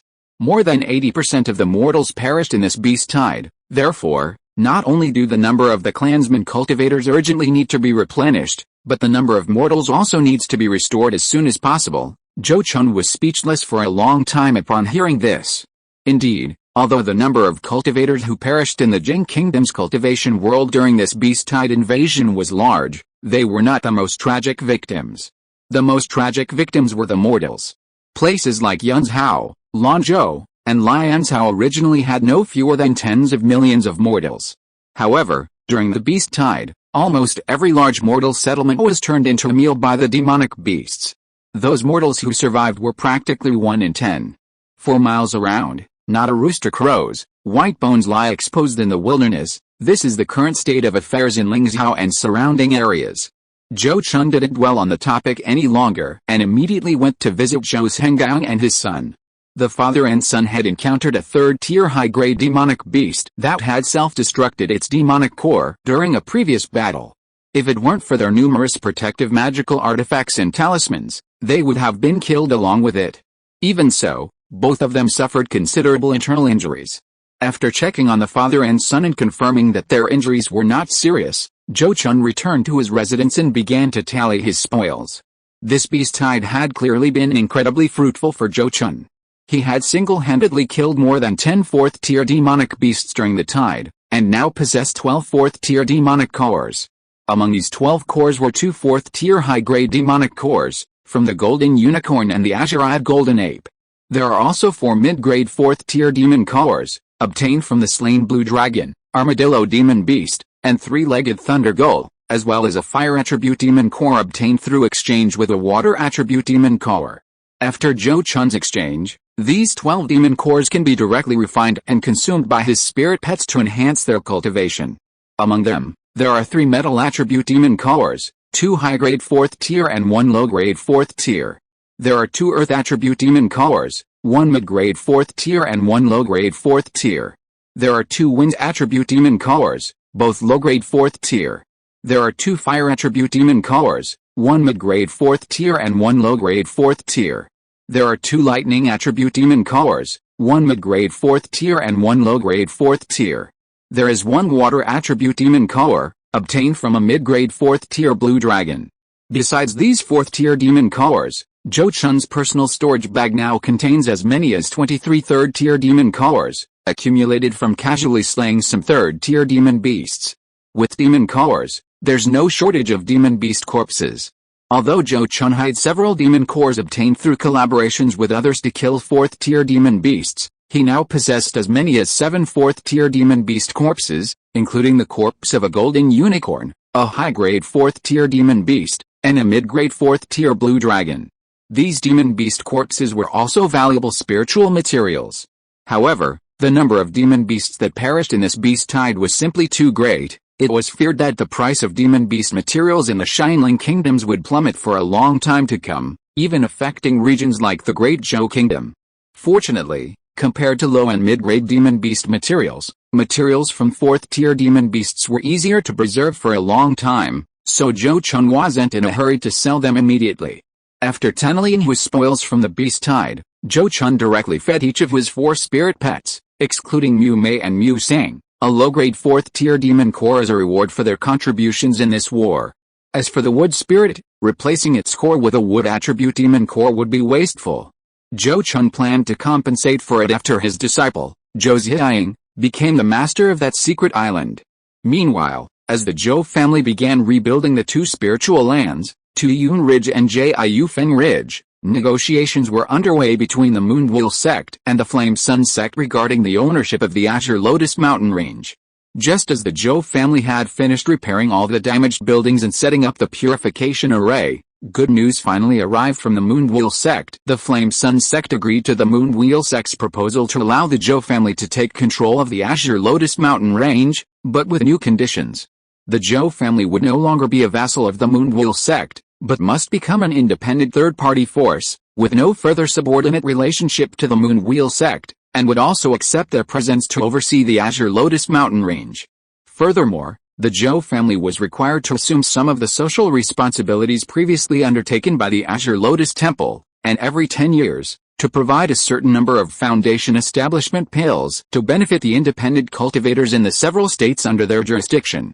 These 2 new conditions had both advantages and disadvantages for the Zhou family. The advantage is that since the nominal vassal relationship with the Moonwheel Sect has been severed, there will be fewer constraints on future actions. The disadvantage is that it's no longer good to rely on the Moonwheel Sect's name, as it might make other major powers wary. However, considering that true person Xianjing will be residing in the Azure Lotus Mountains in the future, Zhou Chun believes this disadvantage is acceptable. As for using Foundation establishment pills to benefit the rogue cultivators under his rule, that's a minor issue, not a big deal for the Zhou family now. On the contrary, with the matter of taking over the Azure Lotus Mountain settled, a very real problem has arisen before him. How should the Zhou family manage this blessed land? Who should be invited to set up the protective array? The former can be planned slowly, but the latter is an urgent matter. After all, a blessed land without a protective array, even with a nascent soul stage cultivator in charge, cannot be trusted. Even a low-level demon beast could easily enter and cause damage. Therefore, while Zhou Chun breathed a sigh of relief upon learning that he could take over the Azure Lotus Mountains, he also had to immediately consider this issue. We have 2 options now. One is to ask the array masters of the Moonwheel Sect and the Flame Sun Sect to help build a protective array for our mountain. They certainly won't refuse, but if we do that, it will mean that they will know all the details of our family's protective array. The second option is to ask array masters from distant foreign countries to build a protective array for our mountain, on Tuyun Ridge. After some thought, Zhou Chun shared his views with Zhou Ming. After hearing his words, Zhou Ming pondered for a moment, then looked at him firmly and said, "Let's choose the second option. The mountain protecting array is of utmost importance. Even if it might cause disagreements between the 2 factions, we can't dig a hole for ourselves." Zhou Chun nodded immediately and said, "I also prefer the second option. If that's the case, then I'll have to go to the Great Zhou Kingdom. It's easier to find array masters with the skill to set up forbidden arrays there. Alright, since the war has subsided now, you don't need to do much for the reconstruction. You can go there first and inform Dao Yi to bring back the clansmen we sent out earlier," Zhou Ming added. "Furthermore, if you go to the Great Zhou Kingdom, you can also purchase more pills to improve the cultivation of key refining stage cultivators. If we want to complete the construction of the Azure Lotus mountain range quickly, we must recruit a large number of rogue cultivators to help. These things are the most attractive hard currency, I understand. Then I'll go see Senior Xianjing first, and then head directly to the Great Zhou Kingdom." As Zhou Chun spoke, he immediately set off for the Kinglian Mountains. This temperature drop was really sudden. But after watching today's match, my heart is even colder. Chapter 625 The Gongsun Family. Was Xianjing's Henren truly controlled by the Moonwheel Sect? On his journey from the Azure Lotus Mountains to the Great Zhou Kingdom, Zhou Chun kept recalling his previous meeting and conversation with Xianjing's Henren. When he saw Xianjing's Henren again, he could clearly sense that the other man's condition was somewhat off, as if he had suffered another major injury. Considering that the war had only recently ended, it was unlikely that Xianjing's Henren's condition was caused by fighting. Connecting this to the second condition Xianjing's Henren had proposed, and some of Zhou Chun's previous speculations, it wasn't difficult for him to understand what had happened. Zhou Chun was secretly alarmed by this. After all, a nascent soul cultivator was already at the pinnacle of this realm. Although they still couldn't achieve immortality, they could roam freely. Basically, as long as a nascent soul cultivator didn't offend the divine transformation venerable or those late-stage nascent soul cultivators, they would be treated as honored guests wherever they went. But Xianjing's Henren was now possibly in someone else's hands. How could Zhou Chun, upon learning this, not be extremely shocked? He also knew in his heart that the root cause of Xianjing's Henren's downfall was probably that his physical body had been severed and his nascent soul captured alive by King Xiao's Henren. No wonder Xianjing's Henren was determined to destroy the lineage of King Lian Temple after King Xiao's Henren's death. If he, Zhou Chun, were in that situation, he would definitely do the same. In this way, he could understand why the Moonwheel Sect agreed so readily to the Zhou family's takeover of the Qinglian mountain range. Anyway, with Xianjing's Henren as a henchman guarding the Qinglian mountain range, the Zhou family would never be able to escape their grasp. To put it bluntly, they would benefit the most. He just didn't know if the Moonwheel Sect knew that Xianjing's Henren had once bet on the Zhou family to replace them. Traveling quickly, Zhou Chun arrived in Xianyun Immortal City in no time. After entering the city, he went to Zhou Daoi's cave as usual to visit his elders and disciples. Since the beast tide had not lasted for long, Zhou Chun had only not seen them for 2 years. However, upon seeing him, both Zhou Daoi and Zhou Ziyang were extremely excited. The news of several nascent soul stage cultivators and 5th-tier demon kings perishing in Jing Kingdom had spread even within the Great Zhou Kingdom, causing considerable shock among high-level cultivators. After all, beings of that level rarely fall easily, let alone 7 or 8 in such a short period. Upon hearing this news, Zhou Daoi was also deeply shocked and extremely worried about the safety of Zhou Chun and the Zhou family. However, being in the Great Zhou Kingdom, so far from Jing Kingdom, and with no cultivators able to leave Jing Kingdom during the war to spread information, he was powerless to gather intelligence. He could only silently pray that Zhou Chun and the Zhou family would be safe. Before Zhou Chun arrived, their greatest joy was hearing the news of the war's end. Zhou Daoi immediately wanted to return to check the situation. However, considering the war had just ended and the situation was still unclear, he restrained his impulse and also stopped Zhou Ziyang from leaving. Seeing Zhou Chun appear unharmed before him, Zhou Daoi finally felt a sense of relief. After learning from Zhou Chun about the general course of the war and the extent of the family's losses, he optimistically said, "It's good that you're alright. As long as you, Zhangjin, and the core members of the family are safe, the family will be fine. In a few decades, the family will be able to recover." Hearing this, Zhou Chun immediately replied, "Just recovering wouldn't be fair to the sacrifices of those family members. Only by advancing the family further can we ensure their sacrifices weren't in vain." He then shared the good news of the Zhou family's successful takeover of the Qinglian mountains with Zhou Daoi. As expected, upon hearing this good news, Zhou Daoi was extremely excited and couldn't help but stand up and clap his hands in celebration. "Good, good, good. This is wonderful. This is so exciting," Zhou Daoi exclaimed repeatedly, unable to contain his excitement. Zhou Chun had never told him about his plans to seize the Qinglian mountains, and he himself had never dared to dream of such a wonderful thing. Therefore, upon suddenly hearing this joyous news, his inner surprise and excitement far surpassed that of Zhou Chun and Zhou Ming when they first heard the news. He remained excited for quite some time before finally calming down a bit. Then, with a face full of emotion, he looked at Zhou Chun and said, "It's unbelievable. Thinking back to when our Zhou family migrated thousands of miles to Jingguo, how wretched we were.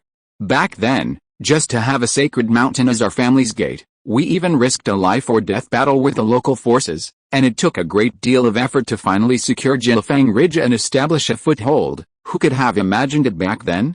Who could have imagined it? In just over 300 years, our Zhou family has not only produced 3 golden core cultivators in a row, an unprecedented feat, but we've also entered the Qinglian mountain range, a sacred mountain blessed only by nascent soul sects." At this point, he shook his head excitedly, saying, "I can't believe it. I really can't believe it's true. If our ancestors in heaven truly have spirits, they must be cheering for the achievements of us descendants." After speaking, his face was filled with a smile. What does it mean to bring glory to one's ancestors? The Zhou family's current achievements are the true meaning of bringing glory to one's ancestors. not only in the number of golden core cultivators, but also in the number of 4th-tier demonic beasts they have cultivated. They have far surpassed any era of their ancestors. Even in terms of family size and the grade of their mountain sect and spiritual land, they have far surpassed their ancestors. In fact, they have far surpassed them. The Zhou family ancestors couldn't even fully possess and occupy a spiritual vein like the 3 immortal mountains. Yet now, the Zhou family has entered the Azure Lotus Mountain range, a top-tier spiritual mountain and blessed land that only nascent soul sects are qualified to occupy. Just as Zhou Daowei said, if the Zhou family ancestors were alive and knew about this, they would surely cheer for the achievements of their descendants. Being able to take over this blessed land of the Azure Lotus Mountains is certainly a once-in-a-lifetime opportunity, but managing such a blessed land well is no easy task. Currently, the family is not only short of manpower, but also lacks a suitable forbidden array to be set up in the Azure Lotus Mountains. Therefore, I rushed here not only to let you and Yinger know that you are safe, but also to find a reliable array master. Zhou Chun looked at Zhou Daowei's smiling face and whispered his purpose for coming to the Great Zhou Kingdom. After hearing his words, Zhou Daowei's smile immediately faded, and a solemn expression appeared on his face. He immediately nodded and said, "Zheng Chun, you're right. These are indeed problems that the family urgently needs to solve." Then, he frowned and continued, "There are few array masters in Cheyenne Immortal City who can set up forbidden arrays and are available for hire.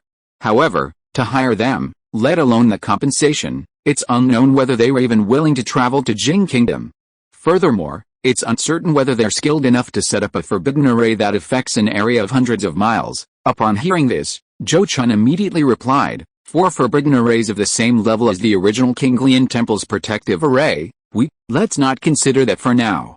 Even if the family's current resources could support it, it wouldn't be a good thing. Right now, I only ask that we can set up a forbidden array that's even better than the 9 Palaces Yellow Dragon array." Hearing this answer, Zhou Daowei's brow relaxed, and he nodded, saying, "If that's all, those people should be able to meet the requirements. Should I contact them?" "No need." Zhou Chun shook his head slightly, stating his plan. "It's not convenient for you to reveal your true identity right now. I'll ask fellow Taoist Luo to contact them." Zhou Daowei didn't say anything more, nodding in agreement. Seeing this, Zhou Chun thought for a moment, not wanting to disappoint this elder of the family, and spoke again. "By the way, before I left, the Supreme Elder specifically instructed me to purchase more pills to enhance the cultivation of key refining stage cultivators, in order to attract rogue cultivators to serve the family. I'll trouble you with this matter, granduncle." Sure enough, upon hearing this, Zhou Daowei immediately perked up and replied, "No problem, leave it to me. I will definitely get it done before you leave." After discussing the important matters, Zhou Chun also had a conversation with his disciple Zhou Ziying, inquiring about her life in Cheyenne Immortal City over the past few years. Because he was worried that she might encounter some accidents while traveling, she had been cultivating and active within Cheyenne Immortal City for the past few years. Perhaps because she had already grown accustomed to this lifestyle within the Zhou family, she didn't feel any discomfort. On the contrary, the various rare and precious items gathered in Cheyenne Immortal City broadened her horizons. She often strolled around the shops in different parts of the city, learning about the special products, spiritual items, and customs of the cultivation world in different regions. According to her, once she successfully forms her core and has sufficient power to protect herself, she must travel all over the country and see the customs and people of the cultivation world in different places. Zhou Chun naturally fully supported and encouraged her ambition. After learning about his disciple's situation, Zhou Chun looked at his proud disciple and said, "This time, I obtained quite a few third-tier demon cores. When I visit fellow Taoist Luo, I will ask her to refine some pills to improve your magical power and cultivation. You can then take the pills slowly to improve your cultivation, just don't be too eager for quick success." Hearing this, Zhou Ziying's face lit up with joy, and she quickly bowed and thanked him. "Thank you, Master.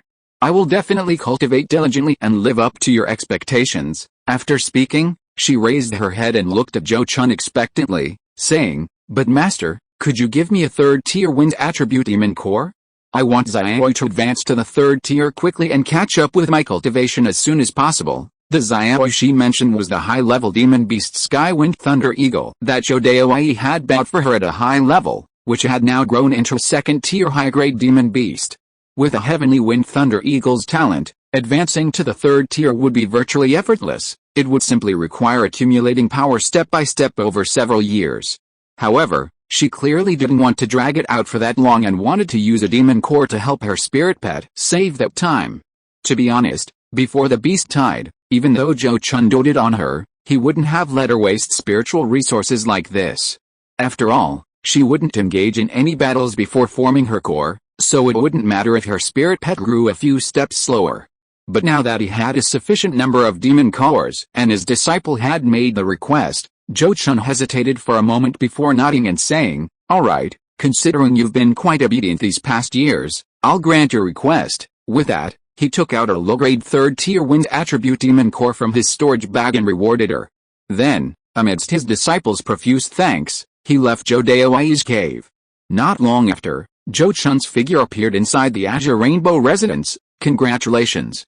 Since fellow Taoist Zhou has taken the time to visit the Great Zhou Kingdom, it seems the beast tide in Jing Kingdom has ended." Inside the cave, Luo Qingni smiled sincerely at Zhou Chun after welcoming him in, pleased that he hadn't suffered any harm during the beast tide.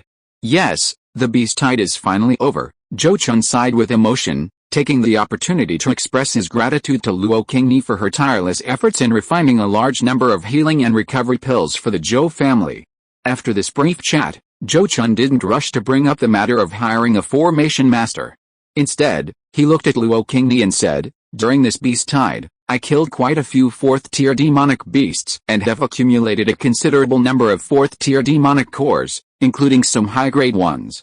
I wonder if fellow Taoist Luo has any pill formulas that can use demonic cores to enhance my magical power." "Oh, you even have high-grade fourth-tier demonic cores?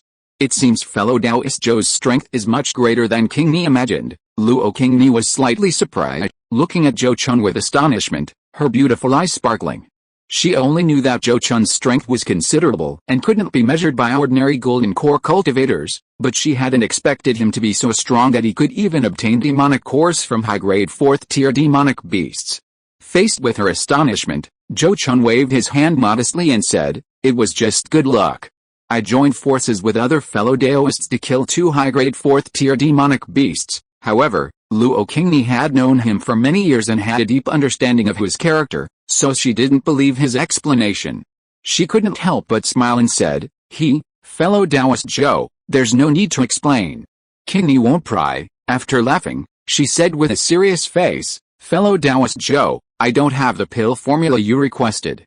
However, I recently met a very accomplished alchemy master and confirmed that he can refine this kind of elixir. If you are willing to provide the demon core, it shouldn't be a problem to take half the share after the pill is completed." "Only half the share?" Zhou Chun frowned slightly, showing a thoughtful expression. Seeing this, Luo Qingni gently comforted him, saying, "Half a share is not a small amount.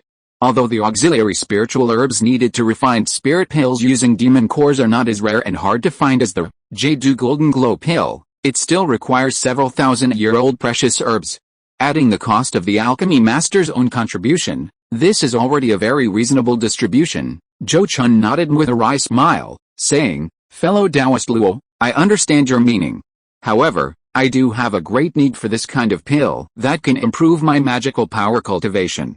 Perhaps you could try to discuss it with that alchemy master. Is it feasible for me, Zhou, to exchange some rare spiritual materials or even magic treasures?" Upon hearing this, Luo Qingni frowned slightly, thought for a moment, and then looked at him again, saying, "That alchemy master is already at the late golden core stage. Whether it's magic treasures or spiritual materials, I'm afraid they won't catch his eye. If fellow Taoist Zhou really wants all the pills, I'm afraid you'll have to cater to his preferences." "Catering to his preferences? I wonder what that alchemy master's preferences are." Zhou Chun was slightly taken aback, and asked with a troubled expression. Upon hearing this, Luo Qingni immediately said slowly, "To become an alchemy master, besides having talent for alchemy, one also needs to be obsessed with his path. To cater to his preferences, besides those rare spiritual herbs, one would need rare pill formulas that he has not yet mastered." "Fellow Taoist Luo means," Zhou Chun's eyes narrowed, as if he understood Luo Qingni's meaning. Meeting his gaze, Luo Qingni immediately nodded slightly and said, "That's right. If fellow Taoist Zhou is willing to offer the formula for the Jade Golden Glow pill, In exchange, that Grandmaster of Alchemy will certainly not hesitate to refine the pill for fellow Taoist Zhou, and will not charge a penny, but in that case, wouldn't fellow Taoist Luo have to compete with that Grandmaster of Alchemy in the future? Zhou Chun frowned, looking at her with some worry. Competition is not really the case. After all, the materials required for such pills are not easy to collect, and that Grandmaster of Alchemy himself comes from a major sect. He will not easily refine pills for ordinary cultivators. Luo Qingni shook her head and replied calmly. Zhou Chun, however, knew that things were not as simple as she said. After all, the alchemist profession becomes increasingly competitive as you go higher. Often, because the opportunities to refine high-level spiritual pills are limited. Alchemists rely on their unique secret formulas to ensure that they have the opportunity to refine high-level spiritual pills and continue to improve their alchemy skills. If only Luo Qingni possessed the formula for the Jade Golden Glow pill, she only needed to spread the word, and those in need would naturally bring the materials to her for pill refining. However, if another alchemy master with even better skills also possessed this formula, she would definitely lose many potential clients. This shows how much sacrifice she made when giving this advice. Zhou Chun hesitated for a while before nodding gratefully and saying, I appreciate fellow Taoist Luo's kindness, and I will repay her handsomely when the time is right. Fellow Taoist Zhou, you flatter me. This formula originally belonged to you. Qingni is only benefiting from your help. Luo Qingni shook her head, not accepting the favor. However, Zhou Chun had already remembered this favor and resolved that after his disciple Zhou Ziyang inherited the Secret Island's master's legacy, he would let her review the alchemy techniques left behind and provide her with the spiritual herbs for pill refining. This would be a way of repaying her for providing the key to the Secret Island. After discussing his alchemy skills, Zhou Chun naturally brought up the topic of refining the Jade Golden Glow pill, Energy Enhancement pill, and Dragon Spirit pill. He didn't need these pills himself, but his disciples, Taoist partner, and family could. Since he had decided to exchange the Jade Golden Glow pill formula, it would be best to gather enough materials for one more batch before the exchange. Fortunately, Luo Qingni had previously contacted a power possessing the Jade flower, spiritual herb. Now, with him willing to offer a low-grade magic treasure as a bargaining chip, obtaining the final main ingredient wouldn't be difficult, and would bring him hundreds of thousands of spirit coins. Once these alchemy matters were settled, Zhou Chun mentioned his desire to invite an array master to help set up an array. However, upon hearing his request, Luo Qingni said, if it's about setting up a mountain protecting array, the array masters in Cheyenne Immortal City might not be the best choice.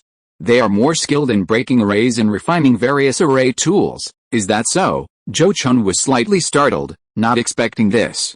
He looked at Luo Qingni with a worried expression and asked, does fellow Taoist Luo have any other suitable candidates to recommend? Qingni knows of a family that specializes in array formation techniques.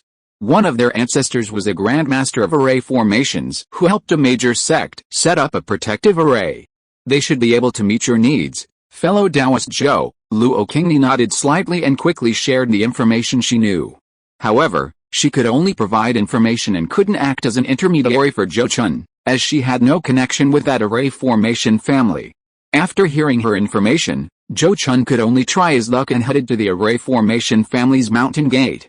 This array formation family, surnamed Gongsun, was a golden core family, but they were quite low-key in the Great Zhou Kingdom, and their numbers seemed small.